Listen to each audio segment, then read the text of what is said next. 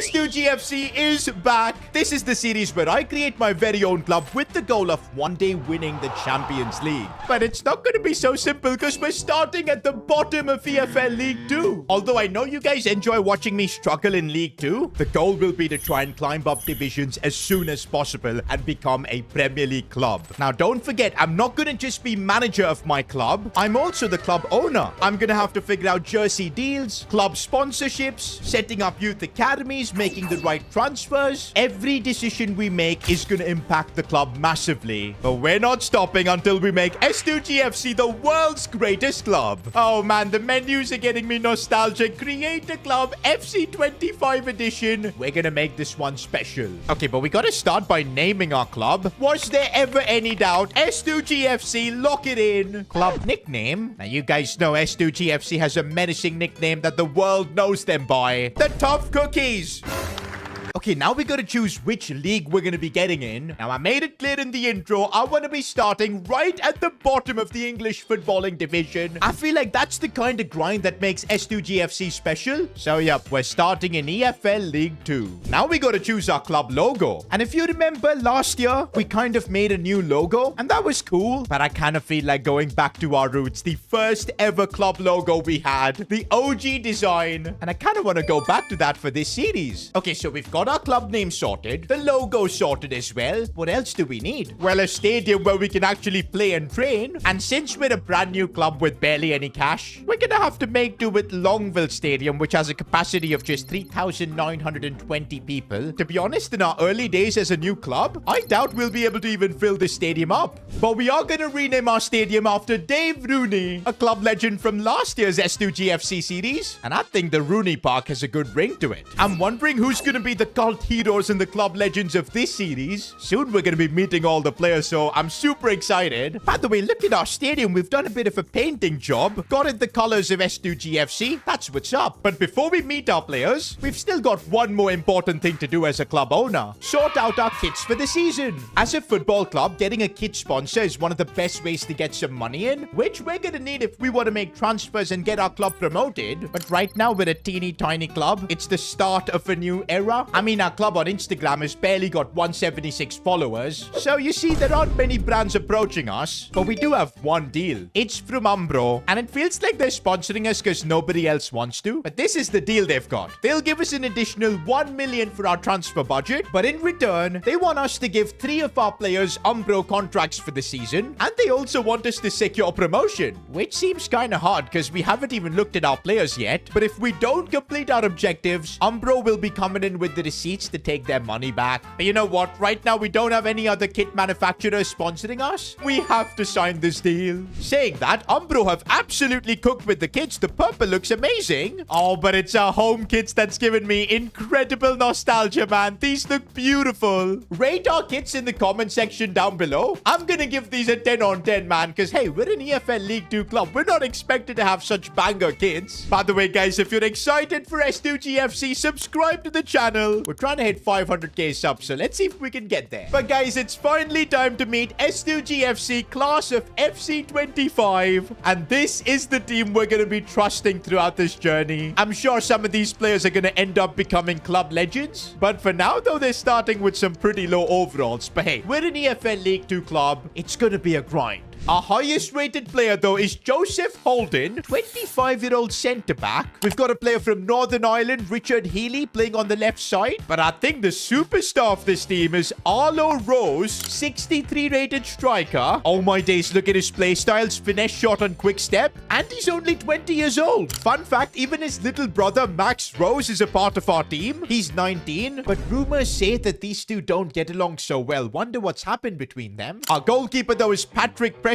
He's got a slick hairstyle, I'll give him that. Our other striker, Matthew Powell, with that hairstyle, I'm expecting him to be really good in the air. He's 6'2", to be fair. Lamine Bamba is going to be our centre-back. Bro looks menacing, man. You bet he's going to be a powerhouse on the pitch. But honestly, early signs are looking good. There's quite a bit of talent in this team. If we can get to know these players more, improve the team a bit with some signings, I reckon we'll have something going. Well, about that, our budget is just 1 million. You see, the only only money we've received as a new club is from that Umbro sponsorship. And that's all we've got to spend. Bro, with 1 million, it's basically going to be impossible to improve this team. I don't think we'll even be able to hire a youth scout. They're going to be so expensive. Yup, absolutely. Just one scout will wipe out our entire budget. And also pretty much our entire squad's contracts are expiring. So we need money for that too. Well, this is the life of being a football club owner, man. There's just so many expenses I need to account for. What I do need to figure out now is to bring in some money into the club. And my first thought was getting maybe a shirt sponsor. And as I said, just look at our Insta following. We've got no clout whatsoever. Maybe you guys can help that by following the club's socials. But yeah, for now, no club wants to sponsor us. But wait a minute, we should be getting a preseason invite. Normally, I don't like taking part in preseason tournaments, but now managing my very own club, I think I've got no choice. We're gonna have to accept an invitation. Let's do it with the one that gives us the most money. And to be honest, taking part in this preseason tournament could also give us an idea of how we want to play with this team. Who are the stars? Who should be captain? And here we go, boys. We're about to get into our first game.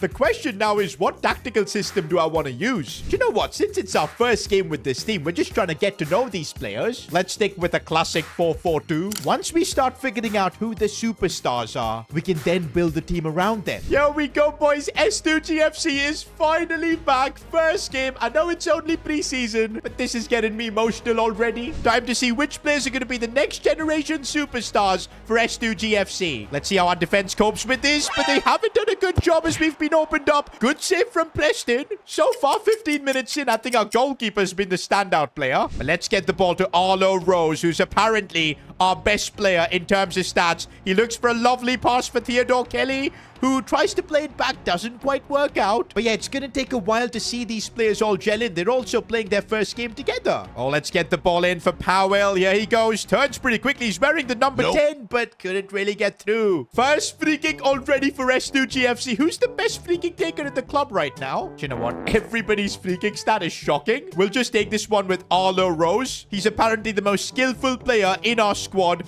And let's see if he can get this one up and over. Oh, yeah, that was bad. No power whatsoever.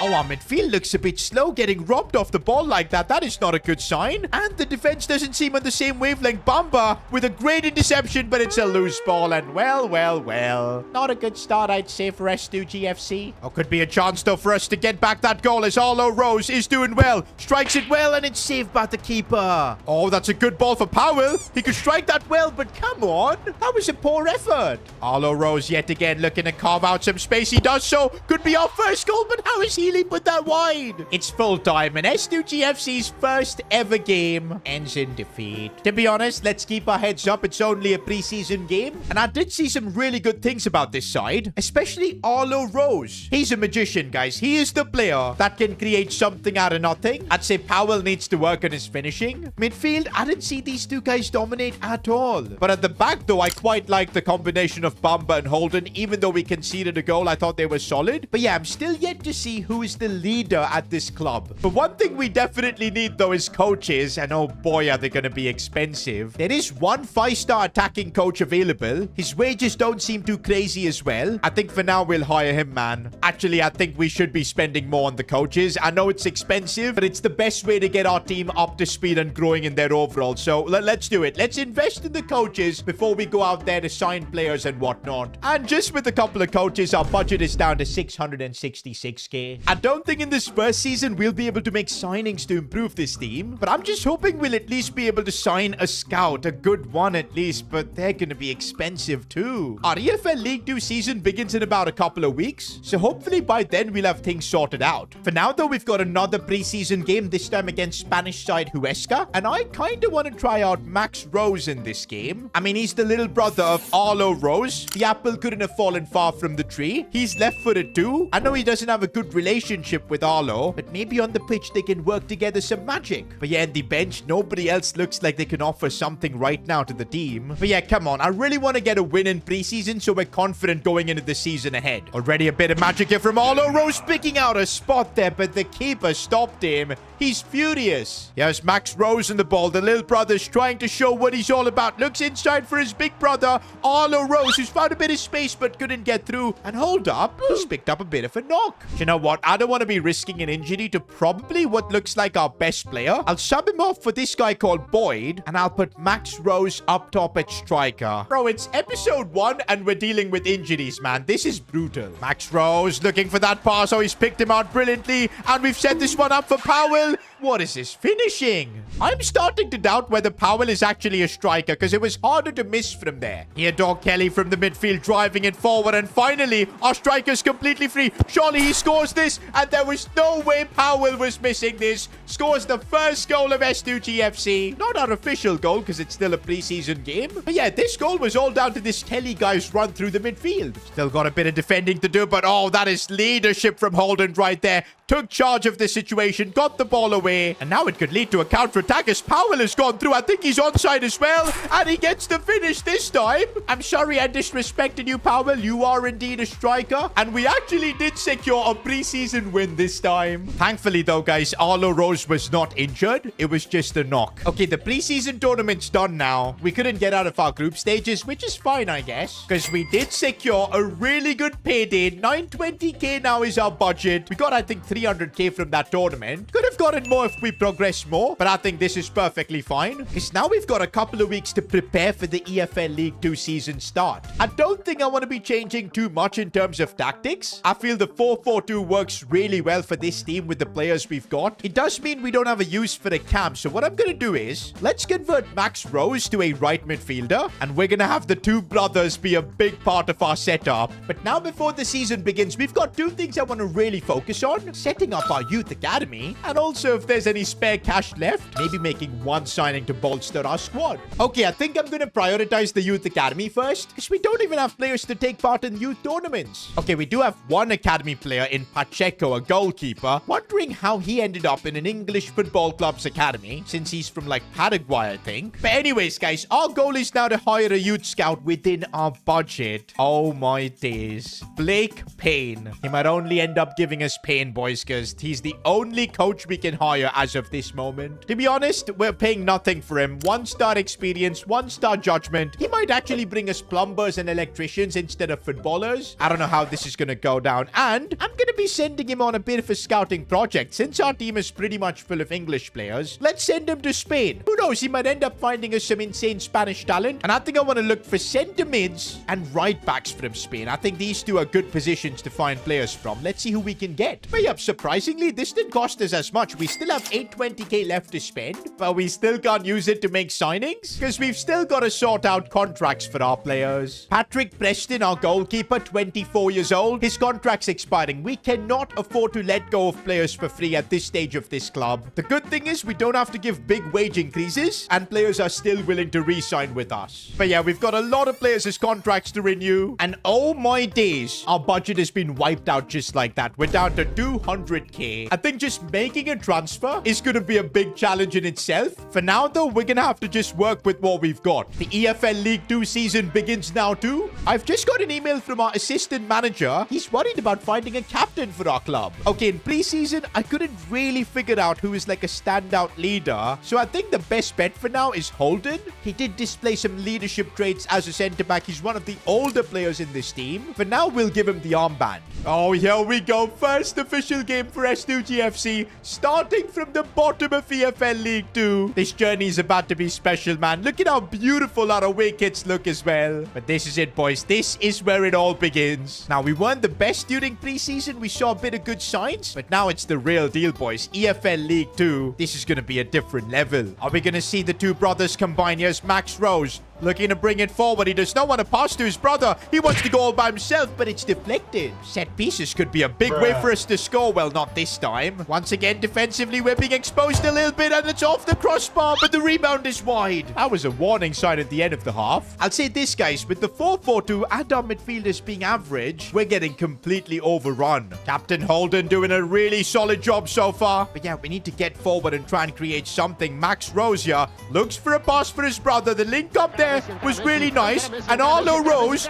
with the dribbling, looking to create a chance, shoots and scores. That's what these two brothers can do. First official goal for S2G FC had to be Arlo Rose. Now it's all about defending the lead we've got. I know our defense does a good job there. Wyatt keeping hold of the ball, clearing it away. And that is going to be the full-time whistle. First game in the club's history. And it's a win. Man, already we're seeing offers coming in for our captain, Joseph Holden. But you think I'm going to accept it? Absolutely not. I think in these early few days, I've kind of figured out who the players are to build this team around. Joseph Holden is definitely one of them. We're not selling him. Of course, the two Rose brothers as well. What this team needs is someone really good in that midfield, especially if we want to continue playing the 4-4-2. But yeah, with just 240k, I don't know who we're going to sign. We're now heading to our first home game of the season. This is the Rooney Park, boys. Look at how good the stadium looks as well. Our first game here definitely has to be a win.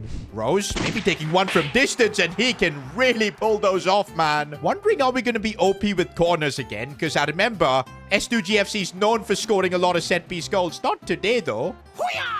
Oh, Bamba, that was so aggressive. He was nowhere near the ball. What's he trying to do? Oh, and we've been opened up here. It's going to be a tough one for Captain Holden to defend. He's not able to do that. Bamba, though, this time does do proper defending instead of just taking a player out. And we're looking to create a chance here with Healy, who has overrun that completely. Oh, defense has been opened up. Not good at all. It's a good finish from Bradford City. Well, for the first time in an official game with a goal down and at home, now we're going to find out what our team is really made of. Arlo Rose already controlling that dribbling really well. Oh, it's a lovely ball for Theodore Kelly. Can he get the finish off? He can. That's what we need from our midfielders too, making those runs from deep. Oh, the vision from Arlo Rose there. Full time, and we didn't have it in us to win this game, so we have to settle for the draw. First ever home game. I kind of wanted to win, but we were just not good enough. 2 games in the season and being 7th as a new club, I think that's pretty good. That's why I kind of think we do have the talent to try and push for promotion in the first season itself. Because yeah, I've been mighty impressed with players like Joseph Holden, Arlo Rose, of course. Patrick Preston in goal has been solid. If we can just figure out a way to improve that midfield, man. But yeah, with this kind of a budget, it's gonna be really tough. We need to find a way to get some sponsors. Talking about sponsors, remember that Umbro deal? One of the things we needed to do with that was give 3 players from our team an Umbro contract as well. All right, then, let's do that. Let's give 3 players some nice boots to wear. Because yeah, so far, all of our players are wearing these default boots. I mean, come on. Arlo Rose has got to be the player to get one of the new contracts. Okay, these black boots are a good option. Kind of suit Arlo Rose. Oh, but Umbro do have some more options here. I like this one too. This one is kind of themed around S2G FC, especially the soul and everything. We'll run with this. Now, if we're giving Arlo Rose an Umbro contract, we got to do the same for his little brother. We'll give Max Rose these ones. And I guess for the final player, it can be our other striker, Matthew Powell. Yep, I don't mind him wearing these ones. Look pretty good, to be honest. Man, I just realized our contract with Umbro is just so freaking bad. There's no clause for any sort of bonuses. In fact, if we don't get promoted, they'll be taking $1 million away from the club, which could genuinely bankrupt us and end this club's existence. Never gonna sign a deal like this in the future. But yeah, for now, I'm thinking, what's the best way to use this 240k? Maybe free agent signings might be the play. We could find someone really good in the midfield. And okay, I found this guy, Jake Kane, 62 rated free agent. Honestly, at the point where we are, where there's barely any squad depth,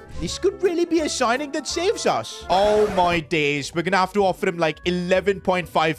And look at our weekly budget available to us, just 4.6k. This will be impossible. Bro, we don't have the money for even a single signing. What a situation to be in. But that's what happens when you create a new club. It's gonna be a grind for us to just make our first signing. Hopefully, it'll happen one day. Also, guys, before our next EFL League 2 game, I'm gonna be hosting our first press conference as the club owner. So you guys can ask me your questions in the comments down below. Okay, wait a minute. I'm getting a call from our Youth Academy scout, Payne. Boss, I think I found some really good talents. This could change everything at the club. Oh my days, this is what we're waiting for. It's gonna be impossible to make any signings with the money we've got left. But if we have found a super talent from Spain, it could change everything. Next episode, we'll find out who he is. I created my very own club with the dream of one day being in the Premier League. But for now, we're stuck in EFL League 2, and life isn't so good here. You see, getting sponsors as a 4th division club was not easy, but as the club owner, I had to pull something off. So we did get a deal from Umbro, but it wasn't the best. They only were willing to give us 1 million. They did sort us out with some really cool kits though, but running a football club with just 1 million was so difficult. Most of our money just went into renewing contracts for our players, signing coaches, setting up our academy. We had absolutely no money for transfers. The only thing that saved us was that our team does have talent. The Rose brothers, Theodore Kelly in midfield, Captain Joseph Holden at the back. These are players we can build our project around. But if we want to be a serious club aiming for promotion, we still need to find a way to make signings. With just 2 weeks to go in the transfer window, time is running out. I need to find a way to get a sponsor for the club so we can actually reinforce the squad and focus on our dream of getting promoted. Alright guys, we're starting things off in the S2G offices. I've been here all night trying to figure out a sponsor for the club because we need money. Just look at our transfer budget right now, man. 240k. If we want to be a serious club, we need to make some signings to improve the team, whether it's a midfielder or a fullback, something to at least move us forward. And okay guys, after making a ton of calls from the offices, it seems like we do have an offer. Temu has offered to be our sponsor this season. It's a good deal, but it does have a requirement. You must sign 1 Chinese player and have him start. Uh-oh. Chinese? Bro, we're getting Chinese investment at a company like Temu? Oh no, that's not gonna work well for our reputation, is it? I mean, these guys might themselves sell fake S2G FC jerseys, which isn't gonna help our club. But okay, they are offering us 2 million. Now that's got me interested. Signing a Chinese player though, it's still a deal that's not really in our favor. Kinda like the Umbro deal where we were modded. But you know what, boys? At this point, the club needs money to function. With just 240k, we're not going into the season. It's a big risk. Few contract niggles and we'll be bankrupt. So guys, I am signing the Temu deal and they're gonna be the first sponsors of S2G FC. We have accepted Chinese money into the club, but we gotta do it, boys, for survival of this club. Oh my days, the Temu S2G FC kits look shocking. Just look at that. But hey, looks like we're getting some Chinese fans in the club because we've sold 3,400 kits. And of course, we've got the money for the budget, boys. 2.2 million. We've got to swallow our pride this season. That's what you need to do as a club to survive. Okay, I think with the money coming in, we can definitely now get ourselves coaches in every position. Let's bring ourselves a defensive coach.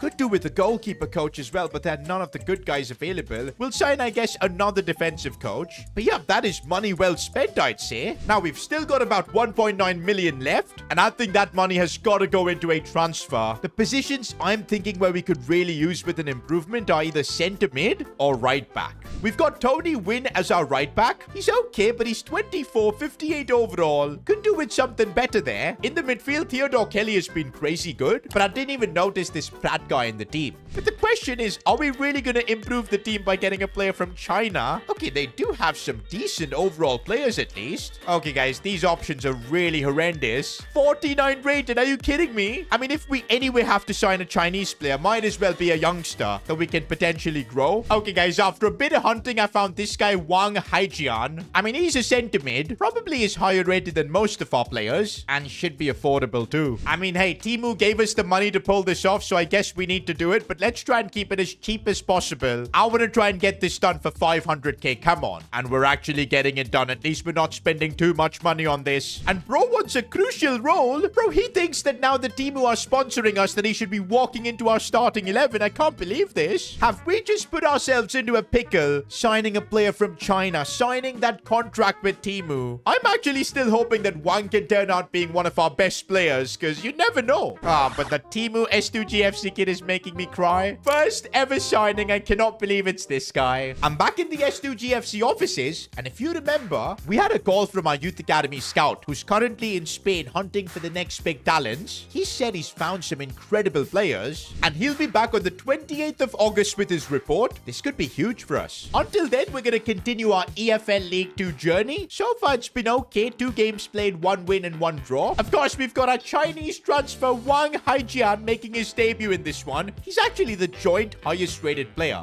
Maybe we're not giving Temu a bit of credit here, because they've kind of hooked us up. And there's Captain Joseph Holden walking the team out. Oh, and looks like conditions are not good. It's raining and the ball is moving a bit differently here.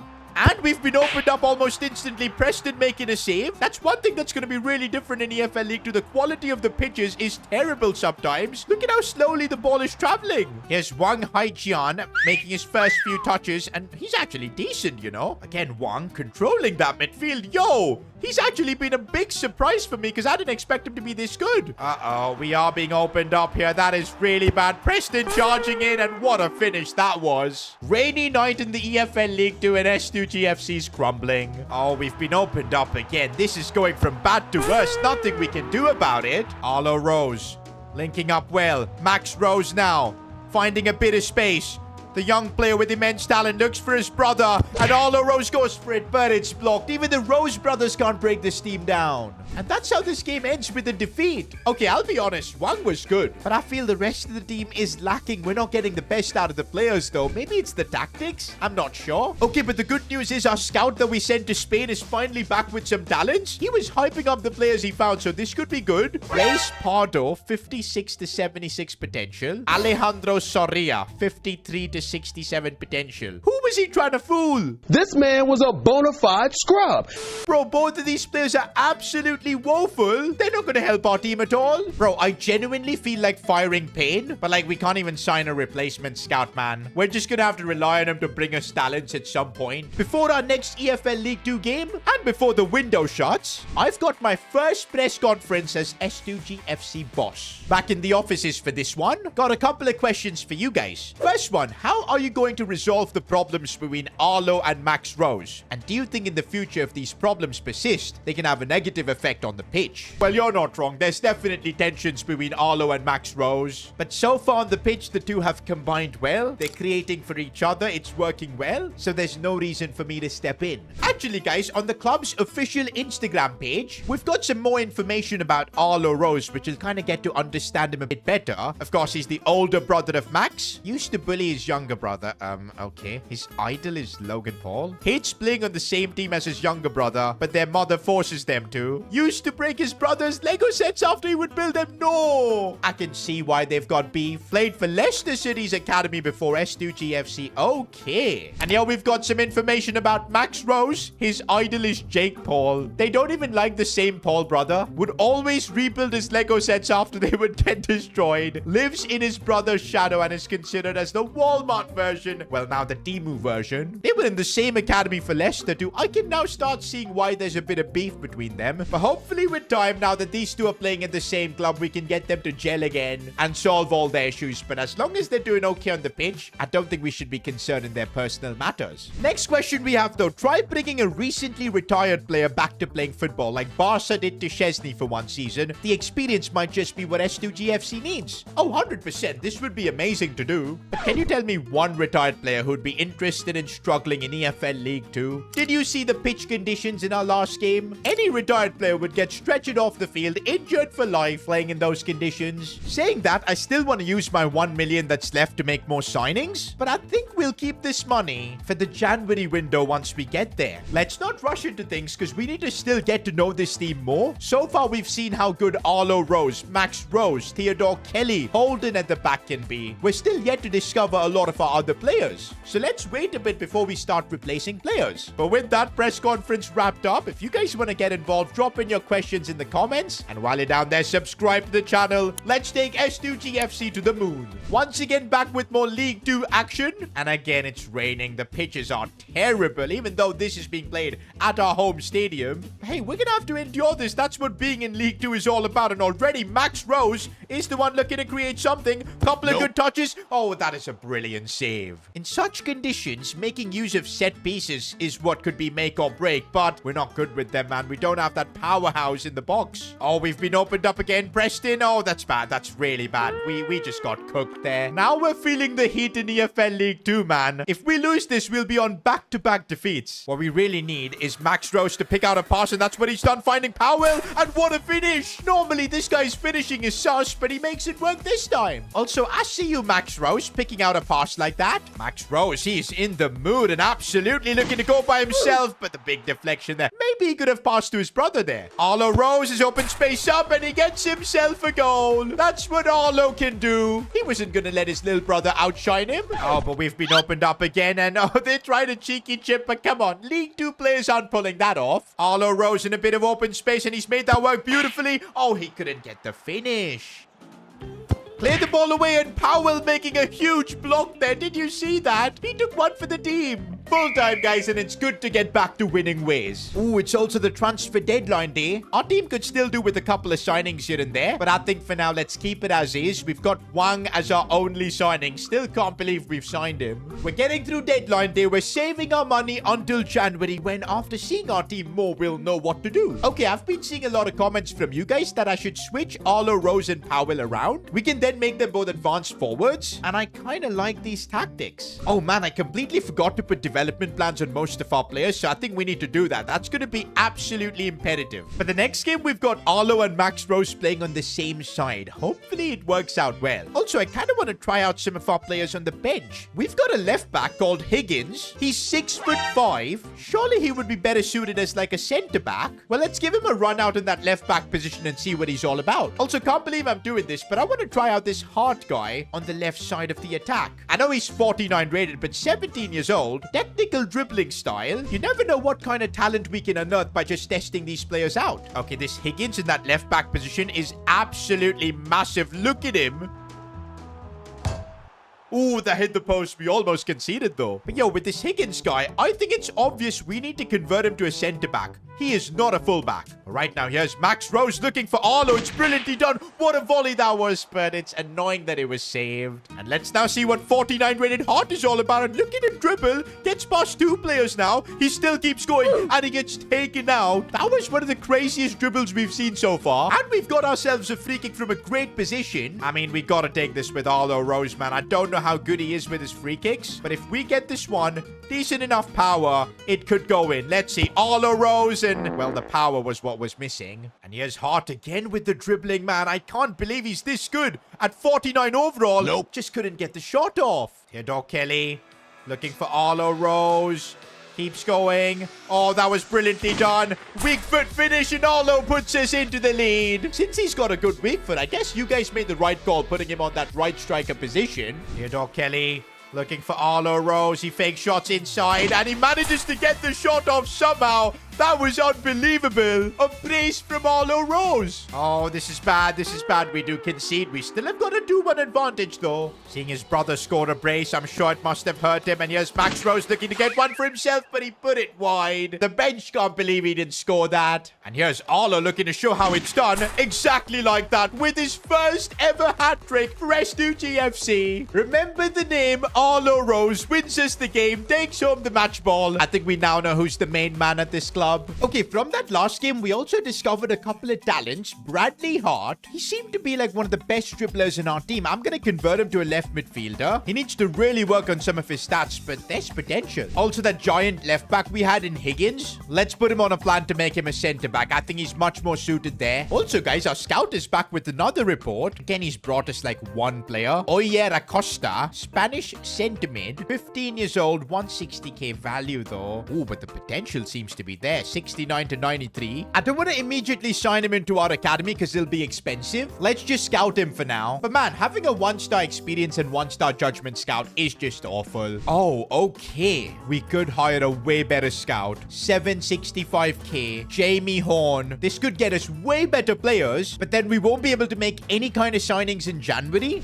This is such a tough call. I'm gonna need your help. In the comments, let me know. Do we invest more in the academy, or do we keep some money for some signing? Meanwhile, guys, in EFL League 2, we are 4th, which is, of course, a playoff position. Our next game, though, is against league leaders Colchester. And honestly, guys, we're seeing some decent amount of growth in our team. Preston's up to 61. Holden's up to 64. Arlo Rose is well growing. Let's see if we can take the fight to the best team in the division. Oh, they've made a big mistake, and now we could be on the counter-attack here. Here's Powell. Should be squaring this for Rose. Could be another goal for him, and he's put it wide. Arlo Rose with the worst miss of all time. Bro, it was genuinely harder to miss that to score from here. But we'll give Arlo Rose a pass. He recently scored a hat-trick for us. Not gonna lie, boys. Timo has hooked us up with Wang because, honestly, he's been incredible in that midfield. And we might be able to create something. A Healy. Looking back for Powell. He got pushed off there. And Wang again winning the ball back there. Looking inside for Arlo Rose. Sliding this one for Powell. And he puts it wide. What is up with our Blazers finishing in this game?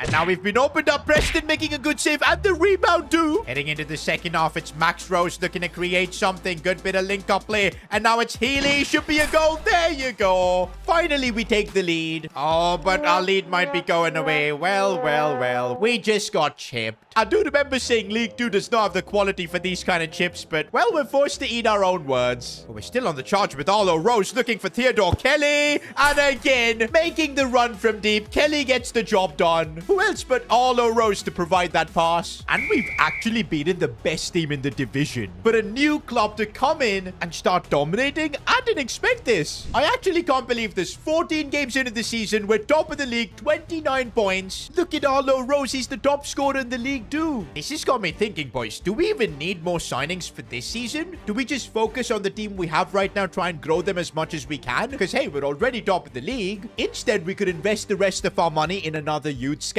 Ah, man, it's such a tough call. And that's why I'm gonna need your help in the comments. Running a football club well is not just about having a good team and winning matches, but it's also about achieving success off it. And as a teeny tiny club, it was really hard to secure sponsors for S2G FC. Thankfully, Umbro stepped in. Now, they did give us a horrendous deal, but at least we got a kit manufacturer on board. But even with that, we were on the verge of bankruptcy. No money for signings, barely any money to hire coaches and start an academy. But thankfully, due to my connections, well, to be honest, my connections were horrendous because I was only able to secure Chinese sponsor Temu. That's right, S2G FC was forced to accept Chinese money. Nothing against China, but look at Temu. They're out here selling our kits at a complete discount. But hey, there's nothing we can do about it. They paid us over 2 million, and that's the money that's keeping this football club afloat. Now, on the pitch, our goal is to secure promotion, and so far we're doing great, top of the league. But we've got to start thinking of the future. This team needs improvements. We can't just let Arlo Rose keep carrying us, but we've already spent half our money from the Temu deal. We also haven't properly set up our academy, because of course we've got a one-star coach who is absolutely useless. So now we've got a decision that could shape the entire club's future. Do we invest in maybe a signing or two come January? With $1 million, we'll probably be able to make at least one decent signing. Or do we invest that money hiring a new scout, starting some youth academy projects, and maybe building for the future? All right, boys, we're back in the S2G FC offices. And yup, making this decision has really got me stressed. But I'm going through your comments, and most of you guys seem like I should be investing in the academy. Like, look at this. I think you should invest in the academy because remember Igor Ribeiro? For those of you guys who know, one of the greatest ever S2G FC players from last year. He was a big factor in our success last time. He was from the academy. If you invest in the academy, you might get a baller who will be good for the entire series. You're not wrong. You are absolutely not wrong. And honestly, I don't think it's gonna really hurt our team this season too. We're top of the league right now. We're playing great football. Our team and tactics, everything seems to be working. And would you believe it? The signing we made thanks to Temu, our sponsor, Wang Haijian, he's also balling out. So yep, guys, I think the decision has been made. We're investing everything we've got in a new scout. Do I just fire Payne? Okay, he's brought me like one good talent, but I know there are better talents out there. He's only valued at 160k. This other guy, Aguirre Revel, he shouldn't even be a footballer, man. What is that potential? Bro, I'm firing him, man. He's utterly useless. Out. He's fired.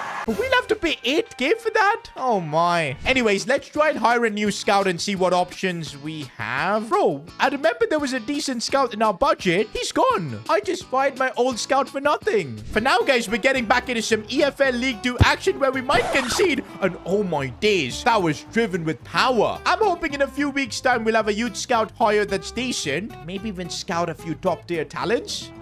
Oh, this is not looking good. What a header from Ironside. What a name does this guy have too? Well, this is what confuses me, man. When I see us perform like that, I'm like, maybe a signing could really help. But now, guys, we've made the decision, trusting the academy. It's what you guys want as well. Playing some good football here. Max Rose playing it out wide for Tony Wynn. Inside for Arlo Rose, who couldn't get the shot, but it falls completely. But what? How do we not score there? Someone punched the absolute idiot. Powell. It was literally impossible to miss from there. What has he done? I truly sometimes wonder if Powell is even a striker, because this ain't the first time bro has had a shocking miss like that. Now we've got Max Rose in the charge, and you bet he wants to shine after seeing his brother Arlo Rose dominate for the last few weeks. That's a lovely ball by Healy. What's he done there? It falls for Arlo Rose and bang. Nah, man. The attack where it was actually Max Rose who created, it's still Arlo Rose who ends up getting the plaudits. And now we've got Powell on the charge, but I'm still not confident he can actually score this. And of course he misses. Here's Max Rose. It feels like we haven't seen him score for a while. Passing options there,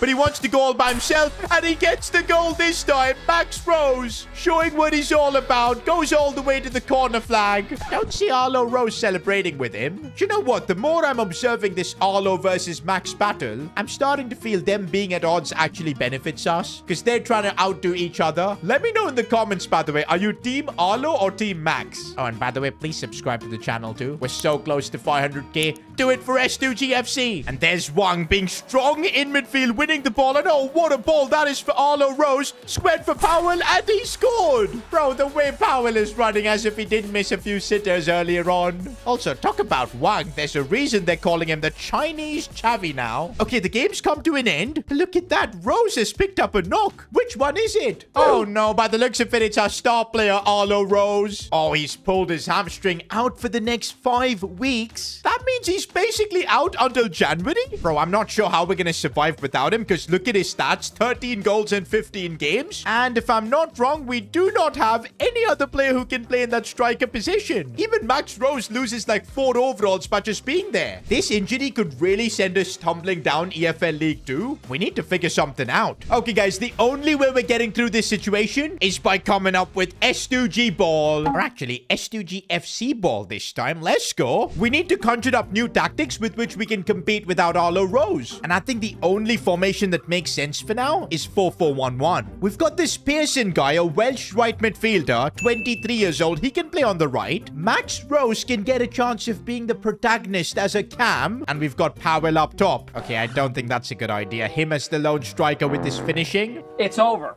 We are screwed. I guess we'll only find out if this system works on the pitch. One thing though, this is a golden opportunity for Max Rose. Without his brother leading the line, he could shine. I mean, also, all the media has been lately talking about is Arlo Rose. In fact, look at the headline, the better Rose brother. You know what? I've got a sneaky feeling that Max has done something to Arlo that caused him to get that injury. You just never know. Oh, and already with the new formation, we have just gotten cooked. Okay, come on, Max. This is your chance to shine now. But he just got robbed off the ball there. Oh my days, our defense just got sleeping again. We're 2-0 down. Bro, no. We're 3-0 down. I can't believe this. This could be the worst result in S2G FC's history. I shouldn't have come up with S2G FC ball, man. We just got cooked. And how funny is it that they've got a player called Rose who destroyed us? How? Hold on, bro. How? Okay, this is where we got cooked by Grimsby Town. They're one of the best teams in the division. It's such a shame we didn't have Arlo Rose against them. Okay, let's give this system another go. I still believe Max Rose can make this work, because he was literally a cam at the start of the series. And here's Max Rose. This is what he needs to do, but not take shots like that. He's making poor decisions. Okay, this is the first time we're giving this Pearson guy a go out wide, and why is he so slow? Wait a minute, bro, is a winger with 69 pace? Is that for real? I'm sorry, man. I want nothing to do with him. We're going to be putting heart into the team. I remember last episode we gave him a go and he was unreal because of his technical play style. And before halftime, I'm making the substitution Ethan Pearson. I thought he was rubbish, man. We're subbing him off. Controversial decision though to make a change like that. And here goes Hart, and this is why he is actually so good. The dribbling there just makes him so much better than most players. He's gone all by himself and opens things up. I can't believe it, guys. At a 50 overall, Hart is unbelievable. Nah, man, this was supposed to be Max Rose's team now, but it's Bradley Hart with his incredible dribbling that is just carving out opportunities for us. Cross coming in for Powell, whose header was horrendous. And how did we not make it 2-0 here? Gotta say, though, in this game, it's not been our attack and midfield doing the job for us. It's actually our backline who've kept a solid clean sheet so far. Oh, Healy's got an in behind the backline. This should surely be 2-0 for us. Squaring in for Powell, and what? He's put it wide. Bro, for sure, Powell is somehow related to Darwin Núñez. Full time, boys. We keep the clean sheet and take home the win without Arlo Rose, which I think is big progress. By the way, I just realized the highest rated player of the club right now is Joseph Holden. I mean, hey, he's our captain for a reason. Okay, we've also got some more information about Joseph Holden, distant cousin of Cal the Dragon. Well, it's a good thing he's not a keeper then. Played non-league football his entire career. Oh, wow. So he's actually experiencing professional football for the first time with S2G FC. We're giving this man a career, and that's why he's loyal to us. Would train every day in his mum's garden. Aw. Scouted by S2G FC after they saw a video of him on Insta. Brilliantly tackling his mum in a 1v1 in their garden. Okay, that's not very nice behavior. His main goal is to prove everyone wrong who doubted him. Okay, apparently only his mum doubted him. Seems like Joseph Holden has got a bit of mommy issues. What? But hey, seems like in the comments you guys think he's going to be a great leader and captain. He'll go all the way to the Prem you watch. Yeah, with us, not with any other club. Joseph Holden is here to stay. Okay, wait a minute. We've got another injury? Oh, this is annoying. Theodore Kelly has sprained his knee. He'll be out for the next 5 weeks. To be honest, this is the first professional season of a lot of these players. I guess injuries are just going to be a part of it. That's all the more of a reason we need to start setting up a youth academy and developing it. Is a youth scout finally available in our budget? And yes, but 2-star experience, 3-star judgment. I don't think that's much of an upgrade. It's still a decent scout, but I think we can find someone better. I want to spend like 500k on at least the 3-star experience scout. I don't think you have the facilities for that, big man. By the way, it seems like we're taking part in one of the early rounds of the FA Cup. It's such a shame we don't have Arlo Rose for a game like this. And of course, Theodore Kelly Pratt's gonna have to play. I'm also putting Bradley Hart back in the team. You guys saw how good he was. But yep, guys, S2G FC's FA Cup debut. This should be iconic or disastrous. It could go either way. But yeah, if we do perform in the FA Cup, I'm sure a lot of scouts will take notice of our club and might want to work with us. Well, I might try and take a long shot from distance, and I shouldn't do that ever again. Max Rose, and maybe a power shot might work, and that wasn't too bad. It kind of feels like Max Rose is overdoing it. I think he just needs to keep things simple right now. Oh, sliding the one to Max Rose, and a good first touch there. He's dribbling a lot better now, finding more confidence, but how is that saved? Holden needs to cover this, and that's exactly what he does. That's how he tackled his mom. I see you making that run, Powell. Brilliant movement there, and the finish this time too. For a second, I thought he fluffed it. Wang Haijian, the Chinese Chavi, look at him go. He's got the strength as well. Maybe a pot shot from distance there. That was really bad, but Hart going for it and forcing a big save. Oh, look at Wyatt. He's a physical specimen, man. He's our fullback, and he almost just ran through the entire defense. Gonna look for that pass again for Powell. Should get there on the volley. This time he puts it wide. There's something about Powell. His finishing is so hit and miss, but his movement is spot on. Like, again, he's found a way to get through that defense here, but does he have the finish? That's the real question. Brother, what's that, brother? Max Rose striking one from distance, going for the spectacular. He really wants to get an FA Cup goal before his brother. And there you go, boys. S2G FC's first ever FA Cup win. Bro, I feel bad for Max because Arlo Rose is taking the headline even while being injured. In other news, guys, we still can't afford a good youth scout. This is getting out of hand. Maybe I need to up our budget to like 1.3, 1.4 million. Only then it'll be possible. Like, this is crazy, man. Arlo Rose pulled his hamstring, recovered from it. He's back now, and we still haven't found a youth scout. Do you know what? We'll keep hunting for a scout until January. But if we don't find a good one that fits in our budget, I think I'm going to start selling some players in our squad to fund this. Because you guys are right. Setting up our youth academy has to be our biggest target. Now that Arlo Rose is back, I think we can go back to our OG tactics, the 4-4-2. We're still gonna have to be without Kelly, but Pratt is doing an okay-ish job. And look at that, boys. Even with Arlo Rose injured, we're still top of EFL League 2. Man, more than actually League 2 games, I'm kind of worried about just finding a youth scout, man. Because it's looking like we will secure promotion this season, but next season, if we don't have more quality, we're not gonna survive in League 1. We need the academy to start flourishing right now. For now, we're gonna just focus and try and get a win against Salford. Yes, Max Rose squares this one for Arlo, but he's missed it. That is a bloody joke. No. 9 times out of 10, Arlo would put that. The fact that the pass was from Max too. Did Arlo miss that on purpose? Because he's making a really good run here, and the ball is perfect too, and the header is in the back of the net. This chance was way harder than the previous one. Oh, and look at the air time for Arlo. Didn't know he was good in the air. Hoo-yah! And Arlo's looking for another goal. He got taken out there. Surely this is a red card. It is a red card and a free kick for Arlo Rose. It cannot be a better position for him to get this one up and over. He's taken a few free kicks so far this season, but has missed all of them. Surely this one can go in. Arlo Rose. He hits the wall. Guys, we're not taking any more free kicks with Arlo. But the red card was enough to kill the game off for us. We get the win. And we've made it to January, top of the league. 3 points clear of Port Vale. There's still a race for the title, but we're in a great spot for promotion. Now that we're in January, though, I think all our focus needs to be on the academy because we need to set this up. There is one scout that we can sign right now for 127k. He's got 3-star experience, 2-star judgment. Do I just trust him? It is an upgrade over a 1-star scout, and it looks like the other scouts are just going to be completely out of our budget. We could sell some players from our squad, but look at the values of our players. We're not going to be selling the good players. We're going to be selling the average players. They'll barely get us like 80, 90k. I feel as a League 2 club, this is right now the best we can do. A 3-star experienced scout. We're paying 127k for him. And let's see where we can send him on a scouting project, man. Do you know what? I want to kind of try Spain again. We couldn't get a baller at all from our last scouting project here. That kind of makes me want to find a baller. Let's again search for a right mid, a centre mid. Wouldn't mind a centre back too. So let's see what we can find from Spain. A lot's resting on this, boys. We're investing quite a bit of cash into this. Well, actually, guys, we're still left with 866k. And looking at this team, we could use some upgrades. But the only thing that's holding us back is cash. But if we go onto the market for a free agent player, I think we might be able to do something. There are some really good options that I can already see that could completely change our team.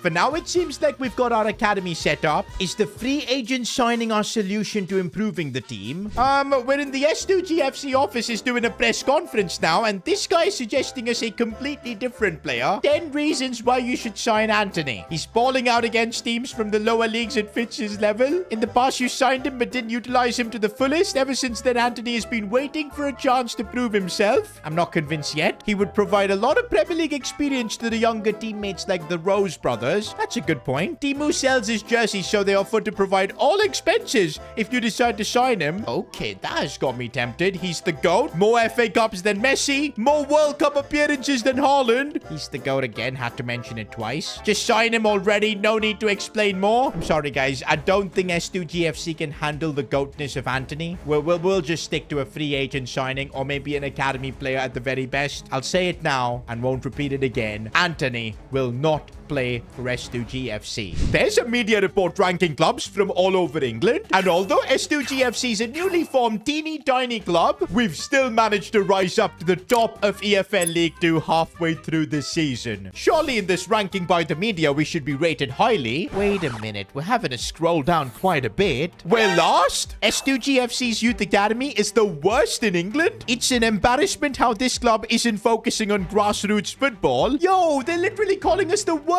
club in the country for that. To be fair, we don't really have much of an academy. 0 outfield players. The only person we've got in here is Ramiro Pacheco, and I don't even know how he's here. I wonder what he does in training. He's got no teammates. The problem was, since we were a new club, we barely had any funds. We did use what we have and hired a scout, but he was horrendous, brought us absolutely useless players. But now, guys, things have changed. Chinese money has come into the club with Timu. We were able to afford a better scout, and once again, we've started a project. There is no way we're letting S2G FC remain the worst club in the country. Today, we're setting up our academy, which is one day gonna rival even Barcelona's La Masia. Okay, maybe I am getting ahead of myself. But yeah, guys, back again with another S2G FC episode. It's good to see our squad fully fit, because if you remember last time around, we dealt with quite a few injuries, but now everybody seems fine. Arlo Rose back in action too, and we're doing really well on the pitch too. Top of the league. It's only our youth academy that's letting us down, and maybe we should be paying it more attention, guys. Because once we get to EFL League 1, I don't think we're going to have crazy money to improve our team with signings. I mean, hey, this season, the only transfer we were able to make was because of Timu, and it was a Chinese player. So yeah, the only way we can keep getting promoted and improving our team is by building out an academy. And I think all our focus today has to go into that. We're going to hear back from this Wilson guy very soon, but I'm thinking in the meantime, should we try and hire another scout? We can afford this guy, Tyler Baldwin, Baldwin. We do still have about 860k left, but I don't think I want to be using that for transfers. Let's strictly use it to fund the academy because this episode, we need to get it set up. So I think, yeah, we will hire Tyler Baldwin. 3-star experience, 2-star judgment. For now, we're going to have to make it work. I mean, hey, for an EFL League 2 club, just to have a couple of scouts, I think is a big deal. Where do we send him, though? We've already got 1 scout in France. Bro, we gotta, man. We gotta send a scout to Brazil and see what kind of talents we get. I mean, a Brazilian striker would absolutely move me. And there you go. We've sent Tyler Baldwin with his 3-star experience to Brazil. Guys, we are investing heavy money into the academy. Hopefully, we'll just get some sort of return out of it.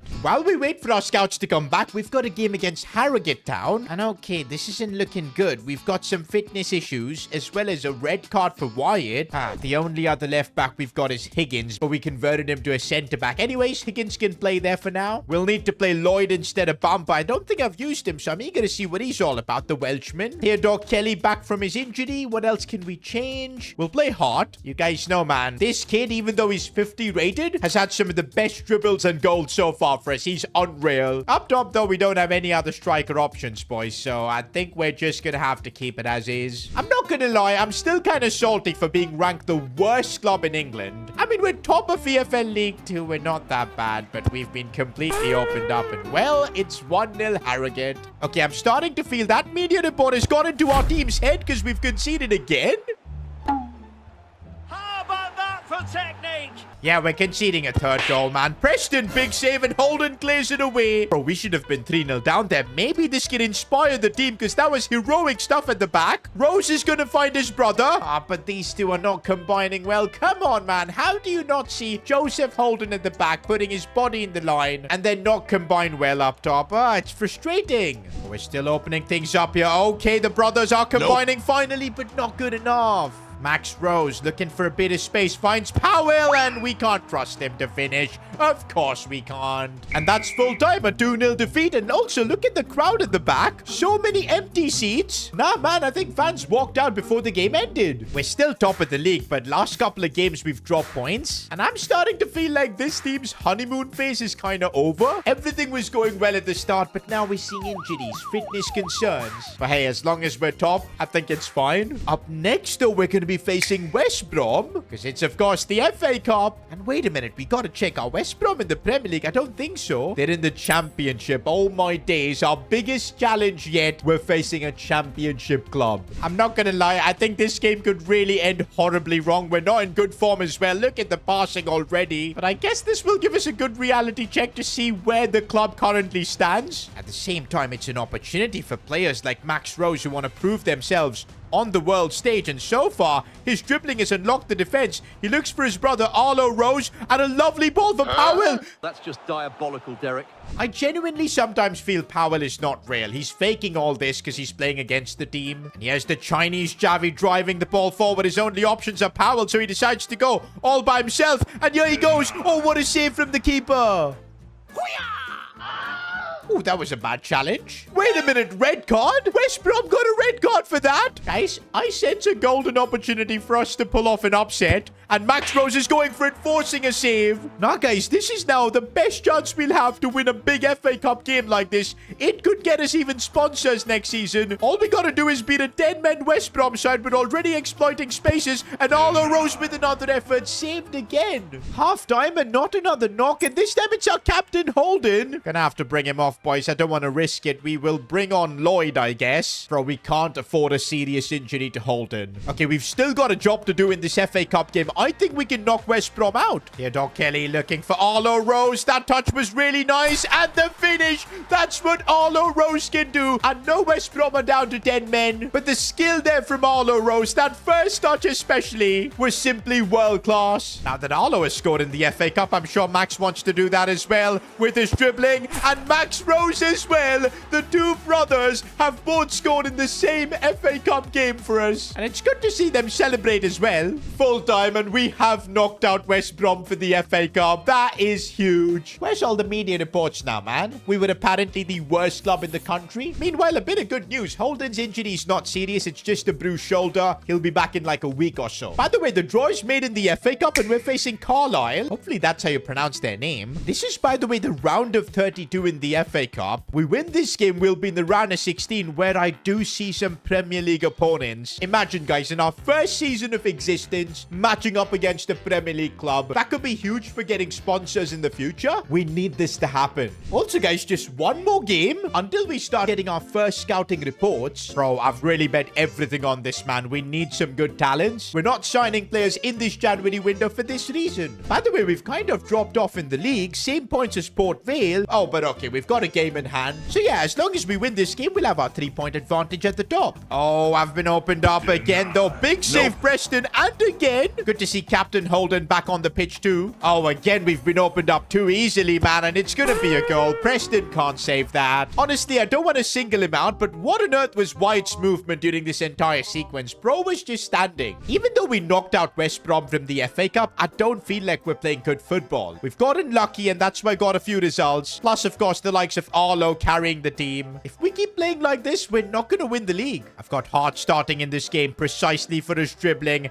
and that's what he's making use of. That is absolutely brilliant, but he doesn't have the finish. Let's get the ball to Arlo Rose, and he's cooked with that pass for Max. Gonna find Arlo back again. We're seeing these two link up like never before, and it's a goal. A goal created by the Max brothers. And now the game is opening up. What a backheel that was. And Arlo Rose with the finish. We might have just witnessed the best assist of this series so far. Nah, boys, Hart is something else. You can't tell me he's 50 rated, man. He just pulls off some of the most crazy things in this series. You guys think he's the most underrated player of the series? I think he is. Oh, defensive mistake again. Preston, we needed him to come through. He did. This isn't one of our pretty performances, man. We're having to put challenges like that. Arlo Rose finding a bit of space, and that should be the game. Another one for Arlo. If I'm not wrong, that is yet another hat-trick for him. He is the king of S2G FC right now, boys. Absolutely. With that, we continue to stay top of EFL League 2. Also, by the way, deadline day is over. No more signings for us. I think it's the right play, boys. I believe this team is more than good enough to get us promotion. Plus, not like we've got much money to play with. We're down to 550k. But there is some use of this money right now. Coaches-wise, we're looking pretty sorted for the outfield positions. Can we hire a good goalkeeper coach? And oh, there's a 5-star one. That's absolutely perfect, man. That is our goalkeeper coach sorted. That should really help Patrick Preston go up in his overall.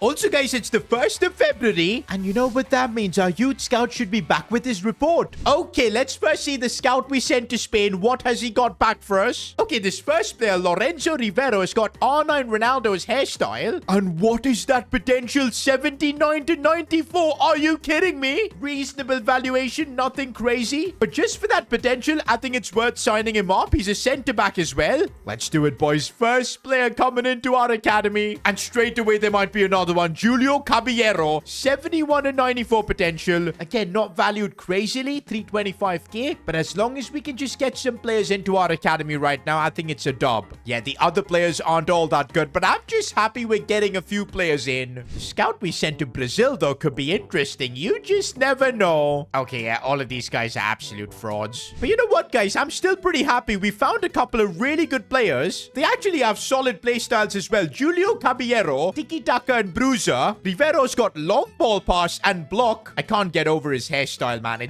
It's a weird one. I don't know if we'll be promoting them to the first team anytime soon. But yeah, it's good to finally start building up our academy. We won't be the worst club any longer. I already can't wait for next month's scouting report, man. But now, though, we've got FA Cup action. Round of 32. Getting to play a Premier League club could be on the cards if we can keep progressing in this tournament. Okay, I'm pretty sure Carlisle are a division above us, so that's why they're absolutely cooking us right now. We're gonna need to defend really well in this game. That's what's up, Bamba. And now we're gonna need the Chinese Xavi to drive the ball forward. Maybe go for goal from distance. That wasn't too bad. I can't believe it. Oh my days, Wang. You have just rocked my world with that. The man who was signed just because of Temu has just scored, I think, our best goal of the season so far. To do that too in the FA Cup, man. Unbelievable. We're going to make Wang the greatest Chinese player of all time. Maybe seeing Wang Powell is going to get inspired, but no, Powell, don't try that. By the way, I'm playing hard in an FA Cup game because I know how valuable his dribbling can be, but sometimes he does overdo it, like in this instance. Although it's a chance for Rose, the ball might fall to him still, but we couldn't get it in. Hart again with his dribbling, opening up spaces, and another goal for him. Well, I shouldn't call him a 50 rated player anymore because he's now 51 rated. But honestly, with the way he plays, you just cannot guess his overall. What a goal again. The FA Cup dream continues, man. I can't believe we're going to be in the round of 16. I'm just hoping we draw a Premier League club, man. We need that attention. We need the views. It could really get us a better sponsor than Temu next season. The draw has been made and it's Derby County. Another championship club. Even though we might get knocked out against the City or an Arsenal, just being able to face them, I think, could be huge for our club. But we're going to have to wait for that. We're going to have to make it to the quarterfinals to get that opportunity. I don't know if we can knock out Derby County. But hold up, guys. Before that, we need to focus more on the championship because we've dropped down to third. Remember, our main goal is to get promoted. So for that, we need to keep our top 3 spot. Let's get back to winning in EFL League 2. Oh, it's a good ball in for Powell. He controls that well, and oh, what a volley. I don't know how Powell does this. He scores the more difficult shots and just bottles the easy ones. I guess that's what makes him special. Another cross being made for Powell, who lays that one off for Arlo Rose, and that should be the game against Doncasters. We're just too good for them. Wait a minute, our next game is against Carlisle United? We just faced them in the FA Cup. All this while, I thought we were facing a championship club. Turns out they're in the same division in us, and that's why it was so simple against them. To be honest, this Carlisle team is out for revenge here. They've completely held us off. But we could get ourselves a goal here with Max Rose, and he's put it wide. And here goes Powell sliding in, and what was the point of that? Powell looking for Hart. Back inside. Oh, the link-up play. And Powell, I can't believe it. Did you see the link-up play there? Full time, and Carlisle held us to a draw here. How did Powell not score that chance? Talking about Powell, we do have some more information about him. Maybe we'll figure out why he's so wasteful in front of goal. Got released from Man City's under-6 team. Bro was missing sitters even as a baby. Biggest Man United supporter. Okay, I can see why he was kicked out. Has a photo of Hoyland on his shin guards. Got Ten Hag's face tattooed on his back before he got sacked. What kind of a United fan is he? Was a reserve at Luton Town last season. Okay. He was part of a Premier League setup. I do not know how they let him in. Came to S2G FC because he had a connection from someone within the club, i.e. the janitor. Well, that explains why he's got a contract here, because it ain't for his finishing. With those drop points, we're still only in 2nd place in League 2, but in a good spot in terms of having games in hand. But also, boys, it's the 1st of March, and that means we've got another Youth Academy scout report, and I'm hoping we found some ballers again. Okay, our Spanish scout, and it's not looking good to start with. Yeah, he's kind of let us down, man. These players aren't good at all. Maybe we get someone from Brazil?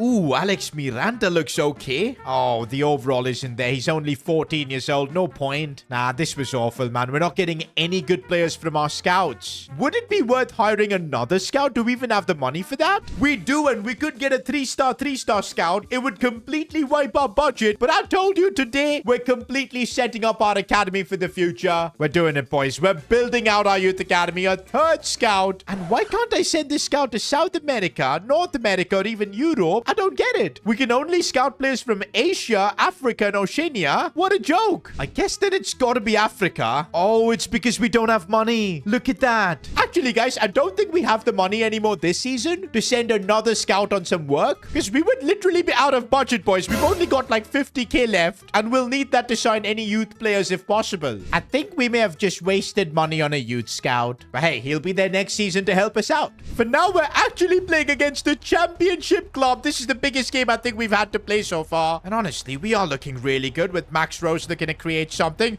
Oh, it's a lovely ball for Arlo. He couldn't win the header. But oh man, on the other end, Derby County putting a bit of pressure. Good save, Preston. So this is what it's going to be like in a higher division, man. Derby County coming at us again. I'm going sliding in. What a tackle. Guys, it's the second half so far. We haven't touched much of the ball, but we are holding our own. Uh-oh, 80th minute, and we're now seeing Fulham come forward as our defense gets opened up. This isn't going according to plan. We've somehow blocked it. Bro, we're giving everything in the FA Cup so far. We don't belong here. We're just nowhere near the level of Derby County. And no, Derby have broken through. Preston needs to charge with everything he's got. He's made the save. And now Wang driving it forward with a strike, and he's done it before. Couldn't do it now. Full time, though. I don't know what's going to happen. Is it extra time or an FA Cup replay? It's going to be extra time. We're going to need fresh legs. I'm bringing on Hart. Theodore Kelly for the midfield. Bro, in our first season as a professional club, already having to endure FA Cup extra times. That is actually crazy. No, no, no, no, no. We've been opened up. Preston again with the save. Clear it away. We do. Conceding now would just be brutal. Uh-oh, we could be in a troublesome situation. Preston again. Bro is saving us, and he might have to do this in penalties too. Nah, man, we're just 4 episodes into this series, and we've got a penalty shootout, and our opponent's keeper is literally Petr Cech's son. Bro, our best penalty taker is Matthew Powell. It's over. We are screwed. Okay, first it's Preston to make a save. Can he actually do it? Ah, he went the right way. Matthew Powell. I have no hope, man. I have no hope of him scoring.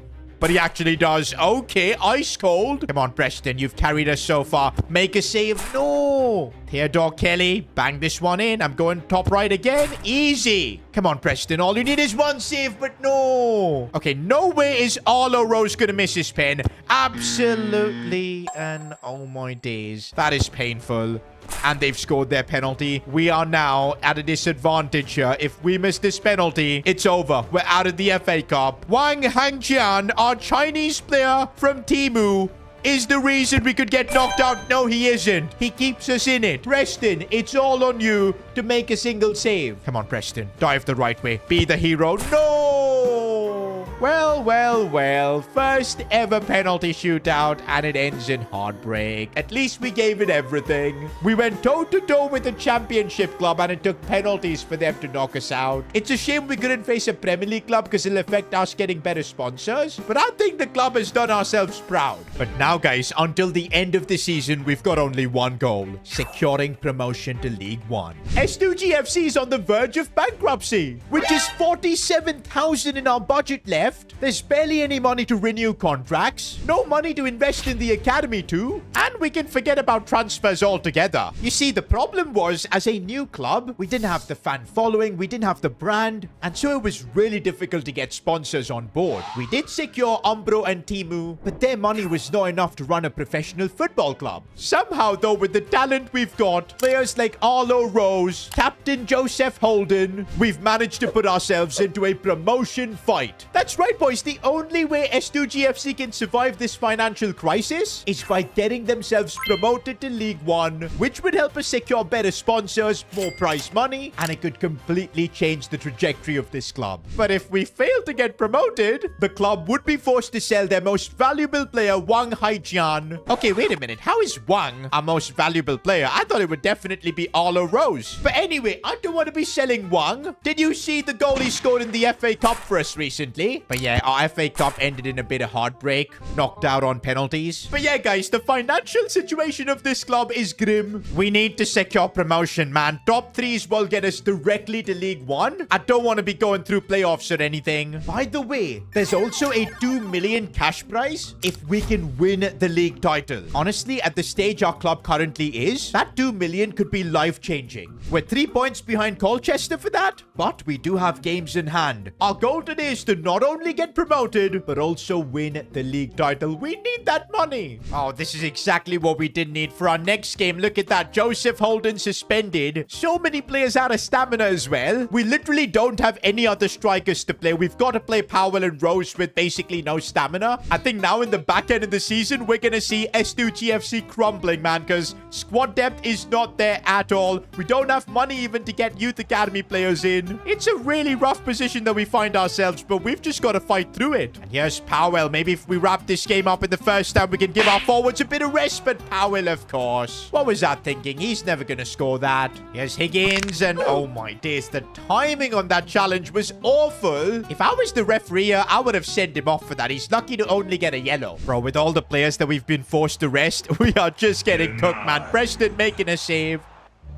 Oh, this is bad. Completely left open. Fair enough. 1-0 down, and I told you, man, business end of the season, it's starting to feel like we're seeing some cracks in S2G FC. Purely because we don't have a big enough squad. Max Rose looking to open up some space, and that was a really good effort. We're in the second half now. I think the only way we're getting something out of this is if Arlo and Max combine and create something. The problem we have is look at Arlo's stamina. He is completely knackered, but he's still trying, man. He knows how important it is to get a win. Here's Max Rose trying to square it, but it's not working. Arlo Rose is still trying his best, looking for Powell. What a pick out that is, and Powell actually scores. I can't believe Powell managed to finish that without scuffing it. Bro, let's now give Powell and Rose a bit of rest. Just look at their stamina. We'll bring on Bradley Hart, I guess, and put him up top. Max Rose can play there too. Pearson coming on for that right side, but yeah. Also, Wyn's stamina is completely gone. We'll sub him off too. Okay, now with all these changes, we just need to kind of survive. I will take a draw in these conditions. A few minutes later. Full time and a draw is what we get. But we lose our next game to Port Vale. Okay, we at least do get a result against Morecambe. But look at that. We're now out of the top 3. 7 points off the league leaders. Oh, and we've got an injury. Okay, it's nothing serious. It's our left back, Arlo White. I didn't know his first name was Arlo too. He's going to be out for like a couple of weeks. But that's what I'm saying, man. This squad is nearing its limit, it feels like. We don't have any backup for the striker position. Midfield, we're doing okay because there's Kelly. At the back, Higgins is just not good enough. Lloyd is average. We need some more players, but mid-season, bringing anyone in is impossible. Unless our academy can deliver. Well, of course, we've got a couple of scouting projects going on. One in Brazil to find a striker, and one in Spain to sort out other positions. These are the only scouting projects we can afford because we already paid for it. So far, it's not been that great. We found like one good player in Lorenzo Rivero. Spanish centre-back looks decent, except for that hairstyle. That is shocking. I'm genuinely considering promoting him so we have some depth at the back. But looking at his stats, I don't think he's good enough yet. We need to try and find some more academy players, man. I think the next scouting report we'll get is on the 1st of April,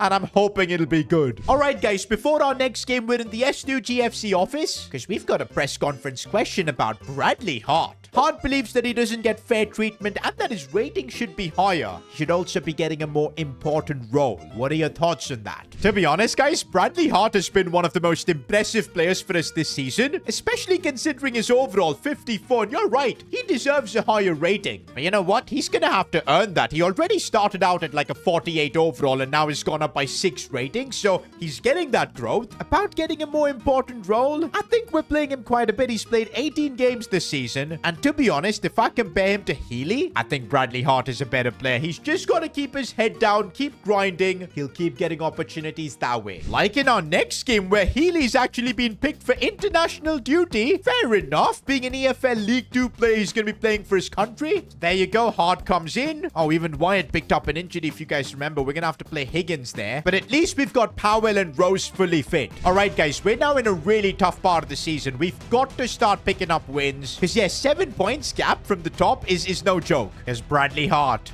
looking for Arlo Rose, who's picking one out from distance, but not good enough. Here we go with Max Rose. Maybe this time he wants to have a crack at it, but he couldn't even get the shot off. Oh, we've been opened up here. This is bad. This is really bad. Preston, what a save. Holden doesn't clear it away. This is bad, but we do somehow survive. No, we don't. S2G FC is crumbling. We were in such a good spot at the start of the episode, and now after just losing game after game, it's getting really bad. Are we going to concede again? Are you actually joking? We're 2-0 down. Max Rose with his dribbling is getting us back into it. This is a big chance for him, but it's saved. Howell's got the ball now, and Bradley Hart's making a really good run. Can he finish, though? Of course he can. Bradley Hart continues to perform. Soon we're going to have to make him a guaranteed starter at this rate. We've got to prevent conceding again, and Joseph Holden, our captain, is doing exactly that. But we need to find a way to score another goal here, otherwise he'll be of no use.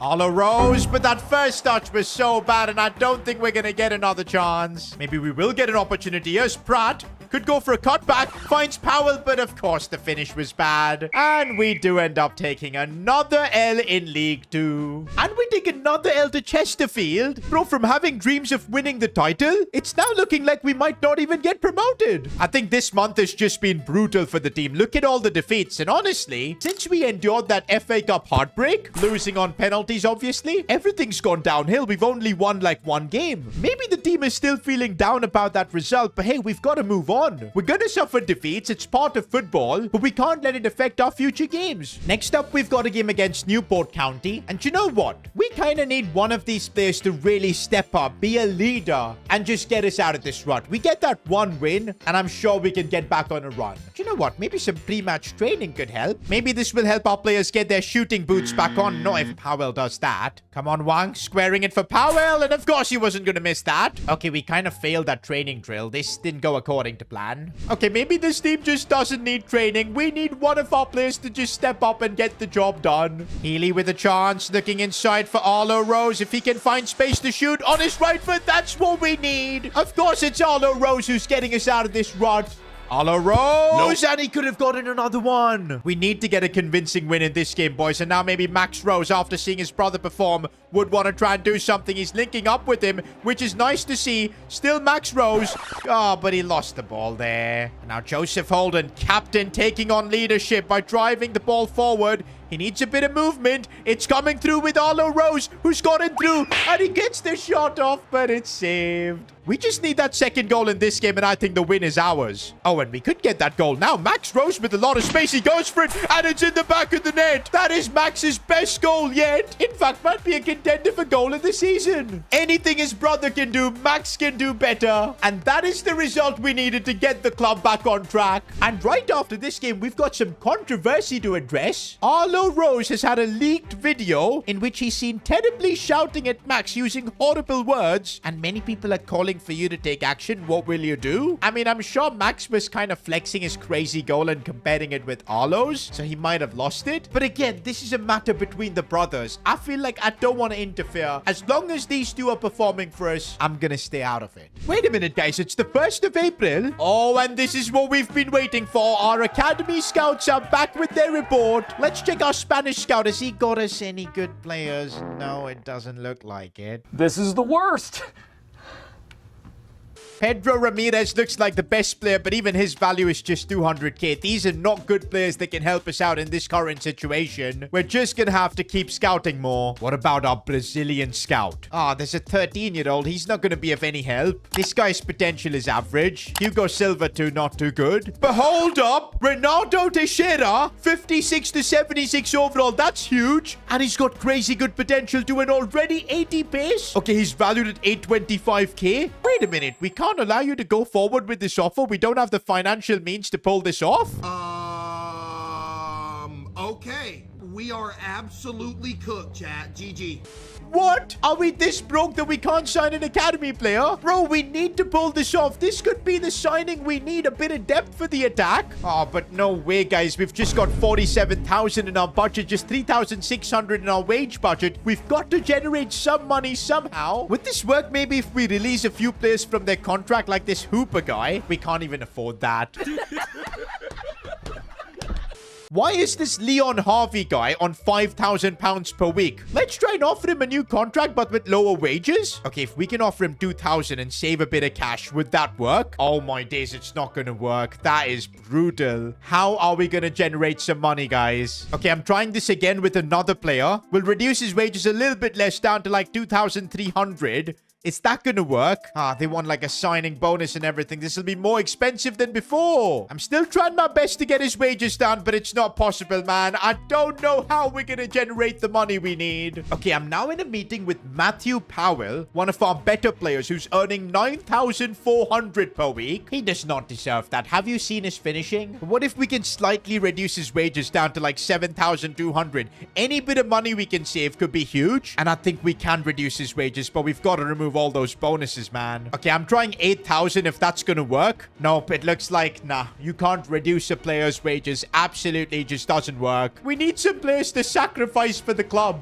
And in this instance, there was only one man who was willing to do that. Captain Joseph Holden. I told him about the financial situation of the club and also about the Brazilian talent that we found that we need to sign. Boss, I'm the captain of this club. You can half my wages. I will give everything for S2G FC. I feel so bad, man. Our captain and leader is on £3,600 per week. The third lowest salary in the team. And he's the most experienced player as well. But what a sacrifice from him. Because with that, our budget has gone up to 120k. And that should mean we can sign Renato Teixeira. A lot of sacrifices have been made. But it looks like the Brazilian is about to join S2G FC. It's done. We now have our first baller in the academy. 5-star skills. The dribbling is decent. The pace, most importantly, is there. Bro's giving me Ronaldinho vibes. Oh, he's got the trickster playstyle, the technical as well. What a player. And you know what? He's already 63 rated. Do we just promote him to the senior team? I mean, we're really struggling with squad depth issues up top. Plus, he's higher rated than Powell already. I think we're doing it, boys. The first player to come through from the S2G FC Academy, promoting him to the senior team. Straight away, he's going into our starting team. A Brazilian playing in League 2. I don't know how we've pulled this off. Bro, I'm so tempted to give him Matthew Powell's number 10, but nah, that's too harsh to do that. We'll let him keep that number 23 for now. Okay, our next game's against Colchester. They're the best team in the division right now, and I think if we've got any chance of mounting a title challenge, we need to beat them. The fact that we've got Renato Teixeira making a debut in a game like this, that's how much I rate him. We may have found the next big Brazilian player, boys. The next Neymar. You just never know. Because, okay, he's got the skills. He's got the skills. And he's got a good shot. That wasn't too far off. Oh, we've been opened up by Colchester here. We need to clear this ball away. Bamba does really well. Okay, now we've got a chance here with Healy. Looking for Arlo Rose, but he lost the ball in a key spot there. We're getting it to Renato Teixeira, and it looks like he can't pick out a pass. Good ball for Arlo Rose. Back into Renato, but that's saved. Chance here for Renato Teixeira. If he can get a shot off, he's constantly dribbling, and he finds the space and scores on his debut straight from Brazil. We literally promoted him a few hours before this game, and he's ended up possibly scoring the winner for us. Remember the name, Renato Teixeira. Full time, and we've beaten the league leaders. We're still a long way away from getting back in the title race. 6 points off the top. But if we beat Bradford City next to a breathing down our necks in 5th place, it could easily get us into an automatic promotion spot. And once again, bro, Renato Teixeira in that starting 11. This kid has absolutely moved me. And here he is again, Renato Teixeira.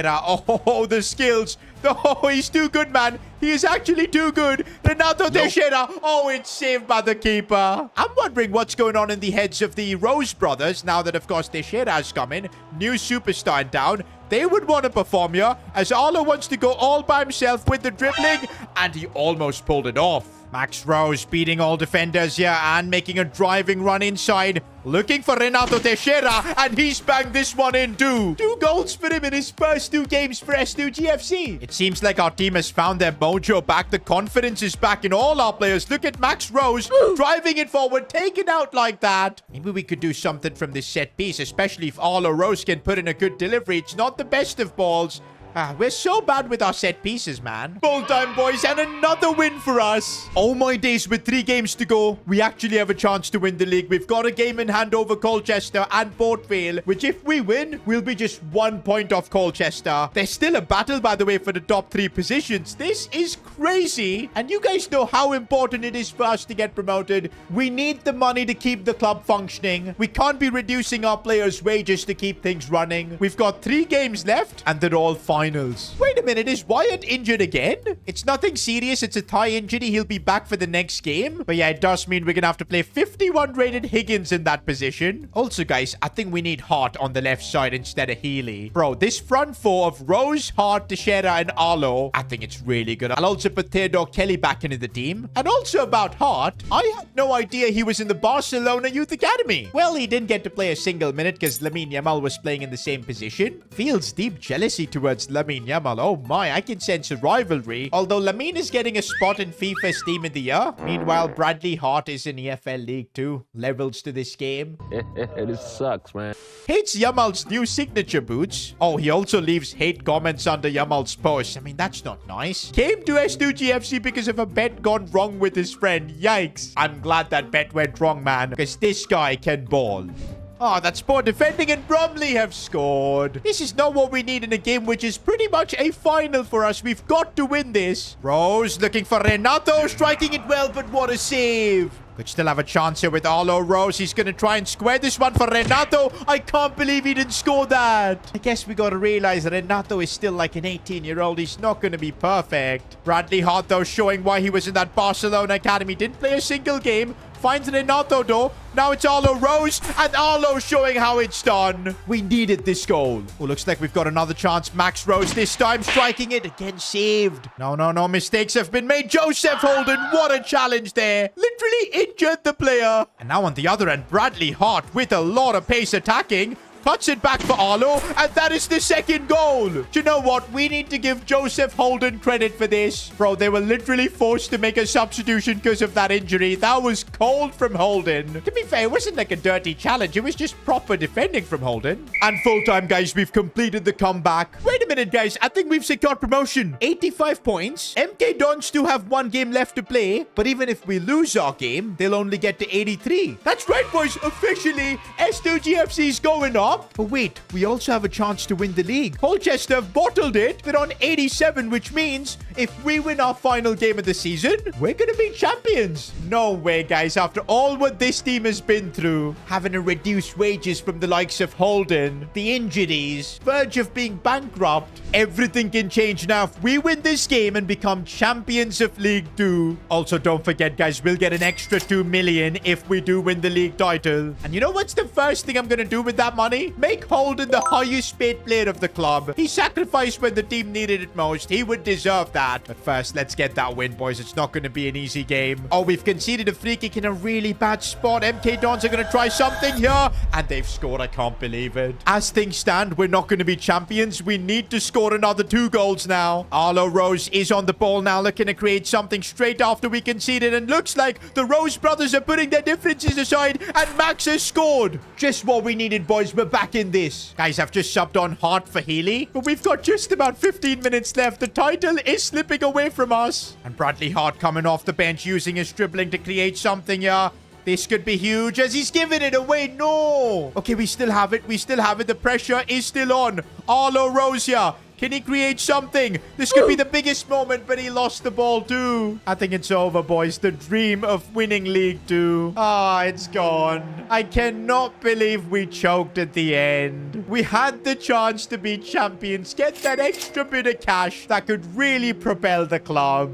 But instead, we're going to have to settle for second spot. We do secure promotion to League 1, which should keep us financially afloat, but we're still going to have to find new sponsors, get new deals sorted. I'm going to have to spend long hours in the S2G FC offices. But the positive thing is that we've developed a squad here. Look at the overalls. Compare it to where we were at the start. The likes of Arlo Rose scoring 28 goals this season. Powell coming in with big numbers. Of course, who would have thought Wang Haijian, our Chinese Chavi, would turn out like this? Discovering Teixeira as well. We are building something special here in S2G FC. And in Season 2, the journey will continue in EFL League 1. I created my very own club with the dream of one day being in the Premier League. I mean, imagine S2G FC among the likes of Man City, Liverpool, and Arsenal. But there's still a long way to go for that because we've only just got promoted to EFL League 1. And oh boy, was that difficult. We had to endure financial hardships. The media constantly attacking us. I mean, they literally ranked us as the worst club in England. But in spite of that, with the talent we've got, the likes of Captain Joseph Holden, Arlo Rose, and who can forget about Wang, our Chinese Chavi? Yup, this squad is special. And that's why we were able to secure promotion in just our first ever season. But since our goal is to become a Premier League club, we gotta do it all over again and this time secure promotion to to the championship. But that's not going to be easy at all. EFL League 1 is uncharted territory for us. It's going to be a level of English football this club has never experienced. And apart from that, our sponsorships with Umbro and Temu are out of contract, which means as things stand, we're not going to be able to make any signings to improve our team. We need to figure out everything before the season begins. Otherwise, relegation might be on the cards for us. And if that happens, there's a good chance S2G FC goes bankrupt. But don't you worry, guys. I'm in the S2G FC offices right now. We are not letting this club go bankrupt. I've been out here making calls with several brands. And actually, now that we're a League 1 club, and I mean, look at our Insta page too. We've got over 7,500 fans following us. We're no longer teeny tiny. I feel like we're just a tiny club. So yes, guys, there is interest from brands, specifically Umbro again. They do want to go with a renewal. Now, I'll be honest, the contract we signed with them last season was terrible. This time around, though, they're offering us 2 million. That's it. But once again, they expect us to get promoted. Otherwise, they want their money back. What kind of a deal is this? I'm not out here offering a money back guarantee. Absolutely not. This time, we're not getting fooled. I'm not signing with Umbro. Instead, we've got a good deal from Under Armour. They're offering us 3 million, and there's no conditions if wanting that money back. Oh, and actually, they're going to offer us a bonus as well.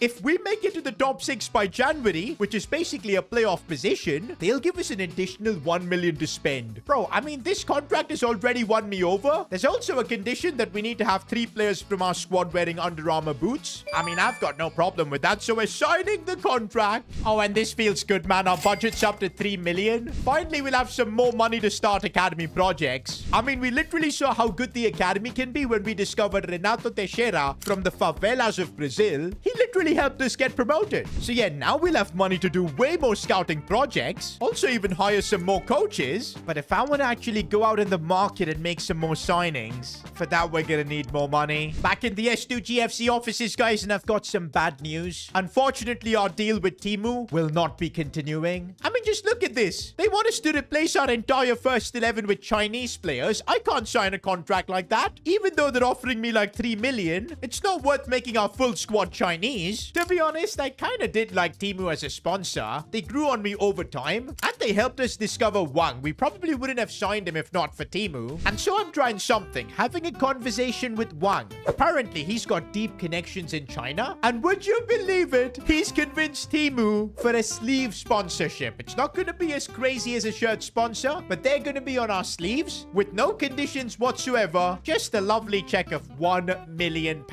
That's my guy Wang. He's helping out the club massively. With that, boys, we're up to £4 million.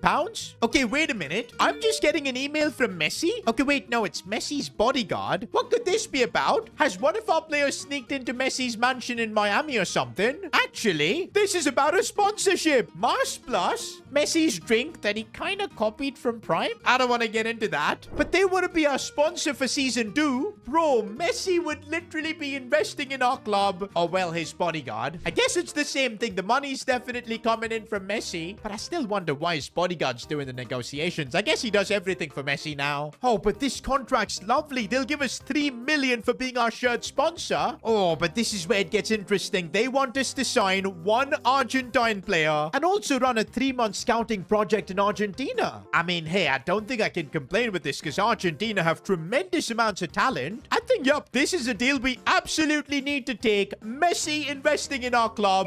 We're signing the contract. With all our sponsors secured for the season, it's time to reveal our new kits. And oh man, are these beautiful. The logo in the middle though, I've seen a lot of these kind of kits. What do you guys think? Do they look good? I think it kind of suits our style. I love the way the blue and the black stripes are going. Of course, the League 1 badge. And we got the Temu logo as well. Bro, I feel this is one of our best ever kits. Nah, man, the home kit absolutely slaps. Oh, but our away kit is even colder. Nah, I love the black aesthetic with a bit of white. Bro, not gonna lie, the blacked out numbers behind gives a good vibe as well. Kind of hard to see, to be honest. But nah, this is a cold kit. And to wrap things up, we've got our goalkeeper kit. Oh, do you see the little S2G FC logos all over? This is so cool as well. Bro, I'm gonna give these kits a 10 on 10 once again, man. These are absolutely brilliant. Shout out to Wiper and Fresh for coming up with these. Hopefully in these kits we can secure promotion once again. again. Okay, with the admin stuff out of the way, we can now focus on figuring out a way to spend this money and improving our club. And one such way could be upgrading our stadium. You see, we're playing in a teeny tiny stadium and now that we're in League One with more fans, I think we need to work on upgrading our stadium's capacity. Oh, but for even a small stadium upgrade, it's gonna cost us like 7 million. That's literally our entire budget. I guess for now, I'm gonna be happy with my current stadium. Maybe if we get promoted to the championship, we'll have enough money to do a stadium upgrade. But you know the first thing I want to do with our money this season? Give Joseph Holden a new contract. Guys, the sacrifice he made last season, halving his wages so we could sign the Youth Academy talent Renato Teixeira, that is kind of what got us promoted. And I made a promise with him that once we get back the funds, we're gonna make him the highest paid player at the club,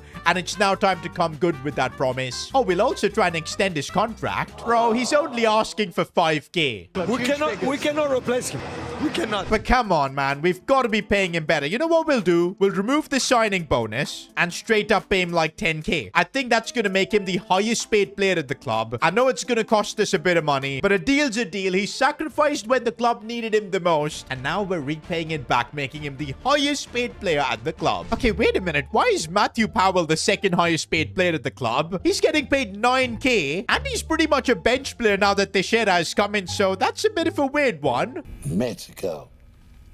All I'm saying. But anyways, guys, we've got a few more contracts to try and renew, like Bamba, even our left back Wyatt, or even Max Rose. Okay, this is getting really expensive, man. We're renewing quite a few contracts here. And yo, we just spent like 650k just increasing contracts, but we're still left with 6.3 million. We can finally use that money and bring in a signing. By the way, guys, before we start making signings and improving our team, it is time to honor our best players from last season. We've got 2 awards, Player of the Season as well as Goal of the Season. And the winner of these awards will get themselves a playstyle, so it's kind of a big deal. For Goal of the Season, we had a couple of nominees. Wang, the Chinese Chavi Screamer, and also Max Rose's powerful effort from outside the box. Now, we did a bit of a poll on Instagram, and it seems like you guys voted for Wang. And I'm not surprised to do that in the FA Cup. He's the first ever Goal of the Season winner for S2G FC. Oh, and wow, Wang only has like the anticipate playstyle. I guess it'll be perfect to give him the long ball pass play style. We're gonna need that from him in midfield. But now for the big award, Player of the Season. And I think you can guess who our nominees are. Arlo Rose, our top scorer last season. He was someone who scored multiple hat-tricks for us. Every big game we could count on him. And the other nominee, though, is our captain, Joseph Holden. Rock solid at the back, plus also made one of the biggest sacrifices for the club. I think it affected a lot of people emotionally how Joseph Holden sacrificed his wages, but ultimately Arlo Rose's performances were just undeniable. You guys voted for him, and officially Rose is your Player of the Season. Wonder how his little brother Max is gonna feel like. Disgrace. That's what it is, a disgrace. Okay, Arlo's already got the finesse shot and quick step playstyle. I think I'm giving him technical, boys. His dribbling is now going to be insane. Okay, now we can focus on bringing in some new players. Because, man, apart from Wang Haijian, S2G FC is yet to make a proper signing. We've mostly just relied on the Youth Academy, which, by the way, has only produced like 1 player. So, yup, it's finally time to make some serious improvements before EFL League 1 begins. Now, my plan is definitely to improve that defense. Honestly, we could do with a left back, a right back, even a center back. Our defense is definitely our weak point. In the attack, I'm definitely fine with Teixeira, Arlo Rose, even Max Rose. With Healy on the left, and of course, Bradley Hart in there too. I think we've got some good depth as well. So we don't need really an attacking signing. But another midfielder to partner alongside Wang Haijian could really work, because I don't think Pratt is that good. Theodore Kelly is a bit better, but again, we could do with an improvement. Now, don't forget, because of our Mass Plus sponsorship, we do need to sign an Argentinian player. So I think we should get that out of the way first. And honestly, looking for an Argentinian centre-back I think could be the play, because you guys have seen how aggressive they are. I mean, just look at the likes of Otamendi, Romero, and Lisandro Martinez. Now, if we can find a player like that between the age of like 20 and 25, oh, it could be a really good pickup. Oh, this guy looks good. Damian Fernandez, 80 pace, 2.7 million value. Looks like this player's unwilling to relocate at this time. That's something I didn't think of. Why would players leave the top division of Argentina Argentina to join an EFL League One club. Okay, guys, there may be a way. I found a couple of Argentinians who've got release clauses in their contract, and because of that, I think we can negotiate if we are willing to pay the entire release clause. Now, this guy, Santiago Flores, his release clause is like 4.1 million. I'm absolutely not going to pay that. But this guy, Nicolas Mariano, 6'4", 24 years old, and a much more reasonable release clause of like 2.9 million. Hey, we need to anyway sign an Argentinian. I think this might be the way. Yep, let's pay the release clause. How are we going to now convince an Argentinian to move down to EFL League One? I guess we can offer him unlimited mates for free. I think we're going to have to make him one of our highest paid players to about 9,000 per week. Funnily enough, he's going to be making the same amount of money as Matthew Powell. If he finds that out, he's going to be really pissed.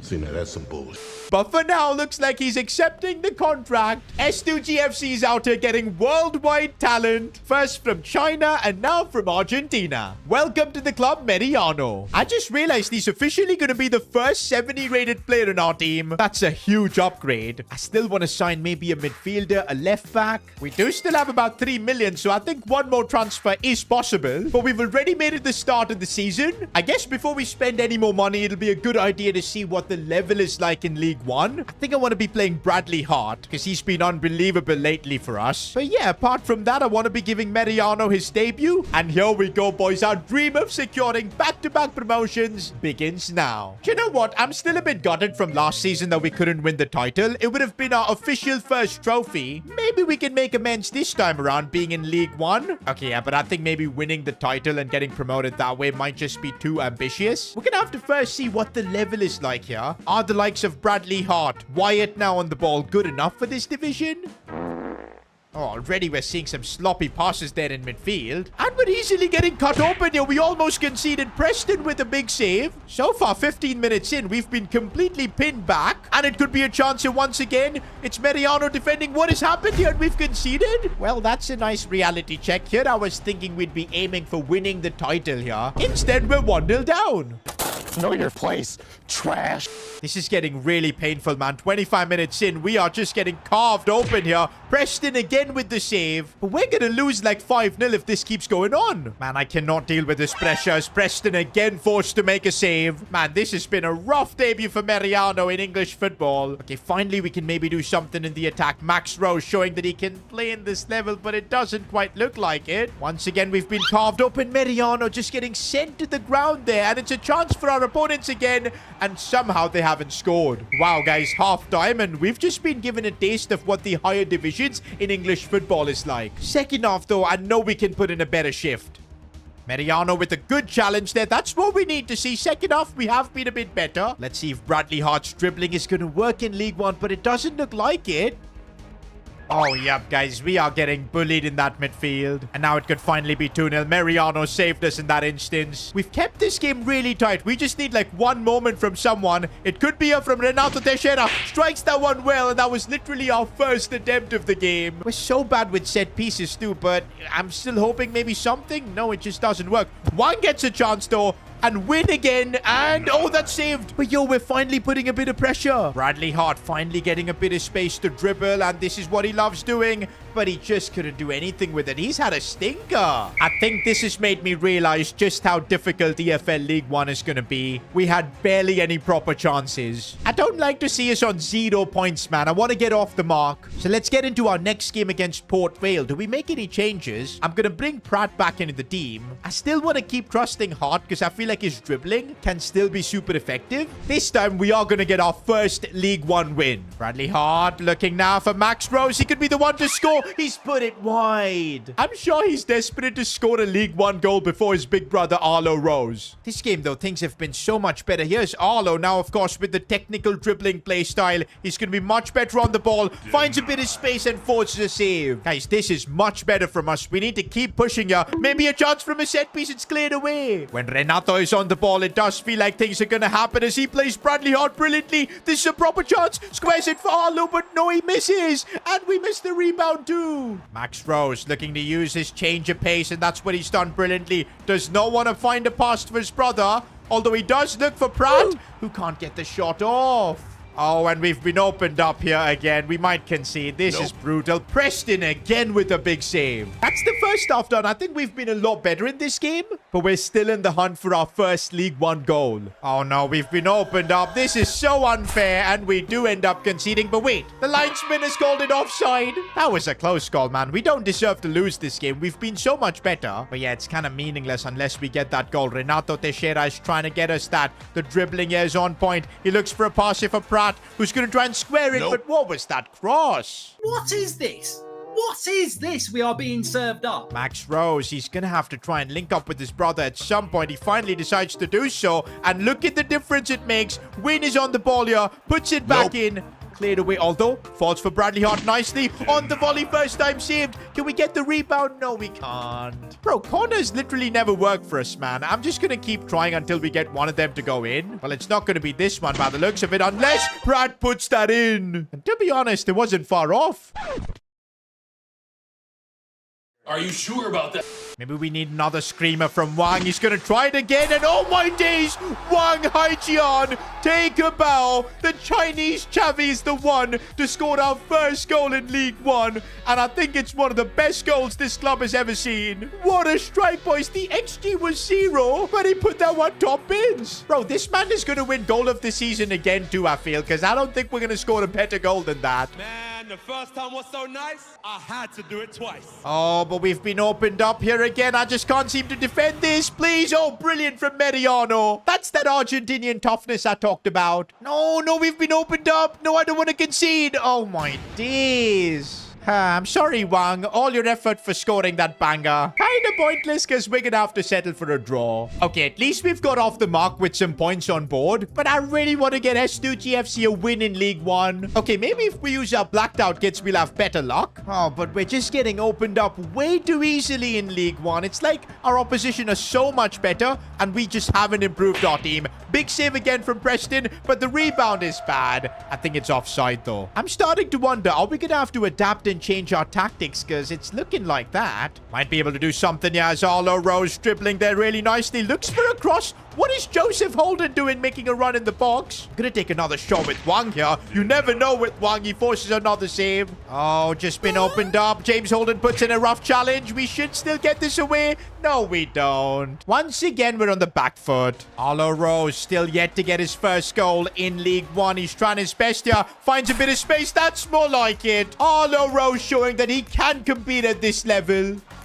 Oh, but we've been opened up again and we concede. I think we need something extra in the attack, so I'm bringing on Bradley Hart. Healy does not look happy at all. We're on the attack here as Arlo Rose keeps going on his left foot. That's what we need. Still Arlo Rose and another no. I really thought that went in. Oh, once again opened up here. Mariano trying his best. Preston makes the save and we should be fine for now. Renato and Bradley Hart linking up. That's what we need. This could be a proper chance here. We need to try and get the equalizer. Bradley Hart has just run it out. Renato Teixeira here, the Brazilian.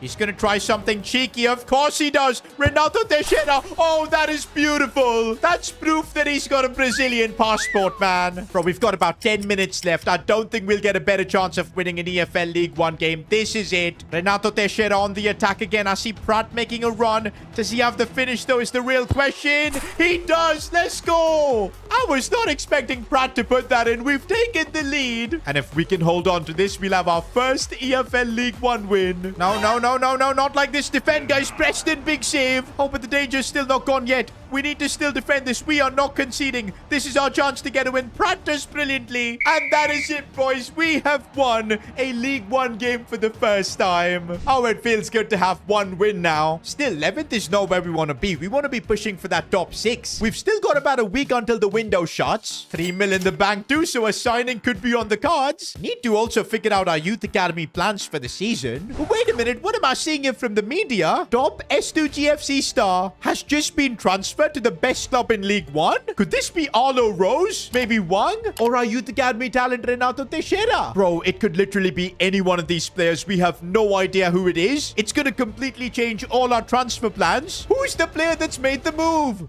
Life is perfect right now at S2G FC. We recently got promoted to EFL League 1. Messi invested in our club. And we're out here signing players from Argentina. But out of nowhere, the media just broke the news that one of S2G FC's starters has left the club and joined the best team in League 1. The transfer's apparently already done. It's happened behind my back, which I can't believe because I'm the club owner. But the main question is who's betrayed our club? Okay, it's not Captain Joseph Holden. He would never do that. I mean, he sacrificed his wages last season for the betterment of the club. It's also not Arlo Rose. I thought maybe the bickering between these two guys could lead to one of them leaving. Oh, I'm so glad it's not Renato Teixeira, a Brazilian superstar. Seems like most of the players are still at the club. Who is missing? Oh no, I've just realized. It's Richard Healy. Oh my days, he's joined Derby County. That is crazy, man. Betraying us and joining the best team in the division. Why would he do that? Well, looks like he's given an interview with Piers Morgan. Bro, why is Piers Morgan interviewing a League 1 player? But it seems like in one of the recent games when we subbed off Richard Healy for Bradley Hart, that was it for Healy. He couldn't believe that this scrawny 18-year-old kid Bradley is getting all the game time over him. And I'll be honest, Bradley Hart is the better player in my opinion. But still, Richard Healy could have come to me, we could have talked it out, and then maybe I could have just transfer listed him. But for him to leave behind our backs, that is crazy. We also only received like 800k for him, which means we're up to 3.9 million. I don't know if that's going to be enough to sign a replacement. I missed the part where that's my problem.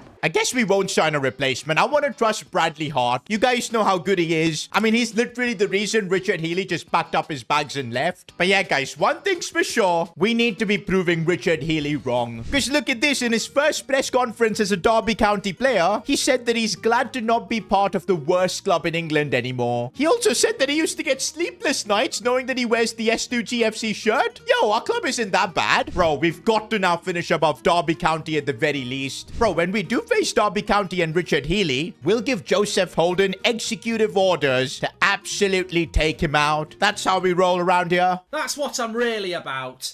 But okay, guys, even though we've had a bit of a setback here with the player abandoning us, things are still going positively well at the club. We've just secured the Mass Plus sponsorship from Messi. Under Armour are also our partners. Timu as well. We've got them on the sleeve. But once the club is in a really good spot financially, I mean, we've actually got the money to sign a 5-star coach. I mean, this wouldn't have been possible last season. We were literally broke. But yeah, on the pitch though, this season for S2G FC has been a bit dodgy. 11th in the league so far, and I don't think we've been that good. We managed to win one game, but it wasn't the prettiest. I really think before the window shuts, we need to bring in some reinforcements. The 18-year-old wonder kid, we're going to give him everything to succeed. But what I do want to do is maybe sign a midfielder. And if we've got a bit of spare cash, a left back too. Those are two positions I feel we really need to improve. Well, before we can make any transfers, looks like our next League 1 game is quickly approaching. Man, it just hit me. Richard Healy was our second highest rated player, 67 rated. I think overall it is going to still be a big loss. He was a big part of the dressing room,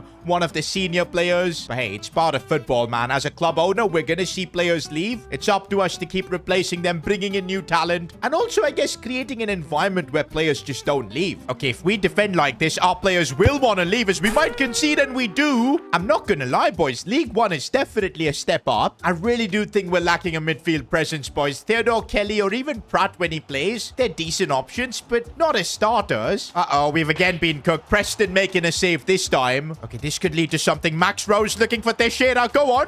The Brazilian now is through on goal. Surely he can do something. What was that? It's halftime, guys. We wasted a big chance there. You cannot afford to do that at this level. But yeah, we got Teixeira on the ball looking for Arlo Rose. Can he make this one count? Oh, he cuts inside with the Ronaldo job and the finish. And he's sipping the D on his opponents too. Oh, we've been opened up again. Holden is trying his best, and Preston, big save. A lot of you guys in the comments are a bit angry that Preston didn't win player of the season or even get nominated. And I'll tell you this, boys, I still value Preston a lot. He's amazing. And this season, we're really seeing him make more saves than ever. Opened up again, though, and even I don't think Preston, oh, he actually saved that. I was ready to concede there. Oh, this is bad. And the chip, no. In the end, even Preston couldn't save us. We're really finding out that League One is a completely different level. To make things worse after the game, interviewers were trying to rile me up saying that because Richard Healy left, we're losing. Now, I did tell them to shush, but yeah, I can't lie. Healy's departure has probably affected the squad because from what I know, he was a popular player among his teammates. He was one of the older guys. But yeah, that's in the past. We now need to focus on improving this team. As I said, a centre mid and a left back is what we need. And wait a minute, I've got an idea that could completely change this club. Signing Mbappe. What? Well, not Kylian Mbappe, of course. He probably doesn't even know S2G FC exists. And I'm pretty sure Mbappe's weekly wages is more valuable than our entire club. But Mbappe does have a little brother, Ethan, 18 years old, 66 rated. Even Kylian rates his little brother really highly. Now, initially, Lille weren't even picking up the phone to talk about this Ethan Mbappe deal. But thankfully, Leo Messi is an investor in our club through Mass Plus, of course. And with those contacts, and of course, Messi playing in Liga before in his career, we were indeed able to arrange a meeting with the Lille representatives. At least we can now have a conversation and try and make this transfer happen. This is what happens when you get some of the big brands coming into you and pouring in money. Okay, talking about money, this could be an expensive transfer. Ethan Mbappe is valued at 1.7 mil. I think we're gonna have to start straight away with a couple of million to even convince Lille about making this deal happen. Let's see what they get back with. I know they're willing to accept it. Let's go. I guess they don't rate Mbappe's little brother, but now the problems arise in negotiations with Ethan. Joining a League One club? This is not what I meant when I said I wanted to be a Liga starter. I should fire my agent for even bringing this offer to me. Okay, guys, it seems like to convince Ethan Mbappe, we're gonna have to give him a bumper contract. And to be fair, he's dropping from Liga to League One. And to be honest, I don't think the quality is that different. I'm kidding, guys. Liga is not that bad. I think we're gonna have to make Ethan Mbappe the highest paid player at the club. I feel bad for Joseph Holton, man. We made him that for his sacrifice that he made, but I think he's gonna have to make another sacrifice because I think we're gonna have to offer Ethan Mbappe 15k to sign this deal. Let's see if he's willing to accept this, and he does. We've just signed Ethan Mbappe for S2G FC. What a transfer this is. Now, I know we had to pull out the checkbook, probably our most expensive signing yet, but I think this kind of transfer could really elevate our club. We're gonna be associated with the Mbappe family, and who knows in the future, when we do become maybe a Champions League club. I know it could take like 7, 8, 9 seasons, but when we do get there, maybe we can sign Kylian Mbappe too. But for now, we're gonna have to settle for his little brother Ethan. To be honest, boys, the Chinese Xavi Wang and Ethan Mbappe in the midfield looks pretty darn good. Now, we still need to sign a left back, but now we're kind of broke. Down to like 870k, and I kind of need this money to pump into the youth academy. Last season, we really struggled to set up our academy, could only find like one talent. This time around, I want to change things up. So I guess for now, our deadline day is over. We're gonna make it to January and then see if we can make signings. Of course, don't forget, we've got to deal with Under Armour. But yeah, we're 17th and currently struggling in League One, so I don't know if we can make it to the top 6. Alright guys, the grind towards completing our Under Armour challenge begins now. But yeah, top 6 by January is gonna be really hard. Oh my days, especially if we defend like that. Preston had to save us again. We do have Ethan Mbappe this time in our team, so I'm really hoping he can do something. And on his debut, he's already driving the ball forward by himself. Maybe a shot from distance. Well, it was off target, but not too bad. Him driving the ball like that kind of reminded me of Kylian Mbappe. All right, Bradley Hart, now that Richard Healy's gone, you need to be delivering, but he's struggling in League One. I definitely feel like for a few players in our squad, League One might be just a bit above their pay grade.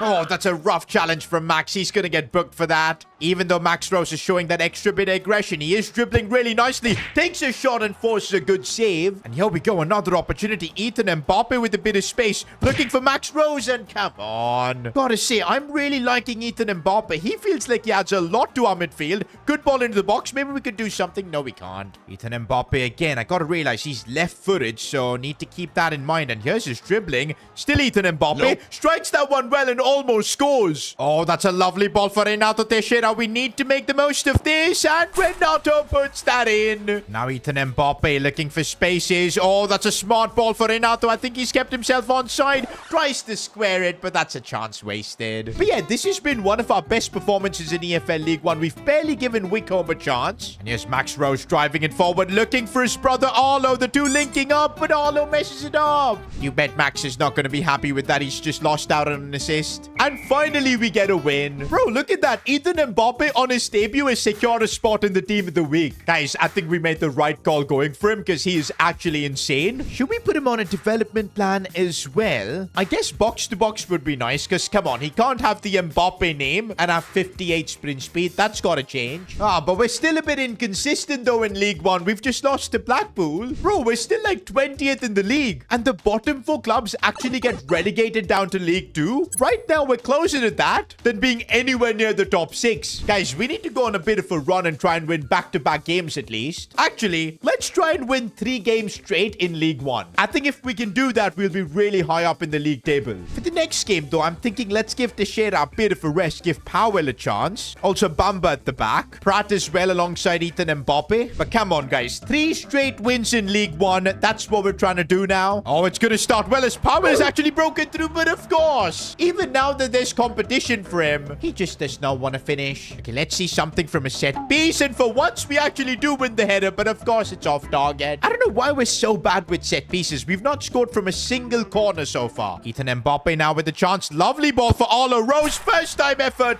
That's what we need.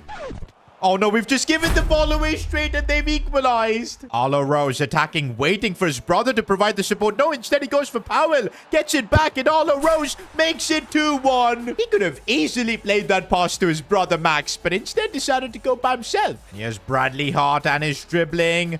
Oh, that's really smart to find Powell. Can he actually score? Of course he can't. I think I've had enough of Powell. We need Renato Teixeira back in the team. We'll also bring on Wang. Oh, Joseph Holden's made a mistake. Preston saves us. But man, it really feels like we've got to fight for every single point in League One. Full time and we actually get a win here. But what a grind it was, man. A close game, 2-1. We're facing Portsmouth next. And this is a chance for us to build on that previous result. Let's make it back-to-back wins, boys, in League One. Come on, we can do this. Ethan Mbappe and Max Rose linking up nicely. Oh, are you seeing this build-up play? Still Ethan Mbappe here. Finding space to go back for Renato. Has a chance. Oh, come on, that save. But did you see the link up there? Oh, we've been opened up here. Preston has come forward and made another save. Preston did win Player of the Season last time around, but this season, the way things are going, I think he might be a contender. 68 minutes so far in this game. It's still 0-0. Mariano is defending well there, but no, we've been opened up finally. Preston gets beaten. Are we really not good enough to get back-to-back wins in this division? We need to find something special here, and maybe it is Renato Teixeira's dribbling that could get us that. He goes back to find Max Rose.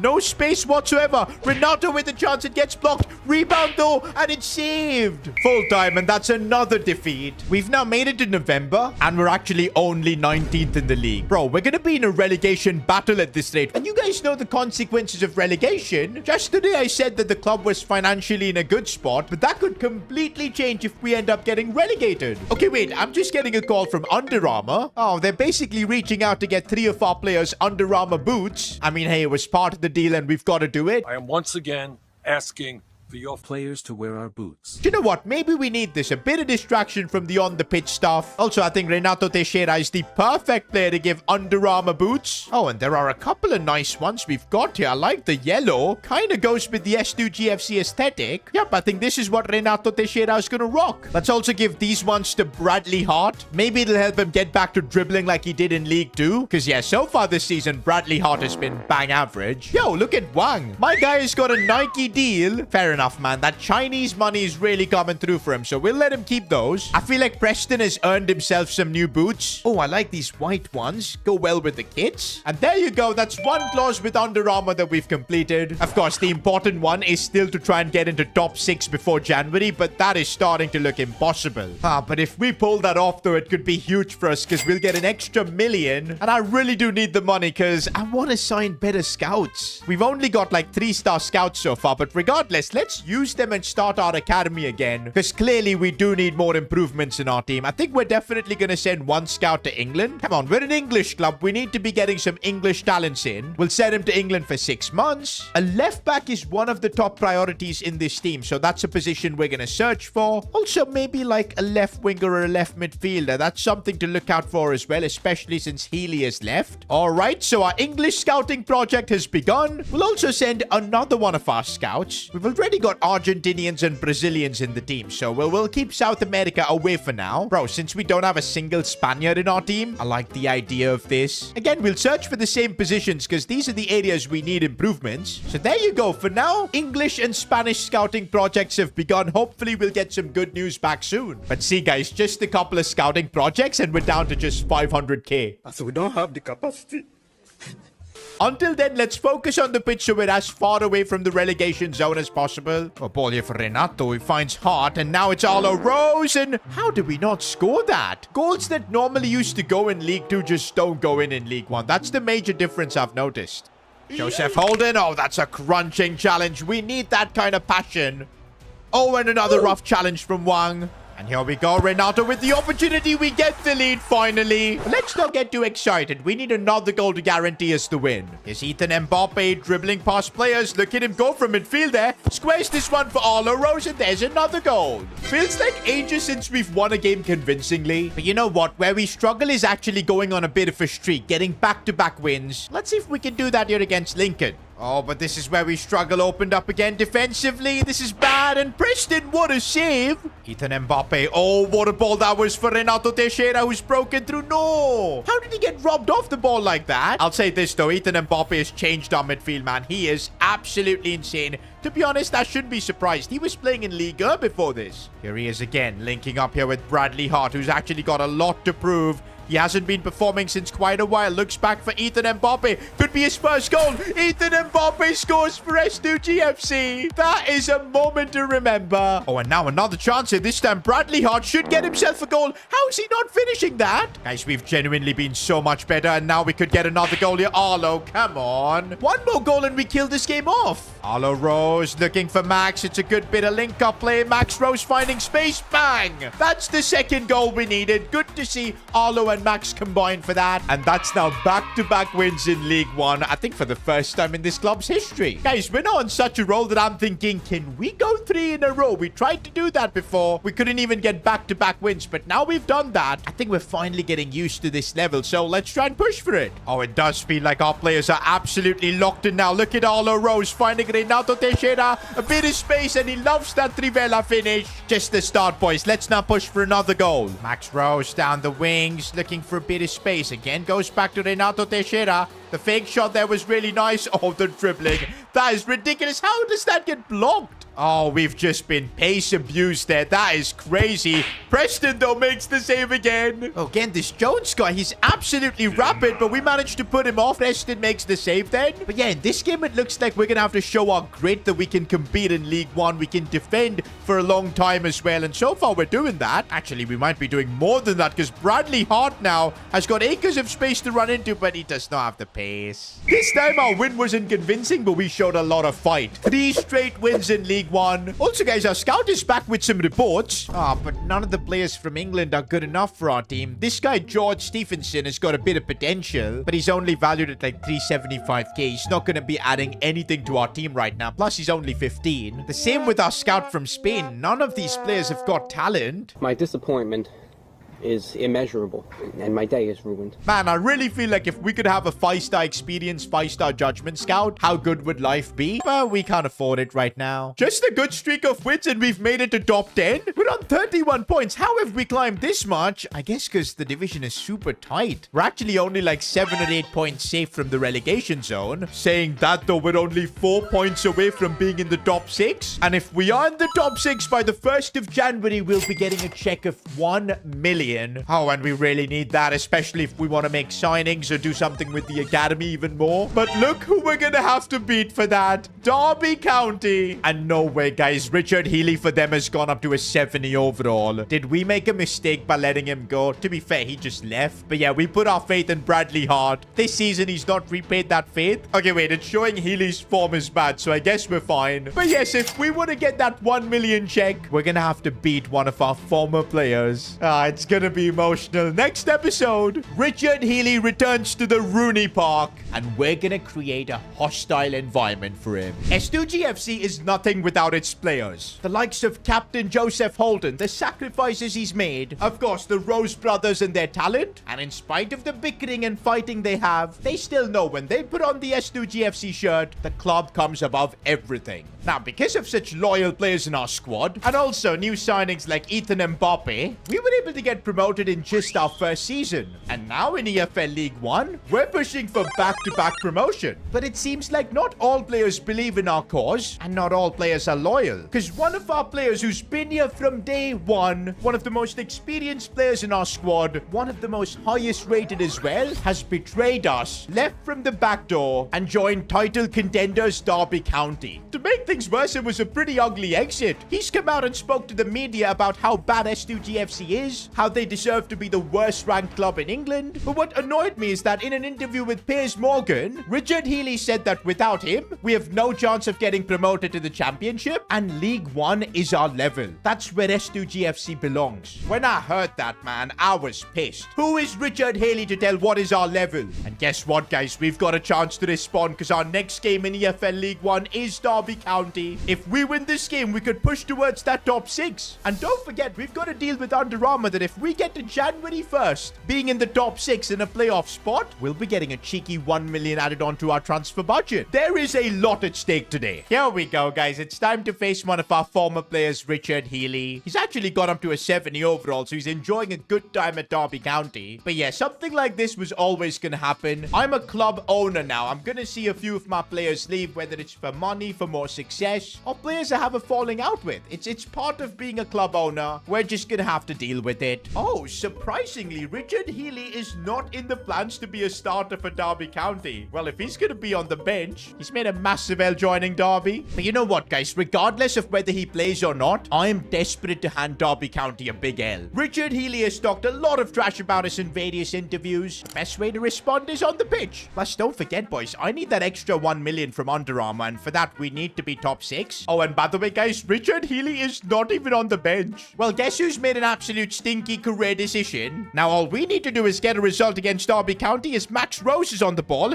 His brother's making a good run. What a ball that is. But Arlo's diving header is saved. Uh-oh, we're in trouble now. Joseph Holden is tracking back in. Yo, that is a captain's tackle there.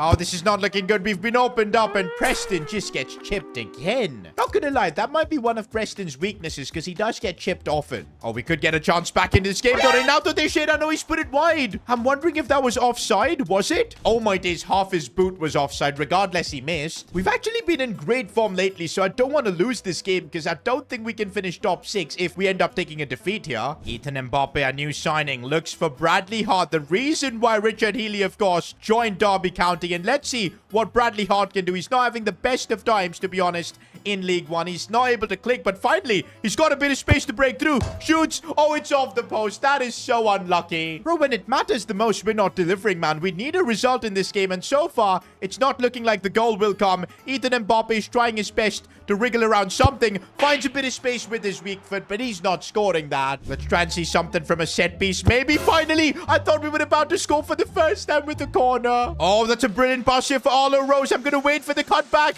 We're not messing things up, and Max Rose gets the goal. At least we're getting a point from this game, and you know what I'm so happy about in that play? It was Arlo being completely unselfish and setting up his little brother. Are we seeing these two bond a bit now? Hey, at least we get a draw from this. But in spite spite of that, Richard Healy, who didn't even play a single game, was out here making post-match comments. See, I told you, S2G FC, when it matters, will always bottle it. I mean, Richard is kind of right, because we're now 11th in League One. Even if we win our game, we're gonna need like crazy good luck to get into the top 6. Oh my days, and almost our entire team isn't fully fit. Guess who's gonna be getting some game time? Matthew Powell. And talking about Powell, we are in the S2G FC offices, because we've got a press conference question. Powell is getting angrier every day as he keeps getting isolated when he makes a mistake. He feels he's being treated unfairly. How are you gonna deal with this? Yo, what are these allegations, man? Matthew Powell has 0 goals in 6 games. What else am I supposed to say about him? This is bad. This is very, very bad. And have you been watching his misses? Bro, other players like Arlo, Teixeira, they all miss chances too, but they also take their opportunities. Matthew Powell just doesn't do anything, man. I have no other words to say about him. I mean, you're not wrong, but you didn't have to say it.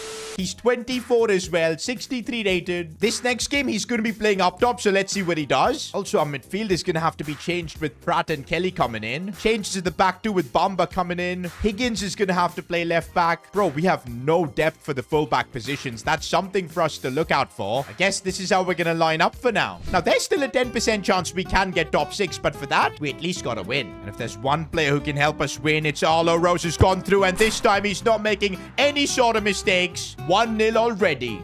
Oh, but we've just been opened up there, and Preston couldn't save that. Not gonna lie, in these must-win games, Preston has not been that good. But we'll let it slide, because so far this season, he's been the MVP. Bradley Hart, he's not really been in great form in League One. The level feels too much for him, but he keeps trying. Good bit of play, but he just doesn't have the dribbling ability in this division. Oh, this is bad. We've been opened up again. This time, though, Preston makes a big save.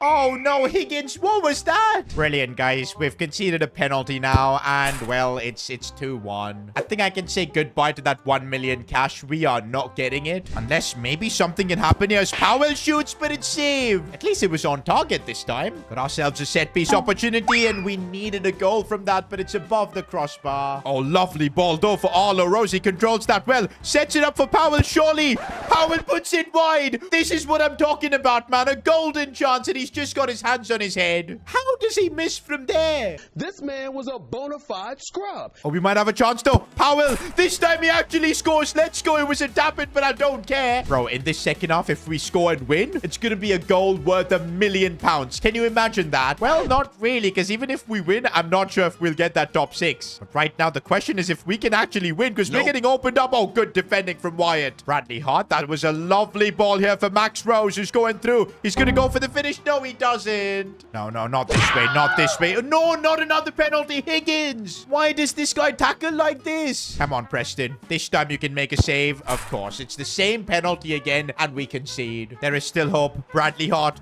on the ball right now as he space for Arlo Rose. It's not the best of balls, but Arlo manages to control that, keeps it with him, and the finish is disappointing. And that's it for this game. We've bottled it, guys. We had 2 games to win. We couldn't win a single one. And now we've made it to the 1st of January, being 11th in League One. Bro, look at how far back we are from the top 6, and in general, like even the top 2, which get direct promotion. League One has honestly not been easy. I'm actually starting to feel that our team is just not good enough yet. We do need to reinforce that left midfield position. We need more options in the fullback department as well, because you guys saw what Higgins did. Absolute fraud. But the problem now is we've just got 500k. We really needed that 1 million from Under Armour, but we failed that objective, and we've only got ourselves to blame. I need to find a way to generate some sort of money. Are there any players we can sell that we don't need? Wait a minute. We do have some academy players in there, like Lorenzo Rivero and John Caballero. Couple of talented players with decent potential, especially Lorenzo Rivero. Also, what is that hairstyle that he's got? I'm thinking let's promote these 2 kids, and now we've got really good depth for the centre-back and centre-mid positions, so I think it makes sense to make some sales. Like Tony Lloyd, I don't think we need him anymore. Same with Higgins, man. Like, he is a liability. Also, Theodore Kelly has had his moments, but I think it's time to say goodbye. We'll transfer list him too. Oh my days, we're not generating any money by selling players, boys. Look at this, 145k. That's all we're getting for this Tony Lloyd guy. 85,000, that's it for Higgins? That's cute, man.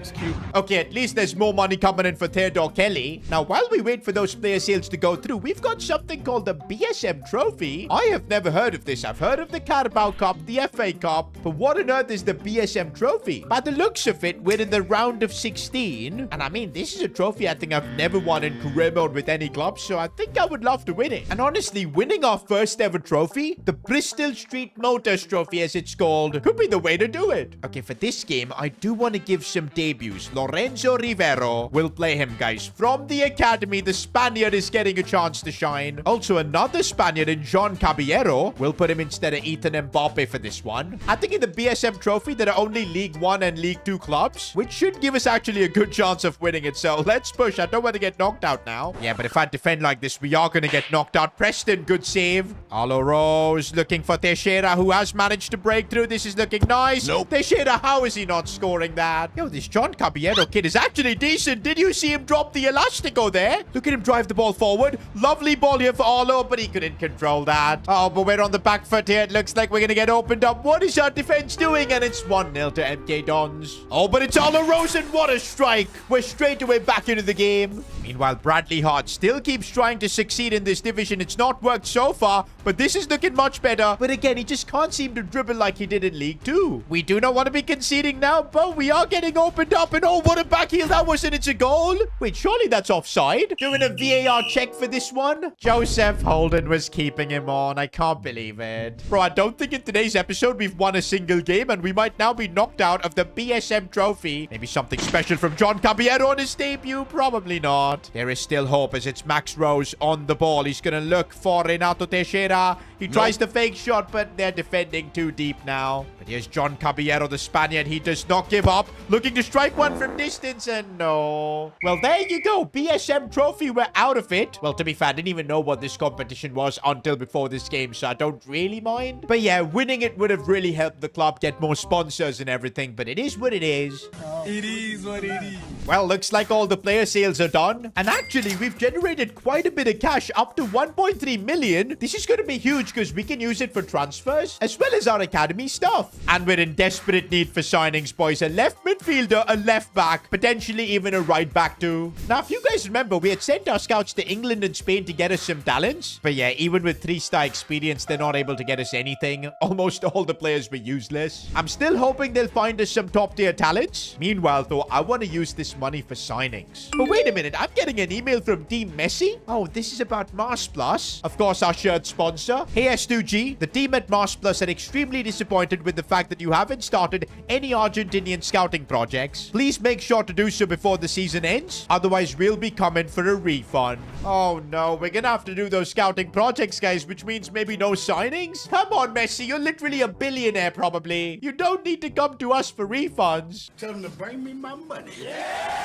But I guess a deal is a deal. We need to do Argentinian scouting projects. We've got this Baldwin guy. I guess we'll send him to Argentina in the hopes of getting some talents. We'll do a 3-month scouting project for positions that we need. Left mid, left back, and right back. We'll put those positions on the hunt. And let's see what we find in Argentina. We do need to sign one academy player as well from there. So we need it to be good. Okay, the good news is even after spending a bit on the academy, we're still left with about 1.2 million. And I think it might be enough to squeeze like one signing in. But I think it's gonna have to be a free agent. We can't afford anything else. Okay, I'm searching if there are any good free agent left wingers. And that was quick. I think I found someone really decent. Vasil Kusec from Czech Republic. He's got a bit of pace. 72 rated. He would be one of the highest rated players in our club. In terms of wages, his demands don't seem that insane. There's another option too. German player Charalampos Makridis. Oh, he's got 86 pace and a 5-star weak foot. But I think Kusec is a lot younger. In the end, if we do want to sell him, we'll actually get some decent money as well back. I think this is a good play. This way we'll reinforce our squad and it shouldn't cost us too much. Actually, boys, we might be a bit tight on his wages. We've got 23,000 available. His demands are probably going to be around 15k. We'll try and get him on a 2-year deal. Let's see if we can offer him a little bit less than what he's demanding, like 13k. Get a good deal out of it, and it does work. Hey, he's desperate for a club. S2G FC is offering him an out. And there you go, guys. A free agent signing to help us out in League 1. Okay, even with that that free agent signing, we're down to like 900k. There is still money for maybe another free agent signing. But I also want to kind of keep money for the youth academy projects because we'll have players to sign. And I don't want to be in another situation where we don't have money to offer contracts for our academy players. That was something that happened last season. And Joseph Holden had to take a pay cut. For now, we're going to focus on League 1. We're 13th, guys. I'm not liking the position we're in. But with Kusej making his debut, the team now looks so much better. And let's see if he can help us get a result. Oh, but we've been opened up within the first few minutes, but I think it's offside. We got lucky there, boys. We can't be defending like that. So far in this game, we've just been defending Holden. I think he's been wrong-footed there, chance, but Preston, good save. Bro, it really feels like we haven't won a single game in today's episode, man. I'm hoping in this game,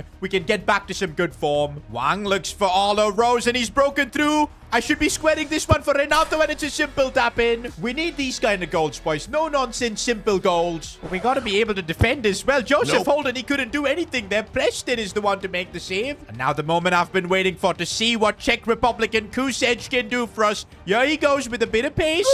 But he just got bullied. Maybe there's a reason he was a free agent. Okay, this is much better from Kusej as he's linking up with Arlo Rose. Gets the ball back. Oh, lovely touch. Still Kusej strikes it well and scores on his S2G FC debut. Did you see the run from him there? And finally, guys, we've secured a win. We've moved up to 12th in the league. Oh, but our next game is against 4th place Blackpool. But now, guys, I'm actually confident because if you look at our team right now, it's so well balanced. Yeah, we've got weak spots in our fullback department, but the midfield and the attack looks sorted. Oh, we've been exposed a bit. Mariano is trying his best. He couldn't do anything, but they've missed. Sometimes you do need a bit of luck. This has honestly been such a tight game so far. Blackpool with the Johnson. What? How have they pulled this off? I mean, when you can see the goal like that, there isn't much you can do. Just got to pick ourselves up from here and try and get back into the game. New signing Kusej. Let's see if his dribbling can help us get back into it. He's got the pace and he's managed to get behind his man. This could lead to something here. Still Kusej. He's gotten in behind. No support whatsoever. We still have a chance here. And let's go, boys. Back in the game with Max Rose. Not gonna lie, Kusej on that left side is making an instant impact. And that's full time, boys. We gotta settle for a draw. Now, guys, we're basically on transfer deadline day. But I think with the money left, we're just gonna stick with our squad. I really don't know if we've got a team good enough to get promoted. We're gonna have to keep pushing, boys, because we're 12th in the league. Remember, top 6 at least gives us a chance with the playoffs. Also, I'm really banking on our academy to come through with talents, man. If they can bring us like a fullback, that is all what we need. Looks like on deadline day, we've got a massive game as well against Wycombe Wanderers. Now, we're literally up against the best team in the division. If we can put up a good performance here, maybe even win this game, it could bring the morale back. But yeah, that's easier said than done. There's a reason these guys are number 1 in the league. Yes, Kusej with his dribbling, avoiding players left and right, gets taken out. Booking for the opposition. And we've got a free kick in a lovely position. Of course, it's got to be Arlo Rose stepping up, man. He's not the best at free kicks, but he's the best we've got right now. Arlo Rose trying to get this up and over.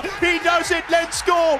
Arlo Rose against the best team in the league has just scored that. Put him in League 2, put him in League 1. He will produce magical moments. What a free kick. Honestly, guys, we have found a gem in Kusej. This kid, 5'6", dribbles so quickly and past players. How do you stop him, man? It's absolutely unreal. Looks back for Max Rose. Oh, what a finish from Max. If Arlo scored a beauty, he had to do it as well. Kusej here striking one from distance. I cannot believe this guy. What a goal. When I signed Kusej as a free agent, I didn't know I was getting a player with this kind of quality. That was a rocket ship into the net. The winners put us in 11th spot, but only 6 points away from a top 6 finish. It is genuinely possible that we can get ourselves a playoff spot, especially with the signing of Kusej. If we keep up this momentum for the rest of the season, I think we can make it to the championship. Oh, but look at our final game of the season. It's against Derby County and Richard Healy. He's going to do everything to keep us in League 1. The push for promotion is not going to be easy. I'm on a mission to make my very own club a Premier League club, but so far this journey has not been easy. We've had to start from the bottom in EFL League 2, but we fought through and managed to climb up to League 1, and now we've got a chance to make even more progress, secure promotion to the championship. But it's going to be an absolute grind because currently we're 11th in the league, and we need to finish at least top 6 to even even have a chance at promotion. And you guys know what would happen if we fail to get promoted. We're going to be stuck in EFL League 1 for another season. Our sponsors will probably end up leaving us. Also, players we signed like Ethan Mbappe, Mariano, all of these players who we sold our project, they'll stop believing in it and will probably submit a transfer request. I mean, failing to get promoted could really stagnate the progress we're making. So we have to give everything to make it happen. Okay, guys, we're in a battle to secure promotion. So why am I getting emails from Mass Plus? Let me focus on what's important, which is promotion. Oh, then again, sending a reminder that we do need to sign an Argentinian player for the academy because it was part of the Mass Plus sponsorship. Okay, it's just a friendly reminder, which is not so friendly, that if we fail to do that, they will force us to refund the money we received from them. And okay, guys, I'm sorry, but we've spent all that money Mass Plus gave us. We've just got about 900k left. It would literally bankrupt the club. Well, I guess apart from promotion, we need to also focus on the academy. Now, I have sent a scout to Argentina. Hopefully, he can get us a talent before the end of the season. Also, guys, before we resume League 1 games, we've got an FA Cup game against West Brom. Now, I'll be honest, EFL League 1 should be priority for us. But if we end up progressing in the FA Cup, maybe end up facing a Premier League club, it could really elevate the status of this club. I am going to rotate the squad just a little bit, though, in the FA Cup. Because, yeah, I don't want any injuries for our battle for promotion. Not gonna lie, though, there's something about cup competitions when you're an underdog club in lower divisions. Every goal, every win just feels special. But yeah, against West Brom, it's not looking good. Preston forced to make a save. Without our best players, though, this is gonna be a real challenge. We're gonna need the likes of Powell to do something. And you know what? He's controlled the ball really well then, but of course, can't expect him to finish. Okay. And yup, our defense has just been opened up. It's too easy, but Preston. I don't know how he read that. Arlo Rose doing really well. Bradley Hart, and now finding Powell. If he can control that, could be the biggest moment of his career. Still Powell shoots, and it's off the post. I can't, man. Do you know what? I'll give that to Powell. It was at least a good attempt. I've been super harsh on Powell, man, just because his finishing is so bad. But hey, he can redeem himself if he manages to score in the FA Cup for us. Ball at Powell's feet, though, and he looks for Arlo Rose, who controls that one really well. Cuts inside, bang! That's what Arlo Rose can do, and so far, against the championship club, we're dominating. Oh, this is bad, though. West Brom, fair enough. I just said we were dominating against the championship club, and they're showing us levels. Respect. Powell? Bro, that is a really good pass for Arlo Rose at the finish. He caught that one so well. You know what, guys? I've noticed Powell actually plays some really good passes. Maybe he should actually be a midfielder. Oh, no, though. We've been opened up, and it's towards the end of this game, and West Brom take the lead. Full time, and that's our FA Cup journey over. Kind of annoyed, man, because as I said, facing a Premier League club could have been huge for the PR of this club. But hey, we're a League 1 club. We're not expected to compete at this level. For now, though, guys, it's all about League 1. We're just gonna focus on that. Top 6 is the goal. I feel like finishing first and second is completely out of question. We're like 16 points off, but I think we've got what it takes to at least get a playoff spot. The road to the championship begins now, and I think the best way we can achieve that is by being consistent. We need to go on a good run of wins. Also, the good thing is now we can field our strongest 11 for most games because it's just the League 1 that we're focusing on.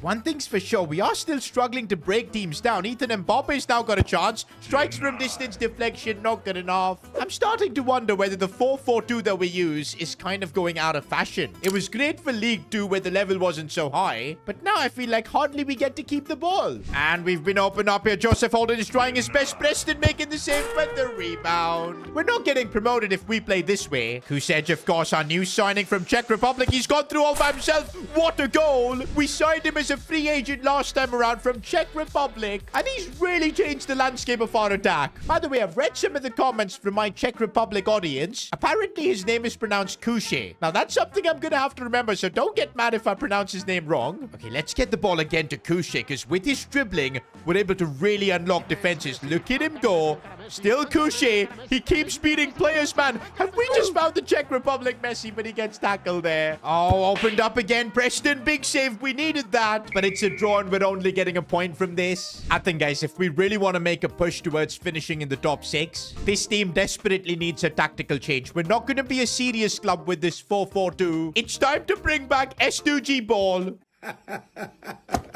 Thanks for the joke.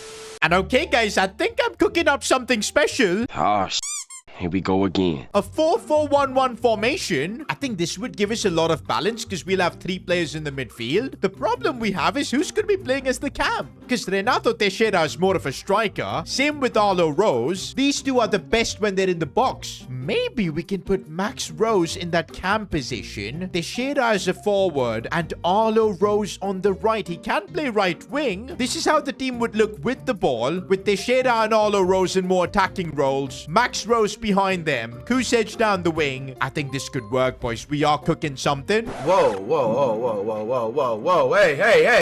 If we want to get promoted to the championship, we're going to have to take risks. A completely new system midway through the season. But I've got a feeling this is going to work because on paper, it looks really good. But it'll all come down to how good our players are. Can they adapt to this system? Especially players like Arlo Rose who have been forced out wide in this formation. Oh, but we have been opened up. This is not good to see as we concede. It's a new system, guys. There's going to be a period of adaptation. But I'm already feeling like there's a lot more spaces to exploit. It's Couché on the attack. Looks inside for Teixeira. Should be a goal if he can keep his composure. Of course he can. Oh, and Max Rose, he's managed to burst through, playing in a completely new role, making it count. This cam role could get the best out of Max Rose. Renato Teixeira again has gotten in behind. He gets through the defender. Should be a simple goal. It is. The new system is clearly working. That is exactly the result we needed. But okay, guys, just one win isn't going to tell us anything. We need to see if this system is actually sustainable. Okay, we need some consistency, and let's see if this formation actually gives us that. Renato Teixeira on the attack. I see Arlo Rose making a nice run and a first-time shot, but he puts it wide. He's going to have to get used to these new angles he's getting chances from. But again, he's on the charge. Arlo Rose looking out wide for Tony Wynn. Back inside for Teixeira. Falls for Arlo Rose. Again, it should fall for him. Can he find space to shoot? He can. This time he gets the goal. Looks like this new system is working well for everyone. Oh, but defensively, we still need work well. We've got Preston who will save us. Arlo Rose, though, with another chance. And oh, he puts it wide this time. Max Rose now, Renato Teixeira. It's Arlo Rose again with the chance, right foot and bang. And we're on a roll, guys. Another win in League One. And guys, we've made it to April. Oh, and look at the difference. We're right in the mix for top 6. But I'm still annoyed that we've got no way of getting into top 2 because direct promotion would just make life easier. Playoffs is absolutely brutal. Okay, well, things are going well on the pitch. I just remembered our clause in the Mass Plus contract. We need to scout an Argentinian player, and we're already in April, just a few months until the season's over. And okay, we do have scouting reports, quite a few of them. Okay, scouting report from Spain is really bad. None of these players look all that good. But hey, we just need an Argentinian player to complete our contract, man. I don't want to be repaying the money we got from Mass Plus. Just give me my money. Okay, this guy, Rafael Orozco, has got a bit of potential. But the value is only 200k. We need a player who could actually impact our team now. Another decent player in Lucero, but again, the value is just not there. Oh, but I think we found someone good. Sergio Blanco, a left back, 74 to 94 potential. He's valued at 1.1 million. That's absolutely perfect. Bro, we've got him in our academy, and he's already 63 rated. 5-star weak foot, a couple of really good play styles. Bro, I'm promoting him to the senior team. Mass Plus and Messi, you better be happy with that. W's in the shot. Wait a minute, guys. I'm pretty sure Blanco is higher rated than Wyatt. Yup, we've got ourselves a new starter. That is actually crazy, boys. The Youth Academy has ended up being so clutch for us. Last season, we found Teixeira. This season, it's Blanco. Don't forget the likes of Rivero as well on the bench. Caballero. The S2G FC Academy is quickly becoming one of the best in England. Okay, might be a bit too early to say that. Okay, why is our new signing standing to take this free kick? I'm sorry. He's just arrived at the club. For now, Arlo Rose is still going to be taking the free kicks. Okay, this might be a bit too much for Arlo, but he has scored a free kick for us before. And okay, that wasn't too bad. But yes, guys, I'm straight away giving Blanco a debut. And okay, it's a rough challenge that he's had to endure. That's one thing Blanco's going to have to deal with, the physicality of League One. Oh, we're in a bit of a pickle. Blanco putting in the challenge, showing his physicality. That's what we need. Oh, but we have been opened up this time. Blanco can't get back. And well. Let's not take things for granted, boys. Top 6 is not guaranteed. We need to keep winning. Looking for Ethan Mbappe controls that one really nicely. Back for Teixeira. Gets the shot off and it's in. Bro, this new system is working out perfectly for Renato Teixeira. He's always in the right positions. Oh, and Kuse has gone absolutely through you. And, well, there's the finish from him. Honestly, guys, when we look back at this season, the signing of Kuse, the Czech Republican, will be one of the reasons we get promoted, if we get promoted. Max Rose plays it backwards for Renato Teixeira. Sees Arlo Rose in a good spot. Look at all the link-up play. Still Arlo. Now Ethan Mbappe. It's brilliant football. This new system has added a completely new dimension to our team. But wait a minute, guys. We've made it to almost the end of the season and we're still 7th? Blackpool and Barnsley both have 77 points. We're on 74. We do have a game in hand, though, which I think if we win because of goal difference, we should finish higher than them. But that means we need to win our last game. And I can't believe it, guys. Our last game is against Derby County, the club where Richard Healy, our former player, went to. This guy's the most annoying player, man. He barely plays for Derby County, but he's always out there criticizing us in press conferences and everything. And by the way, he made a big comment saying that S2G FC belongs in League 1 and there's no chance we'll get promoted. Well, we're definitely finishing above his team Derby and we still have a shot at making it to the playoffs. The last time we faced Derby, though, we couldn't beat them. This time, though, we've got too much at stake. Getting promoted to the championship will get us one step closer to being in the Premier League, and this is our opportunity to make it happen. By the way, I'm playing Arlo Wyatt in this game in that left back spot because I need the experience. He's been here from day one. Not sure if just putting Blanco in a game like this was the play, but already we're on the attack as Wang has gone through. Nobody's catching up to him, but he's put it wide. Oh, Kouché is already broken through. A proper chance for him, but he's put it wide as well. By the way, thought I'd check if Healy's actually playing. Oh, this time he's on the bench. Why does it feel like Derby County are trying to just play for a draw to ruin our season? They're just passing the ball around the back meaninglessly. We need to get the first goal, boys, just to ease the pressure. And here's Arlo Rose going back for Wang. Wang shoots it, but what a save. Do you know what? It feels like we never score from corners, man. I would love a goal down from a set piece, but we don't get it. That's the first half done, and we can't find the breakthrough. 45 minutes to go, boys, and our season's on the line. Max Rose has made a really nice run. This is what we need. He's going to square this one for Renato, who gets the shot off, but it's saved. Vasily Kouché with his dribbling, trying to create something for us. He's done it all season long. He's broken through, and he's got the finish, but he puts it wide. He did everything right until the final moment. I'm not giving up, guys. We've had plenty of good chances here. We're just missing that one moment for the goal. Could it be Renato Teixeira? Or is it going to be Max Rose finding that space? Finds the space and he scores. As things stand, the younger Rose brother has sent us to the playoffs. And yes, boys, full time, and after a long season of EFL League 1, 46 games that have been brutal on our players. We've done it, guys. Top 6 has been secured. Oh, man, what a season this has been. We literally started off near the relegation zone, but through making good signings, our team improving, finding a new tactical system, we're still in the mix to get promoted. Also, by the way, it's Renato Teixeira who takes home the golden boot. He's got to share it with this Clark Harris guy. Arlo Rose wasn't far behind, 21 goals. I think because we changed his position, he lost out on a few goals there. Even Max Rose was on the list with 12 goals. Top assister, though, Ethan Mbappe. What a signing he's been for our midfield. But yeah, just looking at all the growth in our team makes me feel so happy. We've got so many players now in their 70s. Arlo rose up to a 69. Max rose up to 67. This team just keeps getting better. But now, guys, it's time for the most gruesome and painful experience in English football, the playoffs. 4 teams competing for 1 promotion spot. We're going to be facing Wickham over 2 legs. And you guys know how much it means to get promoted. It could completely change the trajectory of the club. Better sponsors, more money, and we could actually dream of becoming a Premier League club soon. I have one big dilemma for the playoffs. Do I just put Blanco in this game? He's just so much better with the pace and everything. Probably will need to change our tactical setup, put him on a wing-back plan, because that makes more sense. This is how the team will look like. I think we take the risk, boys. He's just the better player. And here we go. Our first hurdle to being a championship club. Looks like our players are in the mood. We might have a chance here. It's Arlo Rose finding a bit of space. Oh, he almost scored that. Oh, I don't like this, as Preston is forced to make a big save. Okay, guys, I think we need to just realize this is a 2-leg tie. Let's just calm things down. We don't want it to be an end-to-end game. Okay, now we're getting a bit of control as Ethan Mbappe finds himself in a goal-scoring position. Gets it on his left foot, and Mbappe couldn't convert. Blanco's first test, and well, he's able to cope with League One playoffs, no problem. Second half, and I wonder why everything's gone brighter. If they just turned on the floodlights. This first leg has been so cagey. As things stand, it's going to be a 0-0 result.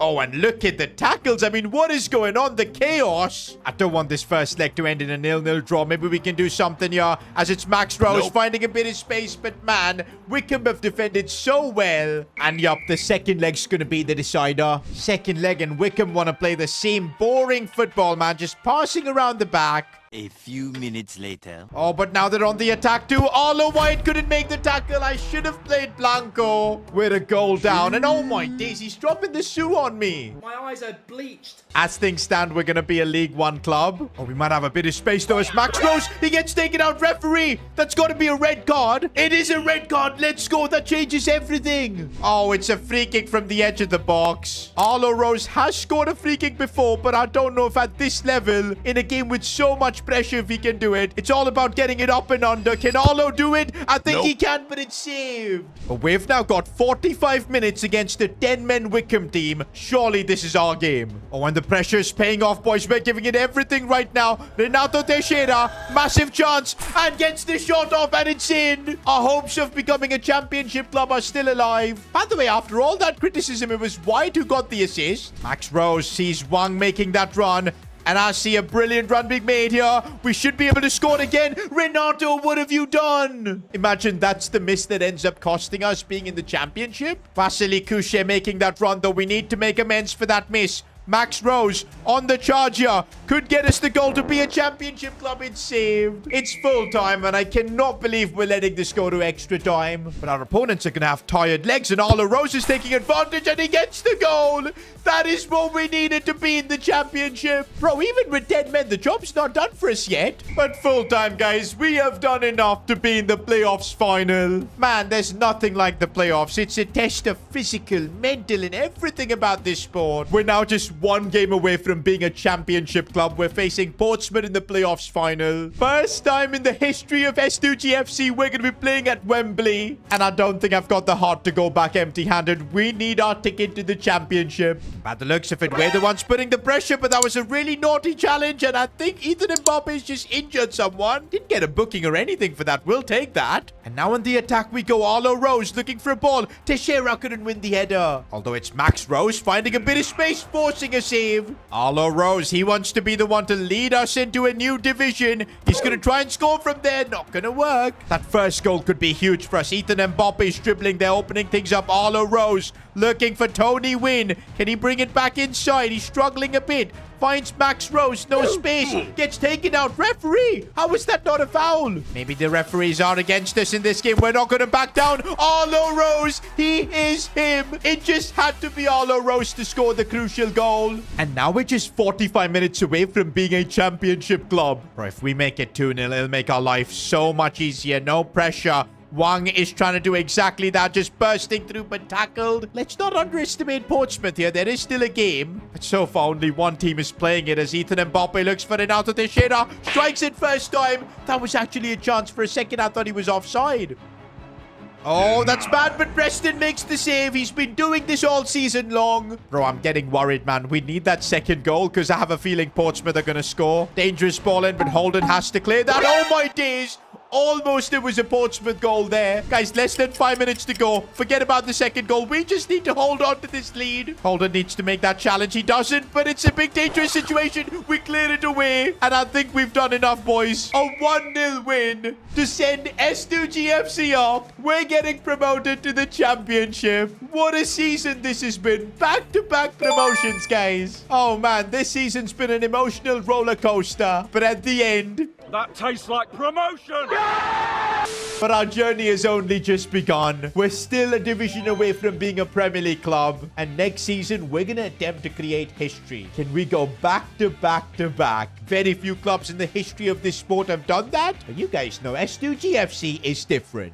My dream is to one day become a Premier League club owner. And this season, we could make that dream a reality because we're in the Championship, just one division away from being a Premier League club. Now, getting here was not easy. We've had to grind from the very bottom in EFL League 2 all the way to the Championship, and the fact that we've done it in 2 seasons is a miracle. But now competing in the Championship, it's going to be a completely different ball game. There are clubs here who have had years of Premier League experience, deeper pockets than us, and truth be told, even with talents like Ethan Mbappe in our team, the Brazilian sensation Renato Teixeira, the Rose brothers, the truth is, we're not good enough for the Championship. A lot of changes need to happen in our team. This season is going to be the toughest in S2G FC's history. We're back, boys. S2G FC is back for Season 3, of course, in the Championship. But you know where things begin for us, of course. It's the S2G FC offices, where for the first time, we've got a trophy to display. That's right, boys. For winning the playoffs last year, we actually got a trophy. I don't know why, because technically we didn't win the league or anything. But hey, it's kind of like S2G FC's first ever trophy. So we'll keep that on display until we win something serious. But boy, were playoffs stressful, man. We had to really grind last season to make it to the Championship. I really don't want to go through that this year. So if possible, direct promotion, boys. That would be the dream. But I know it's going to be super difficult because this season, we're going to be competing against the likes of Leeds United, Ipswich Town, Everton. These are all clubs that have been in the Premier League. I'm not even sure if our team's going to be good enough to even be in the fight for promotion. Because you look at our overalls, look at the fullbacks that we've got. The team's clearly not good enough. We need to make signings and improve the team. The thing is, guys, we can't even use the academy all that much anymore. Because the players we get won't be good enough and there won't be time to grow them. To be fair, last couple of seasons, we were able to scout quite a few academy players like Renato Teixeira, Rivero, the centre-back, Blanco, the Argentinian left-back. So yeah, I would say our academy project has been a success, but now we're gonna have to rely on proper transfers to improve this team. Now, the good news is this season, we're already starting out our budget at 6 million. That's because the Championship is a relatively popular league, and we're getting some broadcast money from it. Last couple of seasons in lower divisions, we were literally starting out with a budget of 0, and we had to negotiate our sponsors and everything. So, having a starting budget of 6 mil should help us out a lot. But don't you worry, guys, I'm not stopping here. We're back in the S2G FC offices, making calls left and right to get more sponsors. Of course, all our contracts ran out last season with Mass Plus, with Under Armour, so we're back to square one. But the good thing is, it means we can generate some more money. Now, to start with, funnily enough, Under Armour just do not want to negotiate with us. No sort of renewal. I don't know why. I mean, we got promoted in the most dramatic fashion. Surely I thought at least they'd put in a renewal offer. Interestingly enough, Umbro have come in with an offer. Remember, they were our sponsors when we were back in EFL League 2. Now, they made some good kits for us, but they gave us the worst contract in history. So yeah, I don't even want to see what their contract is because they made a fool out of us when we were a teeny tiny club when we needed help. We're not signing with them. But there is an offer from Puma. This could be huge. They're a pretty big brand in the sports space, and now that they're seeing us in the Championship, one division away from the Premier League, they've come in with a spicy offer. Oh my days, they're offering us 8 million, and we could earn an additional 3 million if we get a playoff spot come January. I mean, guys, this is a no-brainer. Sign the contract. Bro, I don't think we've seen this kind of money in the club's bank accounts like ever. 14 million is huge. But we still have a shirt sponsor to lock up. And here's the contract from Messi for Mass Plus. They're offering us 5 million, which isn't too bad. But they also want us to sign 2 more Argentinian players. I mean, that's cool, but we don't want a full squad of Argentinians. We're an English club. Oh, but they want me to loan Blanco, who we've just, of course, discovered from the Youth Academy projects. They want us to loan him out to Inter Miami. Bro, Mass Plus are basically trying to make us a feeder club to Inter Miami. And no, I'm not going to stand for that. I know that's good money, but we're not accepting it. But you know who's Mass Plus's biggest competitor? Prime.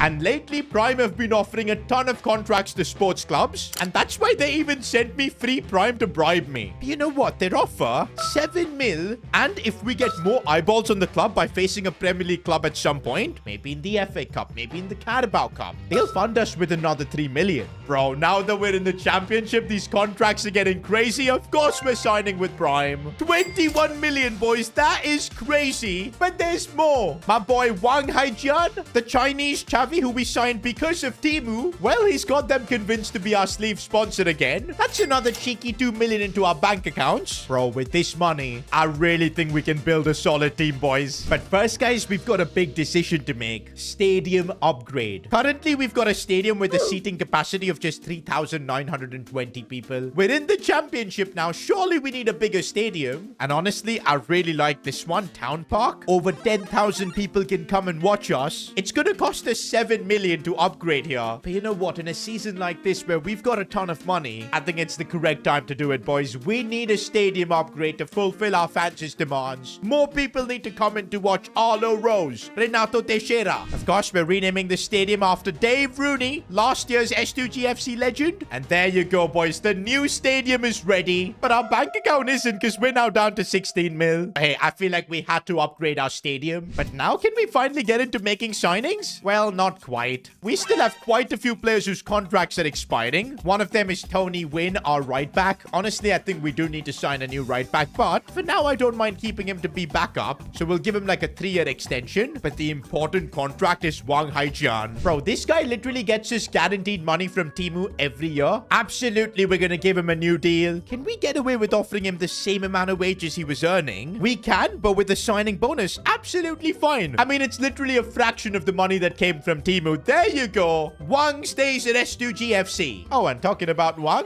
he also won goal of the season for that banger he scored for us. And that means we get to give him a play style. He's already got long ball and anticipate. Got to give him power shot to improve his shooting. But now, guys, with all the admin stuff done, it's time to reveal our new kits for the season. And we're starting with the goalkeeper kit, and I quite like this. A different color. The Temu logo looks nice. Prime, of course, on it. Oh, but the home kit actually looks cold, man. I feel like it's got a really unique design, but what I love about it is the championship logo on the sleeve. Hopefully soon in this kit, we can make it to the Prem. And no way, guys, for our weekend, we've kind of nabbed Inter Miami. I guess we're taking revenge on Messi for offering us a terrible contract with Mass Plus. In the comments below, I want y'all to rate our kits out of 10. And also, while you're down there, subscribe to the channel too. This season's gonna be epic. Alright, guys, finally out of the S2G FC offices, all the admin stuff is done. We can now focus on preparing for the championship. Our season literally begins in like a couple of months against Bournemouth. They've been relegated down to the championship. It's gonna be a big test. Now, you guys know last season we were using the 4-4-2. That was the formation that we've been using from day one. But we quickly realized it's just not good enough to compete at the higher level in England. So we switched to like a 4-4-1-1. Now, the problem with this formation is that not all players are happy. Arlo Rose, who's been our main man from pretty much day one, we've had to demote him to play on the right midfield position. And he's kind of pissed. I'll be honest, boss. I can't see my little brother take on a big role playing as a cam while I'm being pushed out wide. Nah, that's not me. If you can't accommodate me as a striker, then it's best I choose another path for my career. Okay, guys, I knew something like this was gonna happen. Arlo Rose just was not gonna sit back, watch his brother become one of the superstars of the team, Renato Teixeira take his striker spot, and now I've got to make a decision. Do I agree to Arlo Rose's demands and make him our striker? That would mean Teixeira would have to play out wide. Or do I stick to what I originally had planned, but be forced to sell Arlo Rose? Guys, I don't think I can bring myself to sell Arlo Rose just yet. He's still only 22. The reason we're a championship club is Arlo Rose. And so, yes, I'm changing up our tactics. And what I've planned is Arlo Rose at striker. With Teixeira having a ton of pace, I think he could do well as a left midfielder. And Kusej is left-footed anyway, so he can maybe cut inside from the right. I think this should solve all our problems. And I guess we can keep Arlo Rose happy that way. And now we can actually spend some money improving this team. Because let's be honest, with the current overalls, we're not going to be a Premier League club. We need at least a few players above that 75 overall. Maybe even some 80 rated players. Because yeah, right now, in terms of overall, we might be the worst championship club. Okay, guys, I've got a crazy idea. No! God, please, no! Just hear me out. James Rodriguez. Is that a trick question?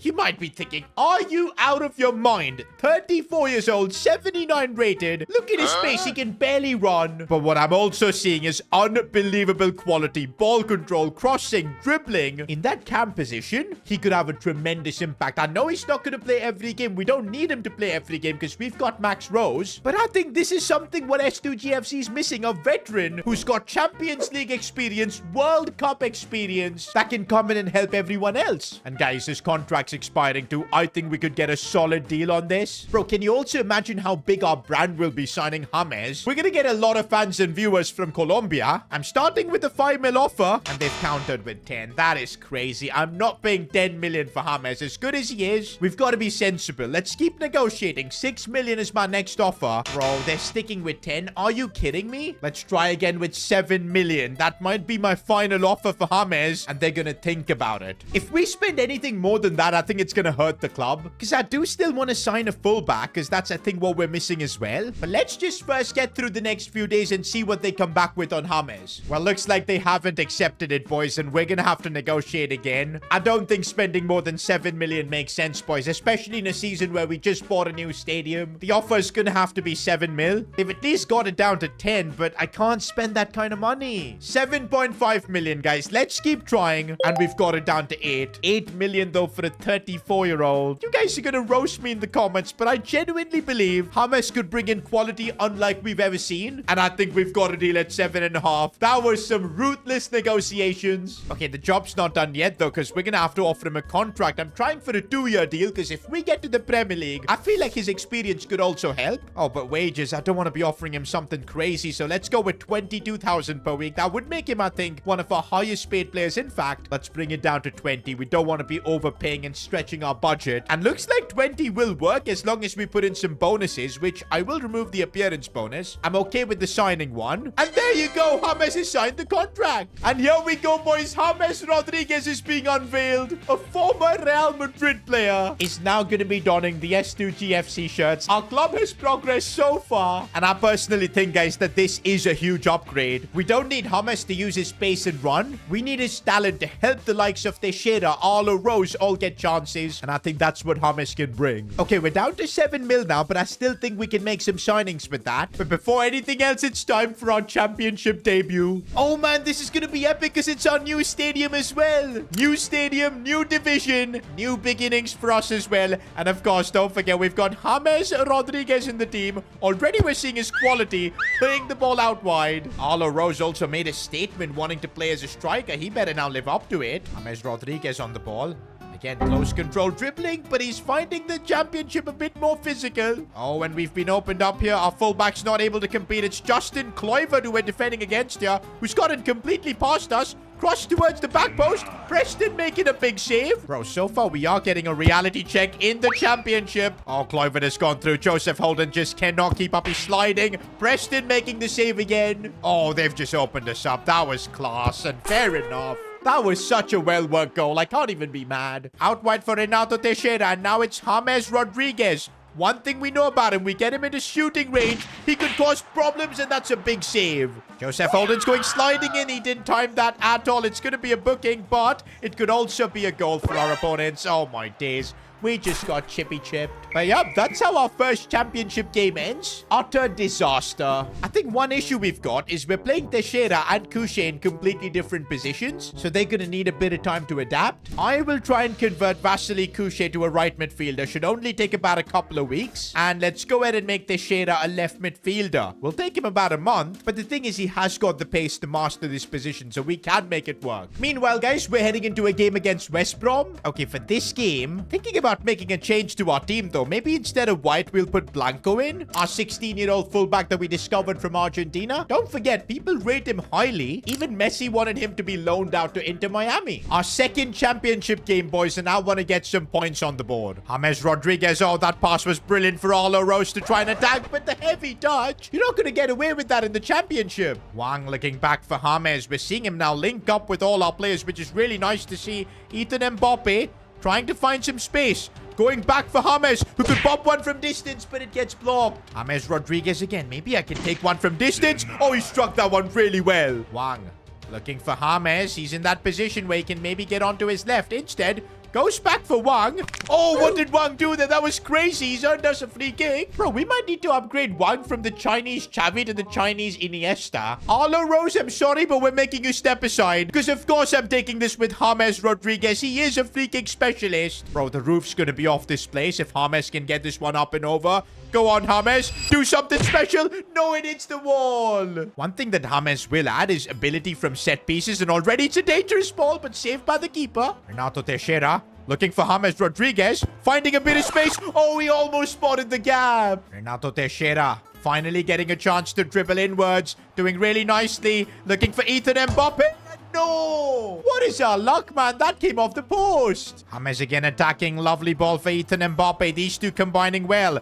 James again, looking for Arlo Rose. Could this be our first goal? No, it gets deflected and saved. Bro, we deserve 3 points in this game. We've given it everything. James putting the ball in. Arlo Rose can't win the header. It's gonna get cleared again. Only for Ethan Mbappe, though, who puts in a ball for Arlo Rose, but he's not good in the air. Full time, and I still can't believe that we didn't get 3 points from this game. We were so much better. But hey, we've got our first points in the championship. And after our performance here, I do feel like we belong in this league. By the way, something I completely forgot was to give the Player of the Season award for last season. Now, this caused a bit of controversy because our nominees from last season were Ethan Mbappe, our top assister, and Renato Teixeira, our top scorer. People in the comments were fuming because Preston wasn't nominated. Arlo Rose wasn't nominated. I do understand where you guys are coming from, but I feel these two were the best players from last year. I do feel bad for Preston, though, because the main reason he wasn't nominated is he's a goalkeeper. And for goalkeepers to win these kind of awards, they're going to have to do something completely extraordinary. But looks like Preston has taken this well. I may not be seen, but I'll keep grinding until they can't ignore me. That is a cold statement from Patrick Preston. For now, though, 64%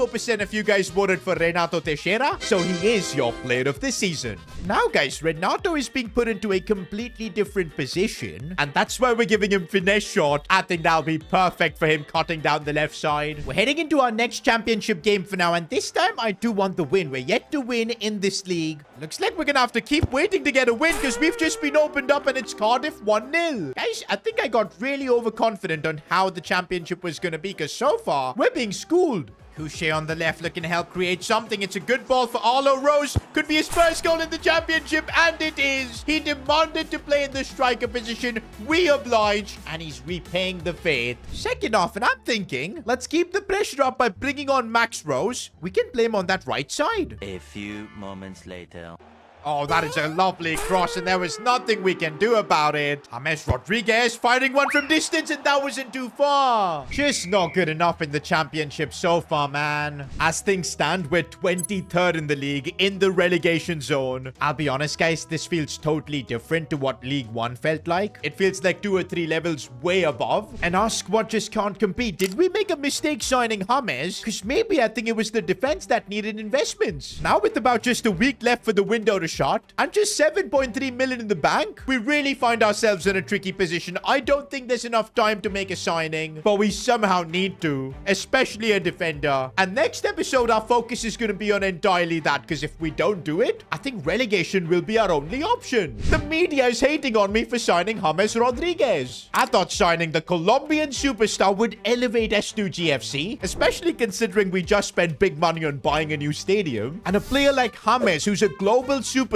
would really help bring new fans to the club, fill up our stadiums, and also maybe help us get some cheeky new sponsors. And even though he's 35 years old, he is still by far our highest rated player. But of course, so far this season in 3 games, he's kind of just gotten bullied. But trust me, guys, I think James Rodriguez is going to be amazing. The media just need to cool off. But actually, it's not just the media hating on me. It's you guys too. Bro, you really dropped 8 million on a 34-year-old, 79 rated Rodriguez. Funnily enough, he's now 35 and he's gone down in his overall, so it's kind of even worse. Like you were bidding on FIFA's version of antique furniture. The disrespect to James. Man's about 2 sprint speed away from needing a mobility scooter on the pitch, and you still thought he was worth your life savings. At this rate, your transfer strategy is less team building and more midlife crisis. Maybe focus on signing players who won't need a pension plan by the end of the season. That is crazy. Even on the club's official Instagram, we were just getting hate for signing James. And oh my days, look at that boy. Since we've signed him, his market value has gone down by 17% too. But you know what, guys? Just look at James' stats. Just ignore the pace, defending, and physical. But the shooting, the passing, the dribbling, I know he can be good for us. A lot of you guys are also worried that he'll be taking game time away from Max Rose, who we need to develop. I think in this new tactical system, we're going to have Max Rose play on the right, Teixeira on the left, and it does work. Kusec could be the ultimate super sub for us. But guys, one thing I'll agree with you all. Just signing James is not going to be enough to keep us in the championship. We're right now 23rd without a single win. And I think a big factor is that our defense is just not able to cope. I mean, look at our fullbacks. Blanco, at least there's potential because he's only a 16-year-old kid. But this Tony Wynn guy, he's 26, man. We need a new right back. But yeah, since we did blow most of our money on James, we've just got 7 mil left. Oh boy, it's going to be tough to sign a new player. Okay, I'm back in the S2G FC offices, thinking of a way that maybe we can increase our budget. But we've already sold all our sponsor spots. Buying the new stadium also put us in a tight spot. But wait a minute, in our deal with Prime, there was a clause that if we end up facing a Premier League club, we'll get an additional 3 million. And the Carabao Cup begins now with us facing Cardiff. We knock them out and progress to the next round. There's a chance it could be a Premier League club. That would give us the 3 million we need. But yeah, the kind of form we're in, I very much doubt this is going to be an easy game. Like, guys, imagine we haven't won a single game since we've become a championship club. That is just sad. I think one of the major problems, though, is also our tactics. We've changed our formation around. It's kind of got everybody playing in awkward positions. Also, with Arlo Rose wanting to play striker up top. So yeah, there's kind of a lot of tension in the club. But look at that. Good dribbling from James. Looking for Ethan Mbappe, who decides to take one from distance. Maybe he shouldn't do that. Here's Wang Haijian. Go on. In the championship, maybe another banger from him, but that was straight at the keeper. Let's get the ball out wide to our Brazilian Renato Teixeira, and come on, let's see him cook. He's got the new technical dribbling style, but that didn't work there at all. James Rodriguez now on the ball. Gotta say, so far this game, he's holding his own as he finds a good ball in for Max. Go on, Max. Finds Arlo Rose really well. The brothers are combining, and Arlo Rose makes it 1-0. Maybe this is why we need to play the Rose brothers in their proper positions, because they can cook. James looking to open some space up, and that was brilliant. I was really hoping he'd score there. Wait, Blanco just got a red card? For what? Guys, we need a VAR replay, because I don't even know what happened here. There was no big foul or something. Let's look at this. What? How is that a red card? Well, somebody now needs to be sacrificed from the team, and I think it's going to be James. I think I'm going to bring on Kusej, and I'll just play him left back. Okay, no, that's a bad idea. We'll just put Arlo Wyatt in there, but yep, James is going to have to be sacrificed in a game like this. I hope he's mature enough to understand why we've made that change. Because, yeah, with 10 men, we just need the legs. 90th minute, and we need to now defend like our lives depend on it, and so far we're doing that. Oh, boy, with 10 men, a fake red card. They tried to rig the game against us, but still we go through. But the important thing now is if we've drawn a Premier League club. Okay, this is the round of 32, and I already see a ton of Premier League clubs, and we're facing Luton Town. Are they still in the Premier League though? I'm not entirely sure. The moment of truth, and yes guys, Luton Town are in the Premier League. I cannot believe Prime is gonna have to write us a check of 3 million for playing against Luton Town. They probably expected Liverpool, Man United or something like that, but hey, it counts. But wait guys, where's the extra money? Our budget is still the same. Oh, we've got an email from Prime. You'll only receive the money after the game has been played. That is so frustrating, man. We'll only get the 3 million after this game is done. Well, I guess for now, let's work with what we have. 7.3 million to bring in a quality right back. And you know what, guys? I think my plan is to sign a championship right back. Someone with a bit of experience. And I think I found the perfect player, boys. Cody Drame. There's pace. He's 24, 75 rated, playing at Hull City. He's got some good play styles as well. And his contract's expiring. There's nothing more that I love. Yes! Come on! Come on!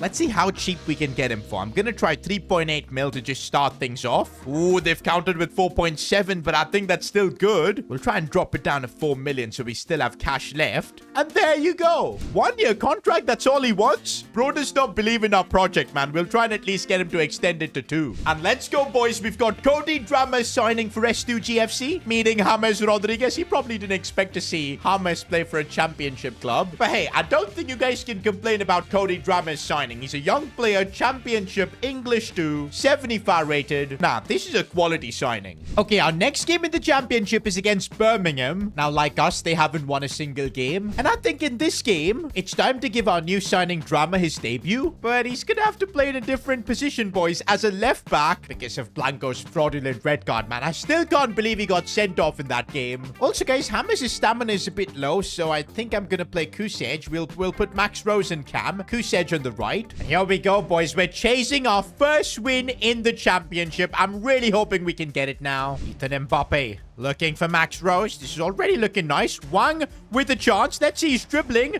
not really the best. He's super clunky, but he's gone through somehow. Nobody was expecting that, and Wang has just given us the lead. Honestly, guys, Wang is one of the MVPs of this series, not just because of his performances on the pitch. He's, of course, the reason Teemu are sponsoring us. Come on, guys, let's now push and get our first win. Birmingham are even worse than us. I spoke too soon, man. We're getting ripped defensively. No, Joseph! What was that? How are these fouls just getting called? Okay, let's check this out. Like, come on. That is so dodgy. It wasn't a pen. Come on, Preston. Make a save. And, yo. Guys, I think Preston has not saved a single penalty for us. Correct me if I'm wrong in the comments.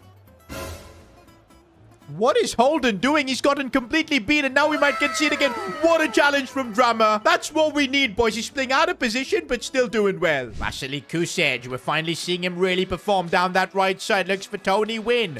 Back inside for Ethan. Go on. This is looking nice. Arlo Rose. Bang. This is what we need, guys. We've got our lead back.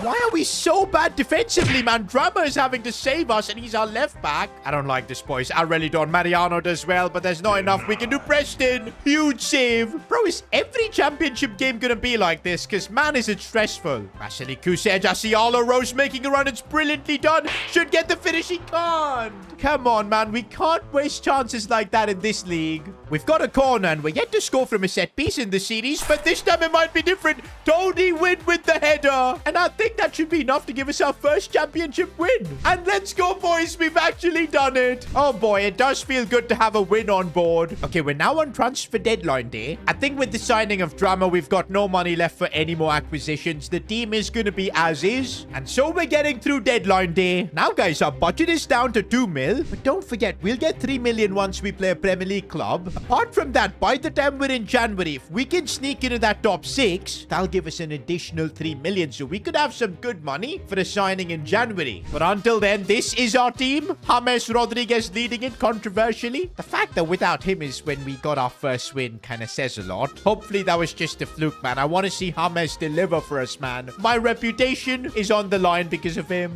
We're now playing Norwich. Maybe we can start going on a streak. Win a few games in the championship. That's what we're going to need if we want to get promoted. But yeah, Norwich aren't going to be that easy to beat because I do remember seeing them in the Premier League a few years ago. They're a good side. Yes, James Rodriguez seeing that pass for Arlo Rose. He's going to take it first time. No, it's saved. Oh, this is a challenging situation. Once again, we just can't defend. What is happening here? Norwich take the lead. Bro, instead of James, I should have maybe signed like a veteran centre-back because that's what we need right now. Some experience at the back. Because my days, our defense just gets carved open again and again. Preston making the save this time. Oh, but this time Renato Teixeira has gotten into a really good spot. He gets kind of cornered in this left midfield position, but he's found space and scored a banger there. We're seeing the Brazilian sensation do what he does best. A few minutes later. No, no, no, no. We concede again. Max Rose sees James Rodriguez finding a bit of space. Oh, James tried that. Maybe if that was like a 26-year-old James, he would have got the top corner there, but age is showing. Oh, Ethan Mbappe, that's a cynical challenge, man. He's still gone through here, looking for Arlo Rose, and he scored, but it's offside. Wait, Norwich aren't going to concede a free kick or a red card for that challenge on Mbappe. Are you joking? Guys, we've been robbed. Oh, we've been opened up again. This is brutal, man. That is another L we've taken in the championship. Okay, guys, I think I've had enough with this 4-4-1-1 system. It's just clearly not working. Teixeira just gets isolated down the left. He's got to dribble like 3-4 players before he gets into a good spot. Arlo Rose is not doing enough. Max Rose gets isolated too. Our midfield gets overburdened with James not running. At least we need to get our attackers in good positions. And I think the only formation that could work, 4-3-3 attack. Now hear me out, guys. We put Teixeira on the left, Arlo Rose striker, Max Rose right winger, James in the cam, and we're cooking. It's kind of similar to what we had before, but it gives more freedom for Teixeira and Rose to just attack. And maybe that's what we need. They'll be making better runs so James can find them more often. We'll of course have Teixeira as an inside forward, Arlo Rose as an advanced forward, Max Rose as well inside forward. We'll try classic 10 on James too. Guys, we're going to be playing a super aggressive brand of football like this, but we need to do something tactically because yeah, we're literally falling falling off in the championship standings. Getting promoted like this is just impossible. Our next game, though, is going to be against Luton Town, a Premier League club. Yo, after this game, we're going to get 3 million, regardless of whatever happens. And against Luton Town, I am going to test out our new system. We'll get a good idea to see whether this system actually works. But guys, we're absolutely still going for the win. Going as far as possible in the Carabao Cup could be huge for next season's potential sponsors. It'll show that maybe we do belong in the Premier League. Oh, no. Big mistake from me. Preston with the save. Okay, we need to stay calm, boys. We're facing a Premier League club for the first time in our history. I know it doesn't feel like it because it's Luton Town. But yeah, they are still a lot better than us. We haven't even gotten into their half. We're getting opened up too easily, man. This is the level of a Premier League club. Preston's doing a good job. Teixeira already getting into more attacking positions. Releasing it for James. James seeing Blanco out wide. We're playing some good football finally. Let's see if we can make something count here. Arlo Rose on his weaker right foot. Puts it wide. Now Max Rose is showing what he can do with his dribbling. Looking backwards for James Rodriguez. Finding a bit of space there. And that wasn't far off. I'm just wondering, when are we going to see James bang one of those in? Because I know he's got the ability. And it could be now, because that's brilliant bit of play there. Looking for Renato Teixeira. And Teixeira's off the crossbar. That is just bad luck. One thing I've just realized in this game, with our new formation, we are holding our own against a Premier League club. So I think, yeah, guys, we've actually found a formation that works for everyone. Look at that pass there from James. Arlo Rose is on it. Looking back for James. This could be a chance for us to score. Max Rose. Renato Teixeira now. Finding a bit of space. And he gets the goal. What build-up play. Pretty much our entire attack was involved. Full time, and we've actually knocked out a Premier League club. This actually gives me confidence that maybe we can fight through and get promoted. First of all, though, that 3 million check has just arrived from Prime. We're up to 5 million in our budget, boys. This is going to be good for when we get to January. But yeah, now the focus has got to be on the championship because we cannot be 19th. We've got to start moving up. Oh, but wait a minute, guys. We've got a couple of injuries. Nicolas Mariano is out for the next 6 weeks with a torn calf muscle. Oh, my days. Wang has broken his toe. He's out for the next 8 weeks. Well, this is something we're going to have to deal throughout the championship season, man. There are so many more midweek games, especially with the Carabao Cup too. Now, for the midfield, I guess Pratt is going to have to come in. For Mariano, I'm tempted to bring back Bamba into the team, but we've also got Rivero, who's like 17 years old. I think, yeah, let's give the youngster a shot. We found him through our academy, but I really don't know if 60 rated players are going to help us in the championship. I just realized we're playing Everton. They got relegated. That is a bit mad. And I guess we're seeing why, because already we have a first chance and we've taken the lead. Renato Teixeira as a left winger is doing what so many Brazilians did before him. That is literally his position. I think beating Luton Town has given us a bit of momentum. I'm just hoping all the injured players don't end up costing us. Oh, our defense is going to be up against it, especially without Mariano, and it's off the post. Sometimes you do need a bit of luck. You know what? Credit to Pratt as well as Rivero at the back. These two have come in. We've kept a clean sheet for 80 minutes and we're about to get a win. Arlo Rose on the ball, linking up with Teixeira, and he finds him brilliantly. He's now completely through on goal. Could wrap up this game first, and Arlo Rose does what he does best. We've now made it to October, and look at that, boys. Slowly but surely, we are climbing up the table, up to 12th now. Despite all the injuries, I think we're coping really well. And I gotta say, I think we found the formation that really fits this team. Moving on, guys. We're now back at the S2G FC offices for a press conference. In a recent interview with Piers Morgan, Preston says that he's unhappy with the fact that he never gets a chance to rest. That is the first time I'm seeing a player complaining about playing week in, week out. Also, he says that he doesn't receive enough appreciation for all the good saves, and he demands a higher wage. Guys, I think we appreciate Preston enough. Okay, I feel like he's been hard done by the voting system, where he's not made it to the Player of the Season voting. And he's actually been good for us in both EFL League 2 and EFL League 1. So I do see where he's coming from. But about playing week in and week out, he's going to have to keep doing it, man. We've got Hopkins as backup, who's 53 rated. I am not using him. To be fair, though, I think Preston has earned a wage bump. He's on £4,000 per week. Hopefully he doesn't ask for too much money, guys, because I don't want to be spending a lot on contract extensions. Let's try offering him £8,000 100,000, doubling his wages. I think that's decent, and he's actually accepted it. Next up, boys, Richard Healy sneaks into the S2G FC office. Who let him in? And he steals the playoff trophy? Wait a minute, guys, that trophy isn't here. Oh my days, Richard Healy has actually done it, boys. Our former player who literally said that we don't deserve to be in the championship, we're never gonna get promoted. We, of course, proved him wrong. And this is how he responds, guys. Do you know what? We want our trophy back, so we're gonna file a case against Richard Healy. If he doesn't return our trophy, we're gonna send him to the jail, boys. Anyway, his football career's kind of gone standstill, man. He's 70 rated, 27. Bro should be looking for a new job. I think he's already found one of stealing things. We're sending the FBI at him to recoup our trophy.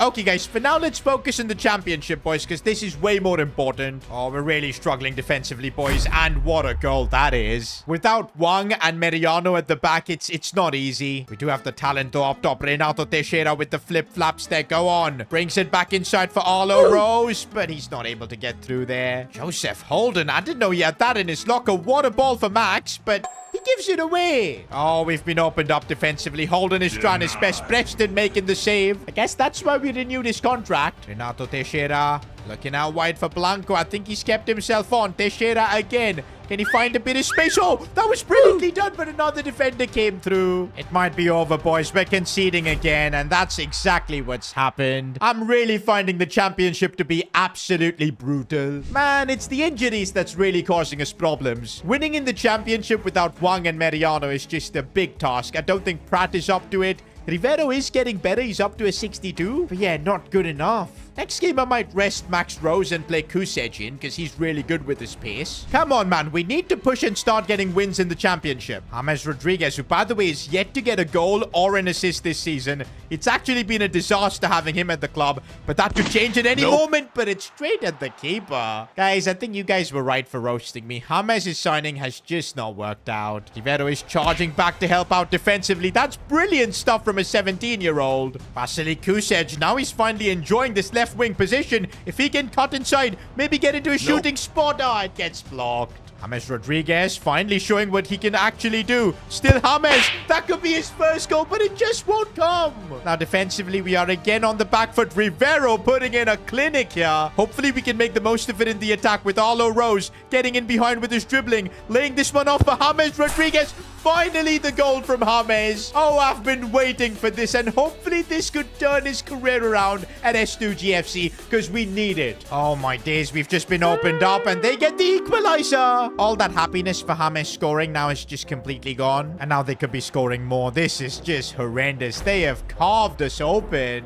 James, though, could help us get back into this. No, he puts it wide. Even though he scored, man, we expect him to take these kind of chances. I still believe we can get something out of this. Renato Teixeira believes as well. He's going to find Arlo Rose. That was awful. And I think Arlo Rose pulled his muscle there too. As if losing that game wasn't enough, boys. Arlo Rose has pulled his hamstring. He's out for 6 weeks. That is crazy, boys. At least Mariano is coming back. But man, are we feeling the heat in the championship. We're right now in no position to even dream of getting promoted. And now we're going to be without Arlo Rose until like mid-December. I really don't know how we're going to get out of this situation, man. Next episode, man, this team needs leaders. Players like James to step up. Captain Joseph Holden to lead. Maybe Max Rose coming into his own with his brother's absence. S2G FC needs leaders.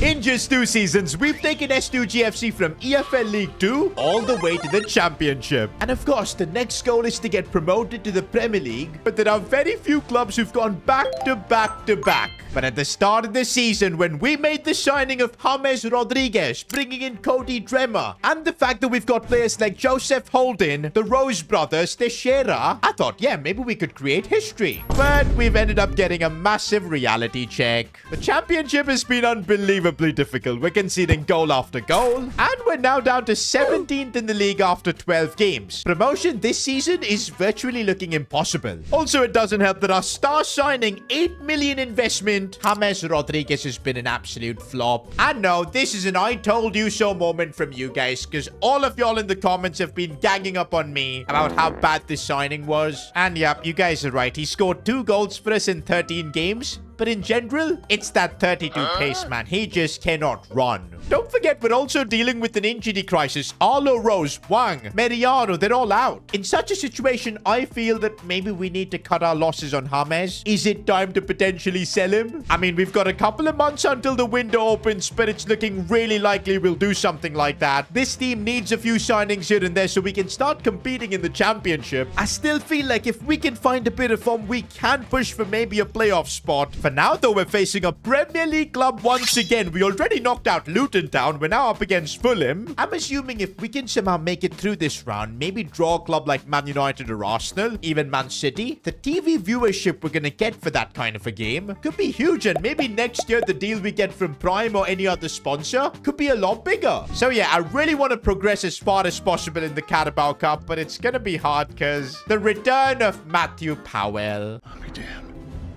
The prodigal son returns. Max Rose looking for a bit of space, finds Powell, and we can't trust him to finish. He looks for his brother Arlo Rose, and a lovely ball for Powell. That's just diabolical, Derek.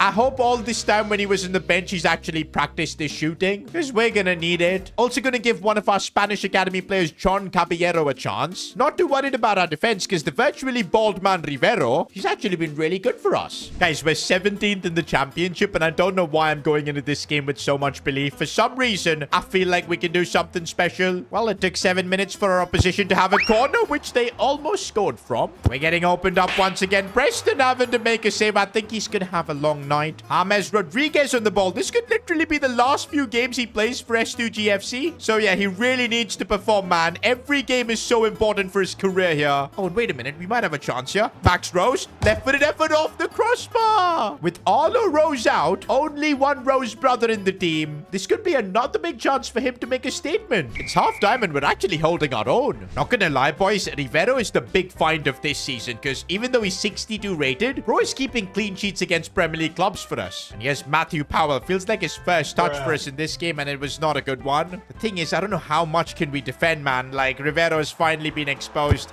There wasn't much he could do there anyways, and we're 1-0 down. Okay, that's offside, surely? No, no, no, no, no. What has our defense done? They've kept him onside, and he scores. Was that Rasmus Højlund? Ro's career has fallen off. He's playing for Fulham. Not gonna lie, boys, it's another stinker from James Rodriguez. Just put us out of our misery, man. Just end it, Rasmus, and that's exactly what he's done. S2G FC's Carabao Cup journey comes to an end. But hey, guys, at least we secured that prime money. We're just not good enough to face Premier League clubs, or at this point, even championship clubs. We need to figure out a way to fight back, man. We're playing Preston next. Oh, and we still have the injuries. Mariano's back from his injury. That's a big boost. We're still gonna have to play Powell up top, which is a pain. Do you know what? I'm willing to risk Wang in this game, and also maybe let's bring back Kusesh, who can play on the right side. Wait a minute. Why don't I just play Teixeira as the striker, Kushe on the left, and Max Rose on the right? That way we don't have to use Powell. It's brilliant. Here we have the wild boar,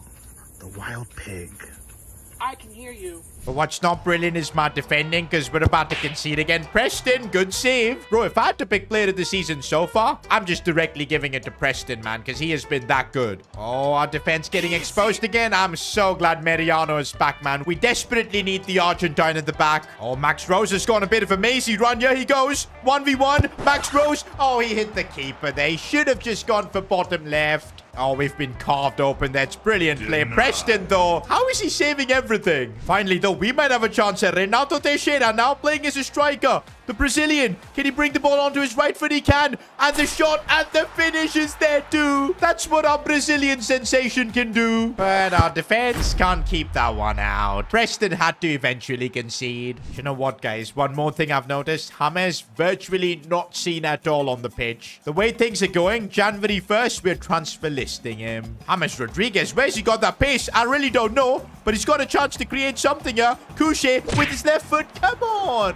We could concede here. Preston again, a massive save. I think without Preston, this season we would be in the relegation zone. And a draw, boys. That's what we're going to have to settle for now. In other news, boys, I just converted Teixeira to a left winger and his overall went up by 3. That's awesome to see. I think it's because he's got that ridiculous pace. We don't really have a player like him. Let's see what happens when we convert Max Rose. Well, he went up by 1 overall. Not too bad. His pace is so bad. We need to put him on like a winger plan so he can actually start running. Also, guys, I'm in the S2G FC offices right now. And our player playoffs trophy is still gone. And that's because this guy, Richard Healy, literally stole our trophy. He's, of course, former S2G FC player, but now he doesn't even get to start at Derby County. And by the way, he's still in EFL League 1 while we're now in the Championship. But guys, we decided to file a case on him to get our trophy back. And he was actually going to have to pay a fine, but he's ended up returning our trophy. Okay, our trophy is here, but wait a second. It says Healy was here. Worst club in England. S2G FC's trash? No way, guys. Our trophy has been totally vandalized. Thought I would help decorate S2G FC's little trophy as a thank you gift for everything. Bro, this Richard Healy guy. Well, we're gonna still keep it on the shelf, man, because a trophy is a trophy. But every time I look at it, I'm just gonna remember how Richard Healy just mugged us off. But anyways, guys, we've got bigger stuff to focus on right now. We're still 16th in the Championship. 18 games played. It is not looking good, man. Oh no, we're playing the best team in the division, Ipswich Town. They are literally leagues ahead of everyone else with the game in hand as well. How long until Arlo Rose is back? Still about 5 days. I really thought he could make this game. Well, I guess we're gonna do the same tactic, boys. Teixeira up top as a striker, Couché on the left, and let's just see what we can actually do against the best team in this division. James, eyes are on you, man. We're in December now. It's about time you perform, otherwise you know what's coming for you.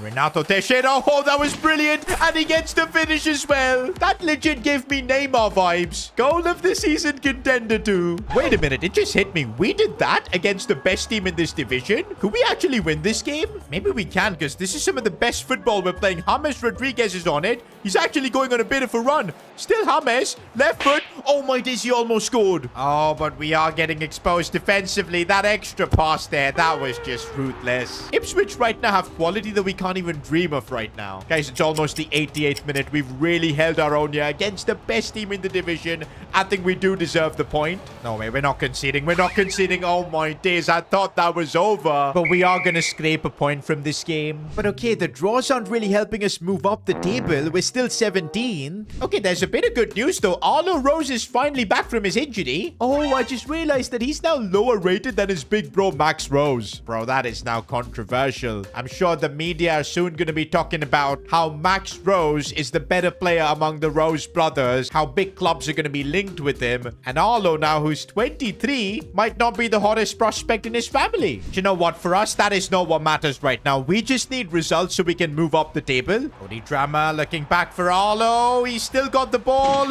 gets the shot off and scores. What a return from injury. Arlo Rose showing that he's still the main guy in his family. This could be a real opportunity for us to get a win. Arlo Rose has gotten in behind. Oh, he almost scored that. James now. Oh, that's a really good pass. We've been waiting for such passes as Max lays this one off for Teixeira. He should have laid it off for Arlo then. We've now completely lost the attack. Are we finally seeing a rift between the Rose brothers there? Because a pass to Arlo would have been a guaranteed goal. Arlo Rose could play the pass for Max, but instead opts for Ethan Mbappe, who gets the goal, but is offside. That pass should have gone to Max there. I can't believe Arlo didn't play him. He was onside, man. Look at how open Max was. This never happened before, man. This kind of a rift between the two brothers, at least on the pitch, they perform for the team, but now it's really affecting everyone. Oh, and we might actually concede here. That is brutal. I'm pinning this one on Arlo and Max because they've really messed things up for us. We could have easily won this game 3-0. Instead, it's 1-1 now. And full time, guys, we've actually dropped points. I think I'm going to need to have a chat with both Arlo and Max because this cannot happen again. We're a championship club now. Things need to be more professional. Okay, things have definitely improved because we just got a win thanks to Preston. And look at what just one good result did for us, boys. We've moved up to 11th. That's how tight the field is. We're still technically in the hunt for a top 6 spot because we're only, what, 9 points off? So it's very much possible that we can get into a playoff position. But what we're not getting, though, is the extra 3 million because it's January.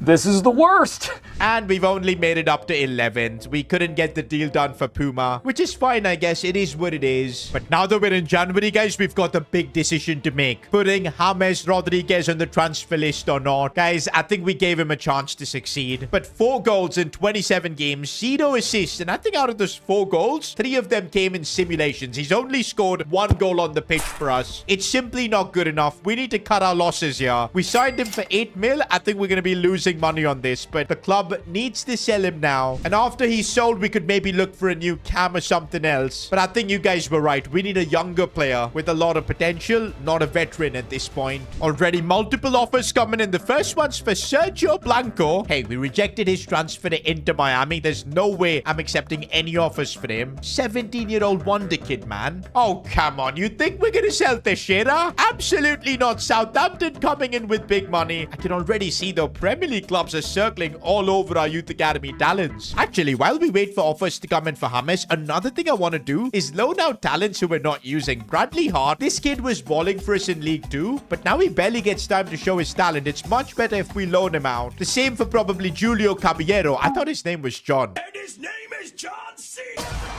But anyways, we'll put him on the loan list as well. Bro, for some reason, nobody's coming in with offers for James. His market value just keeps going down. We need somebody to buy him. Well, at least something good is happening. We've loaned out our youngsters. I don't even know which club this is that Bradley Hart has gone to for the next 6 months. What is this place? Where am I? Where am I? Guys, we've literally made it to deadline day, and I just haven't been able to sell James. And the problem is, even though I really want to make more improvements to our team, we've only got 5 million in the bank. We need the money from the James sale to maybe reinvest it in the club. I've just got an email from Mass Plus. Don't forget, they were our sponsors when we were in EFL League 1. Of course, now we deal with Prime, so Mass Plus is kind of our enemy. But look at this. Hey, Sid, although we don't like you anymore for working with Prime, Messi is interested in signing James Rodriguez for Inter Miami. Now, this is a no-nonsense offer. 4 million cash, take it or leave it, no negotiations. You have until the end of deadline day to approve of this. Just 4 million, guys. That's like 2 million below his market value and almost half of what we paid to sign him. Nah, man, I don't want to accept that deal from Mass Plus. Let's get through deadline day. Hopefully an offer comes in for James. Guys, just 5 hours to go. I don't want to risk it. Do I just take the deal, maybe? Even just 4 million could get us a really good signing that could propel us up into a promotion spot. This is such a tough call, man, and that's why I'm leaving it up to you guys. Do we just cut our losses and accept this shocking offer from Messi? Or do we just keep James and try and sell him later on? This decision is up to you guys, and it could change the club. Being a football club owner is not easy. Sometimes decisions you make are just not going to work out, like signing James Rodriguez. This has been a colossal flop. We signed him for 8 million, almost half our budget. And don't forget, we're a teeny tiny club. Every penny matters. But James so far has struggled to keep up in the championship. He scored like 1 goal for us. And to make things worse, he's slower than a turtle with 31 pace. And that's why we made the decision to put him on the transfer list. But it seemed like after watching him play for us, nobody wants to sign him. Well, finally on deadline day, we did get an offer for him. It's from Messi's Inter Miami. They're using the Mass Plus connections with our club to try and secure a deal here. But it's such a lowball offer. They're giving us just 4 million, half of what we signed James for 6 months ago. But right now, I don't think we've got a choice. I went through some of your comments, and it seems like you guys want me to cut our losses as well. Sometimes bad decisions happen, but we can't let it prolong. We've got to make a good decision now. And so the decision has been made. James Rodriguez sold to Inter Miami. Oh man, we've lost so much money on this deal. But now with 5 hours to go on deadline day, we've got 7.6 million to spend. If we use this money correctly, improve our team with maybe just 1 signing, I really think we could make a push for promotion. Alright guys, it had to be done. James Rodriguez has been sold. Kinda sad to see though, because it was kinda hype signing him. But yeah, it also was depressing watching him on the pitch because he could barely run. Although I'm gonna keep a fond memory of his first goal that he scored for us, because that was epic. But now guys, on to more important things. 5 hours to improve this team. Now we've actually got a couple of things we can do. Get a new cam, playing in that same position as James, someone more dynamic. Or another idea I have is actually coming from you guys. We're in the S2G FC offices. Oh, it's kind of depressing coming back here looking at that trophy because it's been vandalized. But anyways, we've got a press conference to attend. The Couché disrespect is crazy. He needs to be a starter. And this is a theme I've been seeing a lot of you guys pull up in the comments. Couché has got a lot of fans, man. Especially, I think, after him helping us get promoted. I've not forgotten that. In a way, you guys are right. This season, we've kind of forgotten about Vassel Couché. He's played 21 games, 3 goals and 4 assists. But most of them have been off the bench, playing out of position. So basically, what our plan could be is putting Max Rose in cam, where of course he can play, and then we can have Couché on the right side. I think that sorts out our team a lot better. But to be honest, guys, I think we'll still need to sign a cam because we've got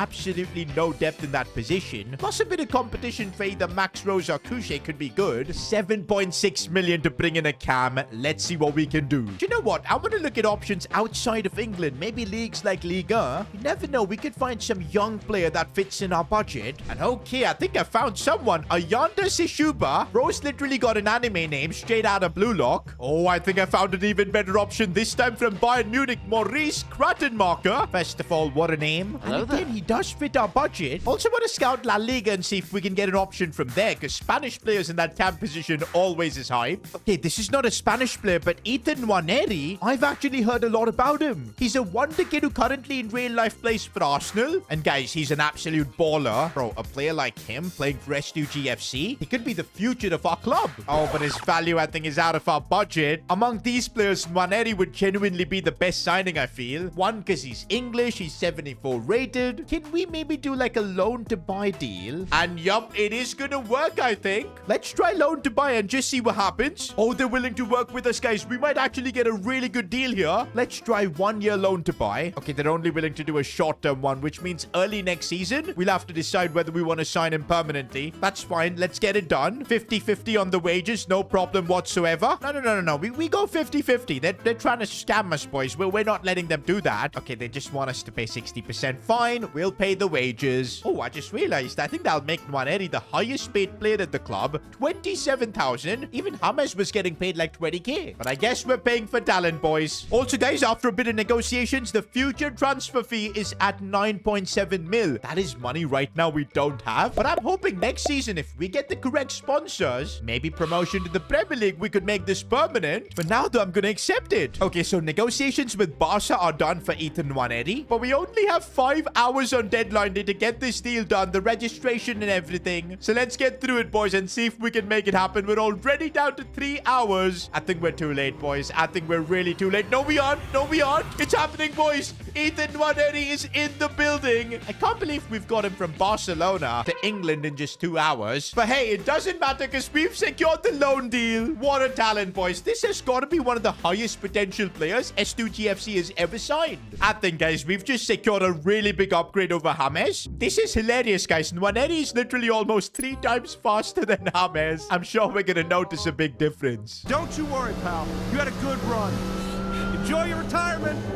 Also, there's still 3 hours left on deadline day, and we've still got about £7 million. Of course, that's because it was a loan deal that we just got. We didn't have to spend money right now. Is there anything we can do to improve this team? Because currently, I'm actually liking our squad. Do you know what? As a club owner, I think I need to sometimes make some frugal decisions. Let's keep the 7 million we've got. Let's not just waste it, because next season, if we're signing Nwaneri on a permanent deal, I think we might need this cash. And there you go, boys. Transfer deadline day is done. Ooh, that was really stressful, man. If you guys had to rate our transfer window out of 10, what would you give it? I mean, to be fair, we lost a lot of money on James, so that was an L. Signing Nwaneri on a loan deal, though, was really smart. I'd probably give this like a 7, because I think we took a big L on James. This is now the team we've got, the team that we're going to believe in to try and get us promoted. It's not going to be an easy fight at all. Look at some of the teams we're competing against. Everton, Ipswich, Leeds United, all clubs that have secured Premier League promotion before. We're in uncharted territory here. We're actually playing Ipswich next, and it's a great opportunity to give Nwaneri his debut. But also, who's gonna sit out? Couché or Max Rose? We can only play one of them right now, because of course I want to play my new wonder kid Nwaneri. Max Rose has been in tremendous form though lately, actually even better than his big brother Arlo, but of course getting into a bit of fight because of that. But I think we gotta keep playing Max for now, guys. His form has been too good. I'll definitely try and bring on Couché as a super sub, because yeah, we might need it against Ipswich. Oh, we've kind of been opened up here. Holden is trying his best, but not good enough. Off the crossbar, we kind of got lucky. Talking about luck, though, it's really nice to see mostly our squad now is fully fit. We had to deal with so many injuries in the first half of the season, man. Joseph Holden is having to defend it. What did he just do? He sidestepped away. Preston thankfully made the save. Oh, and Ipswich Town just keep coming at us. Preston is saving us right now. Connor Chaplin looking inside, and Ipswich Town, it's too good. We're lucky they just cannot seem to finish. We need to get our ball to the new signing Nwaneri, man. So far, he's not been able to do anything. In fact, he's getting bullied in the championship. Okay, now he's got some space to do damage here. Here he goes. Nwaneri on the attack.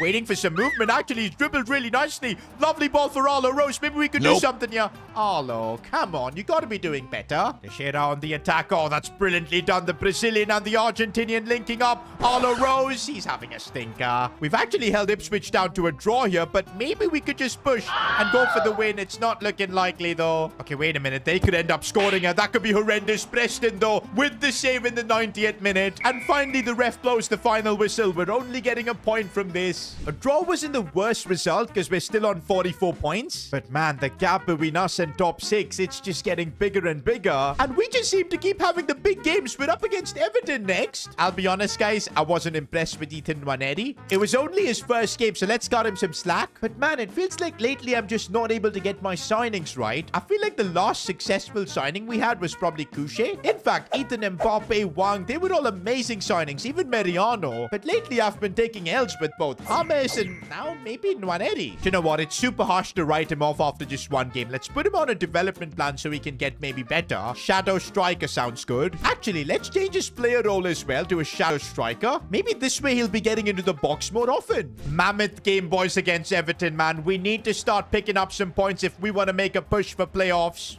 And Nwaneri with the chance already with the new role, trying to create something. Also, this game I've brought back Couché into the starting 11. Max Rose is on the bench. Controversial. Oh, we've just been carved open, man. What a pass that was. And Preston can't keep everything out. Renato Teixeira looking for Arlo Rose. He's not making the right runs. Ever since his injury, he's not been the same. Although one player who has been carrying our attack this season, Renato Teixeira, we know how good his dribbling is, but he's trying a bit too much there. Nwaneri looking for Couché. He's gone through. And no, I thought that was the moment he gets the goal. But Nwaneri with another chance, finding a bit of space. Oh, what a save. Guys, we're struggling to find that goal. Maybe I need to make some changes. And I'm about to do something controversial, boys. I'm subbing off Arlo Rose for his little brother, Max. That's going to create so much controversy. But what I'm going to do is play Max on the right, Couché on the left, and Teixeira up top. Oh, man, I have a feeling that this is not going to go down well. Arlo looked like he was fuming. I think he sent a couple of words to me there. Trying to get back into this game, though. That's what really matters. Ethan Mbappe on that left side.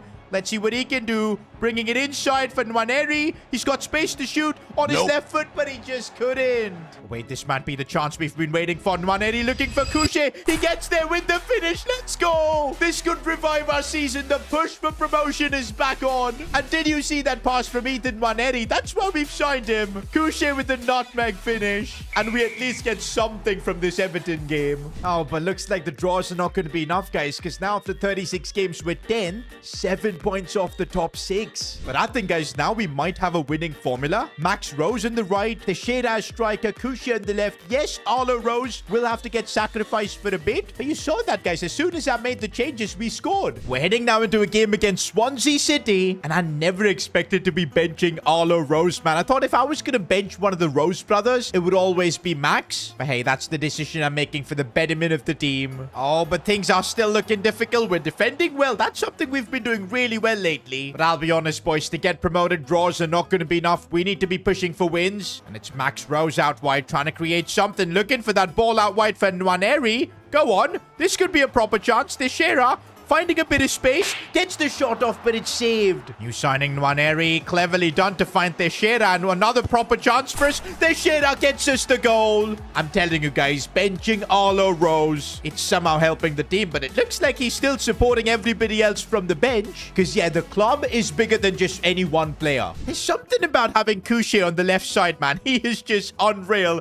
Look at the dribbling there, gets past this man, cuts it back for Teixeira. We should have made it 2-0 there. Blanco cutting it back for Teixeira. That could have been another one. Couldn't get the second goal, but we'll take the win, guys. This is what we need to try and make a push for promotion. But guys, we're gonna need consistency. We need to be winning game after game if we've got any chance. And actually, for our next game, I'm thinking let's bring Arlo Rose back into the fold, but maybe on the right side. Right now, it feels like I just cannot bench Nwaneri, Teixeira, or Couché, so the Rose brothers are gonna have to rotate. And I'm actually sure now, the pressure that Arlo Rose is under, it's gonna get the best out of him. Okay, already we've seen him open up some space. Arlo Rose, he gets the goal. After being benched and humiliated in a way, this is how he responds by talking on the pitch. Ethan Mbappe is waiting for that run being made by Arlo. It's a brilliant bit of movement, and Arlo Rose has just got a brace. Not gonna lie, that run from Arlo was crazy, but also the pass from Ethan Mbappe. And we've actually secured back-to-back wins in the championship. And okay, guys, we're slowly moving up the table. 9th right now, but we've got a game in hand, which I think if we win, we should make it to 7th. Got a tough decision to make, though. Who do I start for this game? Max Rose or Arlo Rose? I think after he scored a brace, it's just got to be Arlo for now. Vasily Couchet, there's something about him, man, in this left midfield position as he looks for the pass for Nwaneri. Gets the shot off, but it's saved. I think finally we've figured this team out and we're playing the best football possible in this division. Might get a goal in from a set piece. Okay, maybe not. Oh, wait, there still might be a chance. Joseph Holden. He's never going to score, but Couchet finding that space and getting the goal. That's Marcel Couchet that we know. I'm glad you guys made me make him a starter, boys, because the quality he's got is unlike anything else in this team. Teixeira looking for Couchet. He's opened things up. Oh, we should have scored there. Arlo Rose. What is that dribbling, man? It's actually unreal. He looks for Teixeira. Should be the goal, and it's 2-0. Guys, we are literally on a crazy streak right now. Oh, no. The championship season's almost over, and we're 8th. But hang on a minute. We still have a chance to get promoted. Norwich, Hull, and us are all on 68 points, which means if we do end up winning, we could leapfrog them, especially if we have a better goal difference. Also, if Everton drop points, there's a chance we could leapfrog them. 1 game to go and everything to play for to get a playoff spot. And again, I've got a tough goal to make, boys. Which Rose brother deserves to play this game? Arlo has been in scintillating form lately. I think I'm going to stick with him. Now, by no means are we going to get promoted if we win this game, but at least we'll have a chance in the playoffs. That's the goal to get there first. But it's not starting off well, is it? Preston having to make a save. Ethan Nwaneri. Oh, that's brilliant link-up play. Arlo Rose once again. I think benching him was the best decision we've made because he's come back as a completely different player.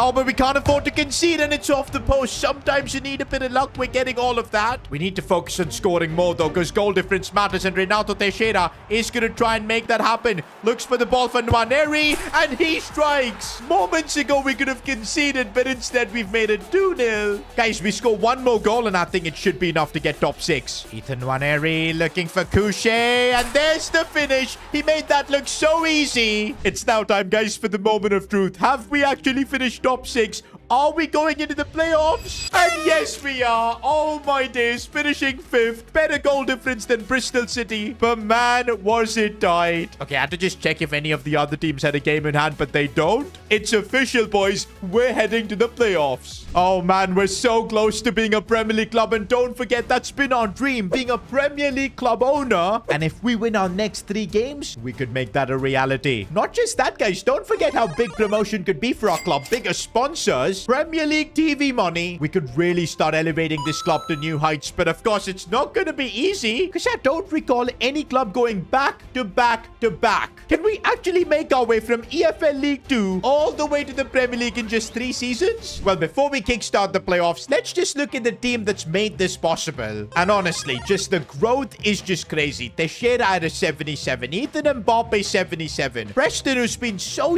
good this season, wasn't the best this seasons for the Rose brothers, but they've played their part. And actually, even on the bench, some of our youngsters have gone up in their overall, like Rivero up to a 67. And oh boy, the stats too. Renato Teixeira. We've played him all over the attack, and he's brought in 24 goals this season. Did he actually win the Golden Boot? Let's have a check.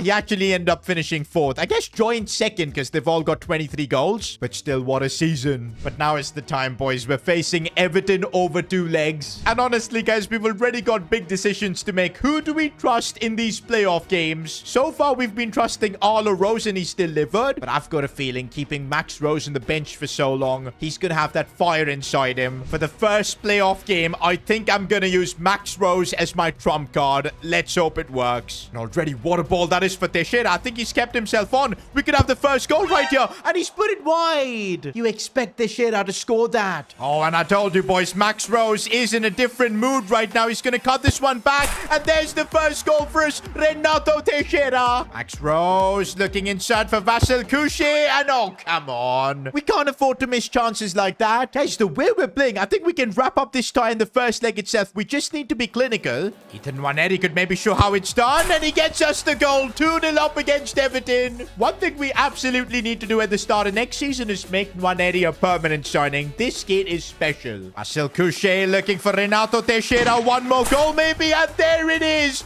3-0. Surely it's enough to get us through to the final. And yes, guys, we've got through the second leg. On aggregate, we're through. Once again, though, decision time before the playoff final. Arlo Rose or Max Rose? Max Rose got us through the semis, and I'm banking on Arlo getting us through the final. And here we go, boys. Back at Wembley. Last time around, we were successful. We got through the playoffs, got promoted to the championship. Now we're back again, this time on the doorstep of the Premier League. Could be our first chance here with Arlo Rose not being pressed. He's got space, goes for it, but it's saved. Could we do something from his set piece though? Renato Teixeira, that's a good ball played in. We don't get it away. Arlo Rose striking it. Another chance for Holden, but it's saved again. This is what we need to do, boys. Keeping up the pressure. We can take the game to Ipswich. Renato Teixeira. Oh, it's a brilliant ball for Nwaneri. Oh, come on. With all the experience, I thought he would have buried that one. And when you waste chances, man, it always comes back to haunt you. Ipswich Town now gaining a bit more confidence on the attack here. Blanco's defended well, but it's Hutchinson on the ball.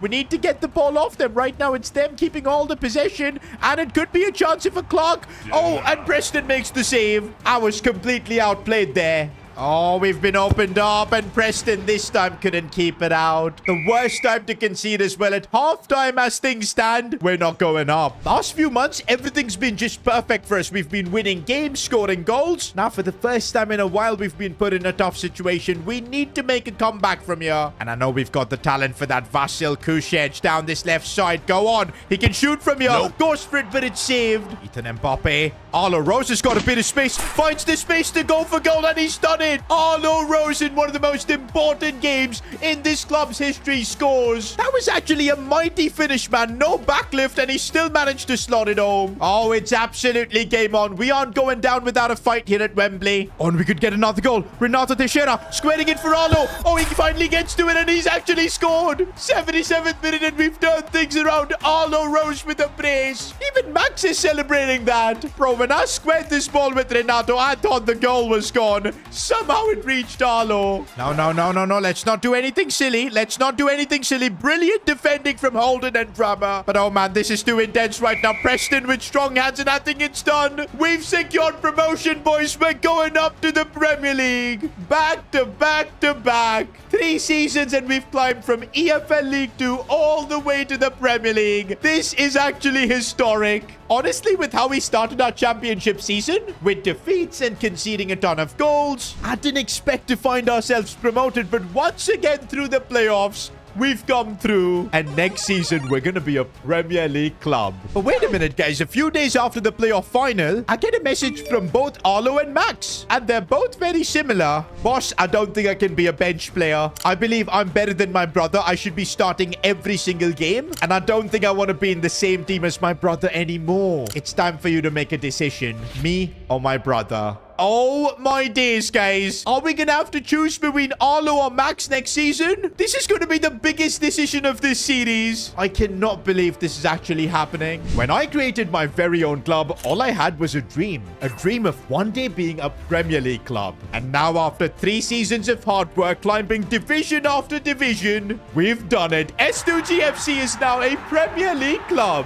That's right. For the first time in our history, we're gonna be competing against the likes of Manchester United, Man City, Liverpool, Arsenal. We're officially in the big leagues. But getting here has not been easy. We've had to deal with financial issues, players leaving, and even vandalizing our trophies. Also, back-to-back years of dealing with the playoffs, the most stressful format in English football. But in spite of all that, we've come through. And now, although I've kind of achieved my dream as a club owner, it's time to dream bigger. If we can make it to the Premier League, why can't we dream of making it to the top spot, winning the Premier League? That's the next goal for S2G FC. But we do have one problem. You see, the reason for all our success is the players we've got, the talent we've been able to nurture. The likes of Teixeira, Preston, our goalkeeper, signings like Ethan Mbappe, Captain Joseph Holden. But probably the 2 most important players, the Rose brothers, Max and Arlo. Sadly, these 2, even though they're brothers, never really got along. Somehow we managed to get the best out of them on the pitch, but things have reached a boiling point off it. They've made it clear they do not want want to play together anymore. And that means we've got to make a painful choice. Arlo Rose or his little brother Max? Only one can continue at S2G FC. What a way to start our Premier League journey, making the biggest decision of this series so far. Honestly, I can't really decide. Arlo Rose is definitely the more experienced one. And on the pitch, I think he's performed better. But there's way more potential in Max Rose. Even the media has been talking about his talents. I actually put up a poll on Instagram for you guys to decide. And it was 50-50. I genuinely cannot believe this. But guys, I think I've made my decision. If you remember last season, we benched him. He didn't complain, took it on the chin. But then when he came back, he scored the goals to help us get promotion. And that man is Arlo Rose. I also think he's a lot calmer. He's not going to cause us too many problems. Whereas Max Rose is super fiery. And I think what this club needs going into the Premier League is a bit of calm. And that's why, guys, the decision has been made to stay with Arlo Rose. We're renewing his contract as well. But you know what that means. Max Rose has just been sold.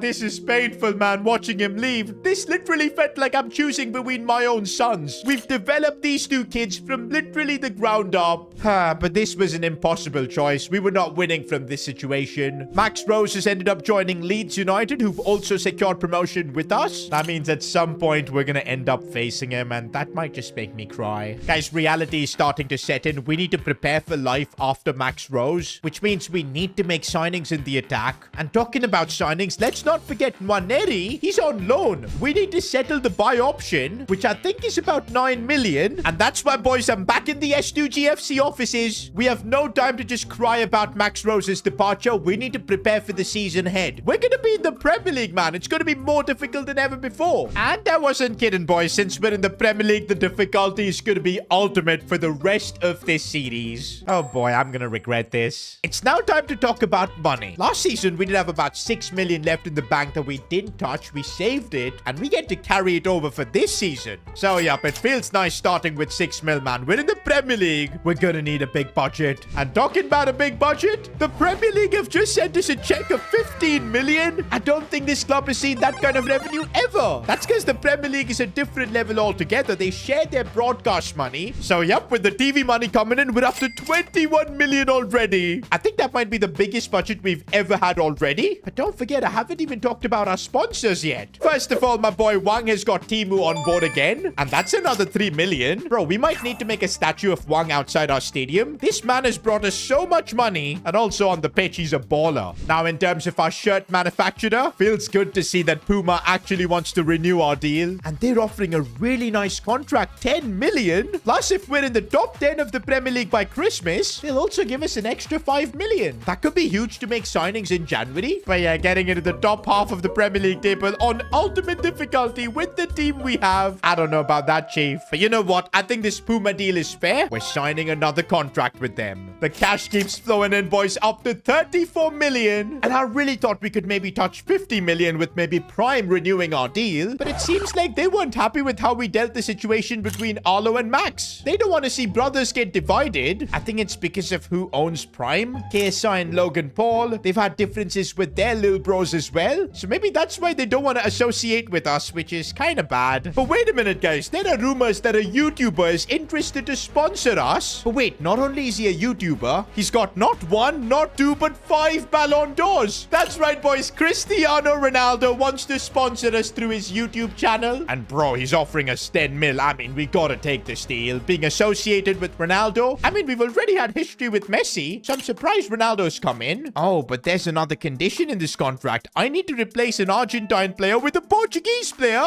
Wait, it says replace, so we'll have to sell an Argentinian. And that means Blanco or Mariano. We're gonna have to choose between one of them. Man, I feel like Ronaldo's just trying to get one over Messi by signing this deal with us. Because remember, we signed Mariano because of Mas Plus and Messi. But you know what, guys? We're not seeing any other sponsors come in. Plus, maybe there'll be benefits later on down the line signing with Ronaldo. And so we're signing the contract, budget up to 44 million. And oh, look at our kits for the new season. Puma have cooked. I'm really loving the home kit, but the thing I love the most is that Premier League logo on the sleeve. The away kit looks really awesome as well. Love the colors. Oh, Preston's looking good in that goalkeeper kit. And talking about Preston, he's won Player of the Season. Finally, after 3 years, he's getting the recognition he deserves. Oh, and we can actually now give him a play style. I'm giving him the 1v1 close stand play style so he can charge charge down like a crazy man. But yup, the kids are looking fantastic. Rate them out of 10 in the comment section below. I'm gonna give them a solid 9. But guys, we're not done yet. There is another way we can generate a bit more revenue. And we need everything we can get to survive in the Premier League. And we're doing this by starting S2G FC club memberships. That's right, boys. You can join now to become a member. And if you become a season ticket holder of S2G FC, you're gonna get yourself badges to flex in the comments. Also emojis. Oh, but there's Team Arlo and Team Max. Guys, I want y'all to only spam Team Arlo. Max is gone. We gotta now just rep Arlo Rose. You'll also get access to an exclusive member Discord where you can literally talk to me. And now if you become a board member, early access to new episodes 3 hours before anyone else, and a few more perks like booking me on Cameo for a discount. Join now and support S2G FC. Oh, and by the way, this is how it's gonna impact the series. For every member we get, that's £10,000 we're gonna add to our budget. And by the way, I did a soft launch of the memberships already, and we already have 10 members. That is so freaking cool. And that means an extra 100k onto our budget now. It doesn't sound too crazy, but hey, as the club becomes bigger, more season ticket holders, more board members, we might then be able to rely less on sponsors and more on you guys to help fund the club. But all right, guys, that is all the admin stuff done. Kids revealed, finances sorted. It's now time to prepare for the Premier League. I think I already know what the first thing we need to do. Ethan Nwaneri. Remember when we signed him last season, we weren't even in a position to get promoted. The quality he brought in, the assists, the goals, that played a big part in us getting promoted. But when we did sign him, it was just a loan deal. Now, there was a buyout clause, about 9 million. And I think we need to settle it, boys, especially with Max Rose gone. We need his quality. 9.7 million, the exact fee. I'm doing it. Are we gonna have to pay him 54,000 per week, though? That is crazy. I don't think we can afford that. I guess we'll counter with 45, but he's gonna be a highest paid player. That is nuts. Well, at least we're getting Ethan Nwaneri on a permanent deal now. He better become the top assister of the Premier League after what he's getting paid. Okay, wait a minute. We still have Max Rose at the club? Okay, no, I just simmed a day ahead and he's gone. Got him! Oh boy, just one transfer, and that too for a player that we had last season. And we're down at 34.4 mil. I'm already wondering, what can we do to fill the gap left by Max Rose? I think surely we need to look for a better right winger. As good as Couché is, he's 27. I don't know if he's Premier League quality. We need someone who's on the level of Teixeira. I think for now, we can do with what we have in midfield. Wang is awesome. Ethan Mbappe is good too. At the back, though, we might need to sell an Argentinian. The deal we signed with Ronaldo. I guess it's between Blanco or Mariano. And Blanco is 17, a wonder kid of a fullback. I don't think I can sell him, so I guess it's gotta be Mariano. Do you know what, boys? I want to get done with it right now. I can't believe I'm being forced to sell Nicolas Mariano. Can we get a bit of appreciation for this man? Ever since he came in, he's been rock solid, helped us get promoted back to back to back. And now we're gonna be forced to say goodbye to him. Cut the show. I'm done. But you know what? He's moving up really nicely in his career because he's got an offer from Porto. We're not going to stand in the way of that. Oh, but an even better offer from Toulouse. I'm kind of hoping he joins them now. But there you go. Goodbye, Mariano. The second player that's leaving S2G FC this season now. First it was Max. Now it's Nicolas. Oh, I'm actually happy he chose Toulouse because we're getting some extra cash. So I think now our first big signing needs to be a centre-back. And I guess Portuguese. Bro, we've now got 41 mil. That's more than enough to sign maybe like a 78+ rated player, maybe even an 80+ rated player, because don't forget, guys, we're in the Premier League now. We're gonna need some sort of quality at least. Oh, and I think I found a really good centre-back, Tomas Araujo. The stats look good. 80 pace, decent defending and physical. He's valued at 26 mil. That would wipe out our budget, but his contract's expiring. Correct me if I'm wrong, but this would be our first 80+ rated player. We've not signed him yet though, and we need to get a good deal on this. I'm gonna go for an unbelievable lowball offer, 17 mil. Let's just see what happens. Oh, they're willing to negotiate. This is what happens when contracts are expiring. We're gonna have to make the most of this. I'm gonna counter with 17.5. I'm being the most stingy I've ever been, even though we've got our biggest budget. This is how we're gonna make the good signings, and let's go. Oh man, the Premier League wages are killing me, man. Look at the amount of money we're gonna have to spend on him. Let's remove any clean sheet bonus or anything of that sort. Gonna have to pay him 37.5. Let's just do it. But with that, S2G FC has got a new centre-back, and I think it's a quality one. On paper, he's definitely better than Mariano. I'm hoping he'll be on the pitch too. With that, I guess Ronaldo should be happy because we've just replaced an Argentinian with a Portuguese player. True. And also, guys, I'm seeing some familiar faces on the bench. And that's Bradley Hart. Yo, he's back from his loan spell, but he's gone up to a 70 overall. Bro, 77 pace, 74 dribbling. His stats actually look really decent. I guess he delivered like crazy on loan. And now for sure, I'm going to keep him a part of our squad. You guys remember how good he was when we were in EFL League 2? Bro was cutting through defenses like it was nothing. And I'm glad he's back, boys, because we're going to need a bit of depth at the Teixeira and the Premier League. I think Bradley Hart can give us that. Also, some solid growth in the off-season. Pratt is up to a 71. Feels like we do have a squad now. But now in my transfer plans, there's only a right winger. We get that sorted, and we're going to look good. Do you know what, though? Before we spend any of our money, I want to first get a taste of Premier League football. Match day 1 is against Bournemouth. Okay, I'm going to put on our home kits for this game. Oh, but it's just hitting me now that Max isn't going to be part of our team. It's going to be so weird without him. But that's going to be our team for the first Premier League game in our history. Thomas Araujo, the Portuguese centre-back we kind of signed because of Ronaldo. But actually, he's really good, so I'm hoping big things from him. But yeah, that's our team. Oh, man, the Premier League graphics as well. Here we go. The team is walking out. Joseph Holden captaining a Premier League club. He wouldn't have thought this would ever be possible. But let's do this, boys. It's a different S2G FC without Max Rose. But we can't let that put us down, boys. The focus is still on getting a win, especially against a team like Bournemouth, who I think are also a newly promoted club. We get a result in games like this, it could be big. Why do I feel like I'm gonna get cooked on ultimate difficulty? So far, though, 12 minutes in, we're holding our own. But okay, it's gonna get really ugly. I just have a feeling now. Look at this. Holden is gonna have to make a good challenge, and he does. Oh, but yeah, where's our defense? Thomas Araujo, come on. We spent big bucks to bring you in, and he's not done well because we've just gotten exposed. The post has just saved us. Oh, again in a tough spot. Oh, Thomas Araujo just got bullied, but Preston making a save. Our player of the season from last year. I think the Premier League's going to be a completely different dynamic, boys. I think there's a chance we might be in for a relegation battle because it's not looking good. We don't have the quality by the looks of it. Oh, man, I always remember Max Rose being out there on the right side. It's Couché this time. He's still doing a good job, but he ain't nothing like Max. Still looking to create our first chance of the game, and maybe one from distance. He started before, but not good enough here. Oh, I think we've broken through. Could be our first chance. No, we mess it up. Oh, no, and now we're tracking back. We didn't take our chance, and our opposition has an opportunity. Preston making the save. Thomas Araujo with his pace, though, there was so strong. Might lead to another opportunity for us. Arlo Rose. This could be it. Couché, he needs to make the right pass. He is dribbling, though. He's dribbling with a lot of intent. Still Couché. Inside for Nwaneri. Renato Teixeira. Oh, my days. We could do something. Renato Teixeira. He's actually scored. Let's go.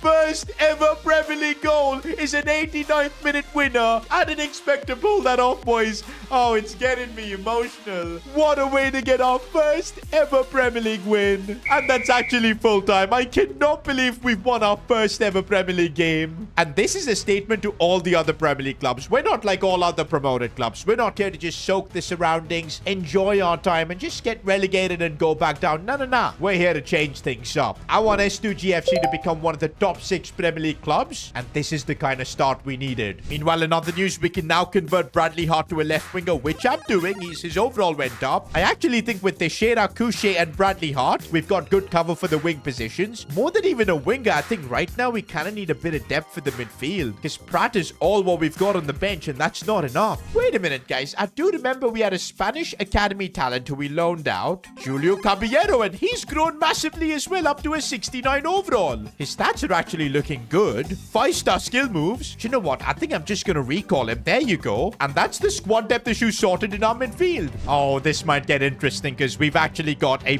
proper Premier League team to face. Look at Crystal Palace's team. They've got Inacio, Zubeldia, Marmouche up top. That's a side, boys. Bournemouth was a newly promoted club. Palace, I think, is going to be a real test. So far, it feels like we're not afraid of any challenge. Nwaneri looks for Arlo Rose. Could this be the moment we're all waiting for? Arlo Rose. Oh, he kept that so calm. First ever Premier League goal from Arlo Rose. He's actually scored in every division all the way back from EFL League 2. It's a special moment, and there's a reason why I chose him over Max. The calmness and composure that he can give us is unmatched. Okay, we are now facing Premier League quality. They opened us up so easily. Oh, and it's getting really tough to deal with. Joseph Holden putting in a strong challenge. But man, Crystal Palace are relentless. Joseph Holden, he's committed a foul there. Is this level 2 too high for our captain. I'm not sure. But now Preston's gonna have to make a save. And no, it's... What? Why did Preston just catch it? That's horrible goalkeeping. Bro, that literally warrants us taking away his Player of the Season award, man. Because that was that bad. But we're launching the ball for Arlo Rose. And oh, he couldn't get his finish right. Renato Teixeira, his clever skill moves. He can definitely live up to playing in the Premier League. Teixeira did so well and he finally gets his reward. First Premier League goal for the Brazilian too. Bro, Premier League is so end-to-end, man. First half, 2-2. But the best part is we're actually holding our own. Ethan Nwaneri slides that one for Couché. We could get the goal here. Arlo Rose does not miss. Bro, could we get back-to-back Premier League wins? Okay, it might be a challenge as we just get chippy-chipped. You know chippy chips? Yeah. Okay, it's 3-3 with 20 minutes to go. I think we can still win this. Not this way, guys. Not this way. Not in the 90th minute. No, and our defense has been exposed and he's put it wide. The luck. We're getting at least a draw from this game. No two ways about it, man. The Premier League is absolutely crazy. I'm having so much fun. Well, it's also because we're unbeaten. I really thought without Max Rose we'd be in trouble, even without Mariano. But I think Thomas Araujo has so far been really good. Our midfield's doing a good job. One worry that I do have, though, could be exposed in our next game against Brighton, because it's the Carabao Cup, and I think I want to rotate in this game, use a lot of our second team players, including Matthew Powell. It's been a while since we've heard about him, because yep guys, y'all know how important squad depth is, because last season we had so many injuries, so it's important to see if we've got a good squad, and we'll know now if we can beat a team like Brighton, who are a Premier League club, in the Carabao Cup. Honestly guys, the likes of Pratt and Caballero, who's just back from his loan, they're all looking really nice on the pitch. Even Bradley Hart looks so much better down the left side. He's now got a bit of pace about him as well. The question is, how good is Matthew Powell? And not really. He is a bloody joke. He is an absolute joke. Oh, Powell has got a bit of space. This could lead to something.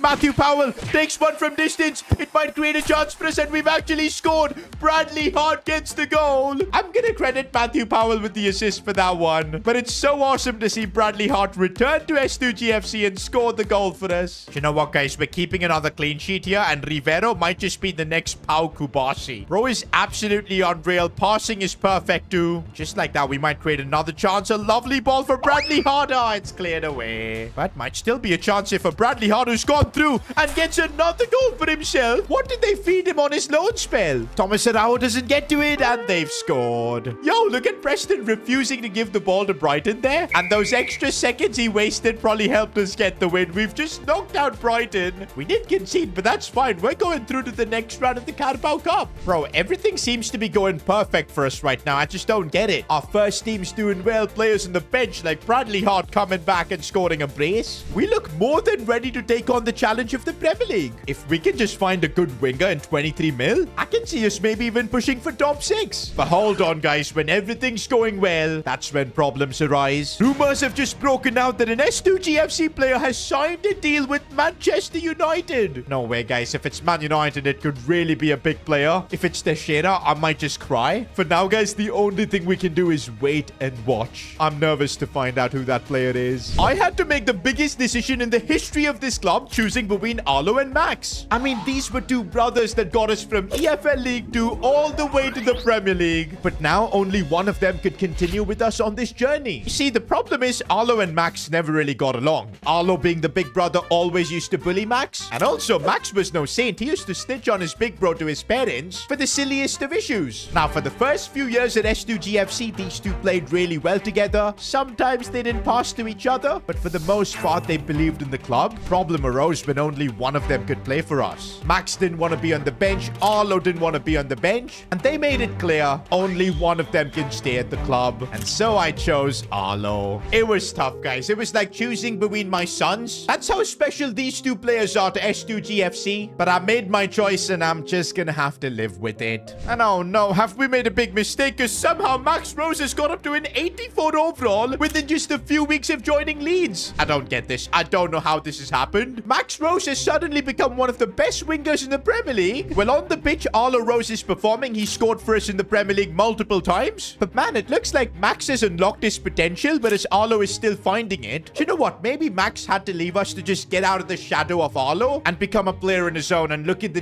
difference it's already made. But now, though, we're focusing on our team. But reports have broken out in the media that could destroy our club. Manchester United are interested in one of our players, and rumors suggest that a deal is in the advanced stages. But it's for Matthew Powell? Okay, guys, I don't think I've got a problem with this. Look at Matthew Powell's stats, man. I just don't get it. Why would Man United want a striker like this with 69 shooting? Maybe Powell is going there to be like a kit man or something, because I know he's a big Man United fan. Look at his ad on social media. Man United supporter 1. And his profile pic has got a Man United logo. And you know what? Even in the early days, we kind of knew that he was the biggest Man United supporter. Somehow he had a photo of Højlund on his shin guards. So, yup, this Powell to Man United deal might go through. I'm just happy that it's not one of our first team players, man. We cannot afford that anymore. Don't forget, we've already lost out on Max Rose. And also, we had to sell Mariano because of Ronaldo. Yup, he sponsored us with his YouTube channel and made us replace an Argentinian for a Portuguese player. Can't complain about this, though, because Thomas Araujo right now is our highest rated player, and he's a baller. Surprisingly, though, things are going incredibly well for us in the Premier League as we're 5th and unbeaten so far. I know it's early days, but we're looking good in the Prem. Now, though, our focus today before the transfer window ends is signing a new right winger. I've thought about it, guys, and as good as Couché is, we need an absolute baller. Someone like Teixeira on the other side. That's what this team needs if we want to survive and thrive in the Premier League. Now, the good thing is we've got about 23.4 million, and actually, we're going to be getting a bit more cash because S2G FC now has more members. We're actually up to 35, which is crazy. Now, we already added the 100k from the first 10 members, and there you go. We're getting an additional 250k onto our budget. And no, 250k doesn't sound crazy, but as we keep getting members, who knows, this amount might help us make a crucial transfer at one point. And yeah, if you guys want to join S2G FC, support the club, get a ton of perks like early videos if you're a board member, make sure to click the link in the description to join. And also, guys, we're opening up the S2G FC Discord server to the public, so yeah, click the link in the description to join.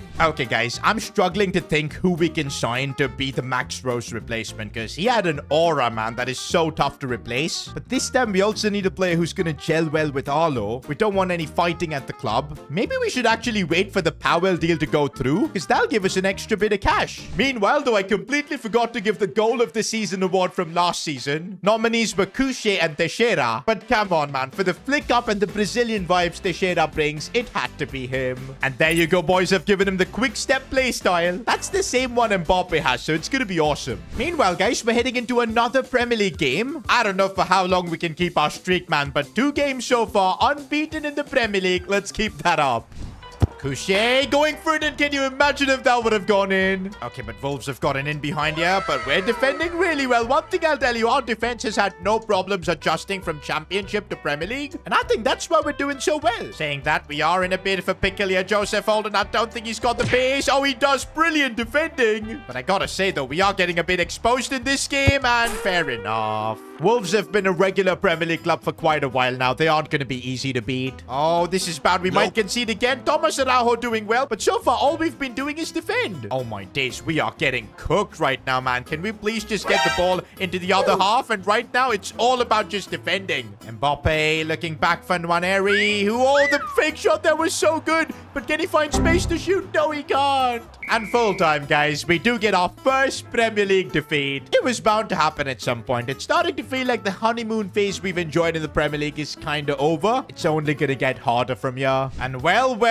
right off that game, Matthew Powell has packed his bags. He looks super sad here, but I don't think he's gonna be sad knowing that he's going to Man United. But we got only 1.2 million for him. To be fair, with how bad his finishing is, I don't think we can expect more. But hey, we're now up to 24.8 million. Should be good to sign a quality winger. Oh no, waiting for the Powell transfer to go through has kind of wasted a lot of our time. We've just got 9 hours left. Let's get that right winger signed. Could we just bring back Max Rose? Bro is now completely out of our budget, and we anyways can't sign him. That is just sad. But are there any Premier League right wingers that fit in our budget? Guys, do any of y'all remember Jared Bowen? Bro is a career mode hero on this channel, and I know he's 30 years old, but a bit of experience. He can play even as a striker, and I think he'd pair up really nicely alongside Arlo Rose and Teixeira. I don't know if you guys are going to rinse me in the comments for signing another 30-year-old, but I'm looking at all the other options like, say, Amad Diallo, and they're completely out of our budget. And okay, guys, after a bit of searching, I think I found a good talent. Ben Doak, playing at Aston Villa currently, 77 rated. We should be able to convert him to a right winger easily. 89 pace, the dribbling's there. He's got the Mbappe speed boost playstyle. I know he's not going to be like Max Rose, but if we can get a good deal on this, could be a solid signing. All right, let me try with 19 million. We need to keep it as cheap as possible so we've got money left for other things. Oh, but it's going to be expensive, boys. 23.8 mil, countering with 20. I don't want to be spending too much. And there you go. 20 million does work. Now, considering Max Rose is 84 rated, this does feel like a bit of a downgrade. But to be fair, when Max was here, he was like 74 rated, so it's not the same. We are making an upgrade to what we have, and I think Ben Doak is a top-tier talent for us to sign. With that, guys, our team is complete for now. This is what we're going to be using in our first ever Premier League season, and I'm hoping it can do us enough to keep us up, become a stable Premier League club. That's the goal. Also, guys, we're now down to just 3.5 million. Oh, that's actually bad because we've got quite a few contracts to try and improve. Like Teixeira, he's on 4,000 per week. We can't keep him on that. He's going to need a big contract bump. 42,500. That's almost a 10x on his contract, but I think he's earned it. We'll also need to give players like Cody Drama new contracts. In fact, I'm giving all the players whose contracts are expiring new deals because I don't want anyone leaving for free. But oh boy, guys, we're actually broke now. Bro, I just realized the money that came from you guys, the S2G FC members, that has just helped us renew the contracts, bro. That is crazy. With that, we're finally getting through transfer deadline day, and now the push to survive in the Premier League is on. Don't forget, guys, if we're in the top half of the table by Christmas, Puma will give us a cheeky 5 million bonus. Looks like up next, we've got our first test in the Premier League facing Spurs. Because, yeah, so far we haven't faced any of the big boys, so Spurs is going to be a real challenge. We just lost our last game to Wolves, so I kind of want to win this. Also, can we convert our new signing Ben Doak to a right winger now? Oh, it's still going to take about a week. I'm still going to give him his debut, though, because I think he's going to be really key for this side, especially with that 89 pace. But now as we head to the Tottenham Stadium in London, we're going to truly find out what the level is going to be like in the Premier League. Oh, Spurs have already broken us apart as Brennan Johnson's got a chance and it's 1-0 for them. I'm telling you, boys, I think our honeymoon phase is over. We're truly finding out what it takes to be a Premier League club now. But I'm glad we've signed a player like Ben Doak because I think his pace could help create something here.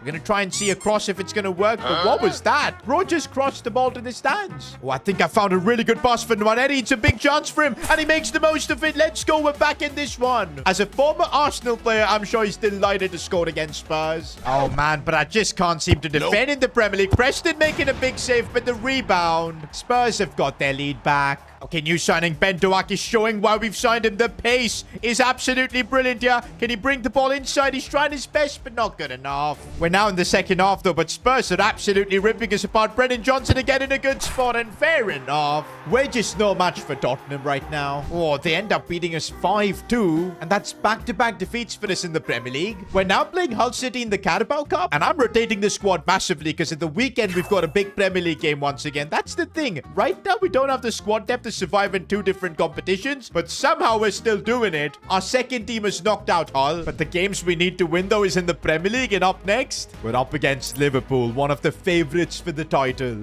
I do remember Ben Doak has played for Liverpool, and so far he's still kind of finding his way in our team, so I don't want to start him. We'll put Kouché back in the team for this one. And here we go, boys. We've got Liverpool visiting our home stadium. How cool is that? But it'll be a lot cooler if we can get a famous Premier League win. I don't think we've ever beaten any of the top 6 Premier League clubs. That's because when we were in the lower divisions, we never really drew any of the big teams, or we just got knocked out early. But now's a chance, boys, to make a splash in the world of football. And honestly, our team looks fired up, man, to try and, of course, beat that losing streak. Kouché has gone through. There's a reason we started him. It might go in. No! I thought the ball was going in, but inches wide. Set piece could be a way for us to score for once we create a chance, but Thomas Araujo couldn't get it on target. But not gonna lie, boys, compared to our last couple of Premier League games, we're actually going head-to-head with Liverpool. A few moments later. Oh my days, they've got Victor Gyökeres. I want to cry. He's one of the most overpowered strikers in this game. Somehow, we are defending against him. Can we please get the ball away? No, we can't. No, we can't. And it's 1-0 Liverpool. Bro, if we don't turn this game around, it's going to be 3 straight defeats for us in the Premier League. We are straight away trying to make a comeback. Arlo Rose controls that one really well. Proper chance here, but it puts it wide. Why did he take that shot with his right foot? They've just broken us through. Liverpool now 1v1. Preston getting carved open. Blanco does really well. We're somehow still in this fight. We've got to make some changes, man, because we're not competing with Liverpool at all. I'm going to try and bring on Bradley Hart. Maybe subbing off Arlo Rose as well, because I think we can do this. Hart on the left. Teixeira up top. Ben Doak on the right. Just got to try something different. Also, I'll bring Pratt on for Wang just for a bit more creativity. At this point, I'm just throwing the kitchen sink at it, hoping that something works. And honestly, there could be a chance here as Renato Teixeira is in a good spot. Bradley Hart,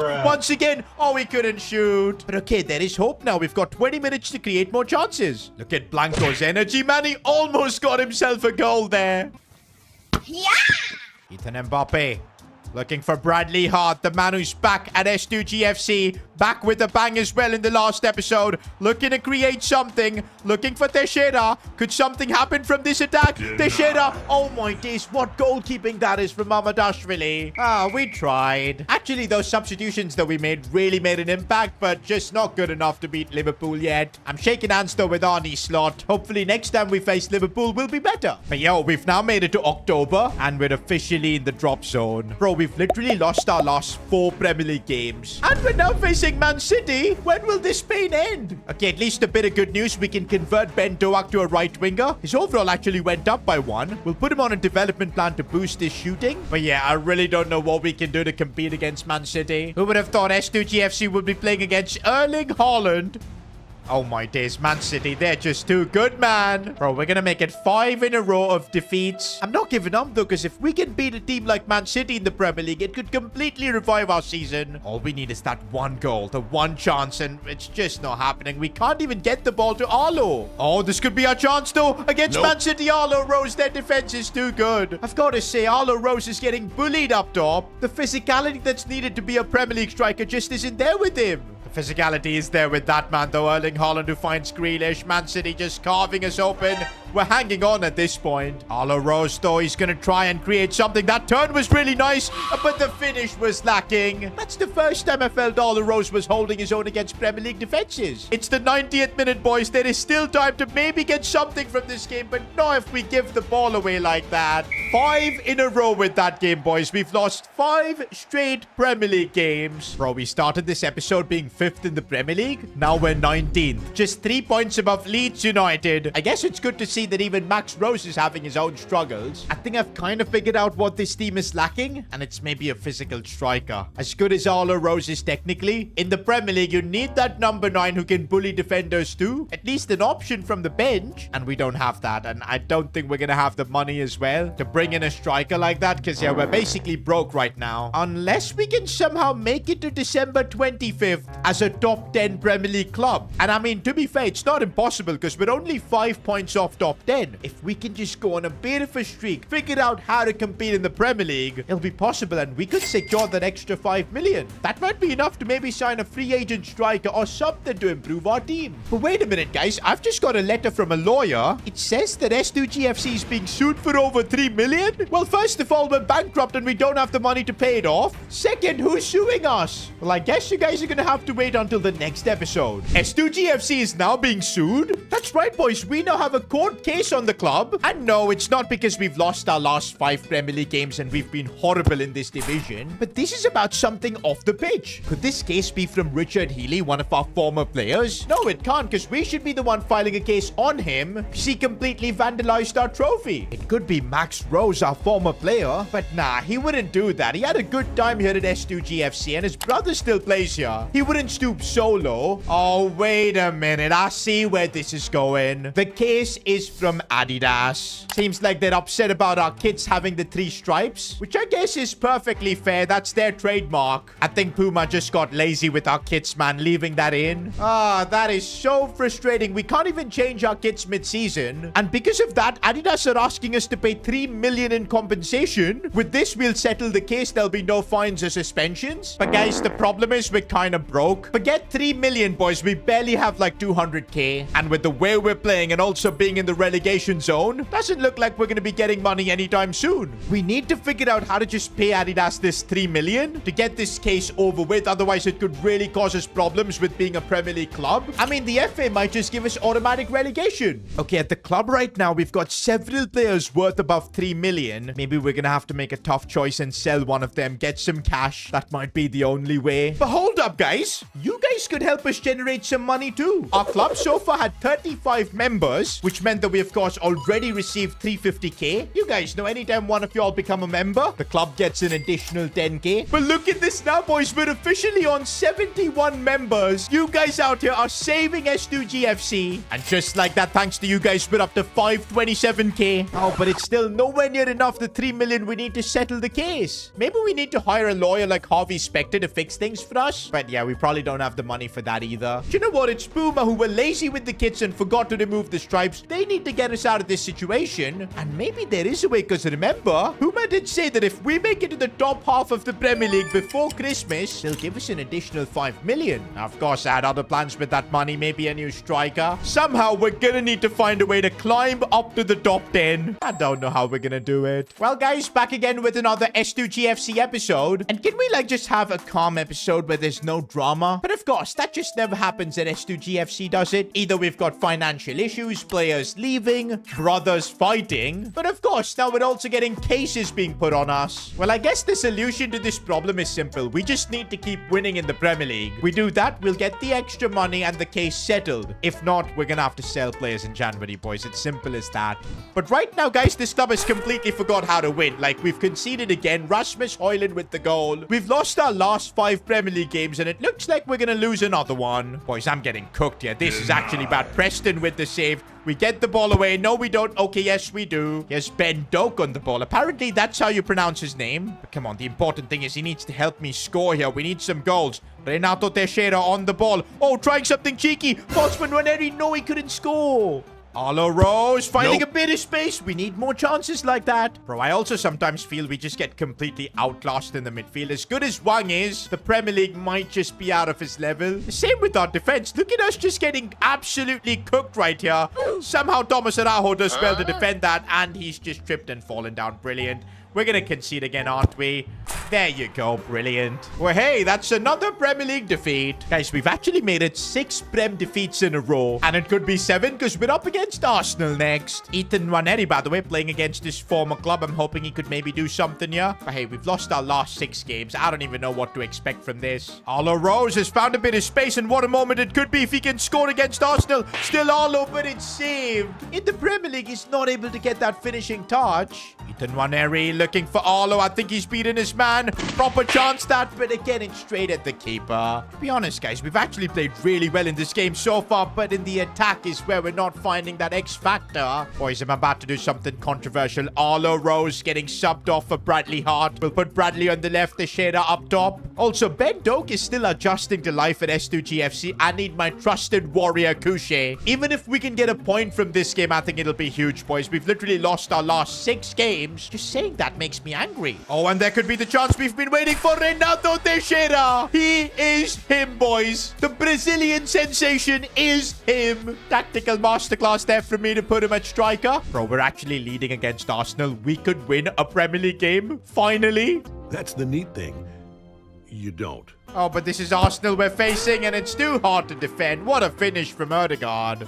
Please, we deserve at least a draw, man. And oh my days, Isaac has scored. The ref has just saved us, boys. It's offside. And that's full time, guys. You know what? I'll absolutely take a point from this against Arsenal. But man, as we get through more and more Premier League games, I think reality is starting to sink in that maybe this season, we're going to be in a relegation battle. And it's not us alone. Even Leeds United and Max Rose are going to be in this. But apparently, according to reports, Max Rose has been carrying Leeds United. He's either scored or assisted every single Leeds United goal. And I'm not surprised, boys. Look at his overall, up to an 84. He's unlocked his true potential by leaving S2G FC. Slowly, though, I am starting to regret our choice because Arlo, he's not showing that kind of talent. Even when Max was at the club, I think we all knew that Max was the better player, the bigger talent. I went for Arlo because he's been here longer. But yeah, the stats just don't justify it, man. 3 goals in 9 games for Arlo. I know he's got what it takes to turn it around. But yeah, with us being in the relegation zone, he needs to turn up soon. Meanwhile, we've got a Carabao Carabao Cup game in the round of 16 against West Ham. I mean, this could be our only chance at a trophy.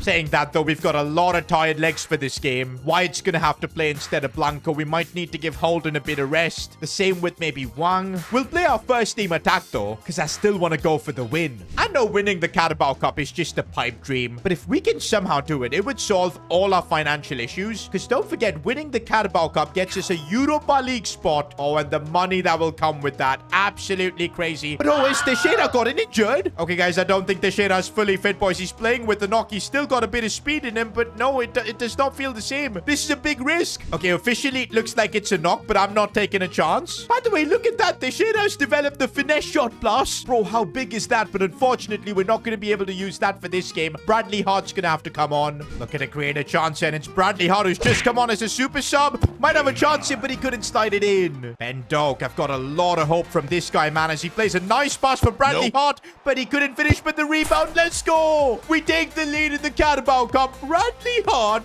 ever since he's come back from a loan spell, different player. Yo, look at Lorenzo Rivero defend there. Clears it away as well. Might sound crazy to say this, but I think we've got the next Pau Kubasi at the club. Whenever Rivero plays, we seemingly always keep a clean sheet. No, no, no, don't ruin our night, man. We've not won a football game in so long. Somehow we defend that too. That's offside. Surely that's offside. It is, thankfully. I'm telling you guys, Rivero is legit the next Pau Kubasi. Spanish as well. Holds his line really well and catches players offside. And let's go, boys. We've picked up a big win in the Carabao Cup. Bro, it feels so nice to actually win a game after so many weeks. We've actually drawn Bournemouth in the quarterfinals. I really think we can make our way to the semis now. But for a while, we've got to focus on the Premier League, where we just seemingly cannot get results. We need to start picking up some wins. But already on the 6th of November, just a month and a half until Christmas, I don't know how we're climbing into the top half, man. Just look at the gap. It's about 8 points. We need to go on some sort of a streak. We're now heading into our next game, and yep, this man, Renato Teixeira, I think he's the only one who can get us out of this situation. And we're actually playing Nottingham Forest, who are in a similar position to us. Bro, we need to win this game to just start something. We've got a bit of momentum now, winning that Carabao Cup game too. I have put Arlo Rose back in the team as a striker. Come on, he needs to start doing what his brother's doing for Leeds. Here's Renato Teixeira. Don't forget, he's now got the finesse shot plus. He's not making it count though. Oh, and this could lead to a chance here with Arlo Rose. He's in a proper spot. Oh, but he gets bullied off the ball. That's what I'm saying. In the Premier League, he's just not able to compete. He can play a pass though, as he's found Ethan Nwaneri brilliantly, and Nwaneri with the finish. We finally are leading a Premier League game. Teixeira on the ball, looking for Arlo Rose. Bit of space, and I thought that was his goal. With that assist, boys, he's slowly getting better. Can we do something from a corner? Maybe it falls for Holden. No, it's complete chaos, but it's saved. Arlo Rose, though, finally his chance, and yes, he gets a Premier League goal. Oh, man, we've waited to see Arlo perform in the Premier League. I'm really hoping this is the start of something special. That's Renato, though, finding a bit of space, and with the finesse shot plus, the Brazilian is just too good. Oh, boy, it feels good to actually win a Premier League game. We still have a long way to go to even get out of the relegation zone, but now the gap between us and 10th spot is just 6 points. Bro, if we go on a bit of a streak, we could make it to top 10 by Christmas. Oh, we're facing West Ham again, this time in the Premier League. We've beaten them once. Let's try and do it again. Ben Doak is also slowly starting to get into his own here with that dribbling. You'll love to see that. Sliding it through for Arlo Rose, and he's put it wide. He's still not super clinical in the Premier League. Arlo Rose. Oh, yo, that's a penalty. Bro, has Arlo Rose been going to the gym, man? Because he's holding off defenders quite well. That was really well earned. Okay, who's our best penalty taker, man? You know what? It's not Arlo, but he earned this penalty. I want him to take it, and I want him to put this one in. And that's exactly what Arlo does. Hopefully, it's going to be big for his confidence. Meanwhile, we're playing some really nice football now as Ben Doak gets his first goal for S2G FC. Something has clearly changed, boys, because we're playing great football now, opening up defenses. And I'm hoping that continues, boys. This game is not over yet. Well, if we do score another goal, it will be over. Arlo Rose went for the bike. Can you imagine if that would have gone in? I'm sure Arlo would spam the video of that goal to his brother Max non-stop. Told you, boys, this game is not done yet. West Ham get a goal back. This is the Premier League, boys. It's never over until it's over. Man, we're defending against the likes of Lucas Paqueta. How do we even compete here? 2-2, brilliant. Feels like we've completely thrown this game away. I'm so sick of these people. You know, Oh! Full time, and from being 2-0 up, we've completely bottled things. Well, at least with the recent results, we're out of the relegation zone, but only just because we've got a better goal difference. The gap now between us and 10th position is back to being 7 points. The good thing is we're at least seeing some solid growth with Arlo Rose. He's up to a 75 overall. Yep, guys, slowly but surely he's able to adapt to the Premier League just like how his brother has done. But the more I use this team in the Premier League, the more I feel like we're out of depth. Our attack, at least recently, with Teixeira balling out, has been doing enough. The midfield, I feel like we get overpowered. We might need someone better than Wang. At the back, too, defensively, it gets a bit tough when the moments get tricky. We gotta keep fighting, though. It's less than a month away from the 25th of December. And maybe if we can get a result against a team like Newcastle, maybe we could be on for the fight. No. We've opened up, and Preston.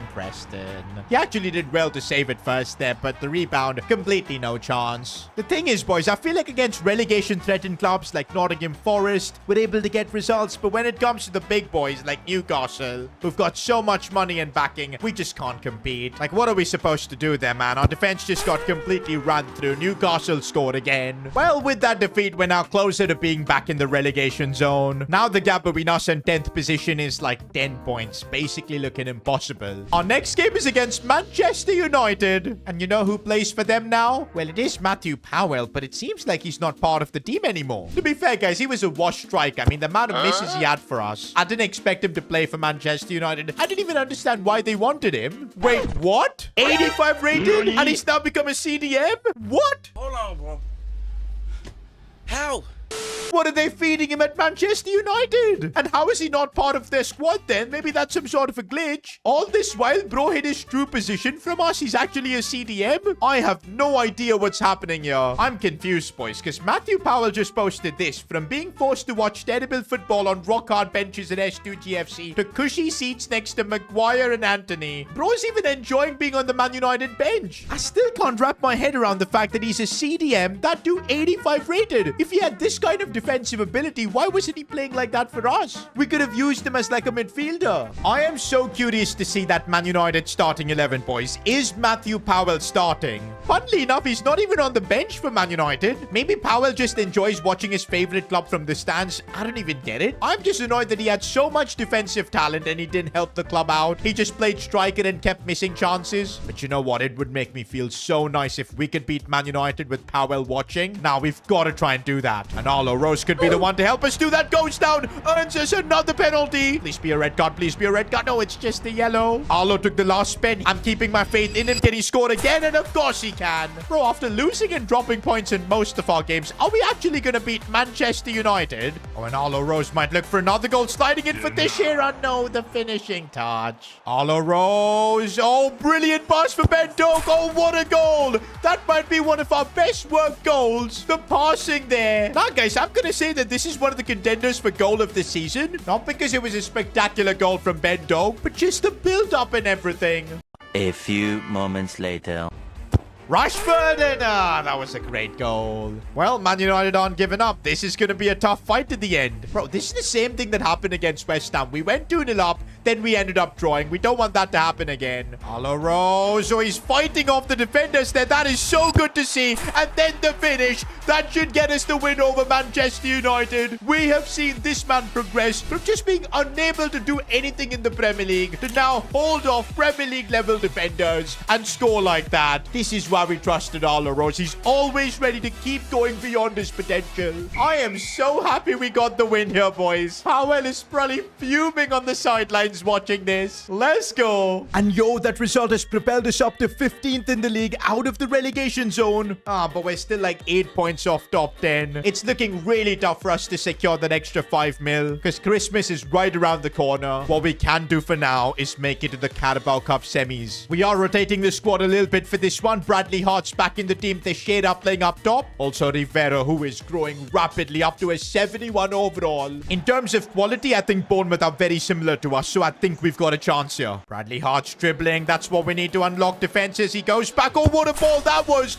Oh, my days. The passes we're pulling off today. Nwaneri's the one who scored that goal, but it was all about that pass from Bradley Hart. And we could look for another goal here. Bradley Hart finding Renato Teixeira. It's liquid football. There's no way Bournemouth can compete against football like this. And we have officially knocked them out. And our spot is now booked in the semi-finals against Manchester City. I cannot believe it, boys. S2G FC is going to be facing Pep Guardiola. We did play them earlier on in the season and we did lose, but over 2 legs, and I know Man City will probably rest a few of their key players. We might just have an outside chance. Well, talking about chances, we've made it to Christmas and there's zero chance of us getting into the top 10 because, yep, we're actually 17th. I think this is going to be our reality this season. We're a newly promoted club. We've had it easy, I guess, so far in EFL League 2, in League 1, in the Championship, where we got direct promotions back to back to back. That's not going to happen in the world's greatest league. We might have to endure a relegation battle, but so be it. We're not going down. My biggest worry right now is finding the funds to pay the fine. It really looks like once the window opens, we're going to have to sell players. Maybe like a Tony Wynn, a Bamba. Sacrifices will need to be made. Also, there is a way you guys can help out too by becoming a member. Support S2G FC from becoming bankrupt. Click the link in the description to join now. But yep, the next episode is going to be important to sort out the future of S2G FC. Our club is facing a lawsuit from Adidas. Well, it's kind of our fault because we copied these stripes on our kits even without having an Adidas deal. So they filed for copyright infringement. And now to settle the case by January 20th, we need to pay them 3 million. Which is tough because we're kind of broke with just 500k in the bank. And boy, if we fail to pay up on our dues, they could literally put the club owner behind bars. And wait, the club owner is me. I don't want to be going to jail. Okay, I've been reading a lot of your comments. And you guys are right. This is kind of Puma's fault. They were the ones who designed our kits and somehow forgot to remove the 3 stripes. But for some reason, it seems like all the blame is going to be on us. We accepted it and we're going to have to figure out how to pay it. Now, Puma did offer to help us out. Well, they said if we finish top half of the Premier League table by Christmas, they'll give us 5 million and that would be more than enough to pay up on all our dues. But yep, what's happening on the pitch is a completely different story. We are getting cooked. Relegation zone, boys. We've never been in a situation like this. 18th in the Premier League. I mean, the fact that the club has got a lawsuit now, it could also get relegated. This is not a good situation to be in. I'm in the S2G FC offices right now and looks like even you guys are worried about the club's financial health. A lawsuit was like the last thing we needed, but we've got a press conference question from one of our club members. Clubs in Portugal like Sporting and Porto have sponsors on the back of their shirts. Maybe you should try getting another sponsor on the back of S2G FC. That's honestly a good idea because we do have Temu as one of our sleeve sponsors. Our main shirt sponsor is, of course, Cristiano Ronaldo's YouTube channel. But yeah, maybe we need to look into that. Of course, mid-season, we can't be signing any deals. It can only be done next season. So for now, I think when we get to January, the only way to generate about 3 million is by selling a few players. And oh boy, we already have a really thin squad, man. Sacrificing a few players is going to be really painful. In fact, in January, I had plans to maybe sign another striker, someone to be back up to Arlo Rose, someone who could offer us something different. But yep, all those plans are down the window. Now the focus is about ensuring the club's survival. But yeah, we can only do any of that once we make it to the January window. For now, though, we've got a game against Leeds United, and this could get personal. Not because both Leeds and us are fighting for survival in the Premier League, but it's also a battle between the brothers, Arlo Rose versus Max Rose. And I've told you guys before, Max Rose individually has been carrying Leeds United. He's pretty much had a contribution in all of their goals. And just look at that, boys. Max is up to an 84 overall. It just hurts me whenever I look at this. Did we make the right choice choosing Arlo? To be fair, though, lately Arlo has been getting a lot better. 11 goals now in 20 games. And there he is, boys. Max Rose warming up in a Leeds United kit. I can't believe this. Also for this game, apparently Father Rose as well as Mama Rose is in the stands. I wonder who are they going to be supporting. I'm still not sure if Max is starting. I think he is, boys. I think he is. There he is.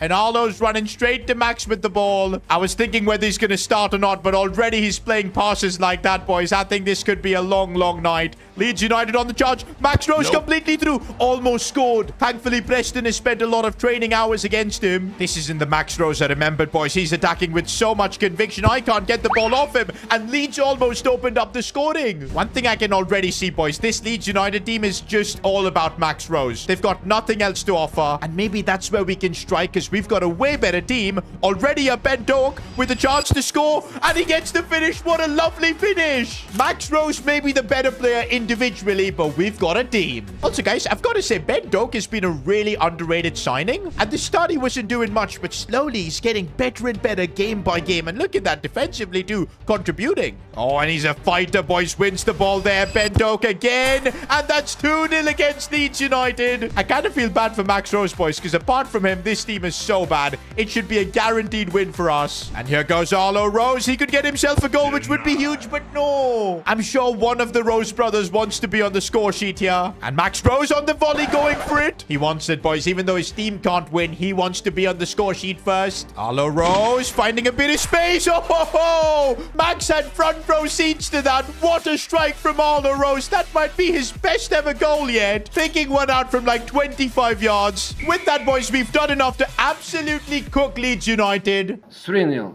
Do you know what this means? 3-0. That Arlo Rose goal at least made me feel we made the right choice by keeping Arlo. He's more of a team player. But to be fair, man, the way Max was playing, if he was playing for a bigger team, I think he would have schooled us. And by the way, after the game, Mama Rose was actually interviewed about why Max left S2G FC and why there's a fight between the two brothers. She said that it was Arlo who wanted Max to leave, not because Arlo wanted to be the main man at S2G FC, but because deep down he believed that Max had way more talent, and to get all of that potential out, he had to be away from him and carve his own path. I think that explains everything and why Arlo has been so harsh on Max. He's never going to infect it. In fact, he's already made a social media post saying that his mother is crazy and she doesn't know what she's talking about. But I think we're now figuring out what's happening between Arlo and Max. But guys, enough of all the family drama. We've made it now to January, and within the next 20 days, we need to collect 3 million in the bank. Otherwise, we won't be able to pay off Adidas. Now, this is where you guys can also help. Don't forget, boys, we've got 71 members already supporting the club. That already has gotten us an extra 710k. You guys, the S2G FC Ultras, are keeping this club alive. And actually, we've now got up to 85 club members. And with that, the budget's gone up, boys. It's a small increase, but every penny's gonna count. If you guys want to help support the club and support the content I make, then feel free to become a member. If you become a board member, you'll also be getting the S2G FC episodes early. And who doesn't want to see more Arlo Rose, Teixeira in action earlier than everyone else? So yeah, click the link in the description to become a member now. But yeah, guys, I don't think we've got another option. Player sales will need to be made. We could solve all our problems by selling a player like Teixeira, Thomas Araujo. But now, we don't want a squad to weaken. It'll basically guarantee us relegation. Maybe what we can do is sell a few players that we're not really using all that much. Someone like a Lamine Bamba. We'll get about 700k for that. We'll transfer list him. And also maybe selling Rory Pratt. He's 72, 28 years old. He's done his job helping us a bit coming from EFL League 2. Now we need the cash from him to pay Adidas. Now while we wait for offers to start coming in, let's focus in the Premier League. We're playing Southampton and they're walking through our defense, but Rivero putting in a good challenge. That's right, boys. Rivero is slowly becoming an integral part of this team.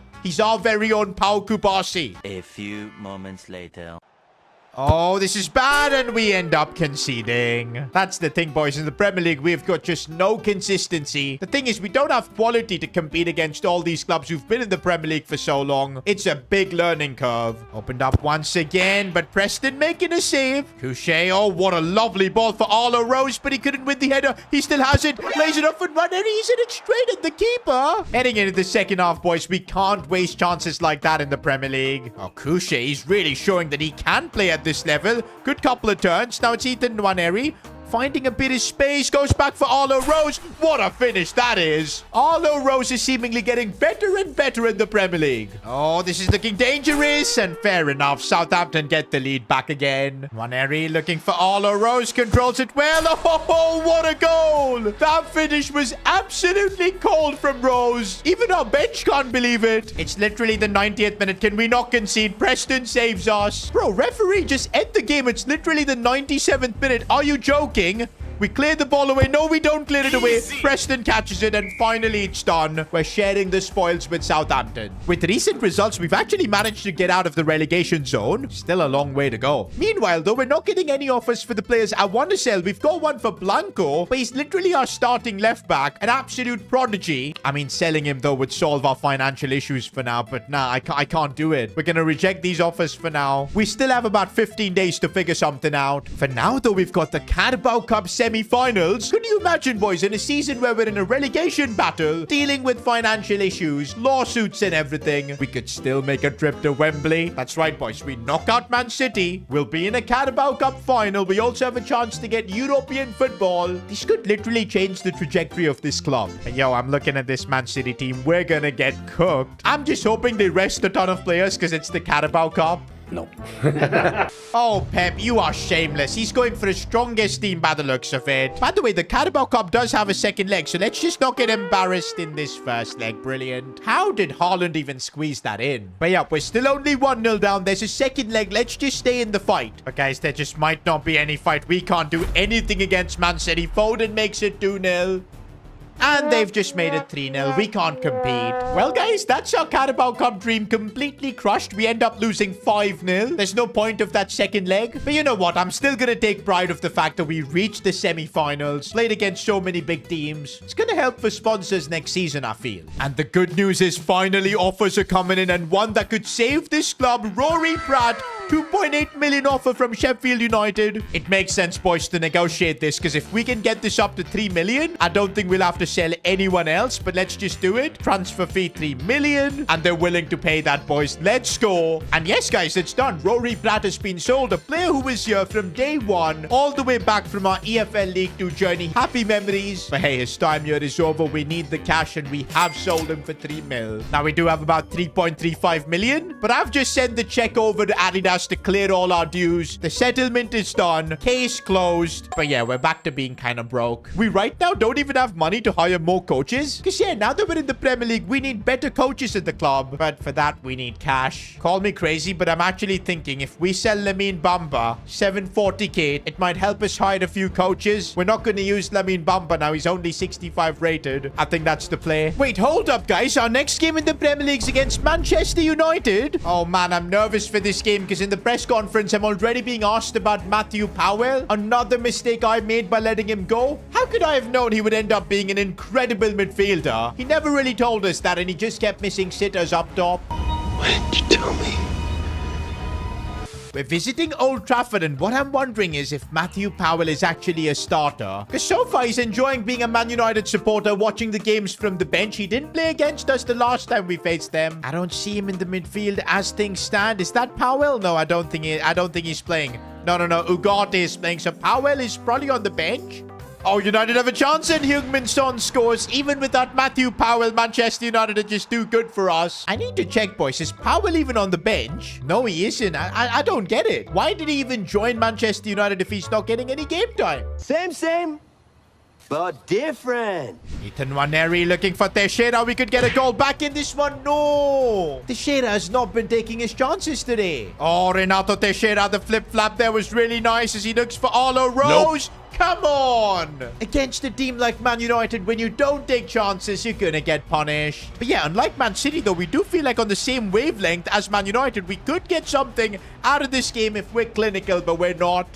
Where's our defense? Like, there's literally nobody, and Manchester United are completely through on goal. Preston is charged forward, and he gets Jimmy Jim. Every time we face a top Premier League club, we just get a reality check. We just cannot compete. Well, at least for now, we've sold Bamba. That's going to give us an extra bit of cash, 740k. And after what I saw against Man United, yep, we do need better coaches. Let's hire an attacking coach, first of all. A midfielder coach, I think, will do as well. Can we get someone for the defense? No, we're out of money, boys. Look at that. Actually, now, we don't even have the capacity to hire more coaches. But you know what? It was worth selling Bamba to upgrade our coaching department. I think that's more important so our players can actually grow more. Also, guys, I think this season we are going to be in a relegation battle. There's no shying away from it. We're just simply not good enough. And actually, guys, we do have 800k in the bank. We don't have any more dues or lawsuits to settle. We could bring in a free agent transfer. And honestly, with our squad depth being shocking, just 18 players, I think we need that, boys. We need some sort of depth desperately in the midfield by the looks of things, because the only backup option we've got is Caballero. In the defense, we're fine. In the attack, we're okay. I kind of wanted to sign a striker, but right now, I think midfield is priority. Well, actually, we've received a very sizable offer from Fulham for Wang. He's 27, boys. We're probably not going to get a better offer than this for him. If we do sell him, though, Timu aren't going to ever be sponsoring us. Plus, nah, boys, the memories we've had with Wang, who remembers all his crazy long shots? I still feel he's good. He's getting used to the Premier League. I'm still going to keep him as a vital part of our squad. Rejecting this offer. And of course, like any offer that comes in for Teixeira, straight away rejecting it. But yeah, let's see what kind of free agent options are there. Okay, this isn't looking good. None of these players can actually help us. Wait a minute, guys. I think I found a free agent. Leandro Paredes, 78 rated. He's looking for a new club, boys. He's only 33. I know the last time we signed an older player, James Rodriguez, it was a complete flop. We lost a lot of money. But this is literally free. He's got 82 passing, decent enough dribbling and physical, good play styles. He's a World Cup winner. He's got experience of winning. And honestly, we don't need him to be a starter. We need him to be a squad player. Maybe teach a few things to Wang, Ethan Mbappe. Oh, but those wage demands could really hurt this deal from going through. Question really is, how much wage budget do we have? We did spend quite a bit on coaches. Oh no, I don't think we can pull this off, boys. Our weekly budget is just 15,659. There is no way Paredes is accepting that. We'll give him what he wants, a crucial squad role, but I don't think we're going past the wages part. Wait a minute, guys. We can't afford him. Let's go. We somehow can't afford him. 29,000 per week. Signing bonus as well. We'll literally be broke after this, but let's freaking do it. I had totally lost hope, but somehow in this window, with barely any money, we've managed to sign a World Cup winner. Welcome to S2G FC, Leandro Paredes. Actually, guys, we've had a history of Argentinians playing for our club. There was, of course, Mariano. Now, of course, Blanco at the club, and Paredes joining in. I don't think Ronaldo's going to be happy about this, because he wanted me to sign Portuguese players. Well, Paredes was the only decent free agent, so we had to go for him. I want to straight away give Paredes his debut as well. One can have a bit of a rest. Let's see, boys, if World Cup winner Leandro Paredes can offer us something a bit extra. Good dribbling there from him. And we're on the charger with Arlo Rose having the ball. Ethan Nwaneri finding a bit of space.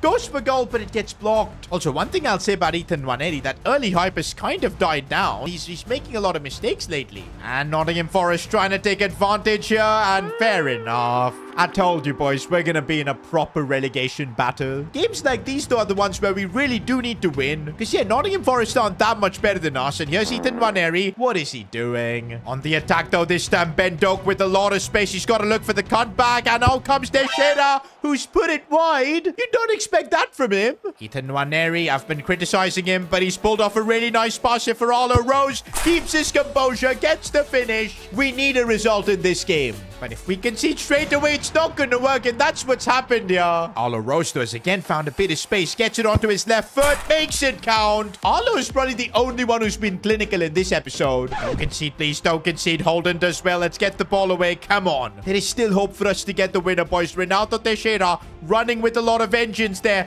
Looking for the pass for Arlo. Nope. Oh, he couldn't control it. Full time, and again, it's a draw. We literally are the biggest draw merchants in the Premier League. Meanwhile, boys, we're getting through deadline day. We just don't have any more money to do anything. It's a good thing that we've at least managed to keep hold of our squad. This is what we're going to be working with until the end of the season. I think Paredes was a good acquisition, but I'm really worried, boys. We're just 3 points above the relegation zone. From now until the end of the season, it's going to be a total battle to survive. If we do survive, things could look up. Maybe with new sponsors, more money coming in, our players getting better, we could do better next season. But if we end up getting relegated, it could be back to square one. Literally, our best players could ask to leave. I mean, Teixeira isn't going to stay here if we're a championship club. Next episode, it's all about survival. Becoming a Premier League club owner was my dream. And after 3 seasons of hard work going from division to division, we did it. S2G FC was now a Premier League club. But today, that could all change because we're fighting for our survival. That's right, we're 17th on the brink of relegation. And just like that, my dream could be snatched away. We'd get relegated back down to the championship, and the consequences of that would be immense. We'd lose all our sponsors. Even some of our best players like Renato Teixeira, Ethan Mbappe, they would ask to leave. They don't want to be playing for a second division club anymore. There's no two ways about it. We cannot afford to get relegated. I feel like, guys, the party's over now that we're in the Premier League. So far, things have been so easy for us, man. Promotion after promotion. And a lot of you guys thought maybe we'd be able to make a push for top 6 this season. Instead, the Premier League has given us a hard reality check, man. It's all about survival now. Live to fight another day. And that's my goal. Get out of this relegation battle. Build for next season in the Premier League. But yeah, it's not going to be easy. We're only 3 points safe. And wait a sec. I've just got a message from Ethan Mbappe who wants to meet up. Hey, boss. I've just got an offer from West Ham and I'm considering accepting it. I really don't want to be a championship player anymore. Come on, Ethan. You're part of this journey, man. We helped develop you and make you who you are. Tell you what, let's strike a deal. If we survive relegation, you'll give our club another chance. All right, boss. For now, you can reject the offer from West Ham. But if we get relegated, you're going to let me leave. Wow, guys. There is actually a big offer from West Ham. 23.4 million. I told you, boys. We get relegated, we're going to have to start accepting all these sorts of offers. For now, we've gotten the okay from Mbappe to reject it. But this could be Renato Teixeira, maybe Preston, Doak. Do you know what? One thing that makes me feel a bit happy is seeing Leeds United at the bottom. If we're going down, at least Max is going down with us. But wait, breaking news? Max Rose on deadline day has secured a transfer to Manchester United. Wait, where are Man United in the Premier League? Second. He's literally got a chance to win the Premier League. Has this actually happened, boys? Let's check. Max Rose, and yes. Oh my days. On deadline day, he made the transfer to Manchester United. I'm not surprised. He was carrying Leeds. And look at this. Recently, he got his England call-up as well. The more we think about it, boys, the more it looks like we made the wrong decision. But hey, I'm starting to feel like we maybe didn't have a choice. It was all Arlo's plan. But yeah, this is some good advice here. Stop looking at them. Focus on our team. That's probably what we need to do. Okay, before our Premier League survival begins, we've got a humiliation session against Man City. It's the second leg of the Carabao Cup. Bro, I don't even care. We literally lost the first leg 5-0. Nothing can save us here. I'm just gonna rest my squad, use my second team players here. And let's just hope we don't get humiliated as bad as the first leg. That's all I can hope for. Actually, we did win. But yeah, we were never gonna overcome a 5-0 deficit. So let's just get this out of the way. We're still alive in the FA Cup. And to be honest, if we go deep in the FA Cup and somehow end up winning it, which is highly unlikely because we're a relegation-threatened club. But yeah, that could be our ticket to getting European football and the money we get from that, the sponsorships. But the thing I'm worried about, though, is if we focus too much in the FA Cup and it impacts us in the Premier League, we could end up getting relegated. I'm thinking, guys, we'll take the FA Cup seriously, but we'll also rotate the squad massively. So I'll play players like Paredes, Sean Caballero. We'll even rest the likes of Arlo Rose. We'll play Couché, basically use our second team. And let's just get into this game with an open mind, see what happens. I mean, we do have talents like Bradley Hart playing here, so who knows? Couché is there as well, but it's Newcastle we're facing. They're a good team. Oh, we've got a chance here with Couché opening up a bit of space. This is what he's good at, and what a finish. While we're a relegation-threatened club, we could still go on a FA Cup tour. Yo, Couché is absolutely rapid. What a game he's having. No Emi Martinez with the save. He's fuming at himself for not taking that chance. Newcastle now on the charge. It's Anthony Gordon. What a tackle from Rivero. I'm telling you, man, this half-ball guy is literally the next Pau Kubasi. Already in this first half, he's helped keep a clean sheet, and let's hope we can complete the job in the second. No, no, no, no. We almost conceded there. Oh, my days. By the way, in a game like this, I'm finally seeing the value of signing Paredes, man. A free agent like him. It was a superb transfer. Oh, no. Rivero has finally been caught out, and we've been punished. That really feels so harsh, because I thought we've been better than Newcastle for the most part. There's nothing we can do. The pace of Anthony Gordon, man. He's just dunked me like that, and within minutes, Newcastle have turned things around. Oh, no way that rebound goes in. I can't believe this. Well, that's your FA Cup tour cancelled. I'll just be honest, guys. We're simply not good enough to compete with most of the Premier League clubs. From now until the end of the season, we've got only one goal. That is just survival. And guess what? We're facing Leicester City next, who are just 2 points above us. This could be huge for the relegation battle. Good thing is we can now use our strongest team. No. We've already been opened up. Brilliant defending there from Holden. And we finally get the danger away. These are the kind of games when we're facing teams just as bad as us, where we need to make the difference. Renato Teixeira has broken through all by himself. He's going for the goal here, and what a finish! A bit of hope from our Brazilian sensation. Oh, we've been opened up though. Okafor, Preston making a big save. Can we not concede from the rebound? Let's go. Good defending. Oh, we've given the ball back to our opponents here. This is really bad. I'm going sliding in, and what just happened? For a second, I thought we conceded a pen. No way, boys. We've been opened up. I don't think we can survive this. It's a sweaty cutback, but somehow they've missed. Let's go. But we can't clear the ball away. Preston makes the save. What a hero. Arlo Rose, and this is his chance to end this game. No, he's missed. Come on. When we're in a relegation battle, you cannot squander chances like that. Please tell me he's offside. Please tell me he's offside, man. This is crazy. Okafor with the chance. Preston, you legend. I've genuinely got no idea how we got the 3 points yet. That man, Preston, put in the greatest performance of all time. We've gotten through a few more Premier League games and looks like we're out of the danger zone. 15th in the Premier League right now. But actually, if I look at it, we're only 3 points away from Wolves, 4 points away from Leeds. We do have a game in hand over most teams around us. Our next game is against Chelsea at Stamford Bridge. Against the big clubs, boys. It feels like we just don't have the talent to win. But if we can get a result, boys, it could be a huge boost for our relegation scrap. Maybe a long shot from Wang. You never know, and the keeper catches that one well. Oh, Chelsea on the attack. There's nothing we can do. We just don't have the players to defend this. Cole Palmer and off the crossbar, bro. How do we deal with freaking Cole Palmer with our team? Well, we've got a player who's cold as well. Arlo Rose. Oh, he gets taken out, referee. Please be a red card. I would love to see a red card here. It's only a yellow. I mean, it wasn't too bad. Do you know what? Arlo has scored free kicks for us before. I'm going to trust him with that, boys. 48 free kick accuracy and a dream. Come on, Arlo. You've got to find a way to curl this one in. Please. Arlo Rose. Go sprint. No, it's just above. And now Nicholas Jackson's going through. Holden does really well. We're keeping this game tight just in case we can maybe nick a goal or something. Or we might have a chance at Bento completely through. He's got the finish. No, he doesn't. I can't. Even on the touchline, I'm losing it. Gonna try and make some changes, boys. We'll bring on Couché. That's all we can do, I guess. Bradley Hart as well, maybe. I guess we'll bring on Paredes for Wang, but yeah, we just don't have the facilities.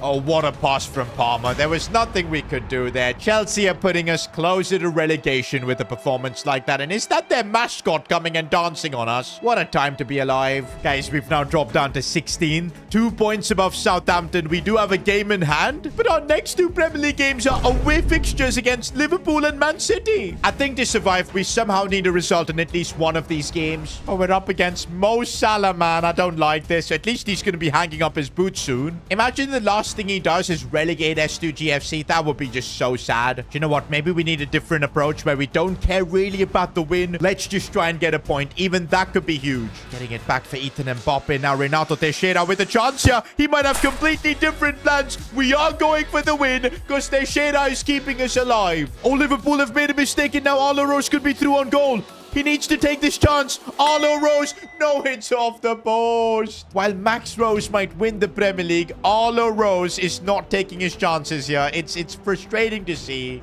And Liverpool with a chance to boss slide. Too good, man. Too freaking good. Guys, why is the game glitched? I can only see the pitch right now. I'm spamming all the buttons, but nothing's happening. Are we gonna have to just sim this game? What just happened here? Okay, let's jump to tactical view. And now I'm just watching the match from the sidelines. What on earth is this? Bro, this game was going so well. We could have gotten a point. Let's jump to sim and see what happens. Nah, everything's just stuck. Everything's just stuck. I think the only way to get out of this is to jump to the end of the game. We've done that and we won. Let's go. What a fluke. How did this even happen? I know you guys in the comments are gonna spam rigged, but nah, bro. I didn't do anything. The game just glitched. And okay, guys, I don't think we're gonna be getting a free win because my game has just crashed. What's happening?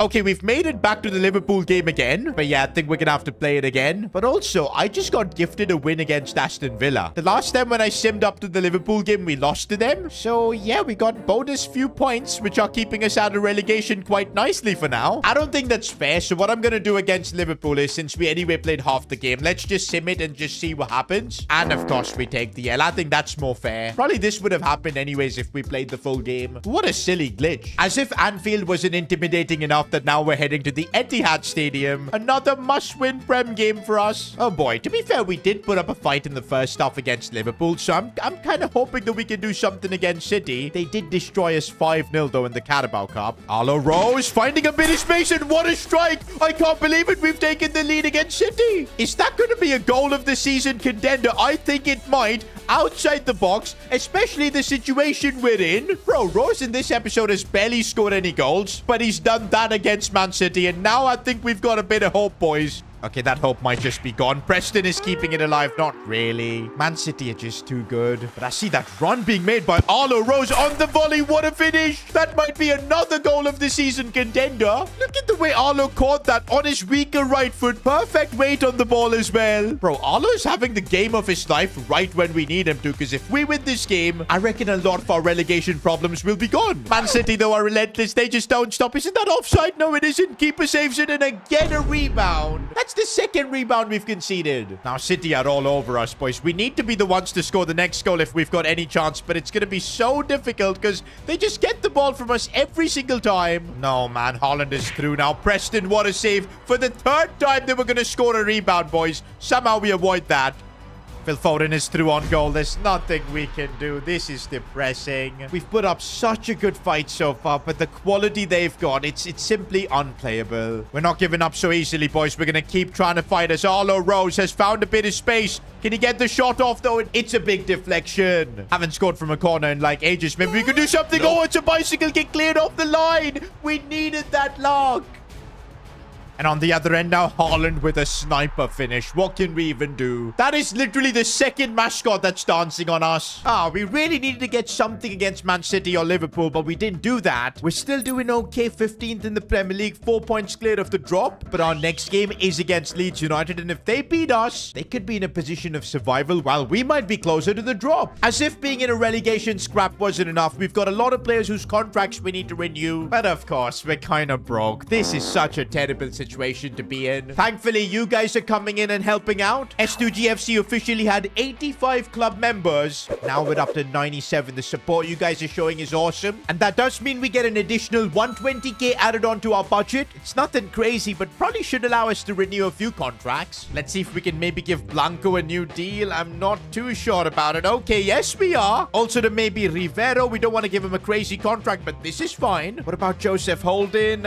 We can't offer him more money, boys. We're kind of out of it. Bro, we're now down to £6,000. That is the club's budget. How are we going to even operate? You guys helped out massively in renewing a few contracts. Maybe we need more members. If you guys can become a member, support the channel, support the club, that'd be amazing. Oh, and by the way, we've got new emojis for you guys to spam. The tough cookies one, the money emoji, which is something we kind of need. So yeah, links in the description. Become a club member now. And also, there's another way for you guys to support the club by joining our Discord server. Links will be in the description. Members get special privileges in the Discord, but hey, it's free for everyone to join. We recently did a Q&A, so yeah, make sure you join and become a part of it. But this is it, boys. We're gearing up to face Leeds United. There's going to be no Max Rose in their team, which is really nice to see. He's of course made the move to Man United, and I do remember this Leeds team being really bad, so I'm actually confident we can get a result. We need to get a result. It might guarantee us safety. This is not looking that good as Holden makes a crucial last-second tackle. How are suddenly Leeds United all over us? I think they used the money from selling Max Rose and really improved their team. Because, bro, we can't seem to get the ball. No way. We're going to concede. And again, a chip. Are you kidding me? You know, chippy chips.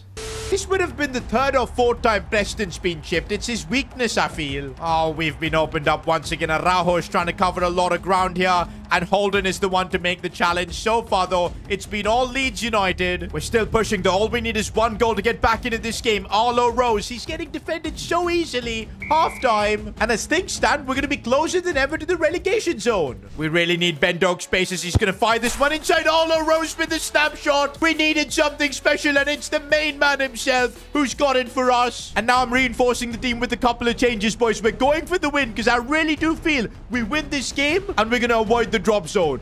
Oh, but we're being forced to defend as Preston makes a save for once. He's been really dodgy lately. Oh, no. Leeds United have gotten in behind. There's no way Holden is keeping our band. It's bad. It's really bad. A goal that could send us back down. This is not what we wanted.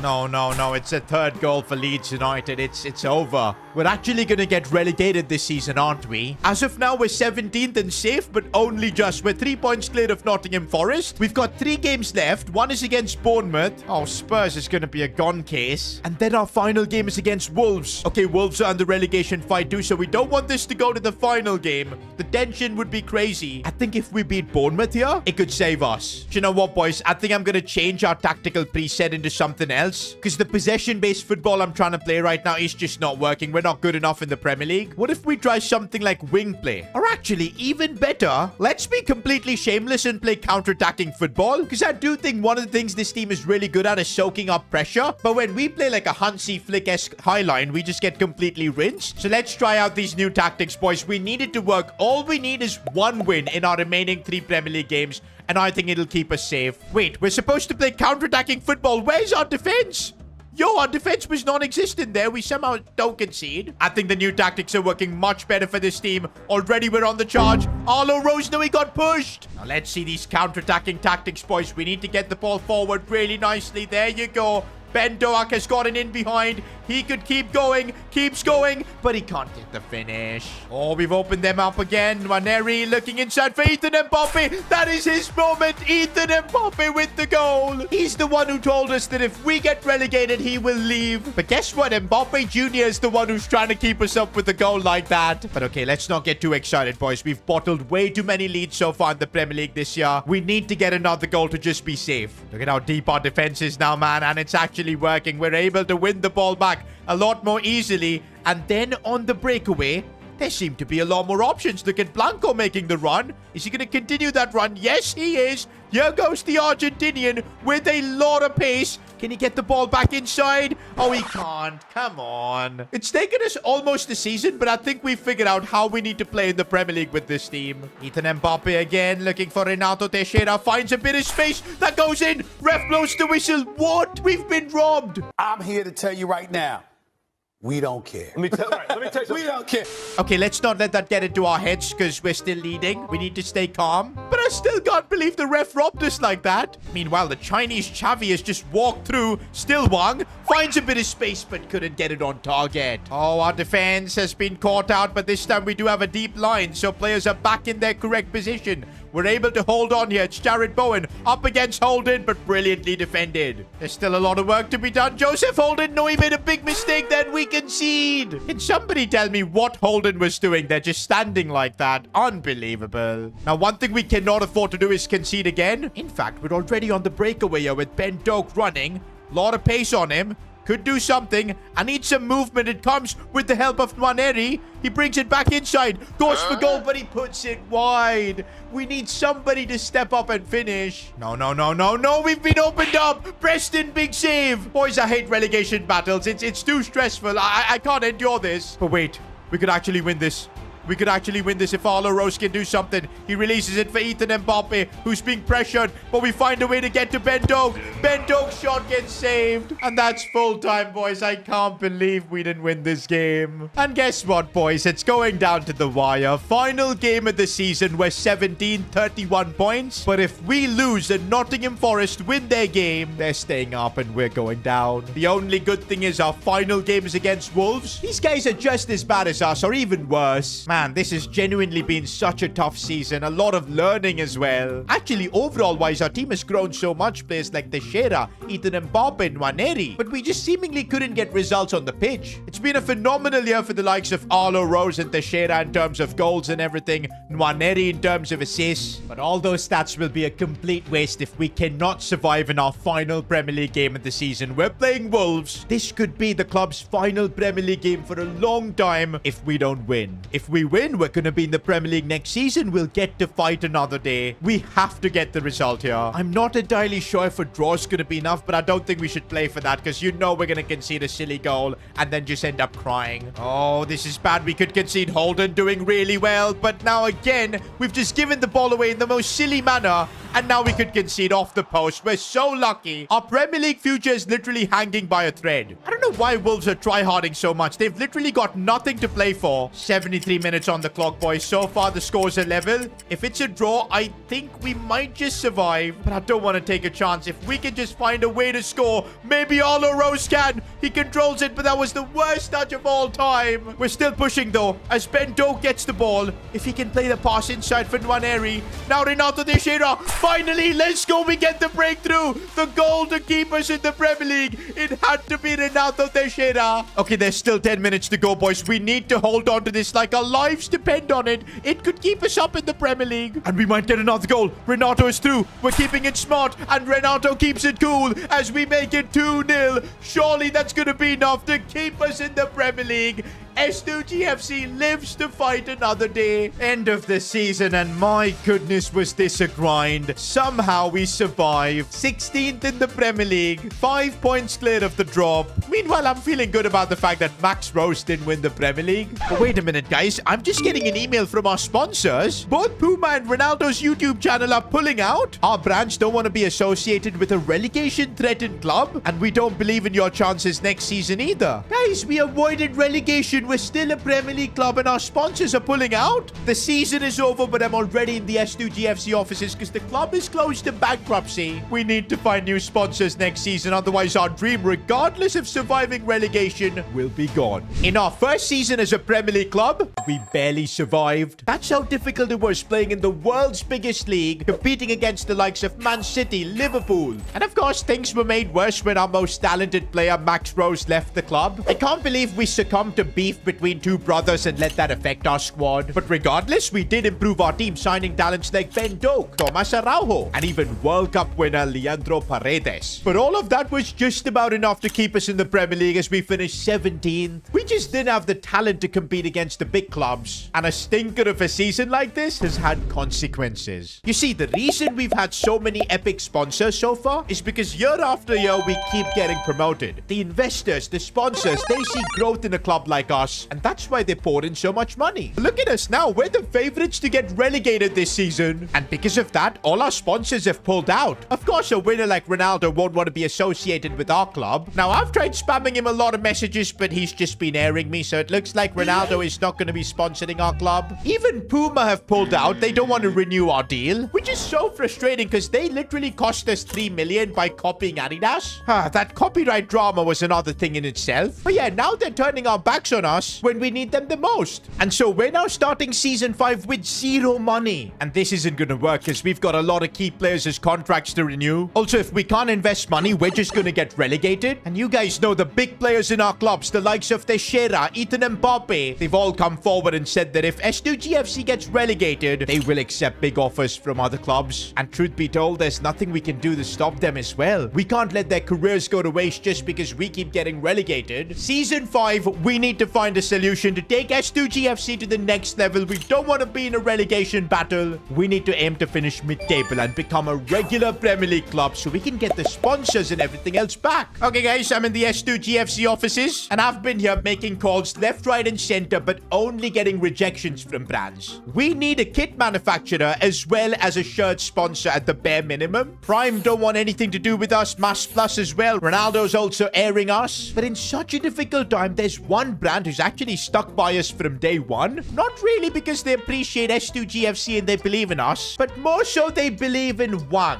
That's right, boys. Our Chinese Chavi Wang Haijian, who is still somehow an integral part of our team. And I've just called him into the office because he needs to somehow convince Temu to become our shirt sponsor. And looks like Wang has done it, boys. He's got us a contract from Temu. Oh, it's not the craziest of contracts. They're willing to pay us 12 million. But looks like Wang has managed to put in another clause in this contract. If we're top 10 in the Premier League by Christmas, Temu will give us another 10 million. I mean, it's easy for me to get excited now, but last season we had the same deal with Puma and we got cooked, boys. We were nowhere near the top half of the table come Christmas. But this season, boys, if we want to evolve the club, if we want to keep hold of our best players, we need to pull this off. So I'm signing this contract. By Christmas, boys, we've got to make it top 10. Now that's a relief, boys. At least there's some bit of cash in our bank account. But about our kit manufacturer, we've got an offer from Umbro. And I remember they were our sponsors in our first season in EFL League 2. But they weren't honest. They took advantage of us by giving us a really bad deal. But right now it's the only one on the table that offering us just 5 million. That is not good for the Premier League club. But okay, an offer's coming with a brand that we were formerly associated with, Under Armour. And I think we've had good memories with them. They're coming in with a solid 8 million. It's nothing crazy. Of course, after the fact that we got sued by Adidas, our market value is down. I'm gonna take it, boys. Under Armour, we thank you and appreciate you for coming up clutch. And so we've now got 20 million in the coffers. And also, don't forget, one of the best ways to get money as a Premier League club, the TV money. This is why most clubs will do anything to just survive in the Premier League, because the TV revenue we're gonna get this season is 18 million.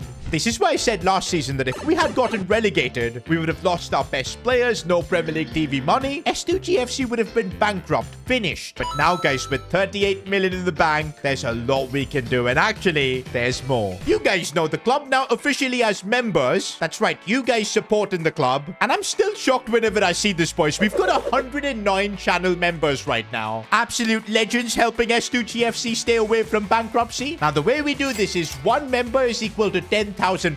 And that gets our budget an additional 1,090,000. It's getting bigger and bigger, this amount. So yeah, if you guys want to become a club member, get some exclusive privileges like badges on your name and emojis. And if you become a board member, early access to these episodes too. So yeah, join now, become a member, represent the world's greatest club. Okay, yeah, that might be a bit too much. We're not the world's greatest club, but one day we will. But also, guys, I just want to make it clear, there's no compulsion to become a member. You guys are still supporting the club by just watching the videos. But yeah, there is a way you can help us out by subscribing to the channel. And okay, guys, from the situation where we were in with no sponsors to now having about 39 million, I think as a club owner, I've done well. Now, before we begin the preparation to get ready for the Premier League, making signings and whatnot, we gotta unveil our kits. And okay, boys, this might be the best goalkeeper kit we've had so far. I love the design. Preston is looking so cool in this. Oh, and this is our home kit, boys. I like the stripes, and also they're nothing like Adidas stripes, so they can't be suing us. Most important thing about our kit, though, is having that Premier League badge on it. Oh boy, could have easily been a championship badge. Oh, and I love our away kit, boys. It is absolutely cold. Actually, I should say it's fiery, bro. I love this. I'm loving our kits this season. Rate them in the comment section out of 10. I'm gonna give these a solid 9.5. And that's all the admin stuff done. We can finally focus on building out this team. By the way, are you seeing this? A couple of our players, Preston and Araujo, getting international call-ups. Oh, it's 2028, so the Euros are going on. Well, later on, we'll see if one of them actually ends up winning it. That'll be so cool. Oh, and talking about winning, perfect time to do the end-of-season awards from last year. Now, I know we didn't have the best of seasons, but still a couple of players stood out. Let's first do goal of the season. Well, actually, it was just one player who had both goals. And I'm talking about Arlo Rose, the player who's lately been in the shadow of Max. Because, yeah, Max has been lighting it up for Man United now in the Premier League. They're going to be in the Champions League and everything. But looks like Arlo did respond with a couple of bangers. I mean, you guys can decide which one of these was goal of the season. Let me know in the comments. But he is definitely your winner. And since we're now a Premier League club, we get to give the award winners playstyle pluses instead of the regular playstyle. And this is changing everything, boys, because we're giving Arlo Rose the finesse shot plus. Bro's gonna absolutely cook with that. Now, for probably the most important award, player of this season. Honorable mention first has got to go to Preston. I thought he was really good for the most part, but he does have a weakness of getting chipped. So for that reason, I've not included him yet. Also, Nwaneri, I think he broke some sort of an assist record last year. So he was absolutely brilliant, but misses out on the vote because I think it's Arlo Rose and Teixeira, they were the ones in the crucial moments that gave us that magic to help us survive. Maneri came really close to being included, but it had to be between Arlo and Teixeira. But actually, you guys voted for Teixeira, so fair enough. And that means he's going to be the first player in our team with 2 playstyle pluses. We're going to need this to survive in the Premier League.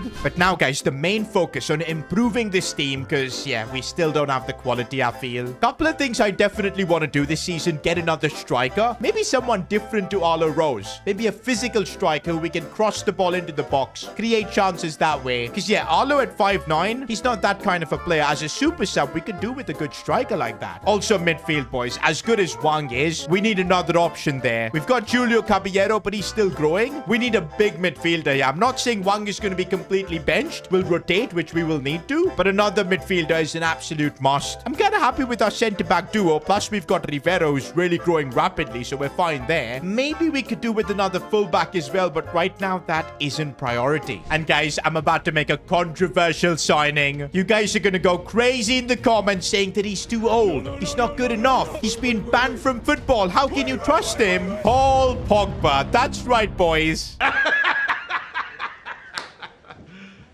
You serious? A player who's kind of been ostracized from football. We know why, but that's something I don't want to get into. He's now 35. He's been free from all of that for a while. I want to be the one giving him a chance at redemption. S2G FC is that kind of a club. Finnish players like Arlo, Max. These players had no future when they were playing for us in EFL League 2, but we gave them an opportunity. We grew them, and look at all of them now. That's what I want to do with Paul Pogba. Now, I know I've made mistakes in the past with James. That transfer was an absolute failure, but Pogba is a free agent. He's been so for a while. 35 years old. But I'm looking at his stats and he looks just as good. 95 stamina at that age. I think it's because he's barely played any football. Now, even though we'll be signing him for free, Paul Pogba has made it clear that he wants to be paid well because he's a World Cup winner and he's not played football for so many years. He needs to get his money up. Okay, he's willing to sign a 3-year deal with us. That's brilliant. No release clause. Now, for wages, he's made it clear that he's not going to accept anything less than 100k. To be honest, we can afford that. As you saw, it probably reduced our budget by like 6 mil. But we're getting a player like Paul Pogba, boys, for that fee. The quality in midfield. Can you imagine Wang learning from him? Ethan Mbappe learning from him? Well, not the bad stuff, just the good stuff on the pitch. But yeah, boys, I'm taking a chance. I know I made a mistake with James Rodriguez, but I've got a feeling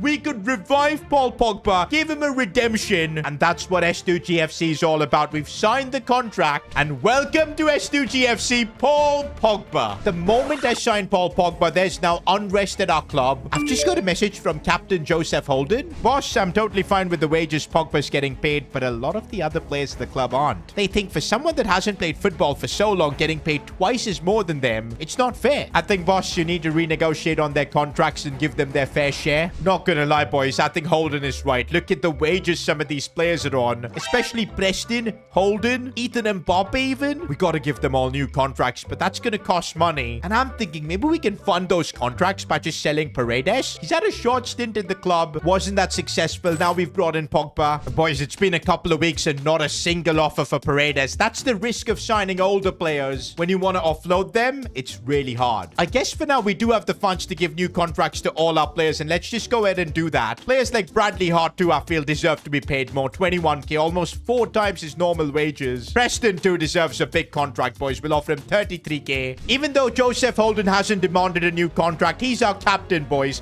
and I think he deserves to get paid well, too. 35.5 is his demands, and we'll accept it, boys. He's the club captain. He's the one who one time sacrificed his wages so we could sign Renato Teixeira. No one more deserving than him. Okay, I'm just having a chat with Ethan Mbappe, and he's made it clear he wants to triple his wages. I mean, fair enough. He's an Mbappe. They do love their big contracts. Well, Ethan, there you go. We're tripling your wages. Hope you're happy. And just like that, our budget is down to 26 million. And it's gone. Poof.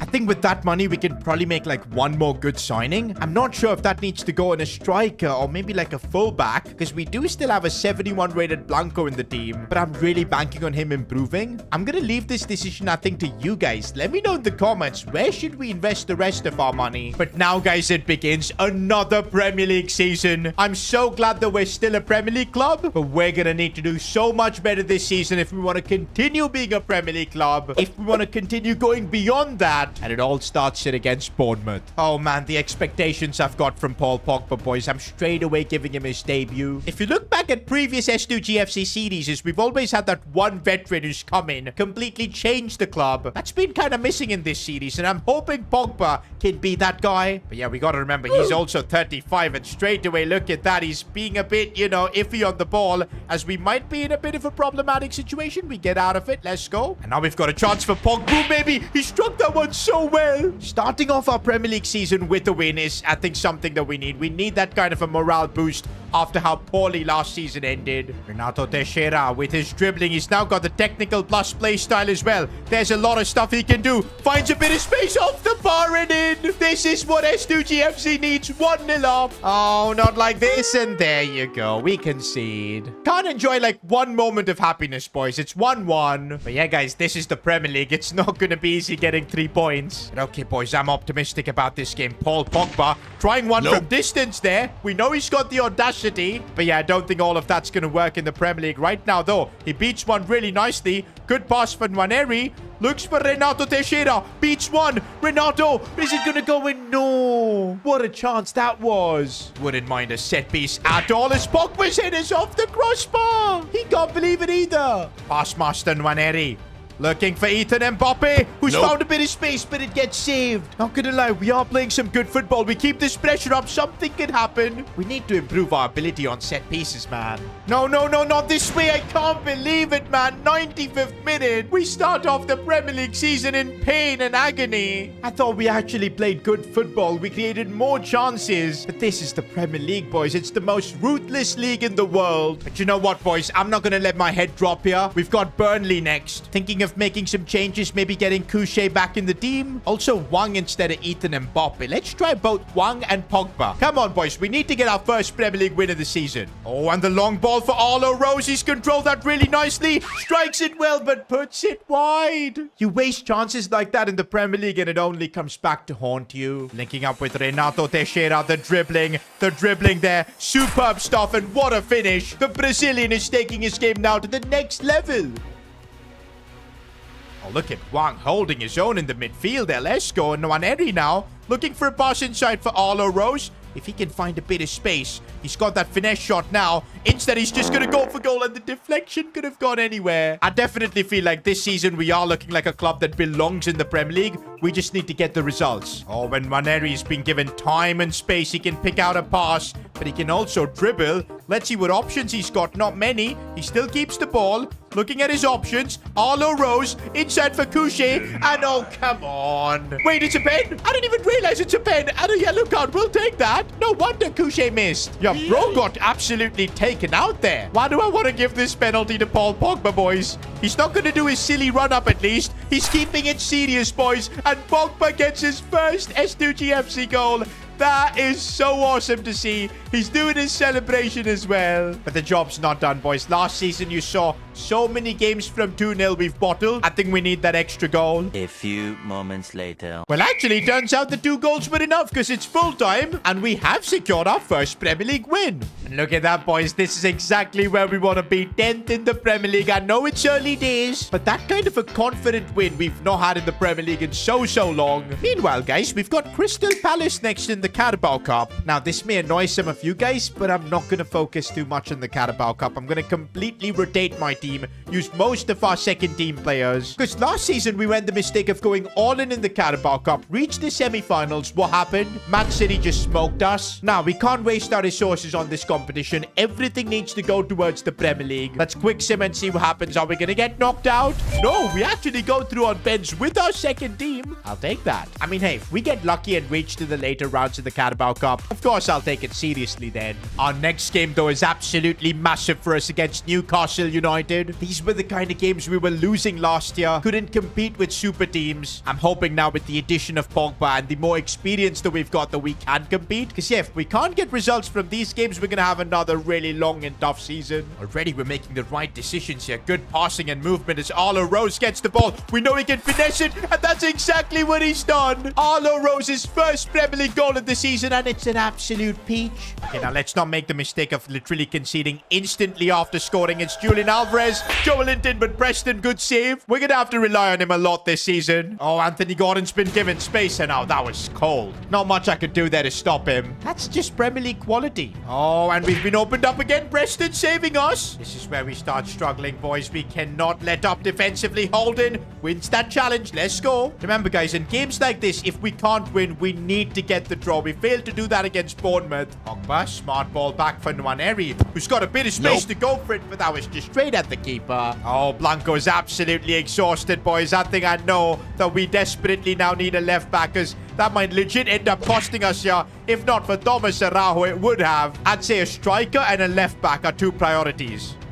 Pogba, oh, that was really clever of him. And now let's see if he can maybe drive the ball forward. Paul Pogba looking for the pass for Arlo Rose. But Renato didn't make a run there. What was he doing? It's full time, and I'm a bit disappointed we couldn't get more than a draw. But this is a good situation to be in. We competed head-to-head with Newcastle. Came out with a point. Honestly, this is so much better than last year. I really feel like we're in much more control. 3 games, 1 win, 1 draw, 1 loss. It's okay. We can build from this. But now with less than a week left for the transfer window to shut, we've got big decisions to make. Do we bring in another striker to reinforce our attack? Or do we go all in on a left back? You guys let me know what you think, because S2G FC needs your help. And next episode, our journey in the Premier League will continue. I've taken one of the biggest risks in the history of this club by signing a player that many deem to be finished. A player that's been defamed. A player that was banned from playing football for years. But you see, the situation our club was in, finishing 17th in the Premier League, losing out on sponsors, to continue remaining a Premier League club and going beyond, we needed to do something drastic. And that was signing World Cup winner Paul Pogba. He was available for free. He wanted redemption, and we offered him just that. Now, we made a deal with him that he cannot go back to being his former self. No more partying. His focus is solely on making S2G FC one of the best clubs in England. And so far this season, he's doing the job, showing his incredible quality. And so after 3 games, we're 10th in the Premier League, playing way better football than last year. But even with Paul Pogba, I don't think we've got a squad that's good enough to compete at the highest level in the Premier League. We want to be taking the fight to Manchester United, to Man City, to all the big clubs. And for that, we're gonna need a couple more signings, a left back and a striker. The clock is ticking though. Only 5 days left until the transfer window shuts. I've literally been in the S2G FC offices for hours on end, trying to figure out who we can sign. Not gonna lie, boys, I think Paul Pogba has been a cold signing. I know he's 35, but he's 82 overall. Already in his first 3 games, he scored a goal. Now, I know it was a pen, but still a 6.93 average rating from midfield. This is turning out to be much better than the James Rodriguez disaster. But yeah, I'm gonna be honest, we still need more improvements, especially if we want to push for top 10. Because yeah, I don't want to be in a relegation battle again. We've got to be making progress. The thing is, though, I kind of want both a left back and a striker. But you guys know the situation of S2G FC. We're kind of broke. In fact, we lost out on most of our sponsors. Thankfully, with the help of Wang and Timu, we were able to get some money. Under Armour coming back to sponsor us. But yeah, all of that leaves us with just about 28 million. I don't think we're getting both a left back and a striker in that kind of money, unless we find like a really good free agent, but I don't think that's gonna be likely. For a second, I thought this was Jonathan David, but no, it's Promise David. Maybe it's Jonathan David's older brother. Who knows? Maybe his younger brother. Let me know in the comments if these guys are related. But yeah, with 69 pace, he ain't getting in my team. We kind of need a striker who can maybe take the fight to Arlo Rose, not make him comfortable at this club. But yeah, I don't think we're getting a free agent. It's the same story for the left back, boys. The free agent market is really rough right now. We're back now in the S2G FC offices for a press conference. Check out Norwegian Jorgen Strand Larsen for the striker position.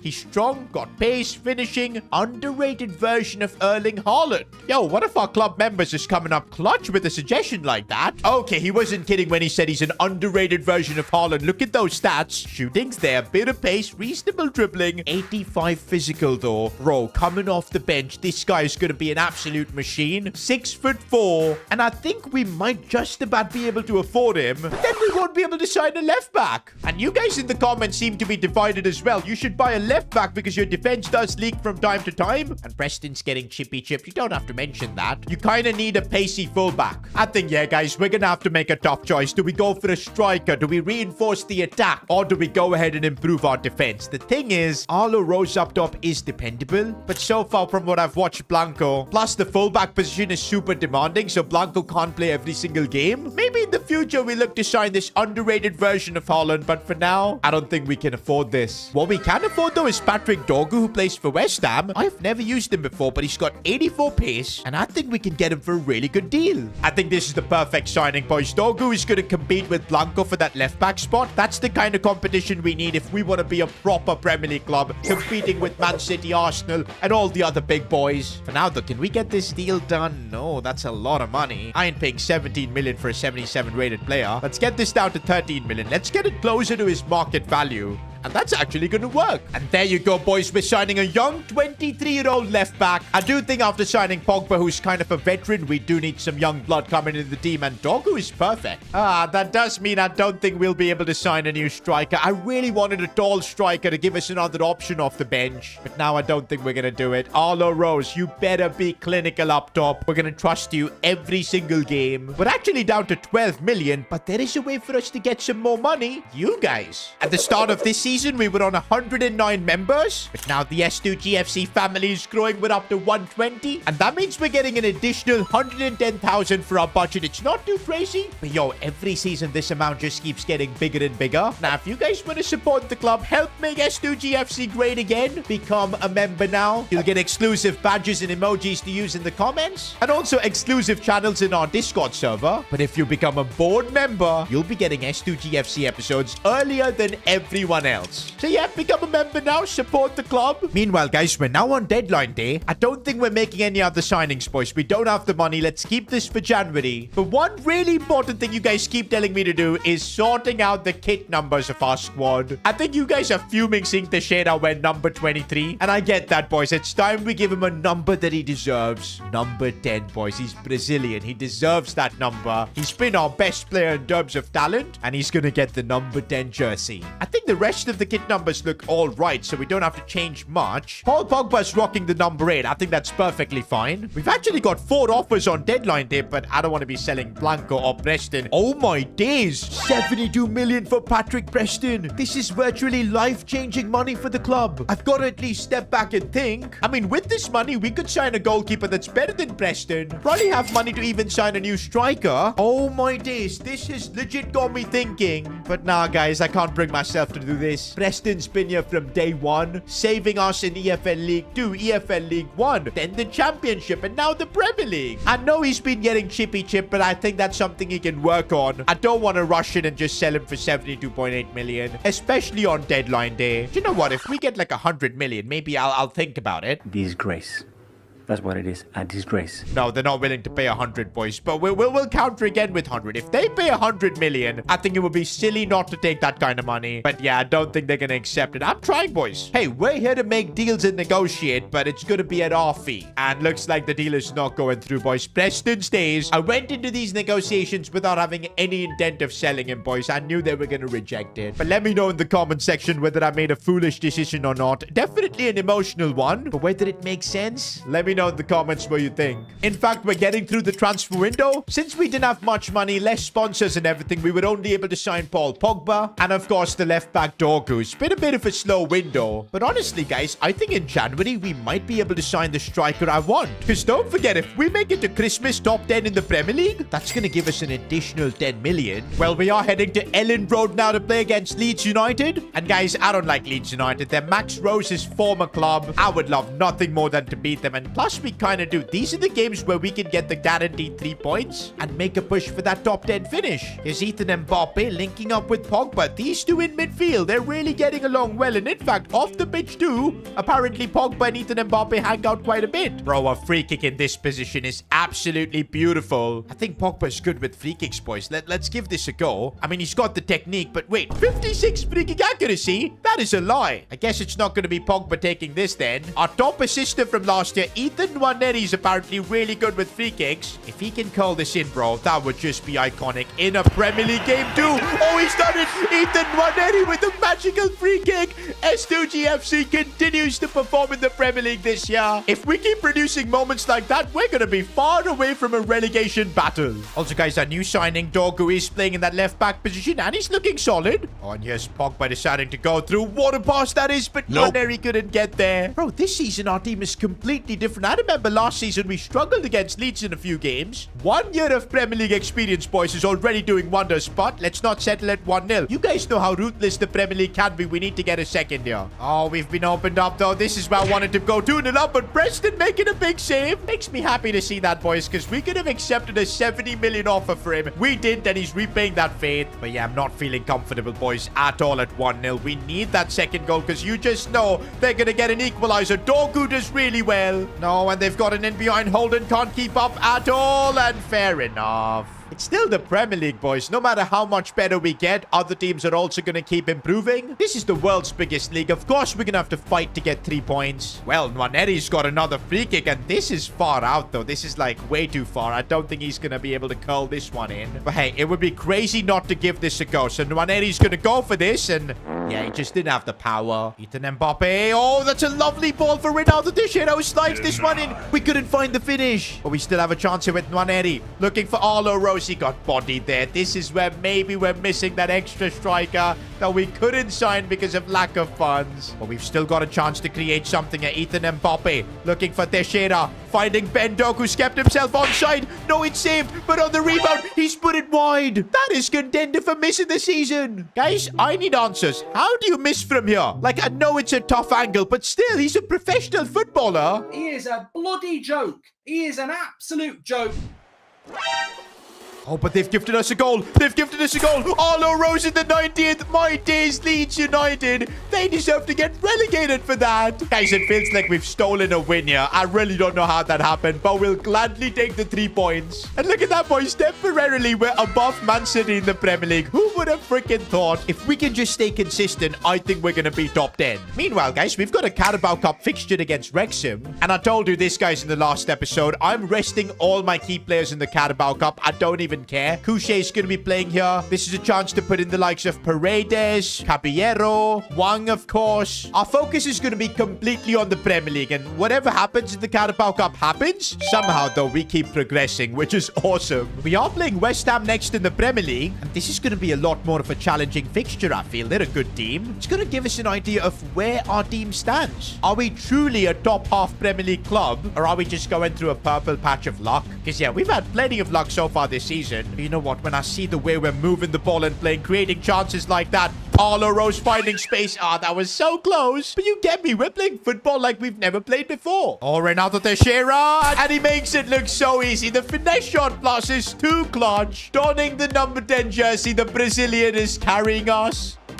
No, no, no, no, no, no. We're going to concede, of course. Well, it's the Brazilians dominating in this game because Paqueta scored for them. I am starting to feel, though, that maybe Joseph Holden, our club captain, the Premier League might be his limit. But it's early days. Maybe he'll be able to adapt. That's what he's done throughout this series. And look at the space we've got here. Teixeira, how is that getting saved? Well, it's full time, guys. We're not going to win every game, but still in games like this, normally we would have lost. This time around, we're getting a respectable draw. Just a few bad results, boys, and we've dropped down to 12th in the Premier League. But you know what? I'm still happy with the progress we've made, the position we're in. As long as we're not there in the bottom half, it's totally fine. We are facing Man City, though, next with the likes of Haaland, Foden, Rodri, Valverde even.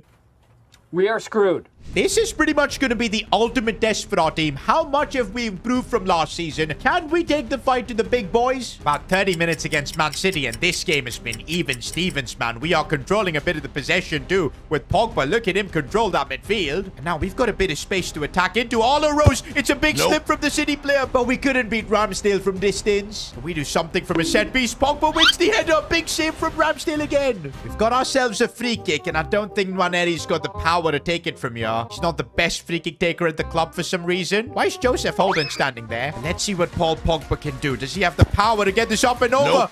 And it wasn't a bad attempt, to be fair. Honestly, guys, I really think we've been the better team in this game. But the question is if we can make the most of it. Nwaneri with his dribbling is trying his best. Looking back for Arlo. Renato Teixeira. And we've opened Man City up. It's, of course, our new number 10. But the question is, can we hold on to getting a famous victory against one of the biggest Premier League clubs? And Renato Teixeira is broken through here. We get another goal, and it could be curtains for Man City. Renato almost. This result really means a lot. From what we've been through, almost being relegated, to now beating Pep Guardiola's Man City. And look at that, boys. 10 games into the Premier League season, we're 9th. Meanwhile, guys, it is annoying to see Man United in 2nd place, fighting for the Premier League title, because apparently Max Rose and Matthew Powell have formed an unbelievable bond, and those two are dominating like crazy for Man United. Every time I look at Max Rose's overall and stats, it makes me want to cry. He's up to an 85 overall, valued at 53 mil. I'm hoping soon we'll be able to compete with his team for the Premier League title. The two brothers going at it for Premier League glory. Oh my days, would that be epic? Are you delusional? Do you suffer from a mental... To be fair, guys, we're now seeing quite a bit of growth in our team too. Look at Holden up to an 80 overall. I told you, boys, he's not a player that gives up. Last season, he wasn't Premier League quality, but slowly he's getting there. Preston's up to 84. Thomas Araujo is growing. Teixeira is up to an 85, boys. Oh my days. By the way, gonna be honest, Dogu has been a bit of a flop signing. I don't think he's been that good. I genuinely prefer Blanco. But yeah, guys, from now until the 25th of December, we've only got one goal. Staying in that top 10, because we need that extra 10 million. I really feel in the second half of the season, if we've got the money to sign a new striker, it could change this club. It could give us a completely new dimension. Maybe we can push for cup competitions as well, because we'll have extra reinforcements. And that could be huge all round for the club. And let's do it, boys. We've got a game against Aston Villa, who are a really good side.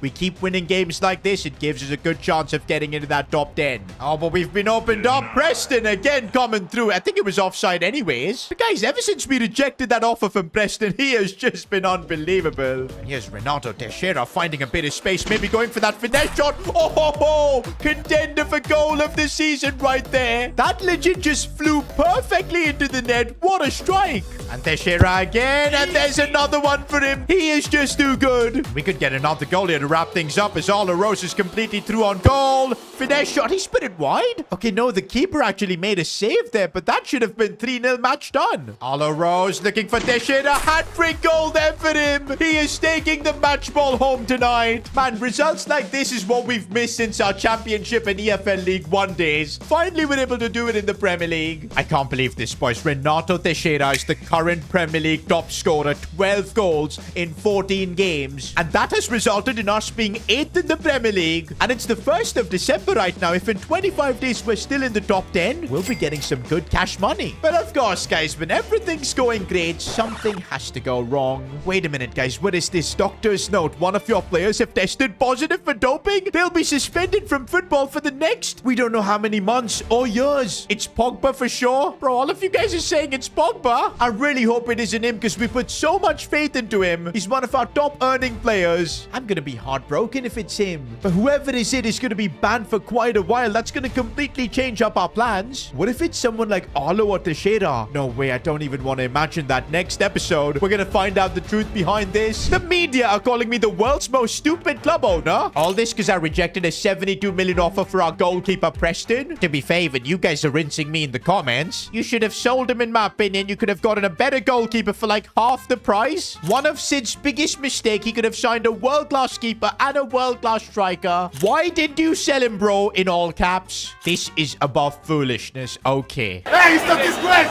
It's not disgrace! I mean, the truth is, I couldn't bring myself to sell him. Patrick Preston has been here from day one. When we were in EFL League 2 struggling, he was the one making the saves. He was the one you guys called underrated. I just couldn't say goodbye. And you guys are absolutely right. The smart thing, the sensible thing would have been to sell him, invest that money into a striker and a world-class goalkeeper. But we've made our choice, boys. We're backing Preston. I don't want to sell him. And hopefully we don't live to regret that, boys. Right now, we are 8th in the Premier League. Things are looking good. But yeah, guys, I still do think we need some reinforcements in this team if we want to push to remain in the top 10 or even go beyond. Because yeah, all the other Premier League clubs are constantly improving. The problem is we're a bit tight on the funds. Because of course, we didn't take that Preston deal. I know I'm stupid. But don't forget, if we make it to Christmas, top 10 in the Premier League, our sponsors are going to give us a cheeky 10 million bonus. Now, getting that money is going to be absolutely imperative. Let's look at this, boys. S2G FC player caught doping. That's right, boys. Last episode, I did tell you about this, that it has been confirmed. One of our players has been caught doping. But it also says here that the player will be charged and suspended from football. Who could do that at our club? I mean, yeah, it could be Paul Pogba. He's kind of done it before. But hey, when we signed him, we made it clear to him that, nah, you're not going to do any sort of stuff. You're going to put the club above everyone else. And that's what he's done, boys. I can confirm it's not Pogba. A lot of you guys are also saying that it's Renato Teixeira because he's scoring hat-tricks for fun. Goal after goal after goal. But no, it's just talent, boys. It's not him. But it is another winger. And it's Bradley Hart.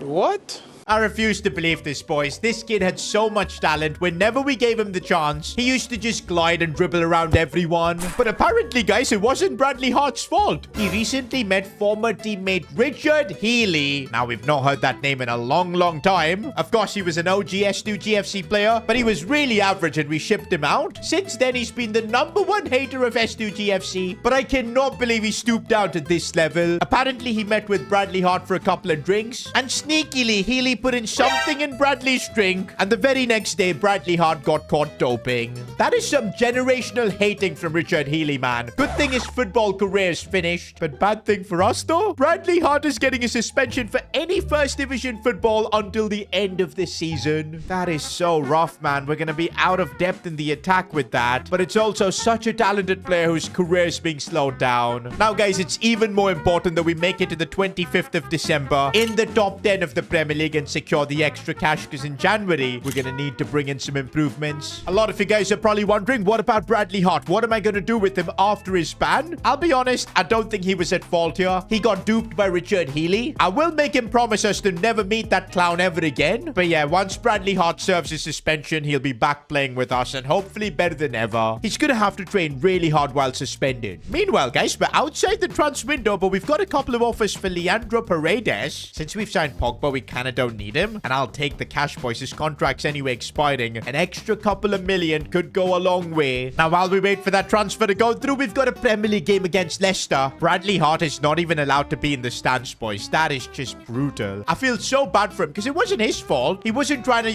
improve his performance on the pitch. Freaking Richard Healy, man. Meanwhile, guys, these conditions we're playing in is crazy. The ball is literally stopping in its tracks. Rainy night in Leicester, boys. That's what's happening here. But you know what, boys? The man in form, Renato Teixeira, does not care. He finds space but couldn't find the finish. Defensively, we've just been opened up here. That is too good from Leicester. Fair enough. I'm telling you, boys, we've got a lot of work to do if we want to be top 10 come Christmas. Of course, we've been really good in the Premier League this season compared to last year, but this is still the world's biggest league. We've got to keep being consistent. Everyone around us is just going to get better. We're moving the ball around nicely, and finally a bit of space. Arlo couldn't do much, and he's offside. Come on, Arlo. You've got to keep yourself on. Oh, and it could get even worse now. Okafor's completely through. Preston could do nothing about it. Looks like we're taking a massive L in the Premier League. Well, at least in other news, Leandro Paredes will be leaving. We'll probably get about a couple of million for this. Not bad. But what matters more for us, though, is finishing top 10 by Christmas. And look at how close it is right now. Same points as Newcastle. Brighton and Fulham are right behind, and even Brentford. And to make things even worse, we're facing the best team in the division right now, Manchester United. Surprisingly, Max Rose isn't slated to start this game, and Matthew Powell is still going to be watching from the stands. Very weird. But one suggestion from you guys have been seeing a lot is to give my players player roles. I've kind of forgotten about that, which I really should. Let's give Preston the goalkeeper role. Wang Haijian now as the playmaker plus. All this will make them play a lot better on the pitch, I guess. Oh, the plus on Renato Teixeira. He's going to be even better. Hopefully with this, we're going to see a difference on the pitch, because I am playing all our players in roles that they're really good at. But here we go, boys, facing Manchester United. All I can think of is whether Max Rose is starting, and I think he is, boys. Look on the right side. Yep, that is Max. That is Max right there. We're actually going to see Arlo Rose versus Max again. This is going to be iconic. We need that top 10 finish. Arlo would love to score against his brother, but so far it's been blocked. I can see it in his face, boys. He wants this win. Maybe a lucky goal from a set piece. Pogba too would love to score against his former club, but yeah, corners, it's not going to happen as Teixeira has picked up a bit of a knock. And don't forget, boys, we don't even have Bradley Hart to bring on. For now, we're not making any changes. Arlo Rose is going for it. It's been saved. I'm seeing the condition of Teixeira. He still has that knock. We'll try to just force him to get on with it, because we need him in a game like this. But by halftime, if he doesn't recover recover, I'm going to have to sub him off as we look to find Pogba, who's climbed ahead but couldn't get the header on target. Ronaldo is now attacking. We're looking like the better team so far. Ronaldo, I think, has recovered from his knock, and he's managed to score an incredible goal. That's what the Brazilian does, whether he's fully fit or not. Simply sensational. I'm telling you, boys, if we want to be top 10 by Christmas, we're going to have to beat the best. And Man United right now are the best team in England. And there's Max Rose tackling and getting the ball off Teixeira. That was not nice to see. We're going to have to defend Manchester United here as Max Rose gets the ball again. I really don't want him to be scoring against us. But right now, Manchester United might have that chance. Holden doing well. It falls again for United. Preston, big save. Okay, guys, at halftime, I'm just checking in. Teixeira is fine. No knock. I am going to make one change. I'm going to bring on Wang for Ethan Mbappe just to give us more physicality in that midfield. Come on, boys. We could get a famous win against one of the best teams in the league. And that's been the difference from last season. All the big clubs used to wipe us out. This season, though, we're looking a lot better. We can compete against the big boys. Can we get the result, though, is the real question. Max Rose, as he's gotten in behind Holden, going for the challenge. What a tackle that was. Sending Max to the floor. And now we could go on the charge. Ethan Nwaneri sees the space for Renato Teixeira. Through on goal, making it 2-0. You just cannot give Teixeira any space because he's going to exploit it. Oh my days, that might be the best goal we've conceded in a long time. What a volley from João Neves. Guys, this is Man United. They're not going to give up. We've got to survive for 15 minutes to get ourselves a famous win. And that's full time, guys. We've actually secured a famous win against the first place team in the Premier League. This would not have happened last year. And this is in spite of all the doping allegations our players have had. But guess what, guys? S2G FC keeps fighting. We're 9th right now, 25 points. We're looking really good to keep that top 4 spot. There's still a few more games.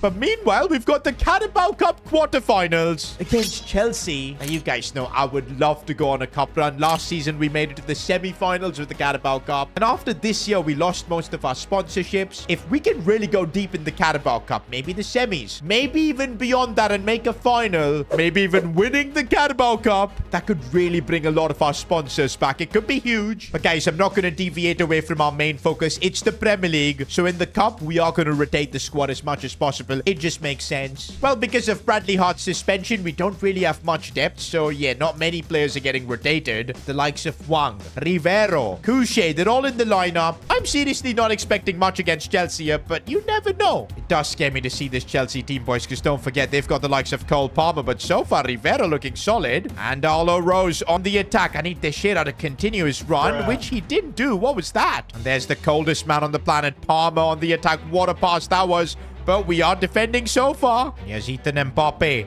Looking inside for Wang with a bit of space. He went for it. It's been a while since we've seen a Wang screamer.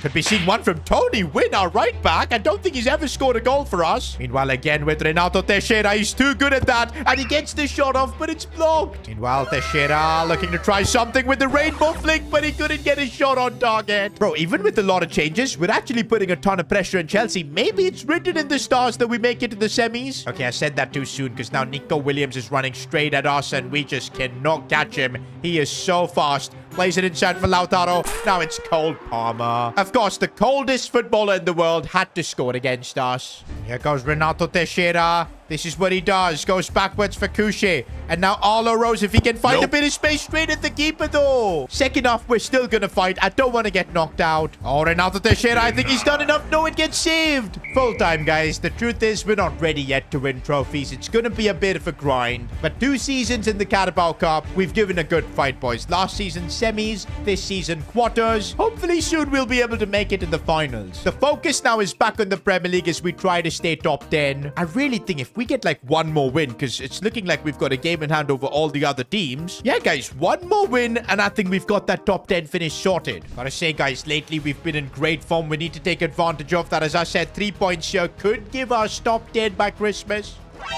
Oh, but we've been opened up. Preston made a big save there. Honestly, guys, that might be the best save of this series. How did Preston even get a hand? He himself can't believe it. Now we need to make the most of it in the attack, boys. Ben Doak is running and running. Needs to bring it back inside. Are there any options? Going back for Cody Dramer. Finding Wang with a bit of space. Nope. Striking it well, and no. I'm I'm still waiting to see the Chinese Xavi score another banger. Oh, we've been opened up. Connor Chaplin is a bit of a baller, but he's put it wide. Not gonna lie, guys. We are kind of struggling to score against Ipswich here. This is not good. But come on, we've just come off a famous win against Manchester United. We've got the shade up, but he can't break through. This could be our chance as Arlo Rose has got space, but why straight at the keeper? Oh, but we've now been opened up here. Preston again with the big save. Rebound blocked by Cody Drammer. Even though we're struggling to scoring, our defense and goalkeeper are going to get us a point out of this. But maybe our midfield and attack can help us get something more from this game. Ethan Nwaneri. What was that pass? Fair to say, boys, we just had a stinker of a game. Only a draw from this. I do feel like with our tactics, sometimes I feel like we don't have enough players going forward. Maybe we can fix that by having Pogba play as like a playmaker, because I want him to be in the attacking positions, maybe even taking shots. Let's try this out. Meanwhile, guys, even though we drop points, we're still looking good for top 10. But we are facing Liverpool next. We're gonna need to get something out of this if we want to stay in top 10. Okay, at least, guys, we're playing in sunny conditions. It's been a while. I'm tired of playing in the rain. The ball just does not move nicely. Arlo Rose finding Teixeira. I know he tried something cheeky there and it didn't work.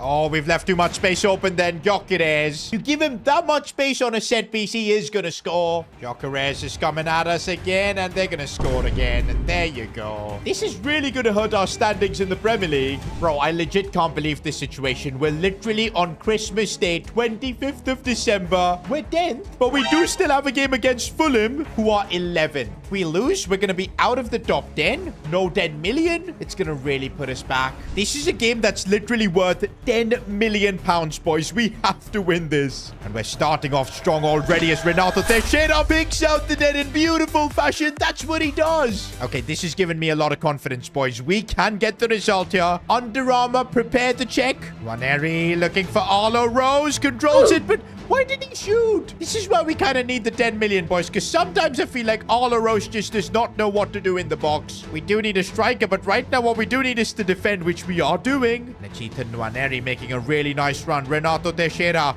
finding Pogba in a great spot. Come on, Pogba. I'm waiting for you to score that goal. And Doak taking the set piece. It falls for Pogba. It's going everywhere, but not in the back of the net. Oh, and on the other end, we're getting countered. Blanco did so well there. That's why over Doku, I still play him. He's just that good. This time, I'm getting the ball for Arlo Rose, and he's made that look easy. That's what we needed. 2-0 up. I think that should be enough. I thought it would have been enough, but instead we've drawn against Fulham. Oh, for God's sake, I can't stand it. I shouldn't have been so overconfident. Oh my days, thankfully it's still enough to keep us in that top 10. I genuinely had a heart attack there. That is such a relief, boys. We finished top 10 come Christmas, but only just. But hey, it counts because we've got that 10 million pound check from Under Armour. The budget's up to 23 mil. And now we're heading into the January transfer window with actual money to spend. Almost 25.5 million because we've just got the money from Leandro Paredes' sale. We can finally really improve this team. One signing at least should be possible. And to be fair, with the FA Cup coming up, which is somewhere I do want to focus on, the Premier League too, I think the main thing we need is squad depth. And okay, let's analyze our squad. What can we do to improve the team right now? The attack is definitely an option, boys, because we've kind of got no depth. I think another striker is a priority. Maybe someone different to Arlo Rose. In the midfield, we've got Caballero and Wang. I think that should be enough because they can play in that cam position too. At the back, just Rivero as backup is tough, but it's okay. I think what we do need this season is a striker who can get us goals, something different as well, help us change up the setup. And if you guys remember in the summer, we did try to sign a striker who was dubbed as the underrated Haaland, Sjorgen Strand Larsen, 81 rated, 6'4", an absolute demon. And I think I want to try and sign him. I mean, with 25 mil, I don't know if it's going to be enough because already his market value just went up. We're going to need to really strike a good deal if we want to sign him, like 23 million, maybe even 22, but I'm not sure if that's going to work. We're just not going to have the money until I do like a swap deal. But yeah, we just don't have players that we can swap out right now. It's so frustrating. Well, the dream of signing the underrated Haaland has been crushed within minutes. Well, before we go on the hunt for another player, for now, I think I'm going to loan out Bradley Hart. He anyway is ineligible for playing any first division football. So if we get him a loan deal from a second division club, at least he can still keep playing football and grow as a player. I think we owe it to him to do this. Meanwhile, boys, we're getting a lot of offers once again for Preston. 71 million. Oh, I know if I negotiate, I can get this up to 80 million. The offer for Blanco is really low, so I don't mind rejecting this. But again, a massive offer for Preston. The media called me a fool for rejecting this. But now we've got it again, boys. I don't know what to do here. This could legit change everything about this club. We could bring in a new goalkeeper. We'll not just have money for Larson, but maybe another position in this team. If we sacrifice Preston, we would literally have a budget of almost 100 million in January. So you guys saw how good he was today. I don't know what to do, boys. And I don't want to be called stupid again by the media. So this is where we're going to end today's episode. A big decision for you guys to make. In the comments below, let me know whether we should accept this deal for Preston or should we reject it. Maybe this is the last offer we'll ever get for him, because after I reject this again, maybe other clubs just simply wouldn't be interested. Oh my days, just thinking about losing Preston is making me sad. Well, it's your decision. This decision could change everything at S2G FC. We have to make the biggest decision in our club's history. We've right now got the biggest offer we've ever received in this series, 71.5 million from Spurs, but it's for our goalkeeper, Patrick Preston.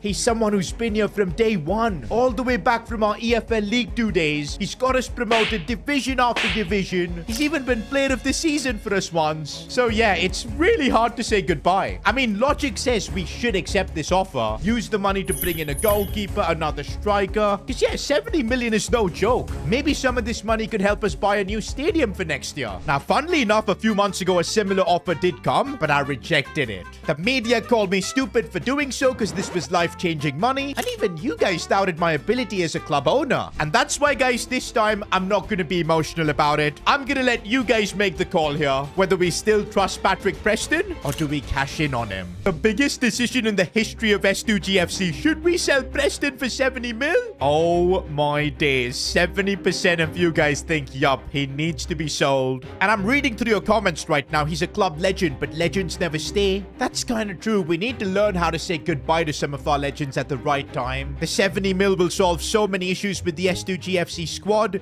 Make a statue for Preston, though. That's true, guys. Even if we sell Preston, nothing's gonna change how iconic he's been. It's a lot better than leaving the club as a fraud or not performing. Preston is leaving like a king. And here we are, boys, in the room to negotiate with Spurs. I know they've come in with 71.5 million, but I still want a bit more money. But no, I'm not gonna counter like crazy money and get this deal thrown away. I know you guys want to see this happen. I'm gonna counter for a respectable 80 million just to see what Spurs think about it. And they're willing to accept. Just like that, we've secured 9 more million. Oh boy, this is gonna be really rough to see Preston leave. Well, the deal hasn't gone through yet, and we've got a game against West Ham. To be fair, there's a lot of work I want to do with the team in terms of signings. We've got 25 million in the bank right now. Of course, we're gonna need a Preston replacement, a new striker to give us some depth, and if there's money left, I wouldn't mind maybe investing more in the midfield as well. So yeah, there's a lot that needs to be done. It all kind of depends on the Preston deal going through. But of course, there's still a way for us to get some more extra cash thanks to you guys. S2G FC officially now has 135 members. Who would have thought, man? We were on 120 a couple of episodes ago, and that means we're going to get an extra 150k added onto our budget. Every little bit of cash counts, boys. A big thank you for becoming a channel member. Don't forget, you guys also get a lot of cool stuff for becoming members, like access to the exclusive Discord channels to talk to me. And also, if you become a board member, you get to watch these episodes 3 hours before anyone else. So yeah, if you want to become a member, support the world's biggest club, click the link in the description to join now. Do you know what, guys? I think I want to have like a farewell match before Preston leaves. I know our captain is Holden, but for this game, let's give Patrick Preston the armband. He deserves it. And there he is right now, boys. Our number 1, Patrick Preston, with the armband in his final game, possibly. I really want to keep a clean sheet in this game and, of course, get the win. When we've got informed Renato Teixeira, a win is what we should get, and that's a bad foul there. Okay, from this angle, who should be taking the free kick? I reckon Paul Pogba or Renato? Surely Pogba. Okay, this one's going to be really tough to get done with, but if Pogba can score this, it would be insane. No, that was awful. Oh, we might still have a chance though. Ethan Mbappe strikes that one in. That's what's up, boys. 1-0 against West Ham. Look at Pogba and Ethan celebrate, boys. These two are really bonding off the pitch as well. In fact, Ethan often goes to Pogba's place to train and get better. I just hope he doesn't develop the bad habits that got Bradley Hart suspended. To be fair, that wasn't Bradley Hart's fault. It was Richard Healy who kind of just, yeah. We don't even want to talk about that. Meanwhile, Ethan Nwaneri has found a bit of space, striking that one, making it look easy. 2-0 against West Ham. Oh, but West Ham are trying to come back here, and Preston almost got chippy-chipped again. That's been one of his weaknesses. The post kind of saved him. I still kind of want to see Preston get a clean sheet, boys, so let's hopefully not concede. I've just realized I haven't even thought about who we could get as a replacement for Preston. That's going to be a long conversation. Looking inside for Arlo Rose, Nwaneri, Renato Teixeira, who gets himself another goal. This man has by far been our best player this season. And possibly Preston's final game in an S2G FC shirt does end in a win. Any moment now, boys, that deal could go through. I'm feeling sad, boys, because Preston has given us so much. And yep, guys, it's actually done. Patrick Preston, for the last time, is leaving the club offices. This is making me sad and just making me remember all the great moments we had with him. All the saves, going from League 2 to then League 1, then the Championship, and of course the Premier League. What a journey it's been with Patrick Preston. But yeah, you guys are right. We had to make the logical decision for the betterment of this club. 80 million is crazy money. Well, now, guys, we've got a different sort of problem. Our only goalkeeper in the club is this guy, Charlie Hopkins. Who? 54 rated. Bro has just not grown at all. To be fair, we haven't played him at all as well. But in just 3 days, we've got Manchester United, the club of Max Rose and Matthew Powell. If we face them with Hopkins in goal, we're going to get destroyed. So we've now got 97 million in the bank to find a new goalkeeper. I cannot believe the club has got this kind of money. To think we were about to go bankrupt a few years ago. Okay, the hunt begins for the goalkeeper now. Let's see in the Premier League. Are there any good options that we can have? One thing's for sure, we at least need our goalkeeper to be 84 rated minimum. Maybe this guy, Juan Garcia. I think we can do better though. I mean, the entire point of selling Preston was to be able to sign like a crazy good keeper. And I think the perfect keeper for us might be Georgi Mamadashvili. 6'6", absolute unit. He's 88 rated as well, and his market value is 55 million. I think we can afford him, and this would be the kind of upgrade we're expected to make after selling a club legend like Preston. Okay, wow, this is brilliant. The club isn't willing to let him go, and we can't afford to pay his release clause. Oh, he recently joined Barcelona. Yikes. Well, there goes my plan of signing him. Now, while I was hunting for other goalkeeper options, I got a message from Renato Teixeira. He said he urgently wanted to meet me. This kind of scared me, boys, because if it's about him leaving, I'm gonna cry. Hey, boss, I know the dressing room is a bit sad to see Preston leave, but the club needs to move on and find a new goalkeeper. And I've actually got a player that I think you should sign. It's my little brother, Eduardo Teixeira. He may not be as good as Preston now, but trust me, he's got the potential to be the greatest goalkeeper of all time.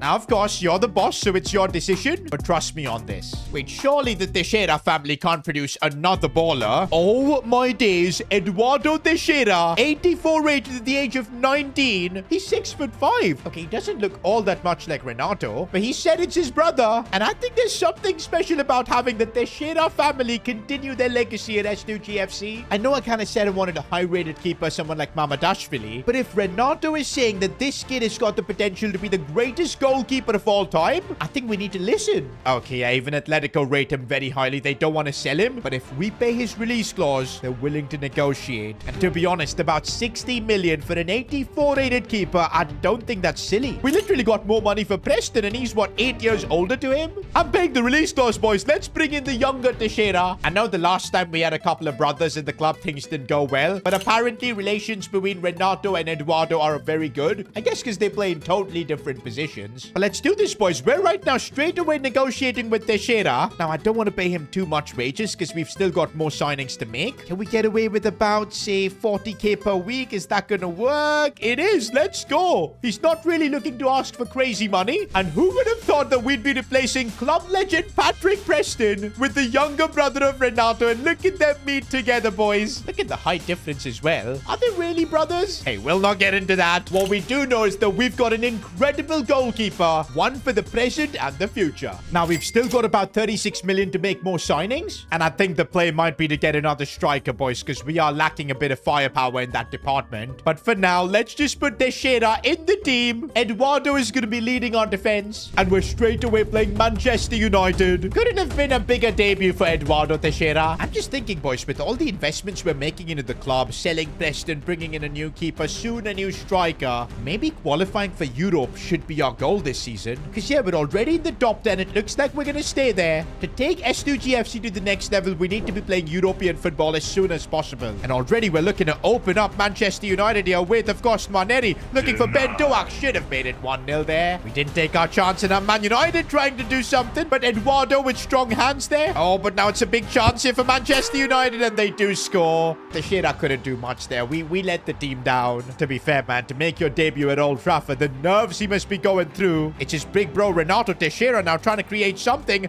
looking for Arlo Rose, but what a save. I know Manchester United are second in the Premier League, but if we can get a result against them, it could propel us towards that top 6. Oh, we've been opened up. Joseph Holden couldn't do much. Teixeira with strong hands. So far, he's had a lot to do. Oh, but we've opened things up here for Renato Teixeira on his right foot, making that look easy. The big brother is coming to the rescue, boys. 1-1. Arlo Rose looking for Renato Teixeira, and there's the finish. We're actually on track to beat the second place team in the Premier League. That's the neat thing.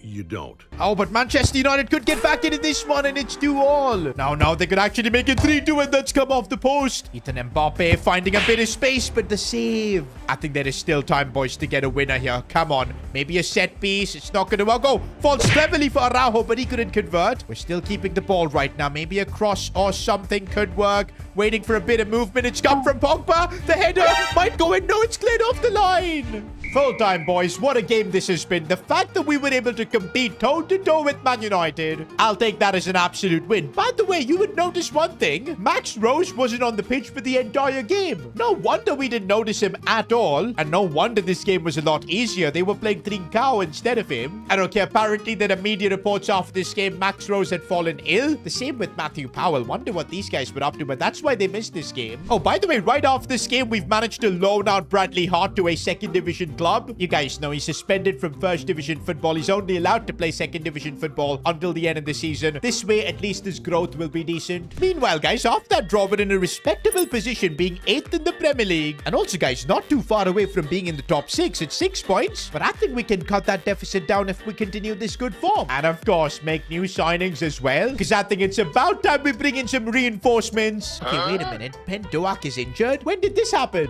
Oh, I think in that Man United game he picked up a knock. Bro, he's torn his hamstring and will be out for the next couple of months. If I'm not wrong, we don't even have Bradley Hart available. There's Couché, but that's okay. Bro, we need some squad depth up top. I guess that's even more of a reason we use our money to bring in a striker. And if I'm not wrong, I remember you guys suggesting me a player that's known as the underrated version of Haaland, Jorgen Strand Larsen. Now, last time around when we tried to sign him, we didn't have the money. But things are different now. Preston has got his bags. And honestly, I kind of want to sign him because he's a different player to Arlo Rose. I think he'll offer quite a bit to the club. So let's see if we can get a good deal here. I'm going to start with 26 mil as my first offer. Oh, they straight away want 35. That I can't afford. Let's keep it cool, boys. 28 mil is going to be my counter. Okay, now they're willing to deal with us, boys. That is a sensible counter. We'll try and get this deal done at 29 million. And boom, negotiations are going smoothly. And there you go, boys. He had no issues in accepting our contract. And finally, S2G FC has an absolute unit of a striker. The budget Haaland is now playing for our club. Okay, guys, with Ben Doak out for quite a while, I think we're going to have to play Arlo Rose on the right. I know he can play there. And our new signing, Budget Haaland Larsen playing up top. And no, we could also play Couché, but I want to keep Arlo Rose involved as well. I think this is how our team's going to line up. And I guess we'll get to know if things are working, because up next we face Leicester, who are only a couple of points behind us. I can't believe in this episode our team has changed so much, boys. Patrick Preston, club legend, is no longer at the club. We've got another Teixeira, and now we've got the Budget Haaland as well. Like, what is happening? And here's already Strand Larsen attacking with pace. Oh, the dribbling. He can still dribble as well. But what was he doing there? He just slipped. We are playing in terrible rainy conditions, though. Chance for our opponents and a big save from Teixeira. Renato wasn't kidding, boys. His little brother is an absolute talent. Oh, this could be bad, but no, we've got Eduardo Teixeira in goal. These conditions are so tough to play football in, but so far we are doing the job here. Inside for Paul Pogba. Nope. Pogba strikes it, but straight at the keeper. Pogba's actually been incredible for us in midfield, holding down the fort, but we're yet to see him really be that goal scorer. We know he's got a goal in him. Oh, we've just been opened up, and even Teixeira can't stop that. Honestly, Arlo Rose is kind of struggling in his new role, but That's a good bit of passing. Teixeira got taken out. Of course, that's going to be a pen. Pressure penalty. I'm feeling to give this to Arlo Rose just so he can get back to scoring. There you go. I think he needed that, especially now that he's been pushed out wide. Oh, we've been opened up, and that's so annoying to concede. I guess it's going to take us a while to accommodate all the changes, boys. It's not going to be a cakewalk, but with Renato Teixeira, we could have gotten a goal there. That's a tough loss to take, boys. I thought with all the signings, our team would actually be better, but no, we took a massive L. The transfer window is also coming to an end. We literally cannot make any more signings to improve this team. To be fair, we don't really have money left, just 4.8 million. We've used everything we had. Now, we just gotta hope the sacrifice we made for Preston is worth it, bringing in the likes of Eduardo Teixeira, a 19-year-old prodigy, as well as Larson up top. We really do need this exchange that we've made to pay off. Otherwise, I'm just gonna look like a fool. And you guys as well, because y'all told me to sell Preston.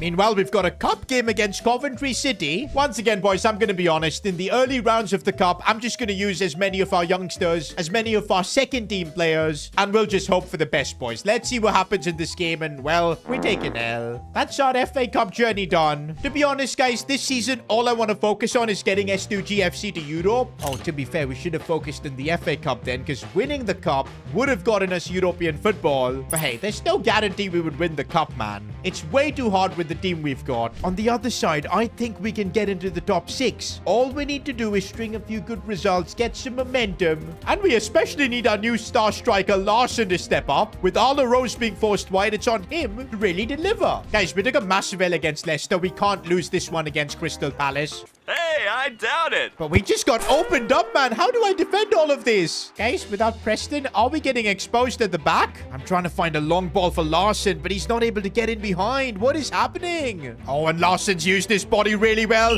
What? Offside? Okay, yeah, he was quite a bit offside. I guess he's adjusting to Premier League football right now. But yeah, we really can't afford this. He needs to hit the ground running. Larson using his strength, striking that one well, but it's saved. Oh, I think Larson has kept himself onside there. That was really nice. Still Larson. He's got the strength. But what was that for a finish? It's starting to feel like we got the Temu version of Haaland. I shouldn't be saying that because Temu are our sponsors. Okay, what is Teixeira doing? Oh my days, Teixeira. What has he done? Bro. Guys, are we crumbling mid-season once again? After all the investments we've made, is this actually happening for real? No way, boys. No way. It's actually 3-0 to Palace. And we absolutely bottle it, man.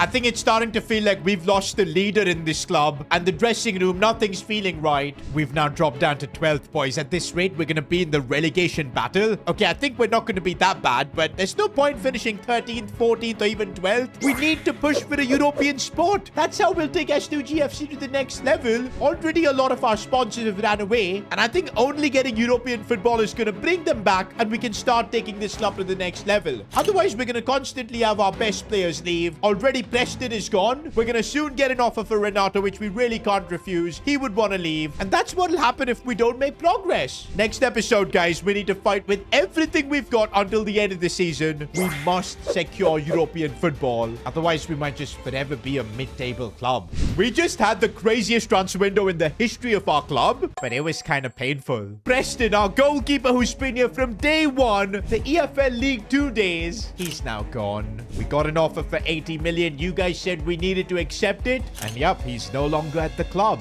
Now, with that money, we brought in a goalkeeping prodigy in Eduardo Teixeira. Now, I know you guys have heard that name before. That's because he's the younger brother of our best player, Renato Teixeira. Apart from that, we also signed the budget Haaland, and now our squad on paper actually looks really balanced. But football isn't played on paper, because on the pitch, we're getting smoked. Ever since Preston's left, we're losing game after game. We've been knocked out of the FA Cup. We've even dropped down to 12th in the Premier League. And in a season where we need to qualify for European football, attract big sponsors, playing like this is just not going to work. And if we keep doing this, we're going to lose our existing sponsors and probably be forced to sell another one of our big players next season. Now, boys, we're not letting that happen. From now until the end of the season, we're going to give it everything in the Premier League. Top 6 is the goal. Bro, the pressure is really on. Right now, we're 12th. And I just said that top 6 is the goal, but look at the gap. 7 points, and it doesn't seem much, but the way we're playing, that difference is monumental. I really thought with the signing of Larson, him being 6'4", an absolute unit. But yeah, I don't think he scored a single goal for us. Eduardo Teixeira is also conceding goals for fun. I think Renato Dupa said maybe he's a bit of a fraud. I mean, it's early days, but so far it's looking like we've taken a massive L selling Preston. Do you know what? Maybe we need to change the tactics a bit to get this team to suit the players we've got. Apparently, Eduardo Teixeira is more of a sweeper keeper. Larson is more of a goal poacher. Makes sense. So yeah, let's adjust to our new signings and see if that makes any difference. It's honestly so frustrating that we've got Ben Doak injured. But hey, for a situation like this is what we've signed Larson for. If he's even the underrated or budget Haaland, he needs to start scoring. We're up against Brighton and I feel like this is a winnable game. Okay, why is the game turned on training for me? I've not been playing that bad. Okay, we've got it turned off. Disrespect from EA. He's just bantered me. Renato Teixeira finding a bit of space, looking for Larson, but he's not making the right runs. I've put a man on the line and we still concede. Bro, I think we made a mistake selling Preston, boys, because without him, we just can't do anything. Although I am finding Larson, yo, who's got the strength and physicality, but the first touch of a donkey. It's crazy, guys. We literally spent 96 million in this last transfer window, and we're left with these kind of results. It's appalling how we've conducted our transfer business. I mean, honestly, in a career mode, I don't think we've had this many transfer failures, because Dorgu hasn't done much. James was a massive failure before. Now it's turning out to be Eduardo Teixeira, as well as, of course, Larson, who we've just signed. We almost just conceded another. But I can't let these frustrations take over, as Larson has done well, but he just is not gelling in. In situations like this, there's usually only one man who can save us, who slides that one in for Arlo, but he's offside. I really wonder what Teixeira is thinking about all this, boys, because the way we're playing, it's better off for him to just join a top club, boys. He's single-handedly carrying us right now, as he's gone through all by himself, but he couldn't get the finish. From a set piece, if he can try and do something, Larson, with all that height, couldn't win the header. I see Larson making the run, and that's a good sign, but how did he just get pushed off? Is that another injury to Joseph Holden? I just want to cry, man. I'm sliding this one through to Larson. Finally, he could do something. Still Larson, but what are those first touches?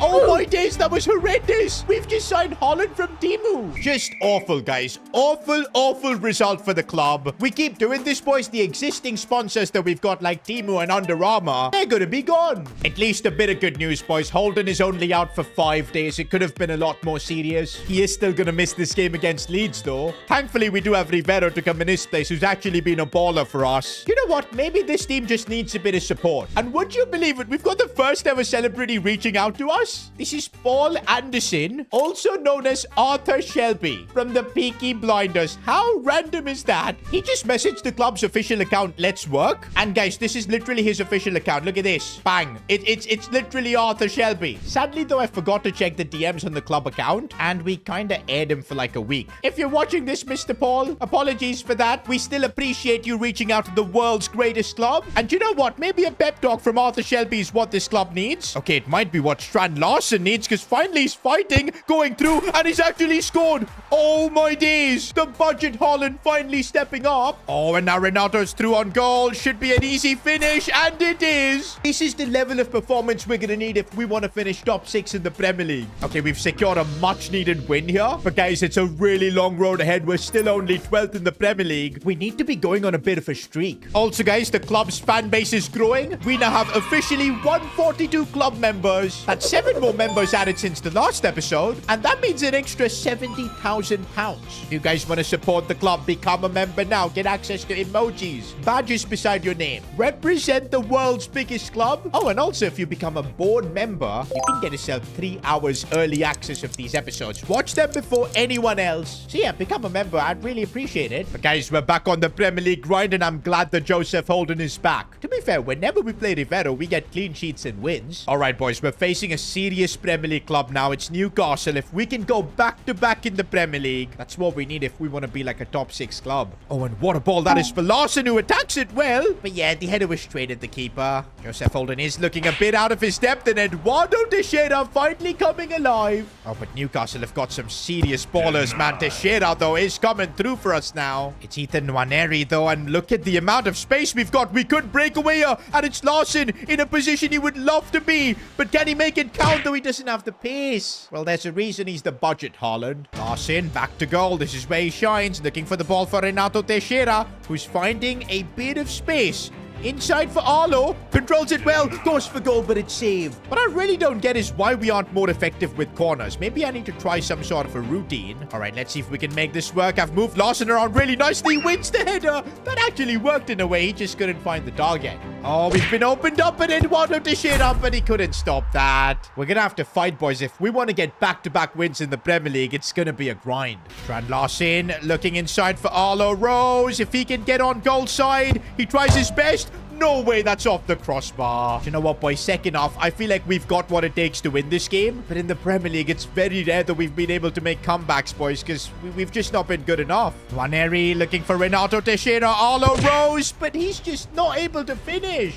Renato, loose ball, and he manages to put it in. That is a bit of luck that we absolutely needed. Probably our first goal from a set piece in a long time. Oh, it was given as an own goal. What a fraudulent game. That was clearly Renato's goal. No, not like that. Not like that. Oh, what a save from Eduardo. We gave it everything, guys, but we could only get a draw from this. To be honest, I thought we showed a lot of fighting spirit. But yeah, guys, results like that is clearly not enough. We're now 12 points off top 6. That is basically impossible to cover. I guess at least if we can get a top 10 finish, maybe we could pitch to sponsors that, you know what, there is potential in this club. We can get European football in the future, but without even a top 10 finish, I think our club's going to regress and become a mid-table club for a long time. We need to get results. Meanwhile, Renato has just called me in for a meeting. Boss, my back is aching carrying this club. I told you, if we're not going to make progress, it just makes sense for me to join a big club. I've already got so many offers lined up. I'll be making a decision come end of season, but so far, I'm more out than in.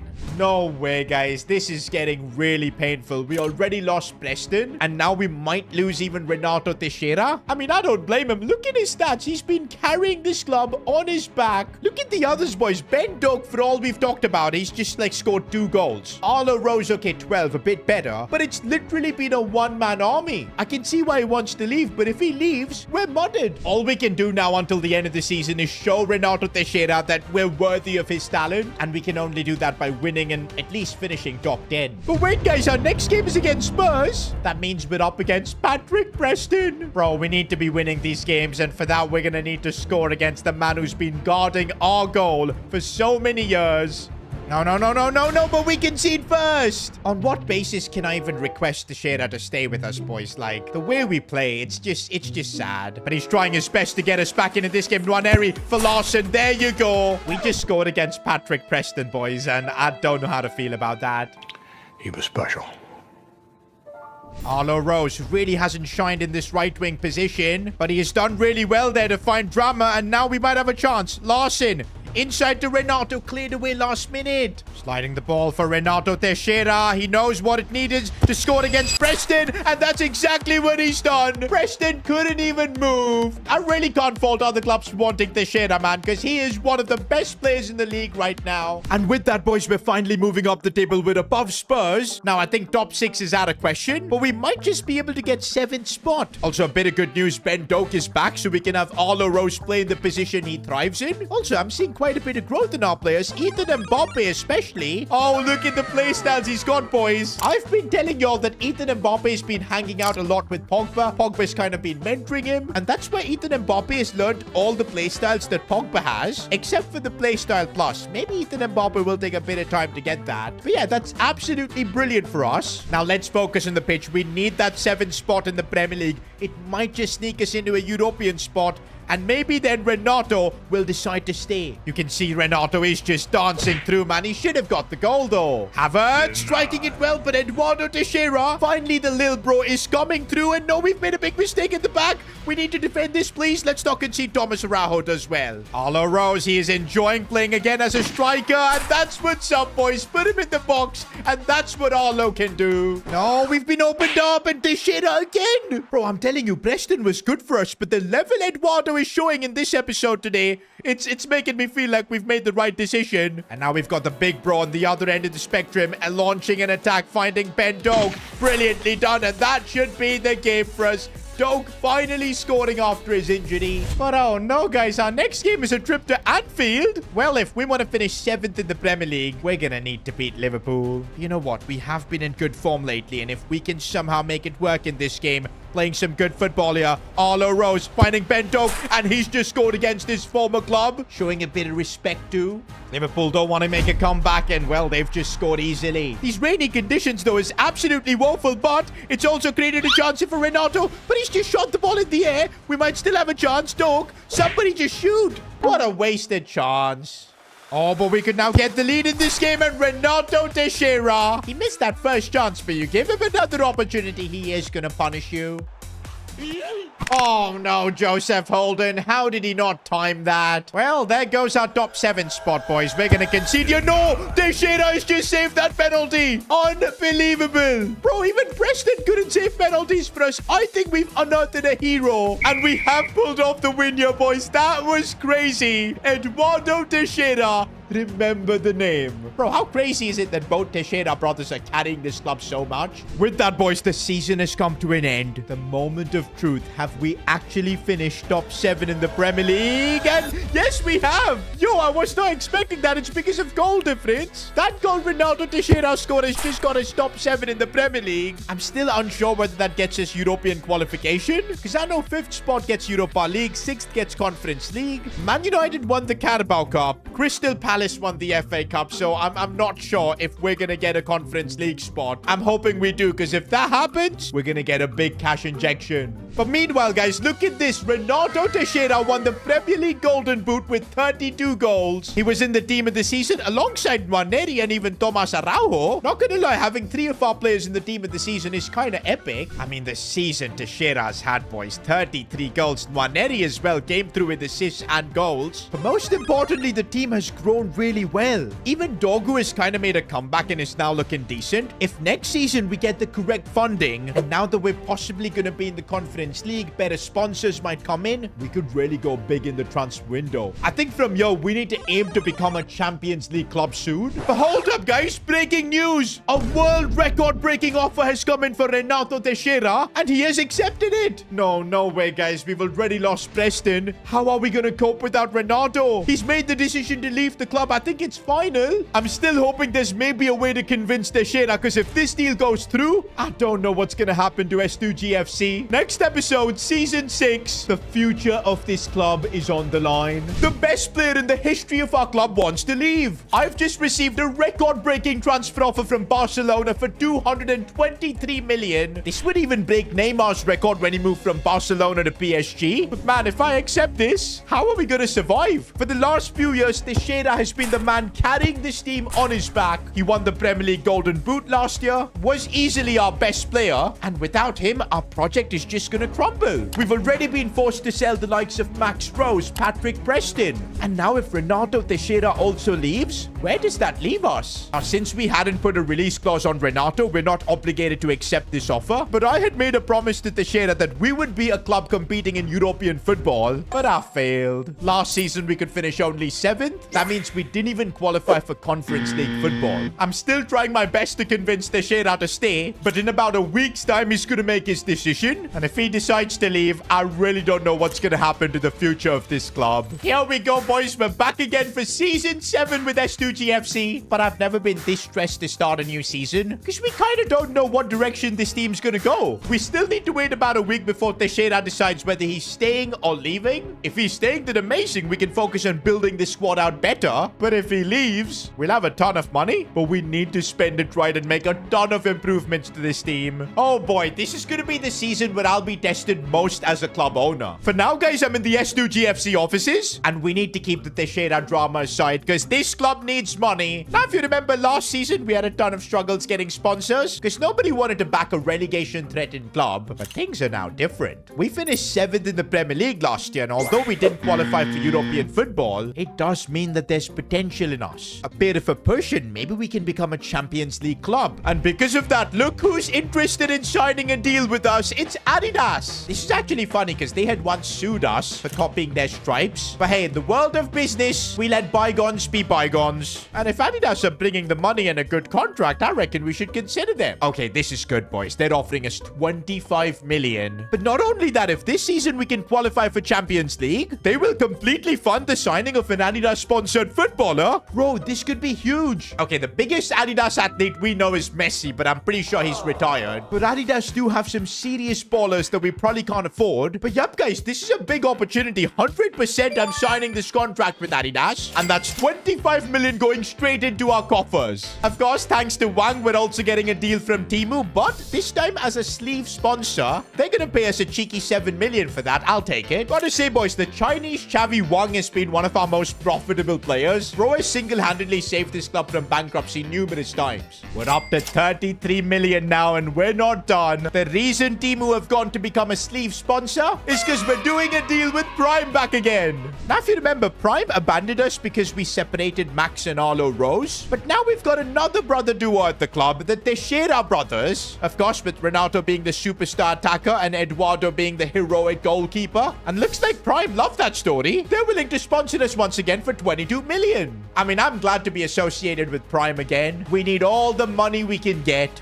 Signing the contract. We're up to 55 million, but there's still more money yet to come. Thanks to you guys. We've now got a total of 148 club members supporting S2G FC through thick and thin. And you guys know each member equals £10,000. And that's another cheeky 1.48 million. Every season, this amount just gets bigger and bigger. Now, if you guys want to help support the club, get yourself some cool emojis, badges as well to represent, and also exclusive channels in Discord where you can actually talk to me, make sure you become a member. There'll be a link in the description below. Now, if you decide to become a board member, 3 hours of early access to S2G FC videos, watch the content before anyone else, and you'll also be supporting the channel. So yeah, become a member, support S2G FC. We will need it, especially if Teixeira leaves. Teixeira is still yet to make his decision, so until then, we're gonna unveil our kits for the season, and oh my days, this is our away kit, and look at how good it looks. We've actually got the Adidas stripes this time, which we aren't gonna get sued for. We've also got new goalkeeper kits, and it just hit me, guys. For the first time, we've got a player other than Preston presenting our kits. Hopefully, Teixeira can protect this goal with everything he's got. And these are our home kits. I kind of feel like we've seen these. Puma had made something similar for us. But yeah, they still look good. There's not really much differentiation we can do with the home kits. By the way, if you guys have any kit ideas, my Discord server, that's where you need to be putting them. But yeah, what would you rate our kits this season out of 10? I'm gonna give a solid 8 out of 10. I feel like a home kit could have been better. Meanwhile, guys, it's the moment of truth. I've got a meeting with Renato Teixeira, and he's about to make his decision. Boss, I thought a lot about this. Unfortunately, I feel like I'm at the stage where I need to be playing at a club that's in the Champions League, competing for trophies, and I feel that club is Barcelona. I hope you can understand. S2G FC will always remain my home, but I need to do this for my career. No way, guys, it's actually happened. Renato Teixeira, the best player in our club's history. He's leaving. It's time to say goodbye. I made him a promise, guys, and we couldn't keep it. I had to let him go. He's going to fulfill his destiny, to win the Ballon d'Or, to win the Champions League, and who am I to stop him? This was the toughest decision I think I've made as a club owner. I mean, it's been a rough couple of seasons, from losing Max Rose to then Patrick Preston, and now Renato Teixeira. I mean, just look at this, boys. From our OG squad, hardly any players are left. But you know what, guys? This is football. Players are gonna come, players are gonna go. S2G FC as an institution needs to stay, and even without Renato, we need to survive and thrive. It's not going to be easy looking at our team sheet and not seeing Renato there, not knowing the Brazilians got our back, but we're going to need to still find a way and pull through. And to be honest, at least we've got the funds to make things happen. 279 million. Bro, I think this is more money than we've seen in the entire history of our club. And that's all thanks to one player becoming a superstar and then being sold for a massive profit. It's just crazy seeing this kind of money. I simply can't believe it. Bro, looking at our squad now, there's just so much work to do, and with that kind of money, we can completely change this team. Even though Renato has left, the cash that he's brought in could help transform this club. But first, let's just assess the players that we've got right now. And a bit of good news at least, because Bradley Hart is back at S2G FC. He got caught doping. That story I don't even want to talk about. But yup, he served his suspension. He's now back to playing football. He's actually up to a 77 overall, which is good. But I don't think we can rely on him being Renato's replacement. For sure, we're gonna need another superstar attacker. Midfield too. Pogba is 36 now. He's teaching Ethan Mbappe everything he's got, but we need something more. Also in the defense, I think we could really do with a better right back. Drama is 27. He's not gonna grow more. So yeah, these are 3 positions on my short list. And with 279 million in the bank, I think we can sort out all of them. But first, though, with this kind of money, I think there's something else to do. I've always dreamed of having like a super big stadium, capacity over 30,000. It's gonna cost us like 30 million, but in preparation of one day being a Champions League club, I think it's time to upgrade our stadium now. And boom, we've dropped 30 million on this. I know some people are gonna say that's a bit of a waste of money, but still, guys, we've got 250 mil. I think that should be enough to sort out all the transfers we need. Okay, wait a minute, guys. I've just received an email from Prime. They're threatening to pull out of their deal because we separated another duo of brothers. That's actually kind of right, because the only reason they signed with us because we had the Teixeira brothers, but now we've separated them too. And Prime are threatening to pull out of the deal, but not only that, they're also suing us for 50 million because we deceived them. Guys, I didn't intend to deceive them. It was just all an accident and everything happened so quick. Okay, there may be a way to fix this. And I proposed to Prime, what if I reunite another duo of brothers? What if I sign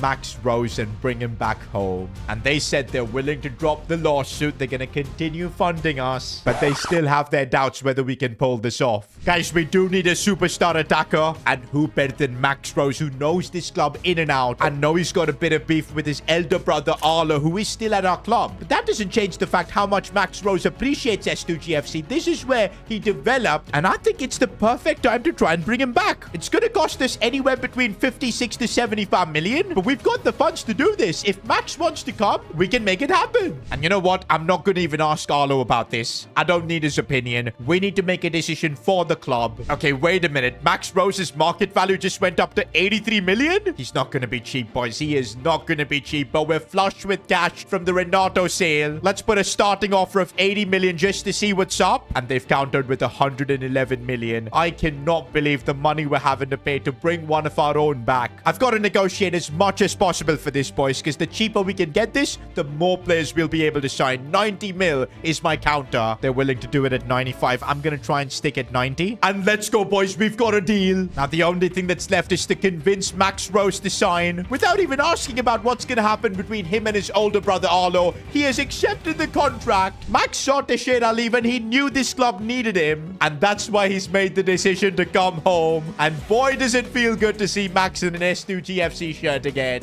The prodigal son returns. Okay, guys, one thing I am worried about is how Max and Arlo are going to play together. I think the plan for now is clear. We're going to have Max Rose at right wing, Arlo at striker, Ben Doak is going to have to sacrifice play on the left. But yeah, that's how our attack is going to look like in a post-Teixeira era. But guys, we're not done yet. We've still got like 152 million to improve our team. And in my transfer targets, we still need another midfielder, another right back. Of course, if you guys have any ideas, let me know in the comments. But for now, boys, we've made it to the start of the new Premier League season. We're facing Manchester United. They don't have Max Rose anymore. I don't see Matthew Powell as well. I wonder what's happened to him. Wait a minute, guys. He's no longer a footballer? Guys, Matthew Powell, who is one of our most memed strikers, couldn't score to save his life. Then he joined Man United, became a CDM. Now he's decided to retire. Apparently, he's decided to become a chef. Oh, where have I seen that before? Well, good luck to Matthew Powell, I guess. I've got nothing against him, and hopefully he's a good cook. Maybe goes on MasterChef as well. But you know Gordon Ramsay's gonna call him an idiot sandwich. What are you? An idiot sandwich. Idiot sandwich what? Before we get into our game against Man United, we've got a mega offer for our captain, Joseph Holden. 56 million for a 30-year-old. The mind says we should accept this, but nah, guys. After selling Teixeira, I don't want to sell any of our core players. We'll lose the identity of S2G FC. I'm rejecting this offer. I don't even care. And boys, the new Premier League season's about to begin. The goal is to qualify for Champions League football this year. I know it's going to be difficult without our main man, Teixeira, but that's why we've brought in Max Rose. Do you know what, guys? For our season opener, I kind of want to put Bradley Hart back in the team. I feel like he was treated so unjustly. We need to let him feel like a footballer once again. Oh boy, another Premier League season, boys. This is now our third season as a Premier League club. Of course, don't forget we've got a new stadium as well that's absolutely massive. Nah, bro, look at how good the new stadium looks. I love to see that. Now, let's start off the Premier League season strong. I know we don't have our former number 10, but we do have Max Rose who's wearing the number 10. He just got robbed off the ball, though. But now he's on the ball again, playing against Manchester United, his former club. He won trophies and all there, so it's going to be a bit emotional for him here. But Max Rose already showing everything he's learned. Still Max Rose almost got tackled, but he put his shot wide. Max Rose means business. But did you see, though, in that play, he completely ignored Arlo. I think once again, we're going to have a bit of beef. They haven't spoken at all in training. Now, if you remember, it was revealed that Arlo Rose kind of wanted Max to go so he can get out of his shadow, become the player that he's destined to be. But even after all that, there's a bit of beef between these two. And right now, though, we've got a chance to do something here. It's Max Rose again. He is dictating the show, but he can't get past the final defender. Here's Max Rose again, though, on the attack. This time, slides the pass in for Arlo Rose. Who would have thought? Still Arlo manages to get the finish, and Max and Arlo combining. Do you know what? They can have all the beef that they want, but if on the pitch they can combine for the team, it could be even more important than Teixeira. Oh, but Manchester United trying to do something. Joseph Holden, proper challenge that. That's why we didn't accept his offer. And here's Bradley Hardens. After a long time, he's feeling like a footballer. Sets up 180 and we've made it 2-0. Bro, we're playing liquid football against Manchester United. This is mad. Max Rose looking for Arlo. These two are combining for fun right now. 3-0. I genuinely can't believe what we're seeing. Arlo was never scoring like this before. Bro, this game has completely changed everything. Suddenly, it looks like there is life after Teixeira. We're not going to just become an average club. And the best thing is we haven't even started improving this team. There's clearly money for us to sign another centre mid as well as another right back. Do you know what? We've got Aston Villa coming up in a week. I think before that game, we could bring in a right back and get that sorted at least. Before that, though, we've got the end of season awards. Last season, of course, was special. We finished 7th in the Premier League, our best finish yet. And we also scored some crackers, boys. None better than this free kick from Nwaneri. That's getting him goal of the season. And it's only fair that he unlocks the dead ball plus playstyle for that. And by the way, Nwaneri has no other playstyles. That might change because he's also nominated for player of the season along with Thomas Araujo. Now, I know you guys are thinking, where's Renato Teixeira? Since he's left the club, we're omitting him from this award because, yeah, he was clearly our best player last year. Now, between Thomas Araujo and Nwaneri, 80% of you guys voted for Nwaneri. I'm not surprised. He was the assist king last year. Now, I know Renato was like the true player of the season, so we're not going to give Nwaneri a playstyle plus because, yeah, he wouldn't be player of the season if Renato stayed. We'll give him a regular playstyle, incisive pass instead. I think that should still make him really good. Now, in terms of right back, I'm looking through the options we've got. I do want to make a big signing, boys, because this is an opportunity we've got, unlike ever before, where there's real money at the club. And I really like this option, boys. Thiago Santos, who plays for Fulham, 27 years old. We've already got a Portuguese at the club in Thomas Araujo. I think he'll get along with him really nicely. Oh, but he's just joined Fulham. We can't sign him. That is so annoying. I guess we're going to have to look at other leagues. Oh, and Connor Bradley has definitely piqued my interest. He's 84 rated. He's now playing for RB Leipzig. Maybe it's time to bring him back to the Premier League. 26 years old, 84 rated. I don't want to pay his release clause, but I think we could get a really good deal out of this. I'm going to try 40 million, boys. Can't believe we're making signings like this. And, well, 42 million is enough to get this deal done. That's going to leave us with big money for more signings. Let's do it. Honestly, guys, I think we're reinvesting the Teixeira money in the best possible way. First, Max Rose.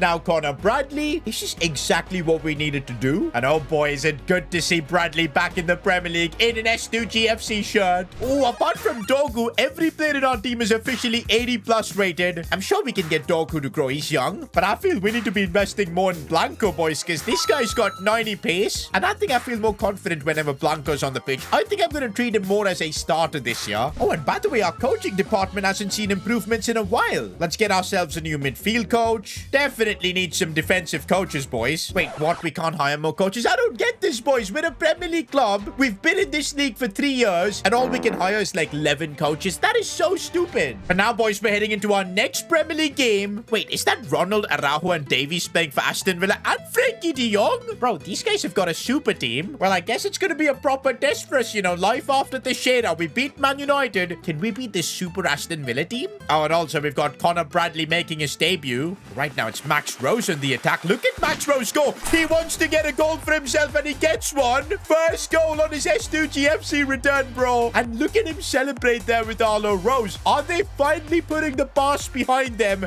and committing everything they've got to S2G FC? No, that's gonna squeeze in, and it does. Rogers is a baller, man. We've got Ben Doak, though, not playing in the best of roles, but he's making it work somehow. Let's get it back for Arlo Rosen. I don't know how he squeezed that in. Arlo and Max this episode are carrying the club. Feels like we're back in EFL League 2. Bro, I'm so glad we've managed to reunite Arlo and Max, because main reason... Prime wouldn't be sponsored with us, boys. We would again have to just hunt for a new sponsor, pay a big penalty, and yeah, everything would just be over. So I'm glad we figured out a way around that situation. Nah, boys, this Aston Villa team is actually crazy. Frenkie de Jong getting a chance here, shoots and scores. Back to 2-2. These are the games that we need to get results in if we want to qualify for Champions League. And yes, Pogba helping us do exactly that, finding Nwaneri. Looking for Ben Doak in this new role. He is kind of struggling, boys. He was way better as a right winger. No, we concede again. This is what we want to avoid. We're making changes, boys. Arlo Rose is coming off. He looks a bit mad. I've also brought on Bradley Hart by subbing off Ben Doak.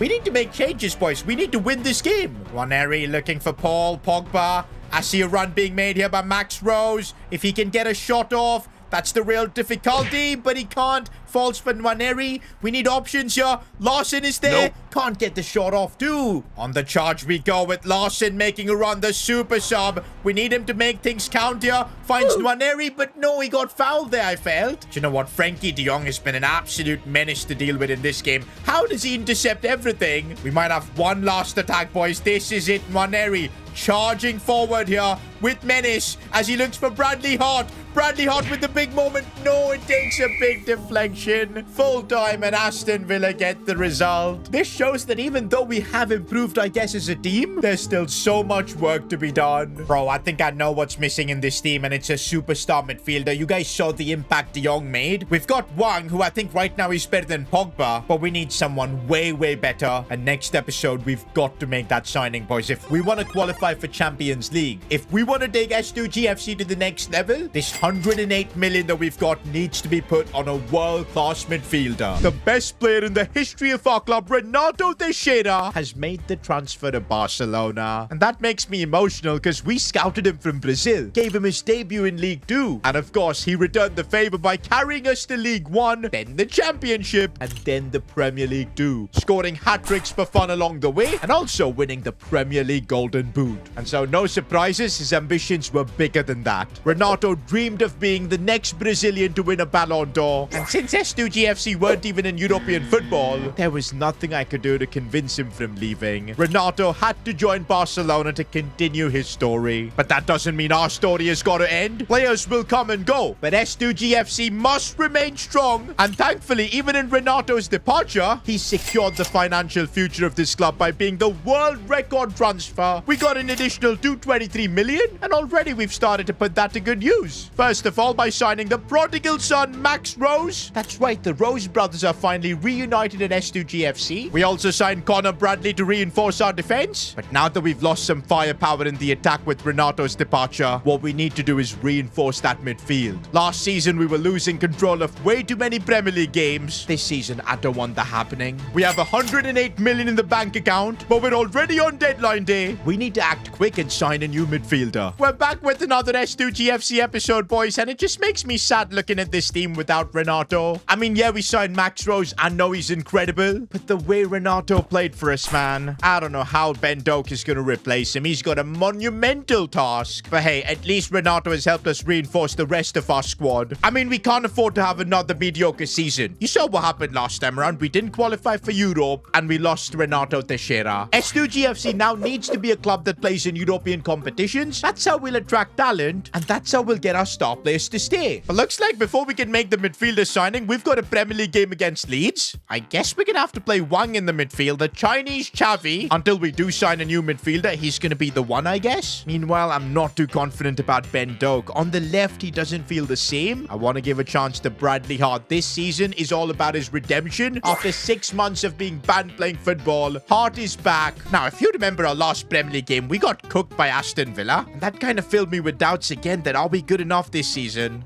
Already we're on the back foot here, but a good challenge coming in from new signing Connor Bradley. One trend that's been with our team is that we've always been slow to start the season. That needs to change this time around. We need to be winning games like this. I know it's not going to be easy with how different our squad is, but we got to somehow do it, and Bradley Hart is trying to make something happen. Looking for Max Rose, getting into nice positions here. Still Maxi. Oh, he almost curled that in. The one positive this season we've had is that the Rose brothers have been combining really well, as again Max finds Arlo, but this time maybe not on the same wavelength, because yeah, Arlo was just about offside. Again, this game's the perfect example, boys. We are lacking control in the midfield. I feel the way we play, we need another player kind of similar to Ethan Mbappe, who can not only track back and defend, but also get forward. But yeah, still we can't be making excuses. Our team is more than good enough to get a result here against Leeds. Oh, Max Rose with a clever bit of dribbling. He's gotten past behind the defender. Still Max here. Not the angle that he's looking for, and he puts it wide. With that, boys, we're using this opportunity to make 3 changes. Doak, Larson, and Pogba are coming on. That's going to be one difference this season. I'm not going to be afraid of making changes, bringing players off. We're going to do what's best for the team. Not much time left, boys, and we really haven't created too many chances in this game. Pogba's trying to do something here, looking back for Nwaneri.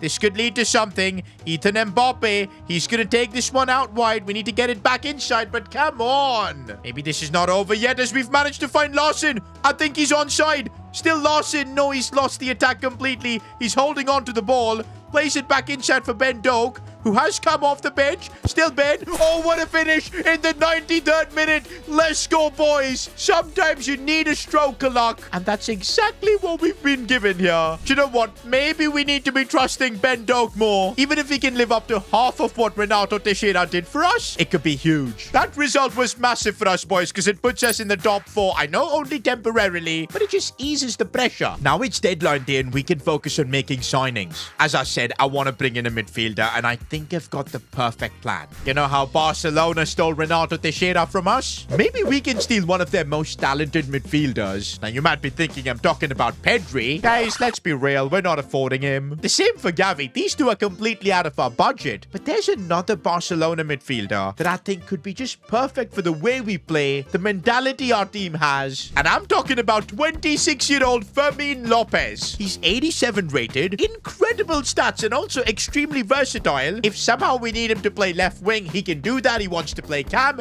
he can do that. It's gonna cost us heavy money, but we can afford it, and it'll just make me feel a bit better that we're stealing one of Barca's top talents. I think signings like this is how we put the Renato Teixeira money to good use. Hansi Flick, we're coming for Fermin. I'm starting off with 80 million as my first offer. Wow, they want 94, but we do have the money to get this deal done, boys. I reckon 85 million and we'll get it over the line. Okay, no, Barcelona are playing hardball. Let's do it at 90 million pounds. Let's get this over with. It's deadline day. No time to waste. And there you go. I think his wage demand's still going to be really crazy. We're offering him a crucial squad role because he is going to be, I think, our highest rated midfielder. 5-year deal as well. Now, the moment of truth, boys. Wages, and looks like we're going to have to put forward the offer. I'm wondering if we can agree to give him a little bit less than what he earns at Barca. Come on, man. We're not a big club like Barcelona. We don't have that kind of facilities. Let's just try 150,000 per week. I still think it's a solid contract. And there you go. Shows that Fermin Lopez wants to play for S2G FC. And I think, guys, we've just pulled off a tremendous signing. A player from Barcelona joining S2G FC. Who would have thought? And guys, if we just review what we've done after Teixeira's departure, bringing in Connor Bradley, Fermin Lopez, and of course Max Rose, I think that was money well spent.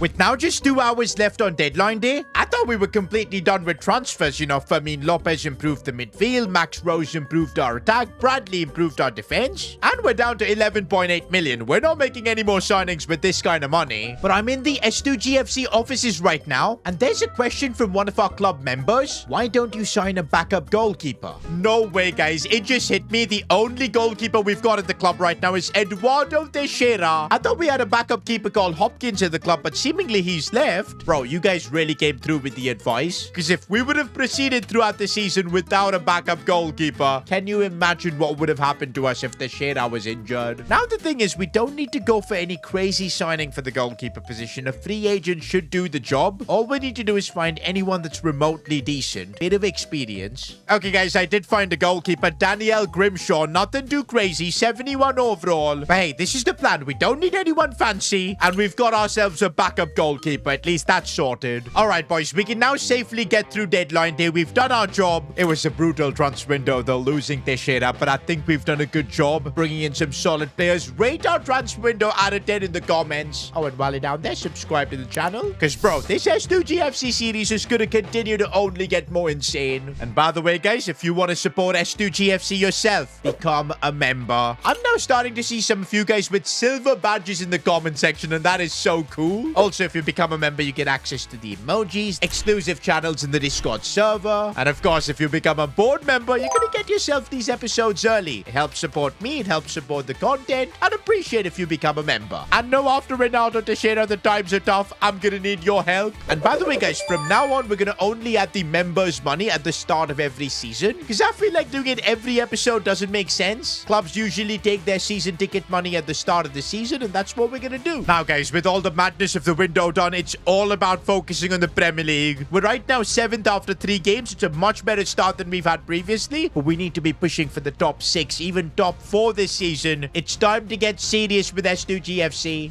Guess who we're playing next, boys? It's Spurs. And look who they've got in goal. It's Preston. Does he have a different look? Doesn't look the same. Has Patrick Preston got some hair color or something? Well, no, his hairstyle is still the same. Why is his profile pic so different? Anyways, he's 89 rated, man. It always frustrates me just looking at that. For now, though, boys, we're up against Preston. But we do have Fermin Lopez making his debut. I'm actually really excited about this signing because I know how good he can be. And already we're on the charge here with Max Rose trying to weave in and out, looking for options here, but there isn't really much he can do. Or maybe there is. No, he couldn't get past. Oh, we've been opened up, and Teixeira making a good save. Even though we don't have Renato, we do have his little bro Eduardo. One area looking for Arlo Rose. Now Max, it's great to see these two combining. Max has gotten in behind here, looking for maybe some options. Still Max Rose. Still Max Rose. Back to his brother Arlo. Left foot. Oh, what a save that was. Guess who made the save, though? Preston. It ain't gonna be easy scoring past him. Ah, they've got a chance here. Teixeira making a save. We clear this one away. But once again, the same thing as last season's happening here. Against the big teams, we're not putting in our best performance. Although that could change, as I have found Arlo Rose.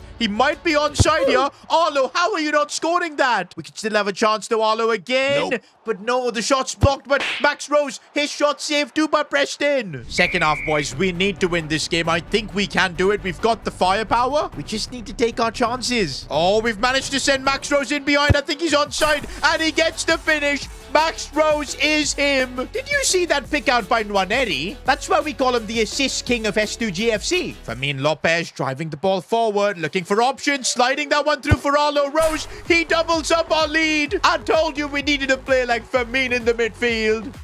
Ooh, that was a bad challenge by me. Wait, it's been given as a red card? I thought it was just going to be a yellow. Okay, we don't have a left back right now. We're leading 2-0, so I think we should still be fine, hopefully. Bro, we've just got a 3-man defense now. I don't like this. We could concede here, and we do. Openda scores. We throw away a game like this, we're just going to be a mid-table club, boys. We've got to figure out a way to still win. I'm sacrificing Ben Doak, boys, and we're going to bring on Dogu. We'll also bring on Larson up top to play long balls to him. Pogba can come on for Ethan Mbappe. And let's also get some fresh legs in the defense with Rivero. Actually, boys, might be smart to bring on Wang as well. We'll play Fermin and Cam. He can play there just to give us more defensive support. Probably the first time we're making this many changes, boys, but now the job is to just survive. We need 3 points. And I think the changes have done the job, boys. Defensively, we're looking a lot better right now. It should be over now. Oh, man, that is such a relief. We almost messed things up with the red card, but we do get the 3 points. Meanwhile, we get knocked out in the Carabao Cup to Leeds on penalties. Well, I'm gonna be honest, boys, this season I want the focus to be on the Premier League. We need to become a club that plays European football, and that's only going to happen if we give it everything over 38 games in the Premier League. Up next, we're facing Bournemouth in the Premier League, and these are the kind of games that should be no question asked victories. Oh, but Kai Havertz has burst through there, and Teixeira making a good save. Guys, I just hate playing in rainy conditions. Look at how slowly the ball travels. The problem is we are an English club. It literally rains almost every other game. Oh no, Max Rose went in really hard there. And I think that's going to be a second yellow. No, it's a direct red card. Not another one? Oh, for God's sake. What is happening here? 2 games in a row we've had players sent off. And now we're going to concede, boys. I can't believe this. Max Rose has really stitched us up. And we're going to concede again, boys. This is just horrible. You idiot. You're honestly an idiot. I don't know what's... Full time, and this is a horrible defeat we've had to endure. We could have won this game if not for the red card. And after the game, Arlo was the one to confront Max about how he could let the team down like this. And Max was furious that he was being blamed. And looks like what we feared is happening. Tensions are rising in this dressing room. Apparently, there's a divide between the squad where a lot of the senior players are supporting Arlo, whereas the younger guys are enamored by Max. Well, guys, that was still just one defeat. I really feel like we're still in a good spot. 6th in the Premier League. For our next game, though, we're not going to have Max. He's suspended. Might be a chance to play Couché instead. And also, this is a big chance for Arlo, in the absence of Max, to stake his claim. Maybe prove it to everyone in the squad that this is still his team. At least the weather conditions are better now, boys. Come on. Fermin Lopez striking one from distance, and oh my days, Fermin! That might be contender for goal of the season. Honestly, guys, what a transfer this has been. Fermin has exceeded all expectations. He's been assisting, and now he's just got his first goal in an S2G FC shirt, and it was an absolute stunner. Okay, we've got ourselves a free kick, and remember, we've given Ethan Nwaneri the dead ball plus play style. If he gets a good amount of power on this, it could be a sensational goal. Nwaneri is going for it. It's way too much power. Nwaneri scooping this one for Arlo. Controls it well. And why is he hitting that straight at the keeper? And now Nwaneri again getting taken out. Their referee's going to give another free kick. This time, surely he can get this one up and over. Nwaneri goes for it again. Way too much power. I think with the dead ball plus, I need to be putting lesser power. Nwaneri needs to be scoring these. Ethan Nwaneri, I've been noticing he's been really dictating the tempo of our games lately. And he's going all by himself here. Finds Arlo Rose, but again, bad touch. This wasn't the best of our games, but we fought through without Max Rose, and we've got the win. We needed this. And after the game, Arlo Rose was interviewed, and he made a cheeky comment. Today, we showed that this team is bigger than one player. That's what S2G FC is all about. Bro, I can already feel the tensions are rising in this dressing room. Team Arlo versus Team Max is happening in the squad itself. But for now, as long as we're winning, everybody's on the same page. We're now heading out to the Stamford Bridge to play against Chelsea, and I've got an idea for this game. I want to be a lot more defensive, so I'm thinking let's play Fermin at cam, because he can do a lot of the defending too, and we'll play Wang in the middle to just give us more physicality. I know it's a bit harsh benching Nwaneri, but we gotta sometimes adjust our team based on the opponents we face. I mean, this is what a good manager and club owner would do. And here's Bentoak on the charge, sliding that one for Arlo Rose, and let's go, boys. Already the lead. Look at that, boys. Max was not there in the celebrations with Arlo. Bentoak is getting it back inside for Fermin Lopez, who's trying to curl that one. This guy loves shooting from outside the box. Oh, but we've let Chelsea get in behind here. Brilliant defending from Tomas Araujo. Max Rose back from his suspension, already showing individually how good he is as he keeps going. Still Maxi. Still Maxi. Can he bring it inside? Just about can. Gets the shot off as well, but what a save.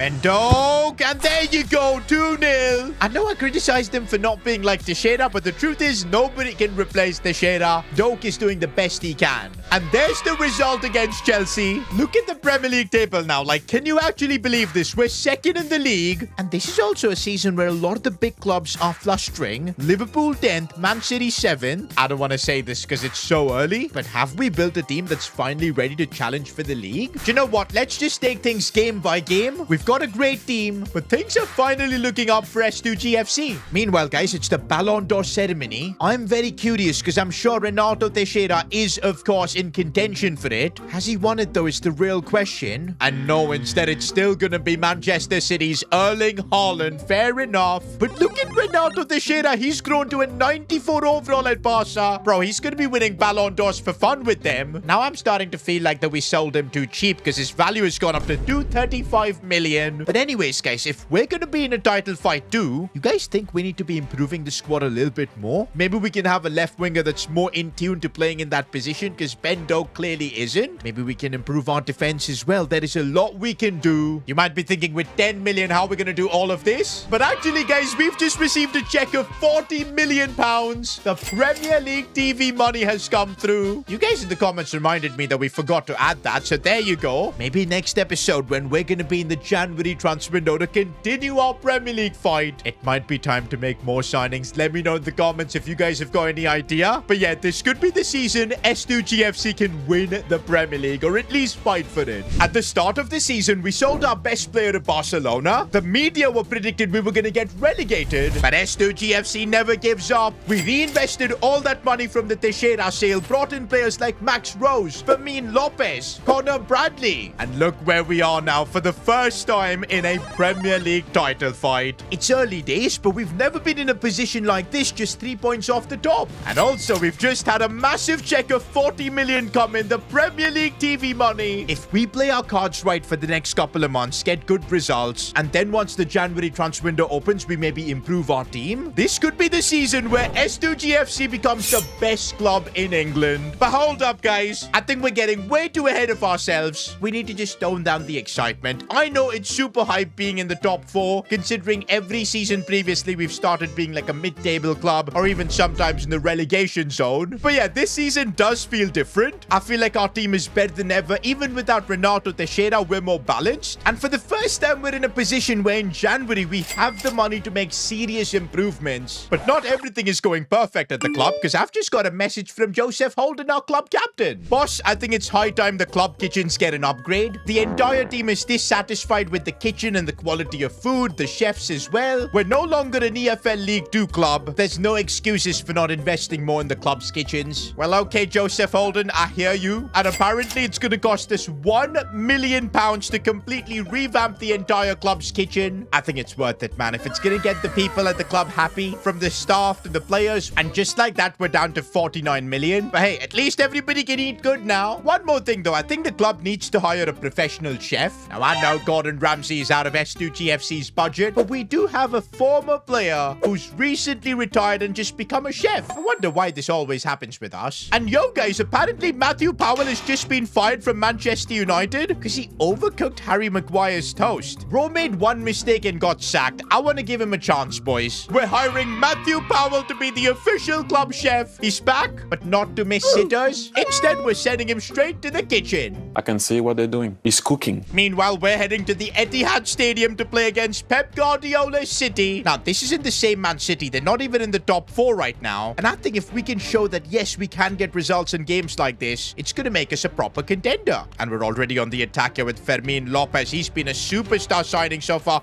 Arlo Rose looking for Nwaneri. Opens up space. Gets another chance and 1-0 already. Bro, Man City aren't doing that well this season, but they do have the likes of Rodri and Haaland. And here we are leading 1-0 against them. Bro, look at Fermin Lopez. He is always on it, driving the ball forward, looking out wide here for Max Rose. Can we do something? Maybe Max Rose looking for a pass for Nwaneri. That was decent. But yeah, guys, we're putting all the pressure in Man City. I'm liking the look of this attack, boys. Nwaneri is on it. Again, he's been so good in that cam position. Looking to find some space to shoot. Does so. He made that look so easy. Bro, Ethan Nwaneri's having the game of his life. That finish was world class. And now he's got the passing ability to find Max Rose like that as well. We could be making it 3-0 here as Ethan Nwaneri gets it again. Could it be a hat-trick for him? Nwaneri again. This time his finish didn't work. It's Bento going through. He's dribbling really nicely, looking for Max. And Max has got a chance to wrap things up, but what a save. Instead, we've got a chance here with Bradley putting it back inside. Fermin Lopez, he could have put that in. At this point, though, we've completely outclassed Pep.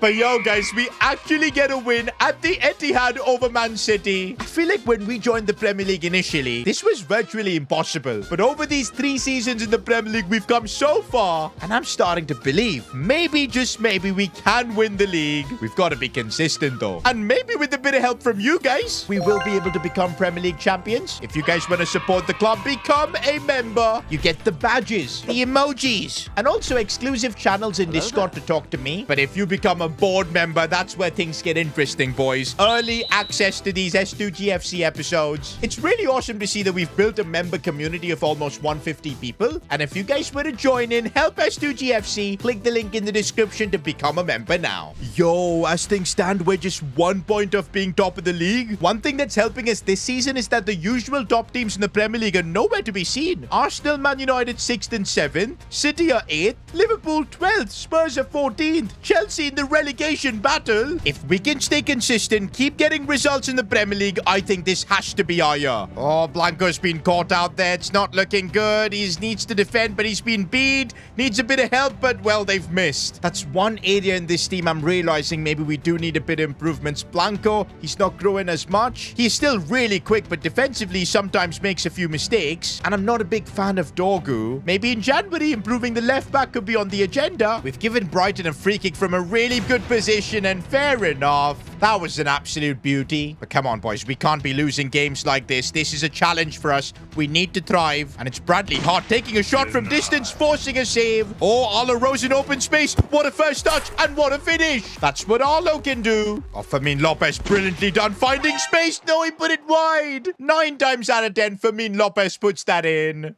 No, no, no, it's going to be a loose ball for Brighton and they've taken the lead. Ah, that is such an annoying way to concede. And that's full time, guys. Our purple patch of getting results is over. We had to take an L at some point, guys. And with that, Leicester City have extended their advantage to 4 points. But we're still in a good spot. Or are we? Because there's apparently been a massive incident in training. Arlo and Max got into a fight where Arlo made a comment about how Max's ex-girlfriend cheated on him with Arlo. Yo, we had no idea this has all happened. Arlo also beat up Max, so Max will be injured for the next 3 days. Bro, I feel bad for Max. He's just been finessed by Arlo. His goal was taken away, and then he got beat up as well. Maybe Arlo isn't as nice as we thought. If it wasn't for Joseph Holden tackling Arlo to the ground, then Max would have gotten badly injured. And also, Blanco was caught swearing at Arlo. Bro, what even is happening at our club? Do you know what, guys? It's time we have a stern conversation with Arlo to stop his bullying. And well, Arlo had a completely different story. Apparently, it was Max who started everything. You know what, guys? As a head coach and as the club owner, I can't be dealing with all this nonsense. I'm also having a meeting with Max. Boss, I'm sorry. I don't want to be in the same team as Arlo. I know last time you chose him over me, but this time make the smart call. I'm way better than him. I don't want to play a single game with my brother on the pitch. Not again, boys. We've got ourselves in the same situation, especially in a season where we're in a title fight. If I cave to Max Rose and sell Arlo, you know it's going to be bad for the team. That is not the way we do this. We made that mistake once. We paid the price because the fee that we had to pay to bring back Max was just outrageous. And so now, guys, I'm not getting bullied by both Arlo and Max this time. We're going to do something unprecedented. I'm putting both Arlo and Max on the bench, and I will not start them until they sort their issues out and they realize that S2G FC is bigger than them. The club matters more. Guys, I have just made my boldest decision as both manager and club owner. Now we need it to count on the pitch, boys. We need to get the results. Otherwise, those two are just going to win and know that how important they are. If we ever needed a magic moment from Ben Doak, it's this now as he's gone through by himself, but he couldn't get the finish. Here we go. Bradley Hart looking for Larson, who couldn't win the header. Oh, and we have been opened up. Connor Bradley has done a good job to close things down. Brilliant defending, but no, a chance again for Hoyland here. We can't get the ball off him. What is that? Teixeira making the save. Bradley Hart, he's trying to do something. If he can score, it could be huge. But the finish. We're doing everything we can, boys. Fermin Lopez finding space and get a save. Oh, we've been opened up here and almost got chipped as well. That was good defending from everyone involved. Oh, Larson gets the loose ball, shoots and scores. That's what we needed. With Max and Arlo on the bench watching Larson score. And wait a minute, look at them celebrate. Looks like watching S2G FC is getting them to bond a bit. And that's full time, guys. Without Arlo and Max, we made a statement. We can win without those two. It's up to them now to decide whether they want to put the club above everything else, stop the fighting in training, stop dividing the dressing room. Because, yeah, things are getting serious this season. We genuinely have a chance to win the league. And looks like our two superstars have understood what's needed. I've just got a message from both Arlo and Max. Sorry, boss. We're ready to fight for the club. I don't think these two are going to be friends. Maybe they will in the future. Who knows? After all, they are brothers. But for now, they're willing to put their differences aside and fight for the club.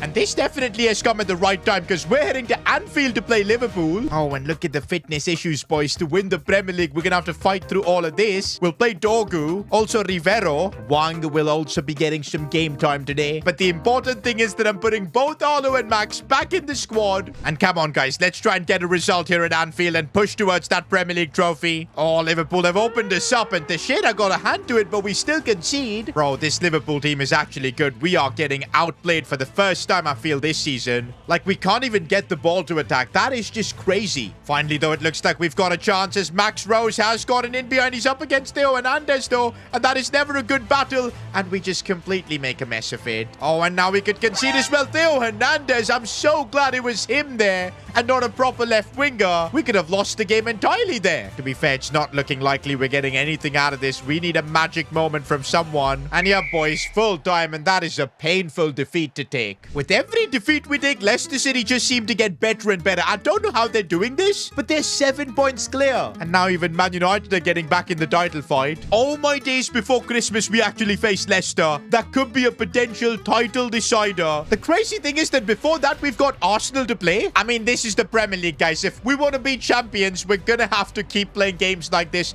and getting results as well. Ben Dog looking to get in behind. Goes backwards for Arlo. Sees Max, but look at how tight this Arsenal defense is. How do we break this down? No, we've been opened up, and Teixeira making a big save. And now on the breakaway, we can hit Arsenal. Here goes Max Rose. He needs a bit of support. Comes from Nwaneri. Oh, but we've ruined it. I think this is going to be an end-to-end game, boys, but we need to be the ones to score first. Put the pressure. Maybe Firmino's going to have to break this team down as he looks for the pass for Max Rose. I can't believe that got saved. Arlo Rose, we need him to really do something here. Oh, what a finish. That's what this team needed. That was literally pure striker's instinct to fire that one top corner. And oh boy, we needed this result, guys, especially after losing to Liverpool. And now we're heading into an early Premier League title decider. We've never been in this position. First versus second. If we lose, guys, I think it's over. Well, we've got no chance of winning the league. The gap will be 10 points. But if we win, the gap will be down to 4. Leicester will start getting scared. They don't have the experience of winning multiple titles like, say, a Man City. If we can put the pressure in City, make this a tough fight, it could get us back in the title race. Max Rose looking for Nwaneri. I know this time he puts it wide. That was his trademark finish, man. He never misses those. We're now in the second half of this title fight, and I can see why Leicester City are leading the league. They're a very solid team, but we need to push for a goal in these next 45 minutes. This could be our chance, and Arlo Rose, no, he missed a tap-in. All he needed was to get that on target. But okay, Arlo Rose looking to make amends, but he couldn't get the shot off itself. Still might have a chance to it. Fermin Lopez, what a save. We're pushing with everything we got, guys, but we need a bit of luck.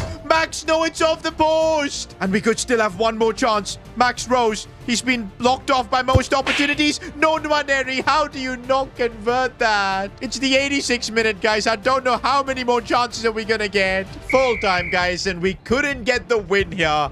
I seriously don't know how. But you know what? I did feel like this Leicester team can be attacked. They're going to drop points. They're not that good. The gap between us and them is 7 points, but I think we can close it down. Especially with the January transfer window opening up soon. We've legit got 47 million to invest. The question is, where do we put that money? We could upgrade the left back spot, which is the lowest rated position right now in our team. Yeah, Dogu is okay, but maybe we do need someone better. Or of course, the other option is going big on the attack and improving one position, maybe the left wing spot. There's a lot that can be done, but I want to see what you guys think. We're in a Premier League title fight, and the next decision we make could change everything. For the first time in the history of our club, we've got a chance to win the Premier League. To think that all this started in EFL League 2, and now 6 seasons later, we're in the Premier League with genuinely a chance at going for the trophy. I know it's early days and Leicester City have a big advantage, but that's the thing. We're not competing against a usual top Premier League club. It's Leicester City who are normally in the same boat as us. The mainstays of the Premier League, Man City, Liverpool, Arsenal, they're not really fighting for the title. The stars might have aligned. This could be our season, but it's never that easy, is it? While things were going so well for us on the pitch, in the dressing room, there was chaos. Arlo Rose and Max Rose going at it. Both want to try and prove that they're the alpha in this team. And in fact, the dressing room has been divided. The older players support Arlo Rose, whereas the younger group do support Max. Saying that, though, we did take a stand by benching these two, proving a point that the club comes above everyone. And now it does look like we've got a united dressing room. But just that is not going to be enough for us to win the league. Right now, Leicester City are looking perfect. They're 7 points clear of us. But the January transfer window opens soon. And thanks to the Premier League TV money coming in, we've got 47 million to spend. We use this money right, maybe make one crucial signing. It could change the entire landscape of the title race. Okay, guys, I think we've got a couple of options for January. One, we can cut our losses with Dogu. We'll probably be able to sell him for like 20-25 million. With that, we can then sign a world-class left back. At least overall wise, that would completely sort out our team. But I do have another idea. But it is super controversial. What if we transfer list Ben Doak? I know he's been decent for us, especially when he's played in that right-wing position. But now that we play him out left, it's not where he likes to play. Looking at his stats, just 3 goals and 3 assists, not that great. If we sell him, we should generate maybe around 45 to 50 million. That should be enough to sign a superstar left winger. Of course, we're never going to be able to find the level of Renato Teixeira, but we could still find someone really, really good. Of course, we've only got the money for one position, left wing or left back, and soon we're going to have to make a big decision. Well, for now, the window is still shut. We've got a couple of games against Brentford and Nottingham Forest. Let's try and get back-to-back wins and put some pressure on Leicester City. And then, of course, we can make our transfer decisions. Oh, and by the way, if you guys want to support S2G FC, become a member now. It's the best way to support the world's greatest club. You'll get yourself exclusive badges. And I'm seeing a lot of you guys with the silver S2G FC badges, boys. Respect supporting the club for a couple of months. But yeah, there's also emojis you can spam in the comments. Exclusive Discord channels as well. But ultimately, boys, the big boy membership is definitely becoming a board member. You'll get these episodes 3 hours early. And come on, who doesn't like seeing Max and Arlo fight earlier than everyone else? So yeah, make sure you become a member. For now, let's just aim to close the gap down to Leicester City as much as we can. And it could be one of Ben Doak's final games. Nothing's decided, but he looks to find Arlo Rose nicely, and he's put it wide. Do you know what? Sometimes when I see Arlo Rose do stuff like that, I feel like maybe he needs to be sold. But he has Dogu on the ball. Surprisingly, he's not really clicked for us. He's okay, but I sometimes feel Blanco's better.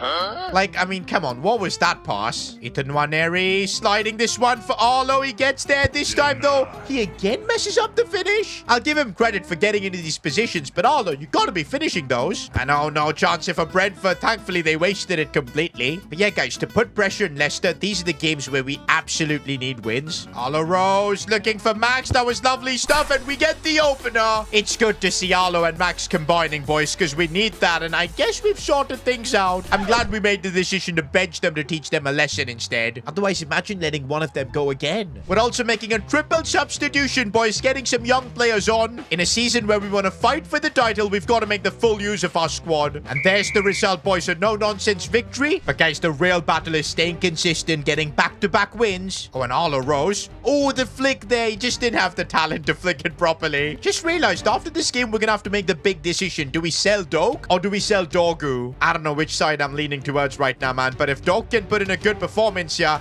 it could really help his chances. Let's see if he can call this one in. Ben Doak, no, it gets saved. That's one of the issues with Doak. I don't think he gets enough goals for us. Arlo Rose going backwards for Nwaneri, and he made that look so easy. Oh, but we've been opened up way too easily as well, and there you go. Nottingham Forest with the equalizer. That's the Premier League, guys. No team is going to be a cakewalk to beat. The more I use this team, guys, I'm starting to feel we're lacking a bit of firepower. Right now, it's all about the Rose brothers trying to create something, and if that works, we get a goal. If not, we really struggle. Oh, Arlo Rose has managed to slide through really nicely there, but can he get it onto his left foot? Nope.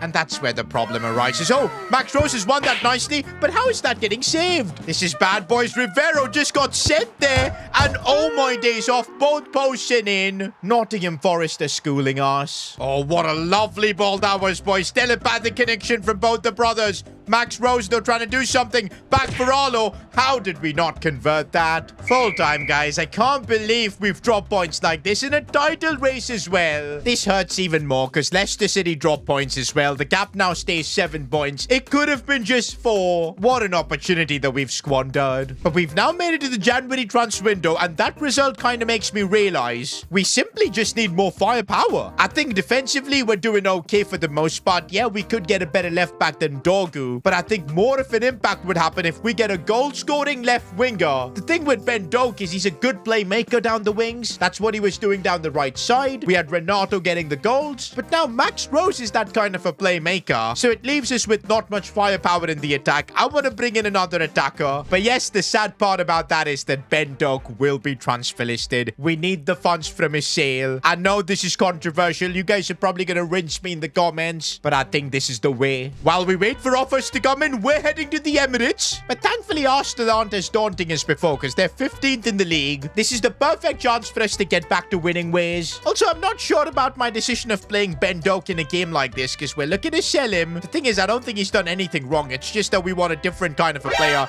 and he's still helping us here, earning us a free kick. And we do have Ethan Nwaneri, who's got that dead ball play style. If we can get this curled in, can you imagine the scenes? Ethan Nwaneri, I think I've put too much power. I'm not entirely sure. Oh my days, was that close. I think Arlo has just about kept himself on, and that was brilliant movement. And this time he actually got his finish right. I've removed my specs, boys, because I'm that confident we can get the win, boys. No issues here. Fermin Lopez, come on. We're just trying to play way too many passes, though, because there's no space to shoot. What is this? Max Rose, though, with a chance. Oh, Nwaneri, how have we not doubled our lead there? Okay, maybe we will now. Ethan Nwaneri keeps going, keeps going. Ethan Nwaneri, nope. Come on. Joseph Holden, cut back. Bro. No way, boys. No freaking way. What a save this header. No. That is not a penalty. It was a follow-on challenge. Bukayo Saka ain't missing, boys. And oh my days, what on earth are we doing? That's it. We've dropped points again. You guys are witnessing an incredible crumble. Okay, wait, maybe not, because we've actually gained a point on Leicester City. But we've now let Brighton and Man United come back into the title race, as well as Man City. And oh my days, there's an offer for Ben Doak. They want to give us Bruno Fernandes and 25 mil? I don't want to do this. If they give me all cash, I'll consider. But to be fair, I don't want to sell Doak to a rival like Man United. But let's see what happens. We need to sell Doak soon, because I think I've made my decision. We need more firepower in the attack. I guess we're going to have to sell Ben Doak to a rival, because they're willing to pay 50 mil. I think that's a decent offer. We'll do it, boys. We'll do it. Let's see if the deal goes through. And yes, boys, it's actually gone through. Ben Doak has been sold. Of course, to Man United. I don't know if I've made the right decision. I guess it'll completely depend on who we sign to replace him. We've struggled all season without an impact player like Renato Teixeira. It's time we bring in someone like him. With the sale of Ben Doak, we now have 92 million to spend. But oh boy, we're facing Liverpool in like one day. And I don't want to get into such an important game without a proper world-class left winger. So yeah, we are running against the clock. We need to get this signing done soon. Now we've got a few options, boys. One of them could be Kvicha Kvaratskhelia. 5-star skills, 5-star weak foot, a goal scorer. That is what we need. But I'm afraid he's going to be way out of our budget. Just out of curiosity, would it be possible to sign Renato Teixeira back? Nope, I don't think so. He's got up to a 94 overall. That is just crazy. 235 million as well as his market value. Barcelona broke the transfer record to sign him, and they still got a good deal at this. That is just crazy. Deep down, I am proud of Teixeira's growth. I think he's soon going to win a Ballon d'Or. It's sad, though, that it's not with us.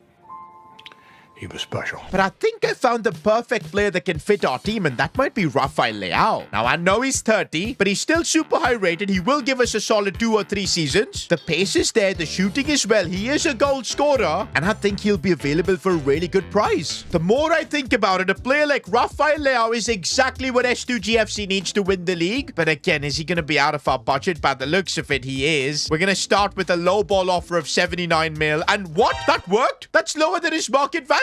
Guys, I think we're getting a sensational deal out of this. If we can just lower his wages a bit, a 4-year deal as well as what I want to do. But yeah, if we can get him to accept somewhere like 160, 170, it could be a good deal for us. And it has worked. Rafael Leao is signing the contract. Now, that is why I sold Ben Doak, boys. Bringing in a superstar like Rafael Leao, a player who has the experience of winning league titles. And boy, does he look good in an S2G FC shirt. Also, I just converted Leao to a left winger, and he's up to an 89 overall. The The only problem with this signing is that soon he's going to start going down in his rating because he's 30. But still, when I look at those stats, the pace, the dribbling, it does remind me of Renato Teixeira. And well, Leao has got more experience under his belt. I think this is exactly what we need to fight back in this title race. And here we go, boys. Leao making his debut for S2G FC. It's against Liverpool, a massive game. If we want to win the title, these are the games where we need results. And Leao is already showing what he's all about, using his power to burst through. Still Leao, first chance, and he forces a big save.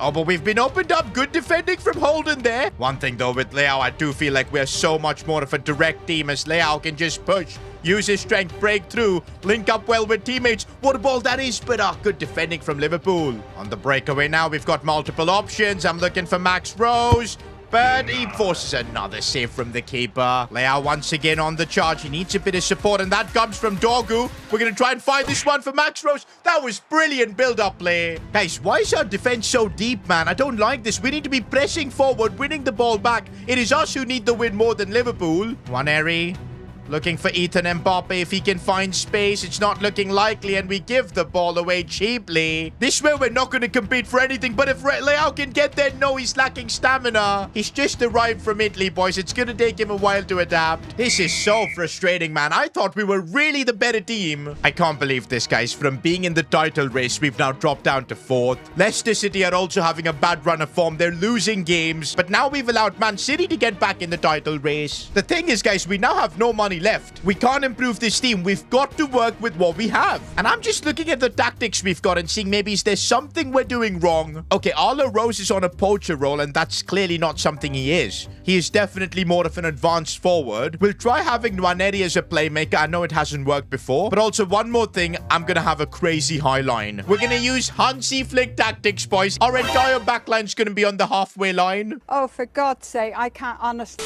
If we want to win the Premier League, we're going to have to be super aggressive. And we're going to need our star signing, Rafael Leao, to finally deliver. It's only been a couple of games, though, and look at him now go. Rafael Leao, that is much better. Couldn't get the ball in the back of the net, though. Okay, I'm already seeing the aggression, boys. Look at where our defense is standing. Ethan Mbappe now looking for passing options. He's Arlo Rose. Now it's Max on his right foot. No, it gets blocked. Has Max Rose just picked up a knock? I think he has. This is just not going well for us. We're still on the attack, though, at Rafael Leao showing everything he's got. How is this getting saved? I'm starting to feel like maybe we just aren't ready for a title challenge yet. We're able to defend well and clean things up. That is not a problem for this team. We're just not able to score goals. Another half goal less. Okay, the good news is Max Rose is no longer injured. He's walked off his knock. The bad news is the scoreline still says 0-0 and we're running out of time. Arlo Rose goes down. That's got to be a pen. It's only a yellow. And that was at the edge of the box. I can't believe it, man. But to be fair, it's a free kick from a lovely position. If only Nwaneri can get this one up and over, this is going to be in the back of the net. But I think I've put too much power. I just can't get these free kicks right. I've hit the wall as well. When you're having a bad time, guys, just everything goes against you. And that's clearly what's happening here. We can't even get corners right. I thought after signing Rafael Leao, we'll be back in the title race. But things are looking even more bleak. We're still trying our best, boys. Arlo Rose and Max linking up. Arlo has got it in behind. Tough angle. But he's just not able to finish. We're throwing everything away, boys. That's the best way to put it. Did we make a mistake signing Rafael Leao? Maybe we needed a better defender. I'm just second guessing everything we're doing now. And oh boy, we've got a big offer coming in for Ethan Mbappe. 145 million. Maybe this is what we need. Selling Ethan, using that money, improving the team even more. Could that be what we're missing? I'm still not sure, boys. I don't want to make a decision in haste. We're now playing West Ham in the Premier League. We've drawn our last couple of games. The pressure is building up. Hopefully a result can ease things and then we can make a decision on Ethan Mbappe. To be honest, guys, he is an absolutely phenomenal player. Selling him would be, I think, a mistake, especially when he can do that. There's a reason why Man United want to pay 145 mil. Ethan Mbappe is actually running the show here. Still Ethan, looking to find space, opens up and scores again. 2 goals in 12 minutes. Now I'm starting to feel things are clicking. Max Rose for Rafael Leao. He should have scored his first goal. Come on, boys. The third goal should get us the victory as Ethan Mbappe is trying to go through again. Maybe a hat-trick. No, he looks for Leao. Still Leao. It falls for Max Rose. He puts it wide. I don't know why our attack has been so inconsistent in front of goal. We've had to rely on Ethan Mbappe from midfield. Rafael Leao on the attack again. Going for a power shot and he picks his goal out. Leao with a screamer to start his S2G FC career. He wasn't able to score from inside the box, but he manages to do this from outside of it. That's the kind of a goal scorer we need. And boy, does it feel good to actually get a win. Now, guys, we're on transfer deadline day. We have closed the gap down to 5 points at the top. Leicester City are crumbling. If we can stay focused, this could be our season. We've got the big decision to make. Do we sell Ethan Mbappe or not? If we do, we can probably bring in maybe a new striker, maybe a new midfielder. There's so much that can happen. But yes, we will be without the quality of Ethan Mbappe. This is a player we've been developing from the beginning. If we reject that offer, this is the squad we're going to be going with until the end of the season in a Premier League title fight. Are we good enough? I don't know. You guys let me know what decision needs to be made. The path we choose could dictate whether we become Premier League champions or we once again finish second.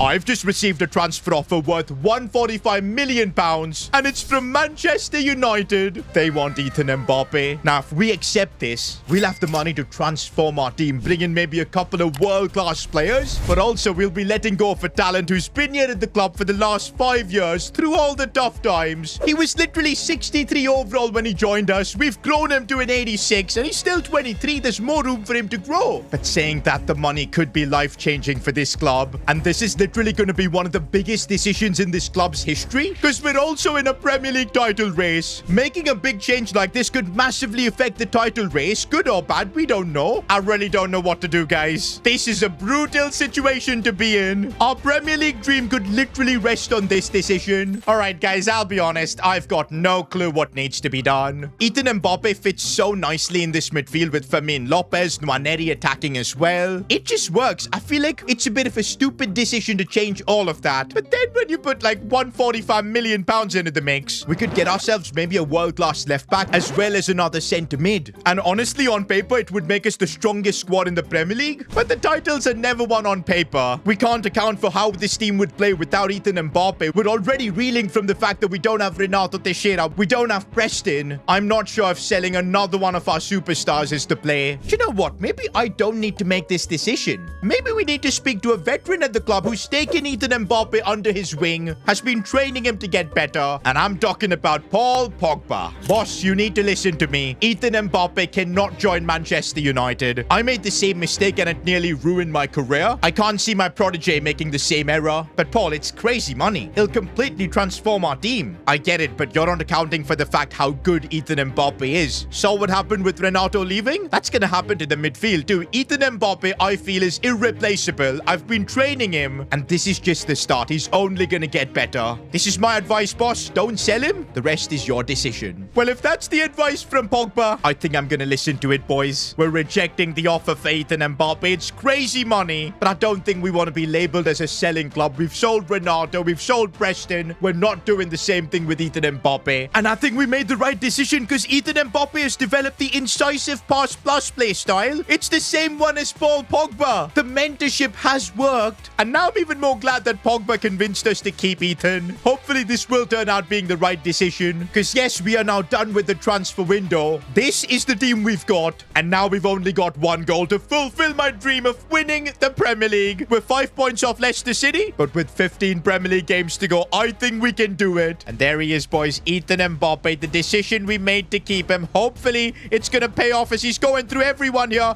Finds Rafael Leao. Back for Ethan Mbappe. Leao with a chance. Goes for goal, but it's been saved. Bro, every game from now until the end of the season is like a final. We are fighting for the Premier League title for the first time. And we got to make things count, boys. There's Connor Bradley in the box. Rafael Leao, our big superstar signing. If we're going to win the title, we're going to need Rafael Leao to deliver. Could be a chance here for us as it's Dorgu making a run, looking for Rafael Leao. If he can find some space, what a lovely finish that was. He scored a banger in the last episode, and now he's continuing doing that. But yeah, we can't be satisfied at 1-0. You know the Premier League. Wolves are easily capable of making a comeback. And just as I was talking about a comeback, proper good football from them, and fair enough, Wolves are back in this. I never said winning the Premier League was going to be easy, boys. We're going to have to keep just giving everything. We need the 3 points here. We're going to need the Rose brothers to step up as well as here's Arlo finding a bit of space. What a save. Ethan Mbappe fighting to get the ball. The dribbling is on point as he looks for Max Rose. Oh, that's brilliantly done. And Max Rose making it look easy on number 10. Gives us back the lead. A third goal now is what we need. Maneri looks for Max Rose. He needs to get the finish right. Max Rose, he gets the finish right. This is the version of Max Rose we need if we want to win the Premier League. Oh, and we're closing the gap down to Leicester City. It's now just 2 points. Meanwhile, we've got an FA Cup game against Stevenage. I'll be honest, the FA Cup is not on my priority list. We're in a Premier League title fight, boys. I think the best thing to do in the FA Cup is just rest our entire squad. We'll play the likes of Bradley Hart, Goucher. I think this is the play, boys. Rotating the squad as much as possible. If we get through well and good, well, we don't get through. Brilliant. That's our FA Cup journey done. But hey, we've got bigger fish to fry, and that's the Premier League. Up against Fulham next, and we gotta stay consistent. We cannot afford to drop points now. But Ethan Nwaneri's controlled that nicely as he looks for Max Rose. Should be a goal here. Off the post. Are you kidding me? Oh, and now we've got a free kick in a really good spot. I am gonna take this one with Ethan Nwaneri. Although I can't seem to get free kicks right, but maybe this time Nwaneri can get this one in, but it's just above. Bro, with the dead ball plus, I seem to struggle with free kicks more. Well, looks like we've got another chance here. Well, nobody else in the team can take free kicks, boys. It's gotta be Nwaneri. Bro, this angle is like even better. I just need to get the power right. I think I've underpowered it. Let's see.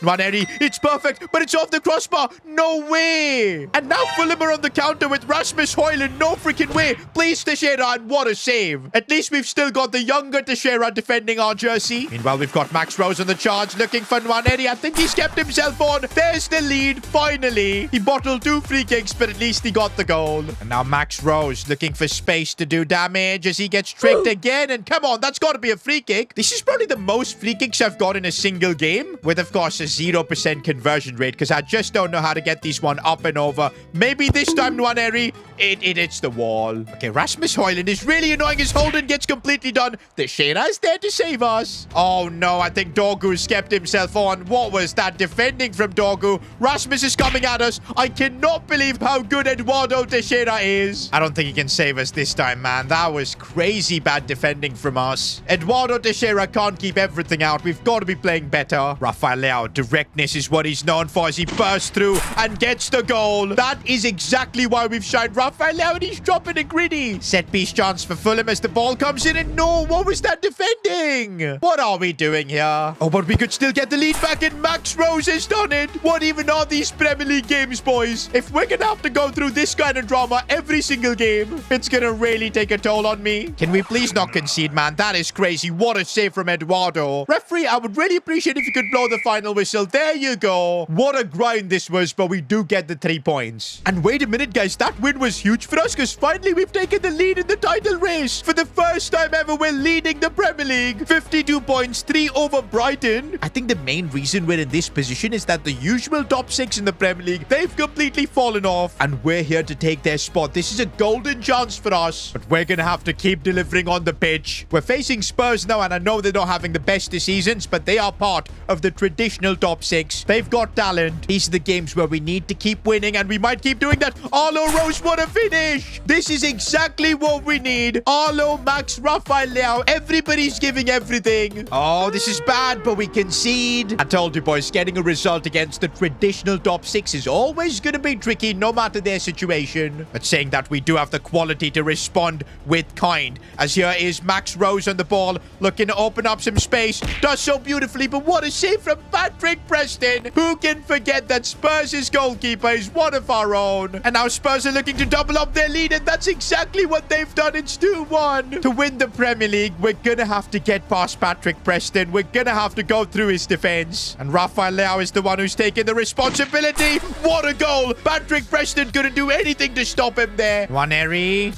Now looking to give us the advantage. Oh, the chip. I couldn't get it done. Preston knew all about that. Looks like Preston has worked on his one weakness, which was getting chipped. Bro, from this left side, we're just getting carved open. Doku just can't seem to stop anything. And now it looks like Spurs could get another goal, and they've done exactly that. Spurs want more. This is horrible as again we concede. At this rate, boys, we're going to end up taking a horrible L, and we could throw away our top spot in the Premier League. We can't give up yet, boys. These are the kind of games where our team will have to show true character. Max Rose has gotten in behind, and I can't believe Patrick Preston has just saved that. That's what he used to do for us, and now he's doing for the opposition. We're still trying our best, though, with Rafael Leao doing incredibly well. That is a solo goal if I've ever seen one. Unfortunately, that's it for this game. We've let Mbuemo score a hat-trick on us. But even after that defeat, we're in a prime position to win the title. 3 points clear of Man United. And looks like our rivals in this title race are going to be changing. Man United are back in it. Man City as well, not far off. Liverpool as well are pretty close with the game in hand. This title race is finally heating up. 7 games to go. We're really going to have to be more consistent if we want to win the Premier League. The good thing is there's a lot of growth in our team. Look at Max and Arlo. Being in the mix of a title fight has benefited them quite a bit. Oh my days, our next game is first versus second in the Premier League. We're up against Man United. This is a game that could decide who wins the Premier League. If we can win, we could create an amazing buffer over Man United. But if we lose, it's going to be all square in terms of points. This is what they call a 6-pointer. This is going to be a very interesting game for Ethan Mbappe. He could have been on the other side fighting against us for the title. In that sense, I'm glad we didn't sell him, boys, because I would rather have him with us in this title race than against him. That loss to Spurs was absolutely devastating, but we can't let that happen again, especially considering United are a direct rival. And it does look like we've got a lot more control over this game. Rafael Leao is making a nice run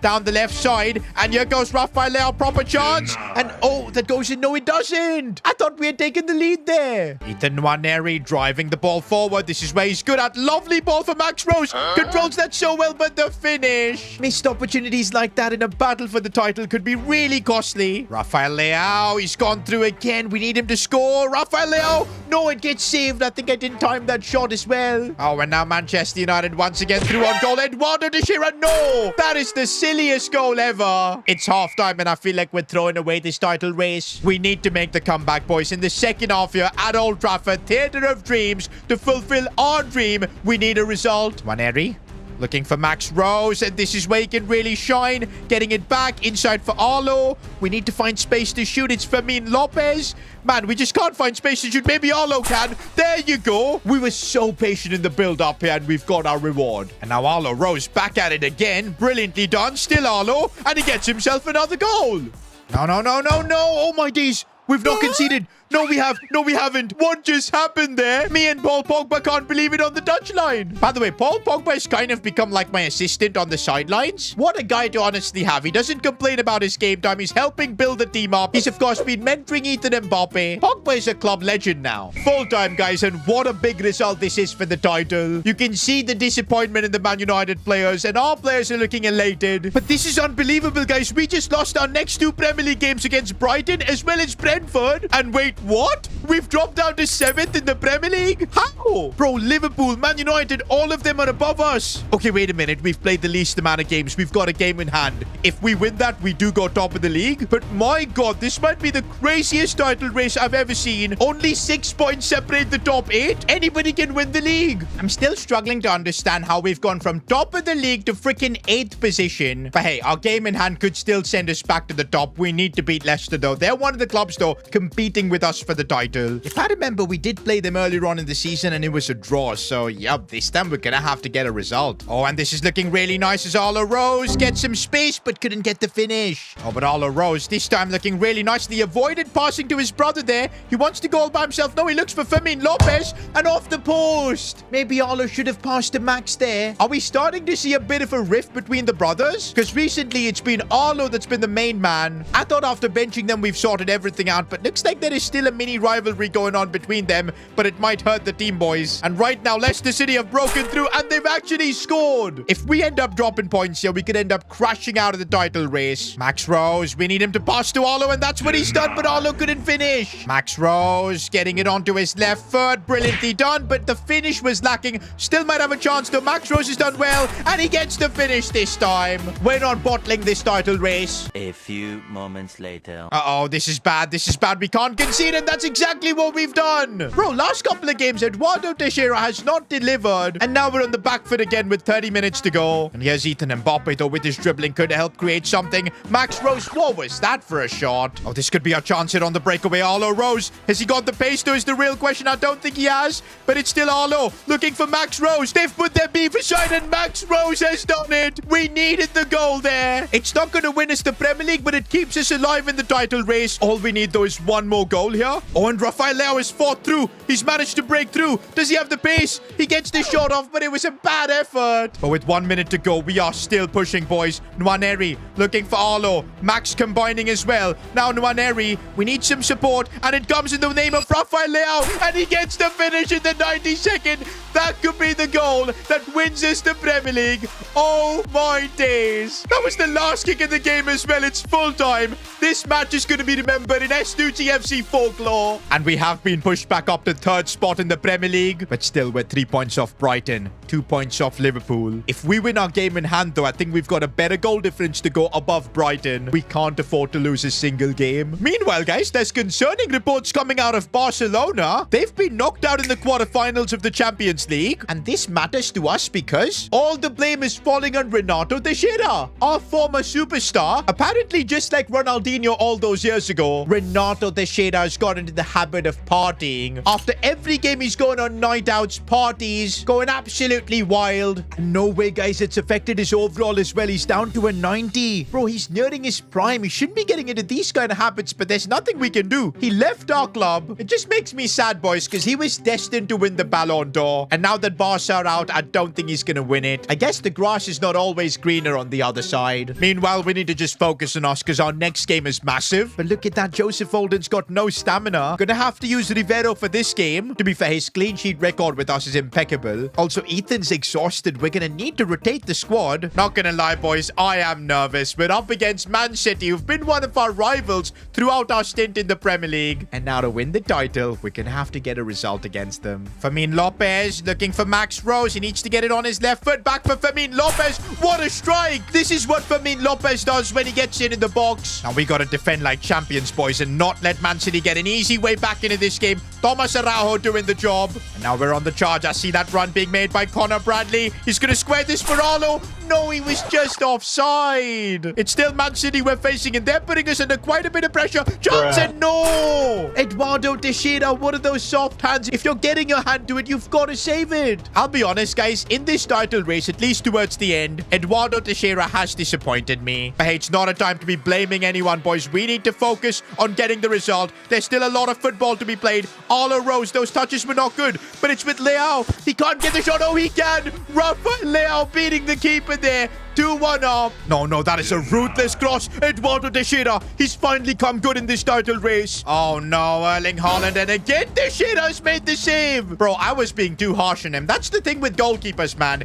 You're only hyped up for your recent saves. 6 minutes, boys. We need to hold on here. We need the result. Chance for them. Rivero wins the ball. We needed that. I think we've done enough, boys. I think we've done enough. Referee blows the final whistle. Huge victory for us in the title race. And oh my days, guys, we're almost there. 1 game to go, and if we win, we're guaranteed to be champions. If we draw or lose, Liverpool can overtake us. The pressure is going to be on. To think, boys, 6 years ago, we were in the EFL League 2 with an awful team, but we've developed them, and a few players have continued on with us in this journey. The Rose brothers, of course. Joseph Holden. We signed players like Ethan Mbappe and Nwaneri quite early on, but man, has this been a special journey. We've seen players leave, we've seen financial issues, but we can now put all of that behind us and fulfill our dream of becoming a Premier League winning club. And honestly, if you look at our players' stats, there's not been one outstanding player as such. It's been a superb team effort. Arlo, Rose, and Max Rose scoring nearly the same amount of goals. Leao coming in and, of course, doing bits. But we've seen a big contribution from Nwaneri, Firmino Lopez,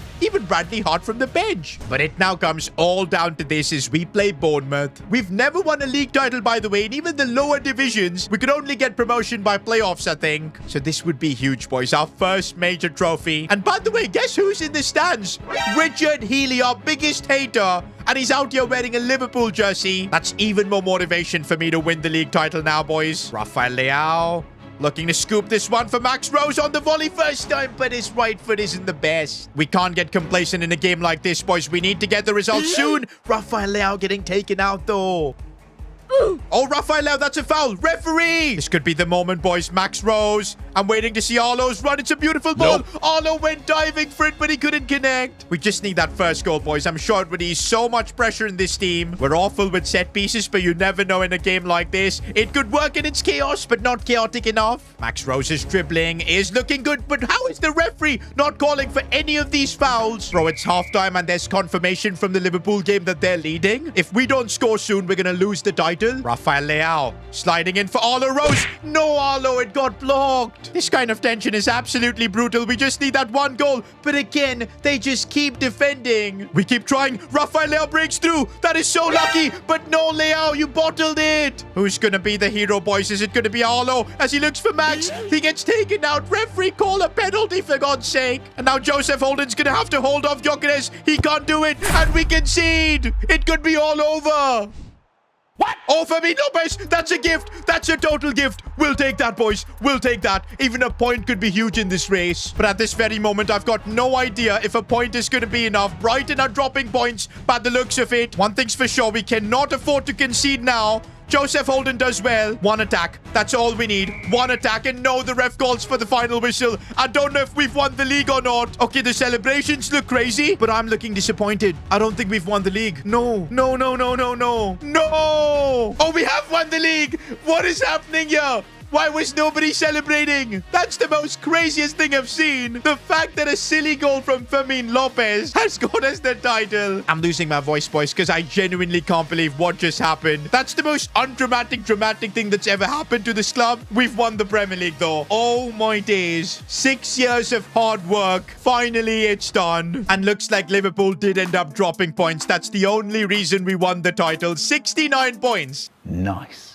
That might be one of the lowest totals for the Premier League winning side. This season was just crazy. No team was consistent, and it was us who benefited from it. Champions of England, boys, for the first time ever. But this is just the start. I now dream of winning the Champions League, and next year, for the first time, we're going to be in that competition, and we're going to be in it to win it. But wait, guys, I've just got a message from one of our former players. I'm sorry, boss, for leaving. I want to come home. Who could this be, and will we be able to make it happen? After 6 years of hard work, we've taken our very own club from EFL League 2 all the way to Premier League glory. But of course, this journey was not easy. We've had to deal with financial hardships, saw some of our best players leave, but in spite of that, we built an unbelievable team and became the best club in England. But here I am thinking about what's next. Well, for the first time in the history of our club, we're going to be in the Champions League. And with the team we've got, Joseph Holden captaining us, Ethan Mbappe in midfield, the Rose brothers up top, I think we've got a shot at becoming Champions League winners. And maybe we're going to have an incredible player return to S2G FC, because I've just got a message from Renato Teixeira, the best player in our club's history. Of course, we had to sell him to Barcelona because he dreamed of winning the Ballon d'Or. That was the best choice for him. But look at this now. I'm sorry, boss, for leaving. I want to come back home. That's the message from Renato. Guys, I don't think Renato Teixeira is having a good time at Barca. His overall had peaked up to 94 at the start when he joined them, but now he's gone down to 90. Media reports coming out of Barcelona say that Renato Teixeira was more into enjoying the party life at Barcelona. He regularly missed training, and that's why he dealt with a lot of injuries throughout the year. Bro, I can't believe this, man. Renato Teixeira was one of the best trainers at S2G FC. He was also one of the best on the pitch. I mean, I can't believe how things have gone wrong at Barcelona. To be fair, it was kind of similar for Neymar at times there. Ronaldinho as well lived a great party life. It's something about the Brazilians and Barcelona. And to be fair, if we can have Renato Teixeira back nothing like it. He's one of the players who's grown along with this club from EFL League 2 all the way to the Premier League. And I do remember making him a promise. If ever we do become a Champions League club with a chance of winning it, we try to bring him back. And now might be the moment because we are going for the Champions League trophy. He wants to come back. We want to sign him. There's only one problem. His market value of 228 million. I do not know how we can afford that. Well, looks like getting the funds is my job as the club owner. And that's why we're in the S2G FC offices. And would you look at that, boys? We've got the Premier League trophy behind. Oh, does it feel good, man? Because often a lot of memes were being made about S2G FC that we only had a couple of playoff trophies. But now we've got the big boy one, the Premier League. But all right, guys, let's get into business. Now, of course, we're still a Premier League club. And that means the TV money check is going to be coming through. And this year, that's 30 million. Not bad at all. But also, there's more TV money coming in because for the first time, we're going to be in the Champions League. And everybody knows the Champions League broadcast revenue is absolutely massive. And that's another 40 million added on to our budget. Bro, we're already up to 70 mil and we haven't even gone into our sponsors. And talking about sponsors, there's a brand that's been with S2G FC since virtually day one. Ever since we, of course, signed the Chinese Chavi, Wang Haijian. He's again got Temu to renew their deal. Nothing too crazy, but it's 10 million. And for a sleeve sponsor, that's crazy. I think I need to be playing Wang more often, guys, because this guy has been a money-making machine for the club. Now, on to probably our most important sponsor. That's Adidas. Now, we were with them last season, and there was a condition in the contract that if we qualified for Champions League, they would fund an Adidas-sponsored athlete to join us, and we're going to hold them to that. That's why we need to re-sign with Adidas, because they could get us a player like Jude Bellingham, maybe even Messi, but I think he's retired. We're going to have to see who the biggest Adidas players are. And also in the Adidas contract, they're going to give us 40 more million for our budget. 100% we're signing this deal. It is a bit crazy how we're at 120 million, but we're still nowhere near enough to sign Renato Teixeira. We're going to need like double of this money. And the good thing is, we still have our shirt sponsor left. And since this season, we're a Champions League club. We're going to be traveling all across Europe. It makes sense to get an airline partner. And that's why, boys, we're signing a deal with Emirates. 50 million as well. They've got the money. Oh, and look at that, boys. The S2G FC coffers are looking juicy. 170 mil. But yo, even 170 is nowhere near enough to sign Renato Teixeira. We're going to need a bit more cash. And maybe this is where you guys can step in and help out the club by, of course, becoming a member. The club now has 125 members supporting it from within. That's an extra 1.25 million. Every little bit is going to count when we go ahead and try and sign Renato Teixeira. But yeah, guys, if you want to support the club, become a member now. Links will be in the description. You can become a season ticket holder, get yourself some badges and emojis to support the club, and also access to exclusive channels in the Discord server. By the way, even if you aren't a member, you can still join our Discord server. But I'll be honest, I'm more active with the member exclusive channels. But also, if you're considering becoming a member, I'd highly recommend becoming a board member, because that gets you early access to S2G FC episodes. I mean, come on, watching the videos before anyone else, that is definitely cool. Now, some days the early access will be like 3 hours. Some days it could be even more, like 6 or 7 hours. So you'll be watching our content way before anyone else. And it's an awesome way to support me to keep doing what I do. So yeah, become a member, support S2G FC. But yeah, guys, I think that's it. There's no more money flowing into the club. All the deals have been made. 171.25 million. We're gonna have to figure out how to sign Renato Teixeira with this kind of money. It's not gonna be easy because he's valued at 228 million, but he wants to come back home and we need to make it happen. He's the best player in our club's history. I am not letting him down. For now though, guys, we're unveiling our new kits for the season, and look at the away kit. It's got the Adidas Originals logo, the club logo in the middle. Bro, this might be one of the coldest S2G FC kits we've ever had. Bro, this is class. Bro, even our goalkeeper kit looks absolutely cold this season. And finally, boys, our home kit, and even this looks crazy good with the pattern. And also, did you notice something? The golden Premier League badge. Yes, boys, we're champions. I think the kits this year are worthy of Premier League champions. Rate them out of 10 in the comments. Honestly, this season, I've got no complaints with the kits whatsoever. 10 on 10 from me. Also, subscribe to the channel if you think in these kits, we're gonna create history and win the Champions League. With all the admin stuff out of the way, it's now time to bring our boy home, Renato Teixeira. We're gonna do everything possible to bring you back. Oh, but that market value, man. He's worth 228 million. To think we sold him for 223. Barca are about to make a solid profit on him. And here we are, boys, negotiating with Barca for this transfer. I seriously don't know how we can afford this. I mean, we literally don't have the cash. The only thing that can work is putting Rafael Leao in this swap deal. And to be fair, if we're signing signing Renato Teixeira, Leao won't have a spot in the team. We will have to let him go. He's only been here for 6 months, and he's honestly been incredible. Helped us win the Premier League. But I'll be real, Renato is better. The best player in the history of our club. And to bring him back, I'm going to have to make sacrifices. Leao is one of them. In spite of that, I think we'll have to chuck in, say, 130 million in this offer. Unbelievable numbers right now. Rafael Leao plus 130 million, our entry offer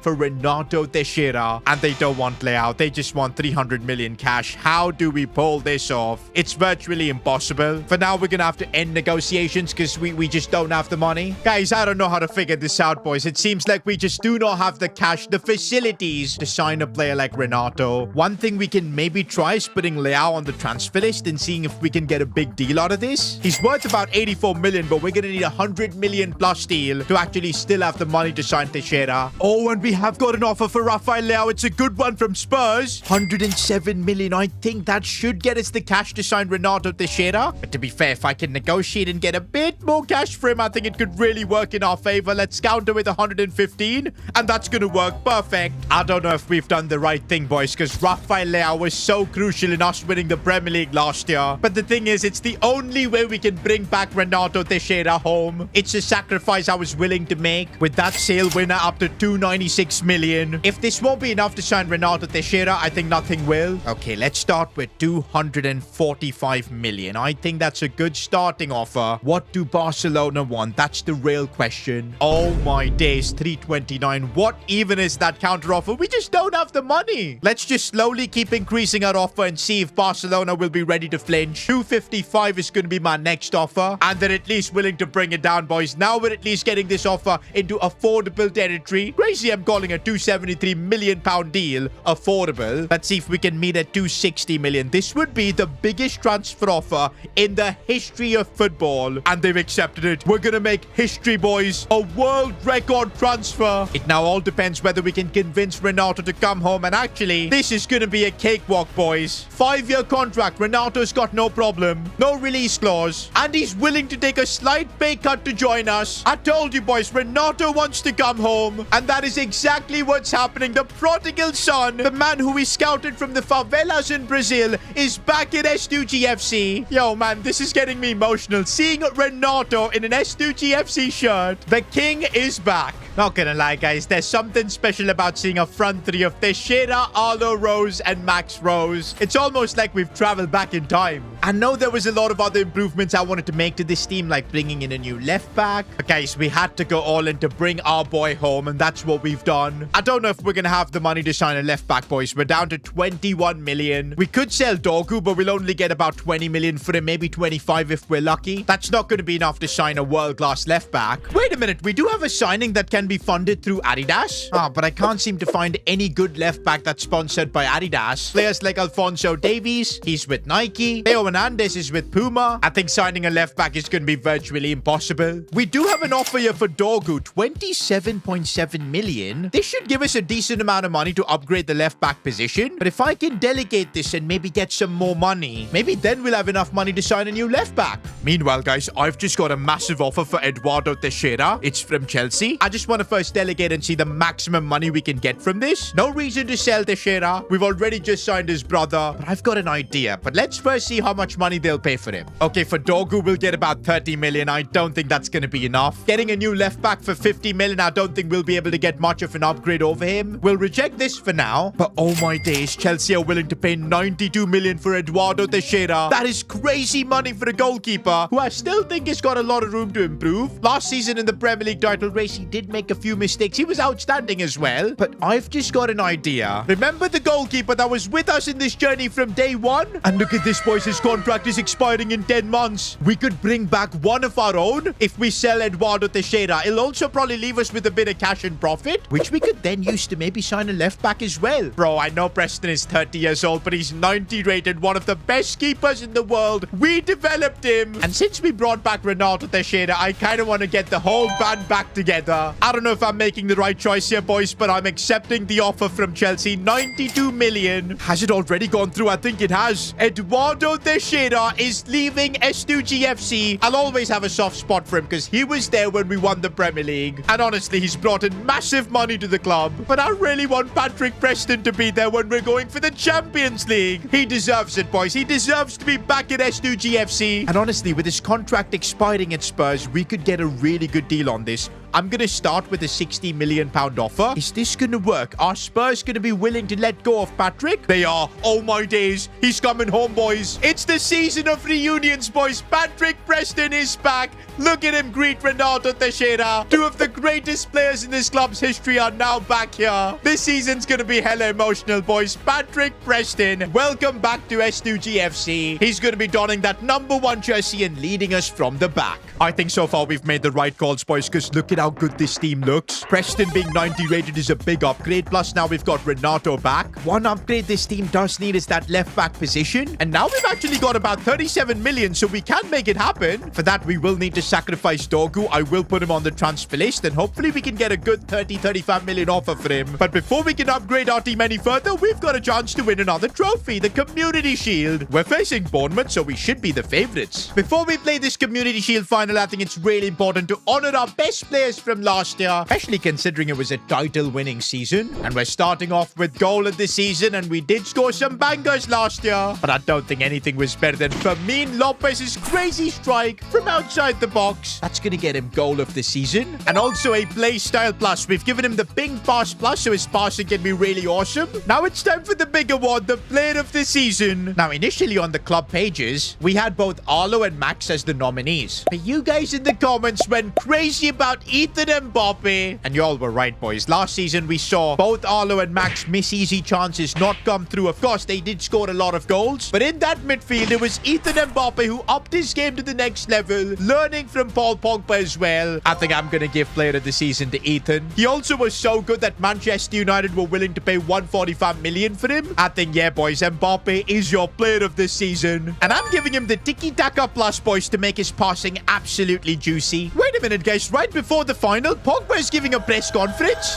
No way he's announcing his retirement. I mean, this is kind of sad because I remember when we signed Paul Pogba, it was such a big deal. We gave him a second chance. He redeemed himself here, won the Premier League with us too. But you know what, boys? I understand Pogba's decision. He's 37. He's going down in his overall. He's going to be retiring after this final. And you know what? I'm going to play Pogba in this game. And also, I think it's only fair we give him the armband, a send-off that he deserves. And there's Pogba leading us out in the Community Shield final. Pogba's final game, and we can't start off by conceding, but that's what we've done. Preston, I paid a lot of money to bring you back. You can't be doing that. But okay, we do have Renato Teixeira back in an S2G FC shirt, and the dribbling, it's unstoppable. He's gotten through, and Renato, no, he put it wide. That would have legit been the dream return. Nah, boys, I just do not believe that Renato wasn't training nicely. He's still got the magic. Still Renato Teixeira looking here for Paul Pogba on his final appearance for the club. No, he couldn't get the shot. Guys, we're now in the second half of the Community Shield. I know this is a farewell game for Pogba, but it can't end in defeat. And that's why it's Max Rose on the attack who looks back for Renato, and no, we get tackled. It's going to take a while for our front three to get their chemistry back. Arlo Rose linking up with Maneri. This is looking nice. Renato Teixeira sliding it through for Max Rose, and we get the goal back. Oh man, seeing the Rose brothers Teixeira all celebrate,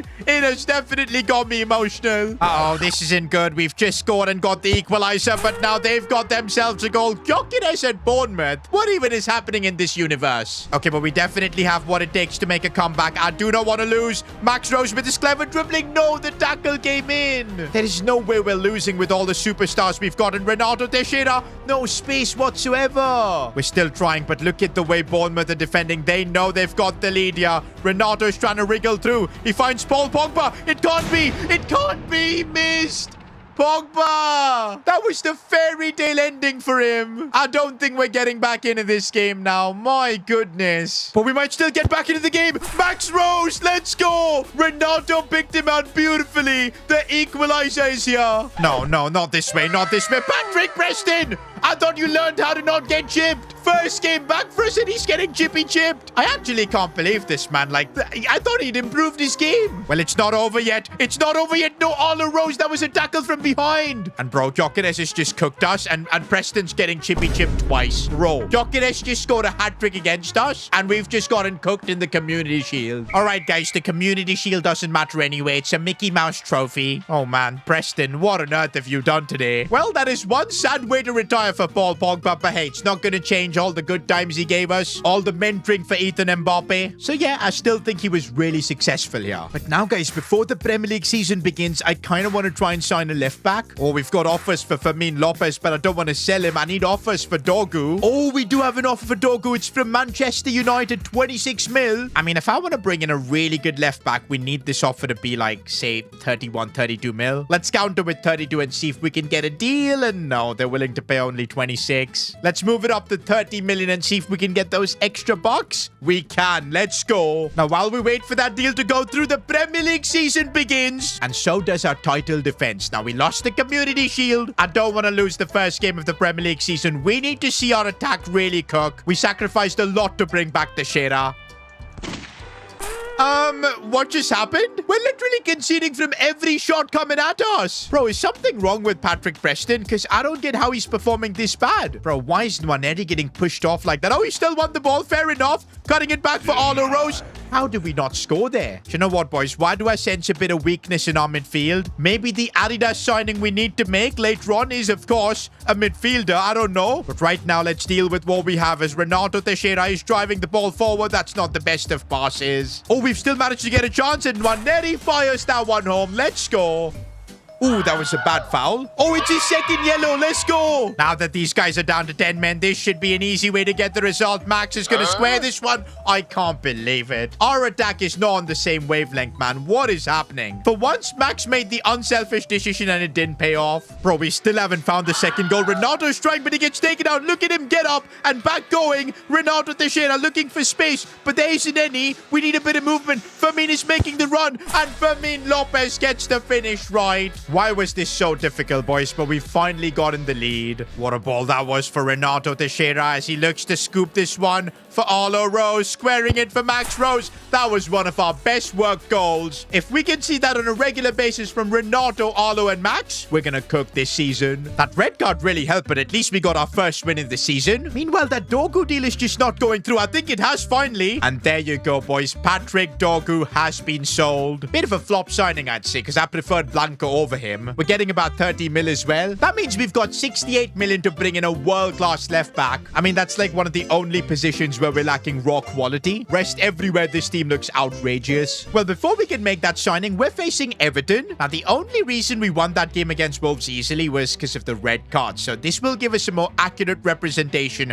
of where our team is at. Nwaneri looking for Renato Teixeira. Oh, the fake shot. He's back. He is truly back. The Brazilian magician is just doing what he used to do for us, this time in the Premier League. We're cooking now, boys. Looking for Max Rose, who's actually finding this extra space that he's getting with all the defenders focusing on Renato. He's the one exploiting it. Another goal for Max. Looks like Arlo Rose wants to join the party now, and he does join it with a beautiful goal. That means I think our entire front three is on the score sheet. We're building something special, boys. Back-to-back wins in the Premier League. Emphatic results. If we can make that left-back signing, and also don't forget we still have the Adidas-funded deal, bro, we could build a team that's ready to conquer the Champions League. But just about a week to go until the window shuts. Next episode's going to be massive. More transfers, plus, of course, the Champions League begins. Our European journey with S2G FC starts soon. Champions League nights is something I didn't even dream of when I became a club owner. But over these last 6 years, we've taken our club from EFL League 2 all the way to Premier League glory. And hence it is time. We're about to make our Champions League debut. Now, although this seems like a happy occasion, the media and you guys are hating on me. Yes, I did make a controversial transfer decision selling Eduardo Teixeira. I know he was a promising goalkeeper. I know he helped us win the league. But I saw an opportunity to bring back Patrick Preston, a goalkeeper who was with us from day one throughout the time we were in EFL League 2. A keeper that's also in his prime, 90 overall. But you guys in the comments are grilling me for signing him. Selling the best keeper in the world for some washed out 30 30-year-old that always gets chippy chipped is just crazy. Okay, I'll be honest. I thought Patrick Preston would have fixed his weakness, but nope, he still got chippy chipped twice in the Community Shield and cost us the game. That's probably where I see a lot of the anger coming from. Bro, Eduardo Teixeira was so good, a lot better than Preston. Selling a 21-year-old goalkeeper with world-class potential to bring a 30-year-old keeper. S2G is equal to the Glazers.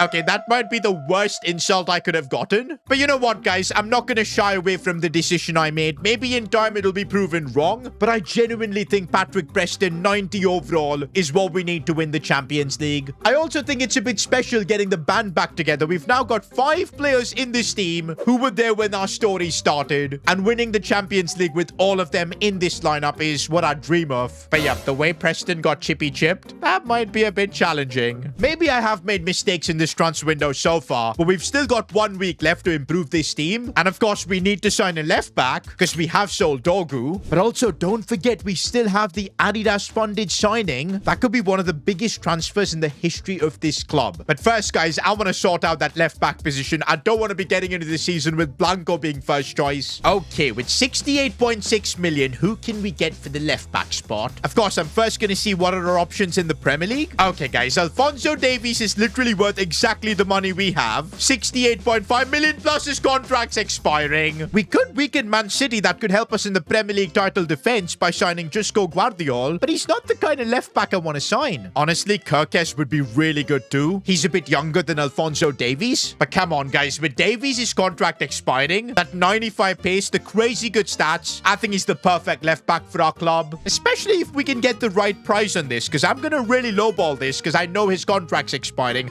We'll start with 50 million pounds. Okay, they've countered with 69. We can't afford this right now. But come on, boys. I'm the club owner of S2G FC. I'm countering with 55 mil. And they've countered with 69. Even though Davies' contract is expiring, we can't seem to get a good deal. Well, I'm going to offer 58 million. I don't know if we can go above this, but let's see. And they're finally willing to adjust a little bit. They've come down to 60 million. I'm going to give them a bone, boys. 58.5 million. Let's see if they're going to take it. And yes, they are. Wow, that was tough negotiations. Shows how good of a player Davies is that Aston Villa don't want to let him go even though his contract's expiring. Now, that's an upgrade, boys, in that left-back department. A player that's got experience winning the Champions League. Alphonso Davies is joining us. I'm so glad we sold Dogu, boys, because this is the kind of an upgrade we need. Meanwhile, guys, I've just got an email from Adidas. Make sure you let us know the Adidas athlete you want to sign by deadline day, and we'll make the signing happen. Well, there you go, boys. Adidas aren't backing down. They're going to give us the player we want. And I do have a few ideas of who we could sign. But first, guys, we're resuming our Premier League title defense. Alphonso Davies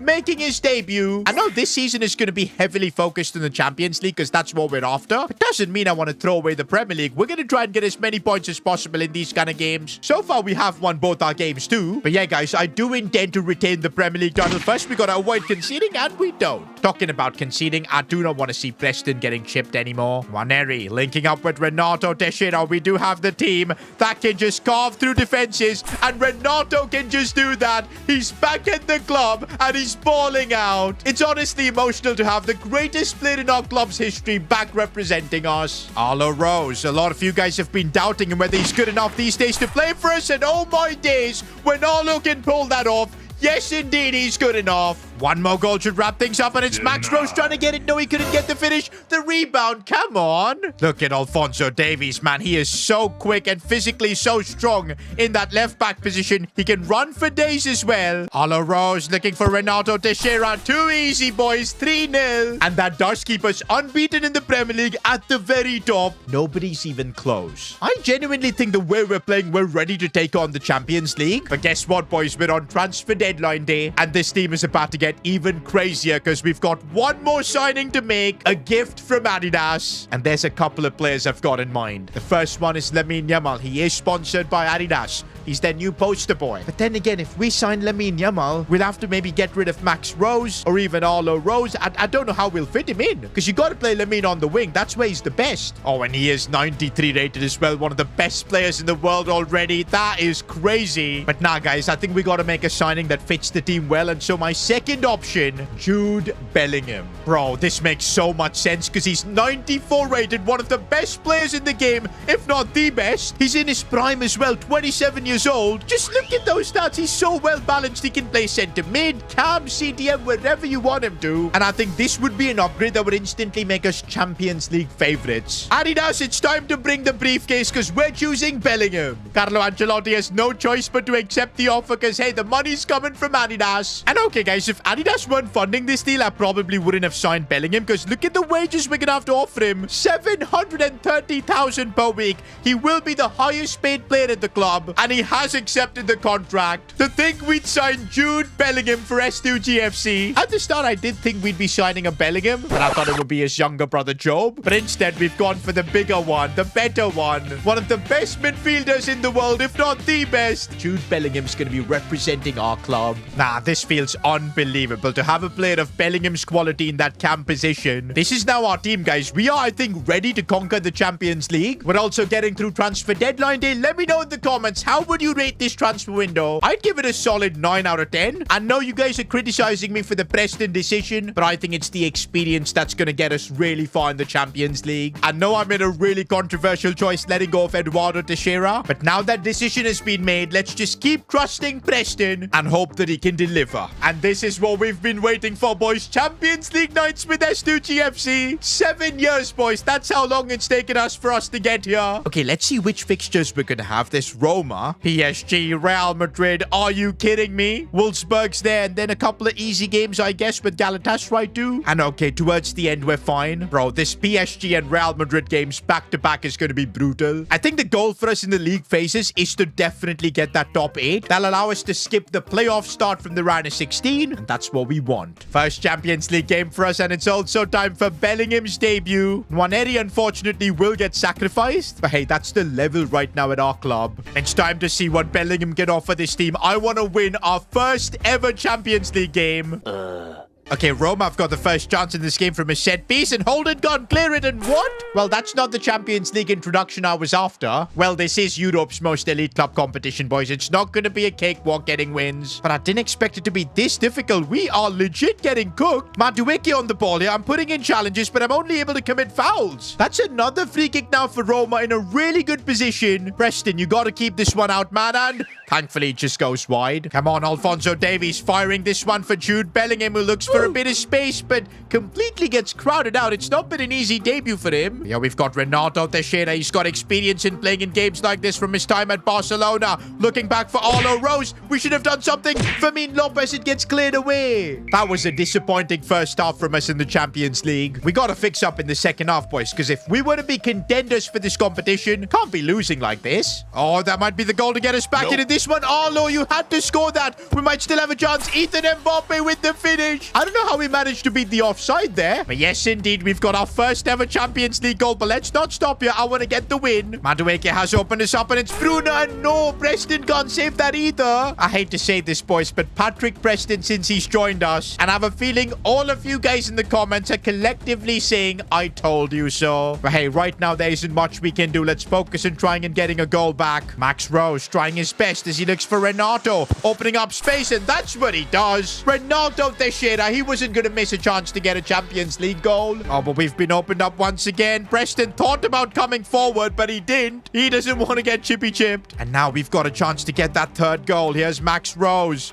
Can he get the finish? He looks for Ethan Mbappe. Ethan Mbappe, that was class. Don't know if this is Ethan Mbappe or Kylian, because the goals are flying in from him. Maybe Arlo Rose wants to get in on the action. Clever bit of dribbling, and the finish was beautiful. In the 90th minute, Arlo gets the job done. There was literally no way we were going to lose our first ever Champions League game. And I'm so glad we got that win against Roma, because our next couple of fixtures in the Champions League, PSG and Real Madrid, these are actually going to give us good indicators of how far we've come with our team. What is our level? But before we get into this game against PSG, I've just got a CV on my desk. Paul Pogba applying for the assistant manager role. Yo, that would be amazing. I mean, last episode, you guys know Paul Pogba retired after the Community Shield final. Unfortunately, we couldn't give him a good ending. We lost that final. Pogba retired in a bit of a shameful circumstance. But to be fair, he did retire as a Premier League winner. Now he wants to come back and help the club. I'm all in for that. He's already already been assisting me on the touchline, and now he's gonna do it officially. And also, just like Pogba, if you guys want to help out the club, become a member now. If you become a season ticket holder, you get yourself badges, as well as access to exclusive Discord channels. But also, I'd recommend you to become a board member. That gets you these S2G FC episodes early. So yeah, if you want to support the world's greatest club, become a member now. All right, boys, straight away back in the Champions League action, this time against PSG. Oh, and already our defense has been exposed. This isn't looking good. Chance for PSG. What a save from Preston. Man, PSG are playing good, but I really don't recognize most of their players. They've got Vitinha, who is, of course, a baller. Fabian Ruiz is still playing for them, but no Mbappe, Dembele. But hey, PSG are still looking really dominant. We're going to have to really work hard to get a result here. And up top, we've got Renato Teixeira, who is on a mission with his dribbling.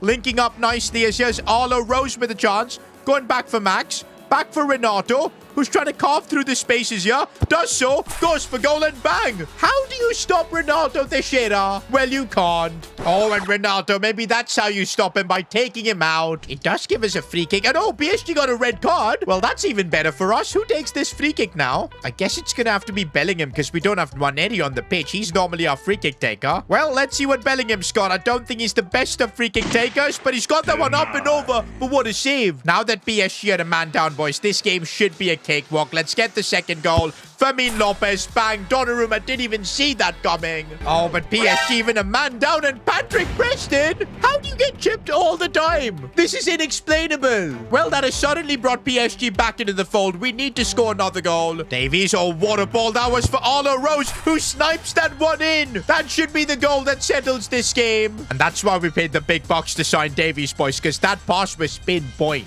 With that, boys, we've had the perfect start in the Champions League so far. 2 games, 2 wins. But we're not alone, boys. A bunch of other teams have also just done that. In this new format in the Champions League, even if you slip up like once or twice, it'll be enough to send you out of the top 8. So we gotta just keep winning. And our next game is probably against the favorites for this competition. We're gonna be facing Kylian Mbappe and Vinny as we take on Real Madrid. To be fair, guys, these are the games we've been dreaming of. The Santiago Bernabeu. Who would have thought that one day S2G FC would be playing here? And to see our players walk out, Joseph Holden as captain, players like Renato, Arlo Rose, Max Rose, even Preston, players that never even thought they'd be playing at this level. And here we are against Mbappe and Vinny in a Champions League game. And bro, we're in the form of our life right now in this competition. Let's keep winning. Bellingham playing against his former club. A lot of stuff is happening here. Oh, Davies, he just keeps making those runs, man. It's brilliant. Nope. And I see Arlo in the box. Davies still has it. No, we couldn't get it in. But already, boys, 7 minutes in, there's only one team putting the pressure.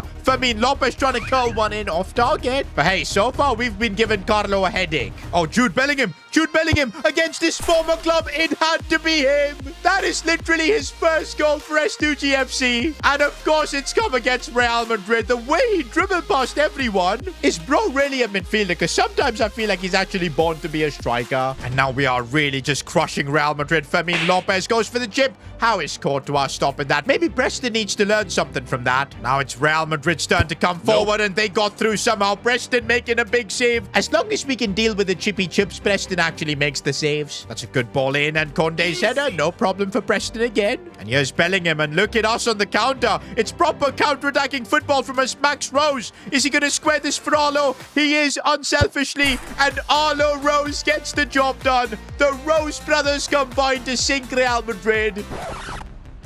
Uh-oh, Real Madrid coming back at us. Bernardo Silva with the goal. This is Madrid after all. They aren't going down without a fight. Oh, and now Arlo Rose has gotten through. And how is Courtois saving that? You miss chances against Madrid. They really punish you. And so far, it's only 2-1. We need that third goal. And here's Kylian Mbappe. I take him out really badly. That was a horrible challenge. And I'm surprised that's only a yellow, especially at the Bernabeu. And maybe we can take a chance to make some changes now. I think we need to drop Bellingham a bit deep. And maybe it's time to bring on Nwaneri to give us something extra in the attack. And also, let's bring on Super Sub Larson. This is what having a big squad can get us, boys. Making these kind of changes. Free kick for Real Madrid. It's McAllister who takes it. And what? I didn't even see it going in. It was so far out, it didn't even fit in the screen. Okay, that might be the most perfect free kick I've ever seen. But still, we gotta criticize Preston for that. This is what I told you, man. Against Real Madrid, when you don't take your chances, the score is back to 2-2. Real Madrid are giving us a lesson on what Champions League football is going to be like. And now they want more with Kylian Mbappe, who's gone through. I can't put in the challenge because he's on a yellow card. We somehow survived. Preston redeeming himself. But now it's Renato Teixeira showing that he is still him, and I can't believe just how good this Brazilian is. Worth every penny to try and bring him back. The way he just dribbles through the entire Madrid defense. Just look at that, and the calmness in the finish. We've got our lead back, and let's try and keep hold of it. A few moments later. Vini goes through, and of course... Here I thought we'd be keeping hold of our lead. This is Real Madrid. Oh, but we look for Larson, who controls that one. It's complete chaos. Penalty. No, the ref doesn't give it. Nwaneri, the super sub, looking for Jude Bellingham on the volley. First time he puts it wide. I can see where this is going, boys. 90th minute, Madrid passing right around us. I do not like this. Bellingham knows what's happening here. Clear the ball away. We don't. It's Kylian Mbappe. Mbappe's header goes wide. And that's the final whistle. We almost just threw it all away at the end. But what a feeling the Champions League is, boys. 3-3 against Madrid at the Bernabeu. It kind of feels like now we know what it takes to become a Champions League winning club. We're gonna remember this fixture for a long time. Okay, a bit of bad news. Arlo Rose has torn his hamstring, but he should be back in 5 weeks. Actually, this is really bad. Good thing though, we do have squad depth in the club now. Strand Larson is there to come in his place. And also with the finishing we saw from Bellingham, he could also chip in at the striker spot. And look at that, guys. 1 defeat and we're outside the top 8 in the Champions League. That's just how it is. Saying that, a win here against Wolfsburg should get us right back in. Okay, Wolfsburg are proven to be tricky. And how do we concede? I think it's offside. Bro, sometimes I feel like Preston does not have hands. How does he concede all of these? Oh, Renato, that is so intelligent to find Alphonso Davies, who's going to square this one for Larson. Opening up space. Should have done better there. Maybe that's where we're missing Arlo. But we do have his brother Max, who has found a bit of space, but the finish was lacking. Oh, and now Wolfsburg have again. No. We've got chipped again. Stop it.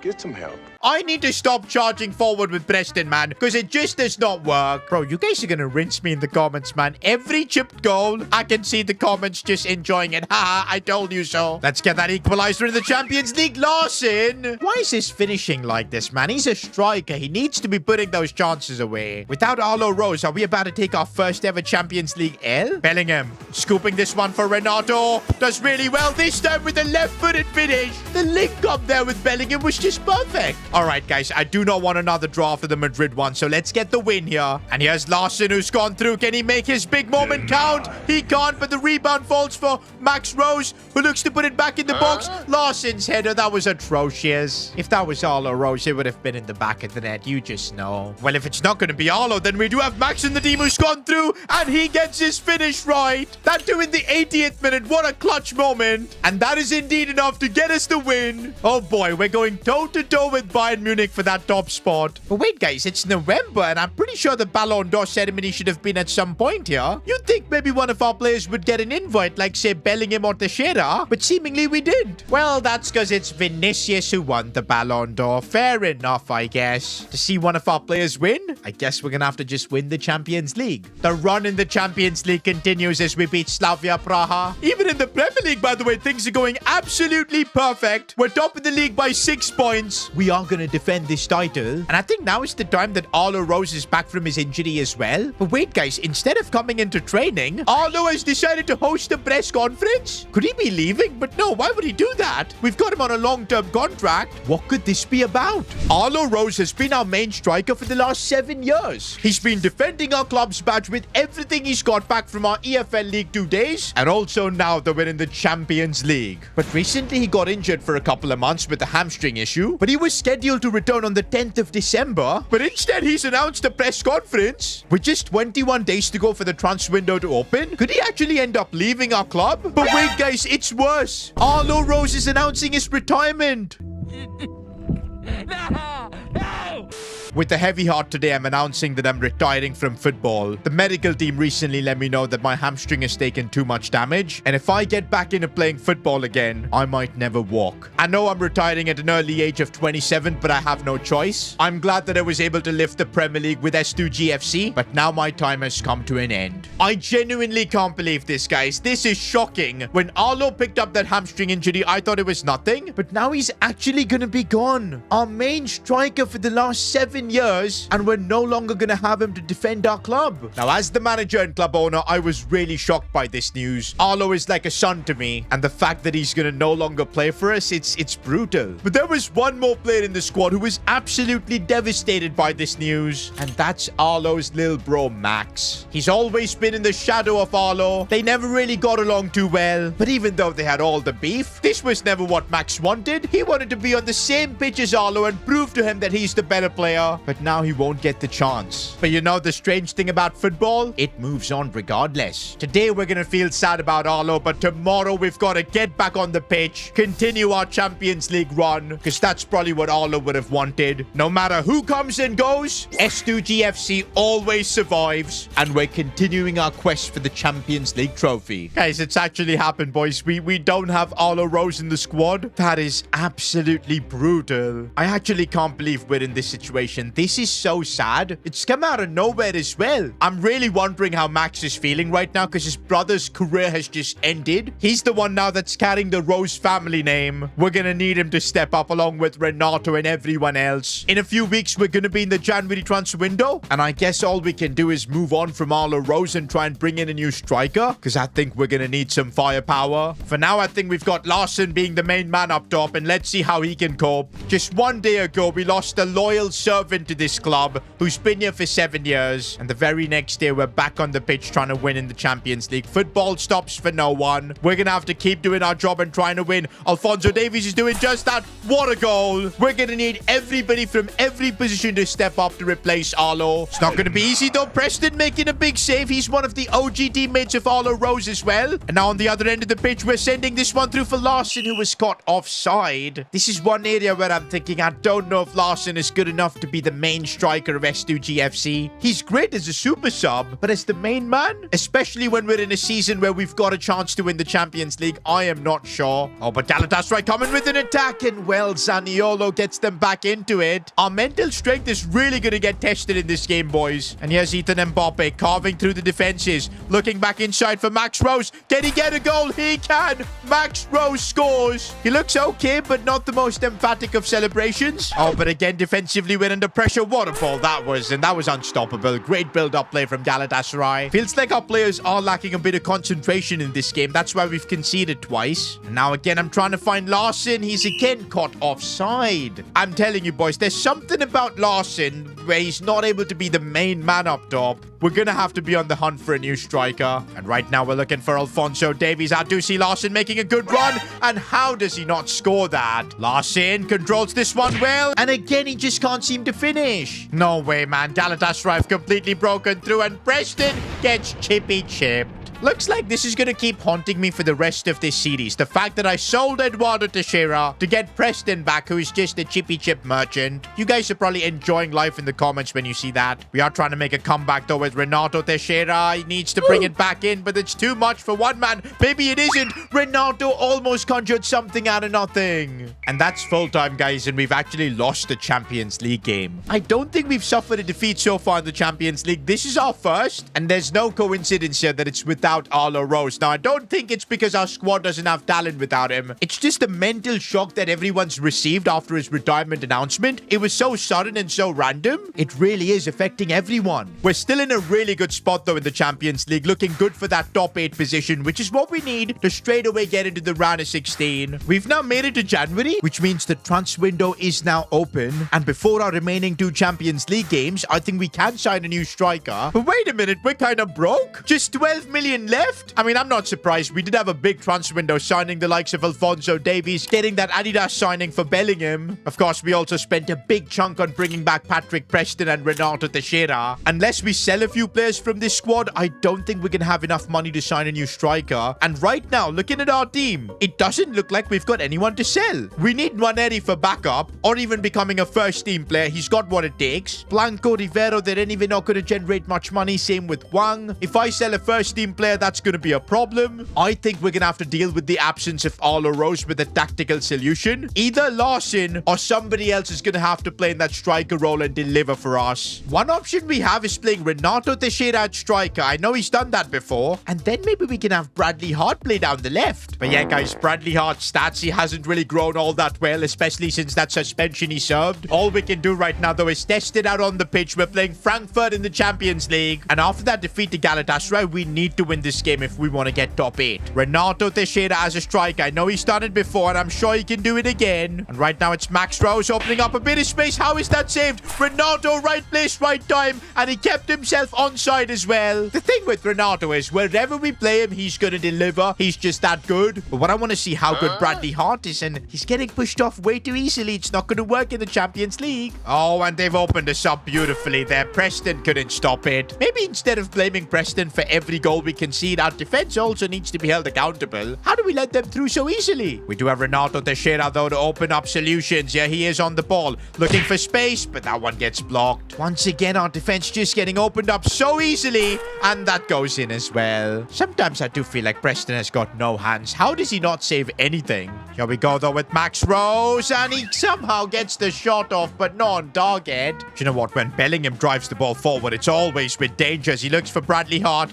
Renato Teixeira, back for Jude Bellingham. But the last tackle came in. Do you know what, guys? I want to try something. Renato on the left. What if we put Bellingham up top in that striker role? He's done that for Carlo Ancelotti. And then we can have Nwaneri come on as a cam. I think this might actually work. And here goes Jude Bellingham. He's actually making it work with his dribbling and everything. Looks for Renato Teixeira. Bang! But Onana saves it. Renato Teixeira looking for Nwaneri, who's come on off the bench. Cutting this one back. Jude! How have you not scored that, Jude? Well, that's one instinct where he's clearly not a striker. But there's a lot of other attributes he's got. Jude Bellingham squaring this one for Nwaneri. The link up we needed from the two Englishmen. Maybe this is how we're going to have to adapt in the absence of Arlo Rose. Bellingham up top. Nwaneri in behind. One thing about Bellingham is that his passing is really good because he is, of course, a midfielder. And now he's linked up really nicely there. Jude Bellingham in the striker role coming through for us. That's what Bellingham can do. And there's his celebration. And now Bellingham again might score another one, and he's done it again. Jude Bellingham in that striker role is something else. This is a game-changing result for us in the Champions League, because I think now we've figured out how to play without Arlo Rose, and it involves having Bellingham up top, Nwaneri in the cam role. This makes a lot of sense. Bro, why is this Champions League format so brutal? We're right now second, but actually, if we lose our next game, which is against 10th place Sporting, then there's a chance we could be out of the top 8. Oh, and the pressure's on, and Sporting have a chance, and they've scored. That is the worst possible start. Bro, I really don't want to be enduring the Champions League playoffs, man. They're just going to be brutal. We're going to get a terrible draw, and I can feel it. So let's get the win here. Bellingham with the chance again. He's hit it straight to the keeper. Max Rose goes down. Ref pen. It is a penalty. Let's go. It was a Rose before who used to take our penalties. It will be a Rose now who takes our penalties. Max is going to take this in the honor of Arlo, and he has ended up scoring. Bellingham looking for Max Rose. This is the link-up play we needed. Fermin Lopez now. He missing?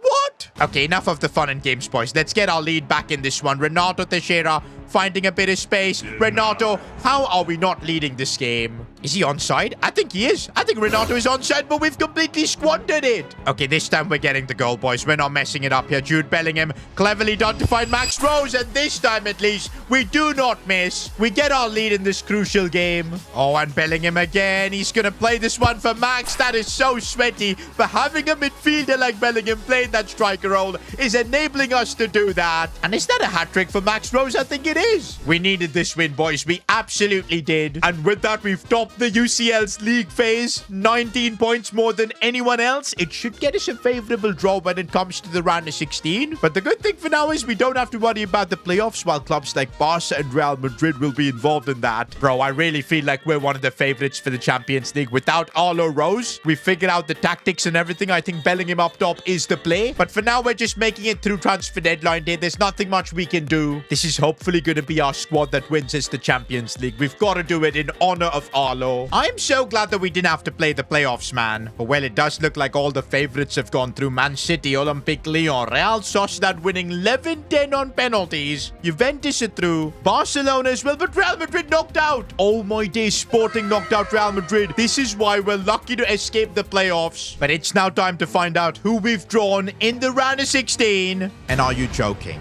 We've just drawn Barcelona. No freaking way. One of the favorites for this competition. And we've drawn them in the round of 16? That is so unfair considering we finished first. Look at the team they've got, man. Lamine Yamal. And I'm sure a lot of the youngsters like Marc Casado have really grown in their overall. But saying that, no Pedri, no Pau Kubasi, and Marc-Andre ter Stegen is in goal for them. Bro, he does not save anything, so I think we can fancy our chances here. Such a shame that we don't have Arlo Rose for a special game like this. Oh, and by the way, it's emotional for Ronaldo as well. He's facing the club that almost destroyed his career. This is how we're going to line up, boys. First leg against Barca. Champions League nights like this is exactly why I became a club owner. And now, come on, boys. I know we've got a tough fixture ahead of us, but let's not back down from this. I think we have what it takes to knock Barcelona out and progress to the quarterfinals. This is a Barca team I don't recognize, man. Most of the players are relatively unknown, and I don't think Lamine Yamal is starting for this game, which is extremely weird. There's no Lamine Yamal, but this Minte guy is absolutely rapid, and Holden with a strong challenge. These kind of games, man, Joseph Holden has not really been a part of. Knockout Champions League football, to be fair, most of our squad hasn't been a part of. But so far, guys, we are holding our own. But no, we've been broken through. Preston with a big save. And no, he didn't catch it, but I think Ponce was offside. Preston did just enough to save us there. For a second when Preston was charging in, I thought he was going to get chippy chipped. Finally, we get a chance to move the ball forward. And Nwaneri, what a terrible pass. I feel like the pressure is getting to our team here. This is the first time we're playing a knockout European game. Of course, the team is going to feel a bit of pressure. Also, we got to remember, this is a two-leg tie. We've got to stay composed. But if we can take the lead now, like Ethan Mbappe, no, the post denied him. Half-time and the scoreline is 0-0. Again, I'm saying it. We got to remember, this is a two-legged tie. We've got to stay patient and wait for our chances. You know what? We need to try and get the ball more to Renato Teixeira. I'm sure he is in the mood to score against his former club. He's trying to use his trickery here, opening up a bit of space. It's not really happening, though. In fact, it might happen here. No, the final challenge comes in. Oh, now Barcelona on the attack. Holden couldn't get there. Preston keeps that one out. Made that look a lot more difficult than it actually was. We might have a chance here with Jude Bellingham, opening up a bit of space. Bellingham goes for it, but he puts it wide. And now Barcelona completely through, and Preston. Why does this always happen? It's pretty difficult to put into words how disgusted I am, how depressed I am. How does he get chipped every single game? We're a goal down in a Champions League knockout tie. Is there any way I can maybe do a swap deal now and bring back Eduardo Teixeira? Because I'm regretting my choice of getting this reunion done. And now Barcelona have brought on Lamine Yamal, who's already looking to trick our defenders. Okay, but the time might not be over. Jude Bellingham has broken through and the defender made a mistake. Still Jude Bellingham on his left foot. Oh, Bellingham, it had to be him in the 90th minute. Gives us a lifeline. Full time, boys, and 1-1 is the score. We're taking this game to the second leg. We're at our home in front of our home fans. We're gonna give it everything. Captain Joseph Holden is ready, boys, for the second leg. Our squad is ready. They say 90 minutes at the Rooney Park is a long, long time. Stop the cap. We're gonna make Barcelona fear us. Oh, shiver my timbers.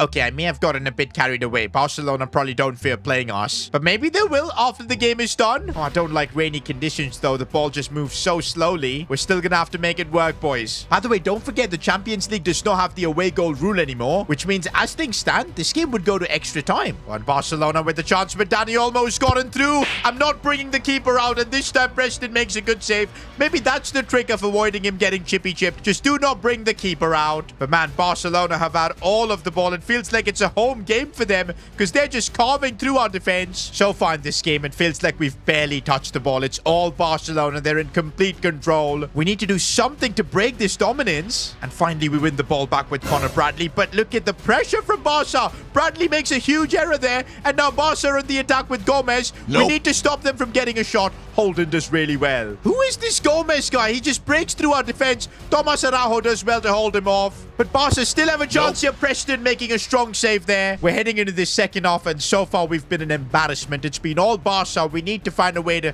do something at least. This is one of the first chances we've actually had the ball. Let's keep it for a while, move it around, maybe force Barca into making risky decisions, but they're just so good at winning the ball back. There's nothing we can do right now. Finally, Renato's getting a chance to do something, helping move the ball forward. Here's Fermin Lopez. Max Rose sees Bellingham. Back for Renato Teixeira. If there's one player who can conjure up something out of nothing, it's Renato Teixeira against his former club. And he's, of course, going to celebrate. Run straight to the fans. He is him. Guys, this goal literally came against the runner play. It was all Barcelona, but I don't know where one moment of magic and we're leading now. But now Barcelona aren't going to give up. We're going to have to really defend hard, and that's what we're doing. Bellingham, that smart release here for Renato. Back for Jude. He does get the ball. Looking for Max Rose. One more goal now could settle things. And Max Rose in the 85th minute. Surely that's it for the tie. We're going through to the Champions League quarterfinals. We're literally 4 games away from being in a Champions League final. Yeah, no, we got to get through the quarterfinals. But this could be the season S2G FC becomes Europe's best club. Next episode, we're going to try and make it happen.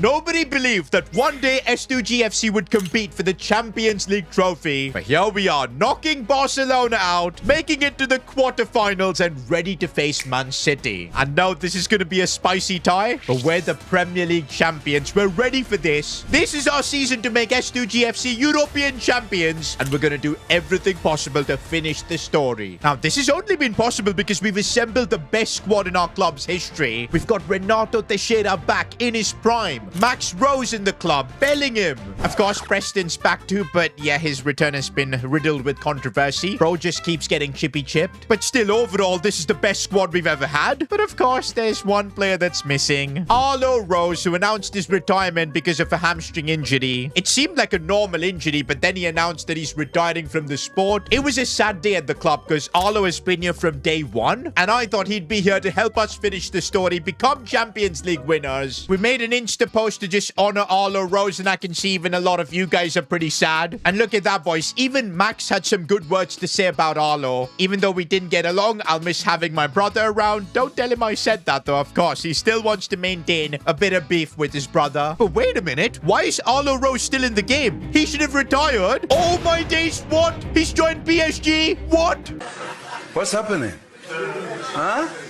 No way, guys. There's no injury or nothing. He is actually a PSG player. What on earth is happening? And no way, boys. PSG are still in the Champions League. This looks like a big scam that's happened. We need some answers. Okay, guys. I'm trying to call Arlo right now just to see what's happened because this is unbelievable. What he's basically done is get us to terminate his contract on the basis that he's retiring, and he's betrayed us and then joined PSG like that? Why would he do that? I mean, he was the player that at least you guys say I had the most favoritism towards. I kept him in the starting 11 no matter what. Even when I had to make the choice between Max and Arlo, I chose Arlo. He was legit like a son to me, and he's betrayed me like this. Okay, looks like we're gonna get some answers from Arlo Rose because he's scheduled to give a press conference on the 19th with PSG. Meanwhile, I set up a meeting with Max Rose just to ask him if he knows about what Arlo has done. Sorry, boss, I have no idea how this has happened. I actually thought he was retiring as well. Now I see him playing for PSG. He's also not picking up any of my calls. Even I'm shocked at what's happened. I guess we'll have to wait for Arlo's press conference, but until then, we're facing Man City over 2 legs in the Champions League. We gotta continue progressing. We cannot let this Arlo Rose stuff distract us. And by the way, he's also going to be involved in these knockout fixtures as PSG take on Atleti. Now, of course, our plan is clear. We're gonna have Bellingham up top. That's how we're coping with Arlo Rose's betrayal. Gosh, I can't believe I let him get out of his contract just because he announced to retire. I knew there was something shady about it. Even you guys in the comments were saying he's too young to retire. The hamstring injury wasn't even serious. I just gotta admit that I got played. But on the pitch, we're not gonna let that happen, boys. We are way better than Manchester City. We're the Premier League champions. Let's knock them out. And here's Renato looking for Fermin Lopez, the first goal, and there you go. Looks like even our squad is angry about Arlo Rose's betrayal and wants answers. Ethan Nwaneri seeing Jude Bellingham, scooping this one for Arlo Rose. It's superbly done. What a save. So far, guys, 10 minutes in. It's been all S2G FC. We are looking like like the best team in the Champions League this year. And Bellingham's got a chance and it gets deflected. Here we go with Max Rose. Max Rose going through. Should get the goal. No, Costa catches it. I feel like we've wasted quite a few opportunities already, and that's something we cannot afford to do against Man City. They've got Erling Haaland. Thankfully was offside there. But yeah, we also got to remember it's a 2-leg tie. No need to get super excited. But I do see a chance to get a second goal here. We're looking for Jude Bellingham. And Bellingham makes it too. Arlo, we don't even need you. Bellingham is there to deliver. Okay, looks like Man City have got something to say right now. It's complete chaos and Haaland finally gets the score. I really want my 2-goal cushion back, and maybe Renato can help me get that with his dribbling. He's too good, man. He is too good. He is legit the world's best player.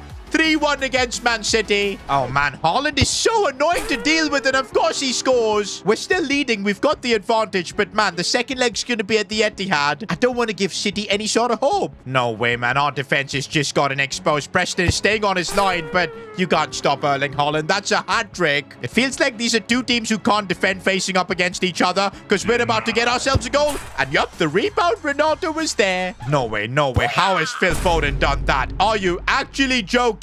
What even was that pass? And then the acrobatic finish as well from Phil Foden. I mean, just unreal. By the way, we also need to criticize Preston because bro cannot save a single thing these days. Full time, and it's Erling Haaland taking the match ball and all the plaudits. I cannot believe this game finished 4-4. And yo, even the media are trying to rattle me because before the second leg, all I'm getting is questions about Arlo Rose. Of course, I'm gonna say no comments because I really don't know what to say. How foolish was I to terminate his contract? But right now, there's nothing we can do about Arlo Rose. We'll find out more when he hosts his press conference. But until then, we've got the second leg against Man City. And I've never been this nervous, boys. That first leg was crazy. Haaland scored literally a hat-trick, and in this game, we've got to figure out a way to keep him quiet. And Haaland already has the ball, boys. We can't concede. No way! 4 minutes in and he's managed to score. He's a machine, man. How do we deal with this? Bro, it just hit me. If we end up getting knocked out in the Champions League here, Arlo Rose might end up winning it with PSG. That would be the biggest humiliation for us because we let him go for free. And now, boys, we are not allowing that to happen as Renato goes through. He shows what he's all about. This is Renato saying that he's the world's best player, not Haaland. Bro, I don't think I've seen a more crazy Champions League tie, boys. It's 5-5 in aggregate. Okay, we need to deal with the danger here. That's Erling Haaland. I'm marking him with Preston.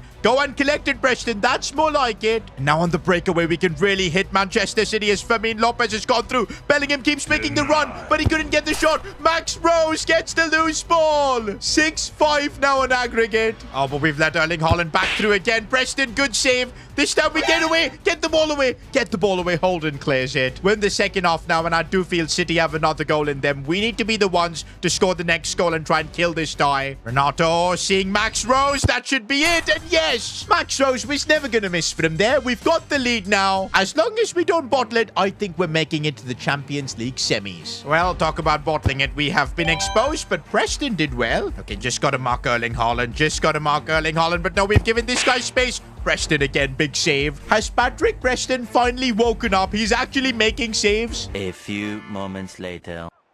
No, Erling Haaland. How? How is he doing this every single time? We've still got the lead. Let's just be calm about this. Jude Bellingham, Jude Bellingham, Jude Bellingham, and he slides it home. That is what we needed, boys. Bellingham with the moment. 8-6 on aggregate. I actually can't believe this just happened, but we've just beaten Pep Guardiola's Man City. And now we're just 2 games away from being in a Champions League final. All right, guys, now the day has come where we will get answers. Arlo Rose's press conference. I mean, I still can't believe he betrayed us to join PSG. He was with us from EFL League 2. He's been player of the season at this club. I've prioritized him over everyone else. It still hurts. Hello, everyone. I know a lot of you guys want answers on why I betrayed S2G FC like this. Well, the truth is, my plan was to retire. The doctor said I could never play football again. And that's right, I was gonna stay put. But then watching S2G FC on the telly, carry on and win games like I never existed. Wins in the Champions League, in the Premier League, they moved on from me like I almost never existed. And that really hurt. I'd given almost 7 years of my life to this club, and now that felt completely irrelevant. And so I decided to put my body through the harshest punishment possible, training non-stop,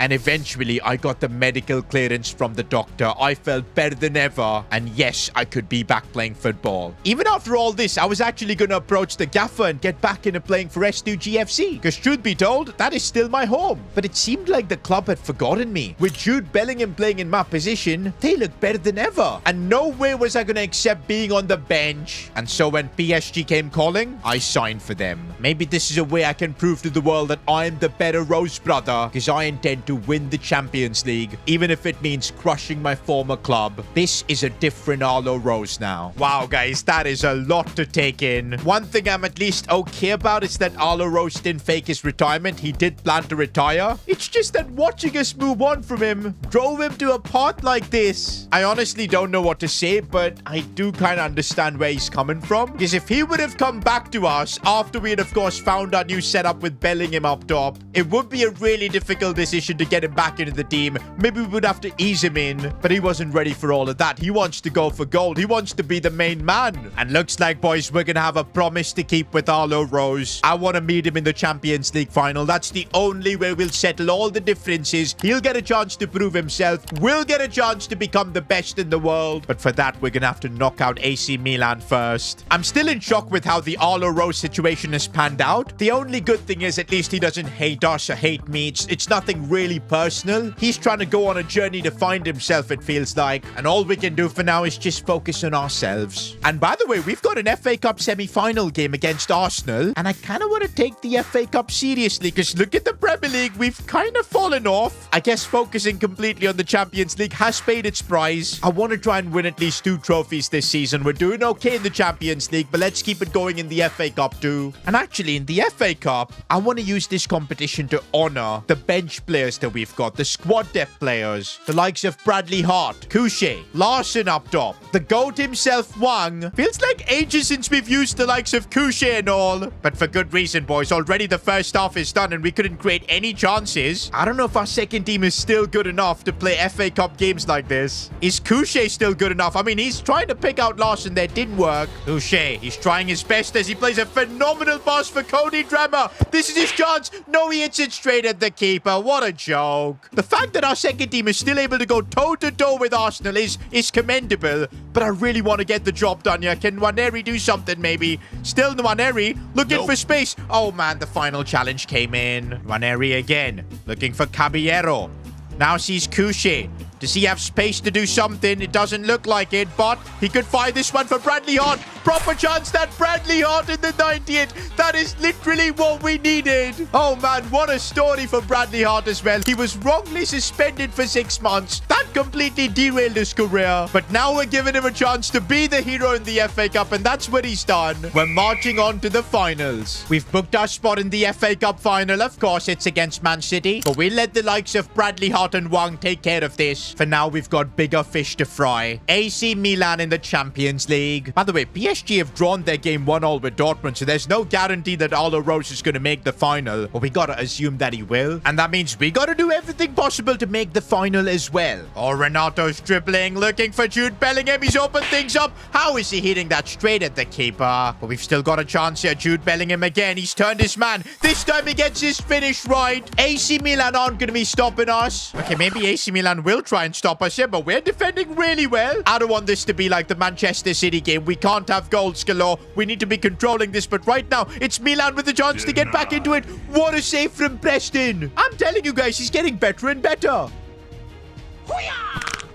That's a horrible challenge on Renato right there. Wait, is that a second yellow? I think it might be. It's a direct red card. Yo, it is a second yellow. Yes. Wait, guys, this is now an opportunity for us to kill this tie in the first leg itself. We need to win this game at least like 3-0. And here's Renato Teixeira just walking through the defenses. Oh, that is just class. How does he have that kind of control on the ball? It's crazy. With the man advantage, boys, this has just gotten way too easy. We're just carving through as Ethan Mbappe makes it 3-0. It's all over. We've destroyed AC Milan 4-0 in the first leg, and that means the second leg is just a formality. I'm going to let the likes of Couché experienced Champions League semi-final football. We'll play Mr. Wang as well, Rivero. Why not? Let's just rest the whole squad. Oh my days, remind me to never do that ever again. We almost just endured the most embarrassing Champions League comeback. Thankfully, Bradley Hart scored 1 goal for us. Let's just rest the whole squad.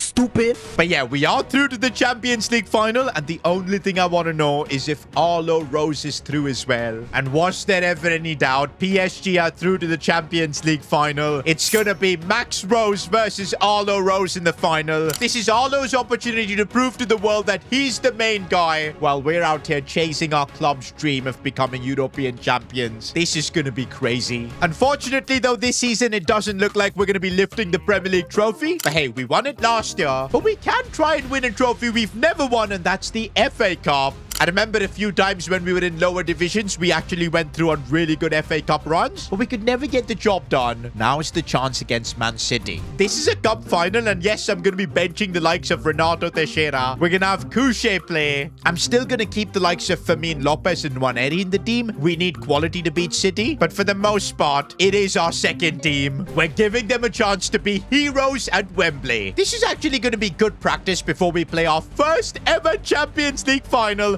Just saying that makes me emotional, man. Could be a first chance here for us as Fermin Lopez is in the box, looking inside for Bradley Hart. Turns and shoots, but what a save. We need to keep the pressure at Man City just like this. Maybe a first goal from a set piece. Who was that kidding? I just saw that Erling Haaland's playing for Man City and I got PTSD. Remember what he did to us in the Champions League quarterfinals?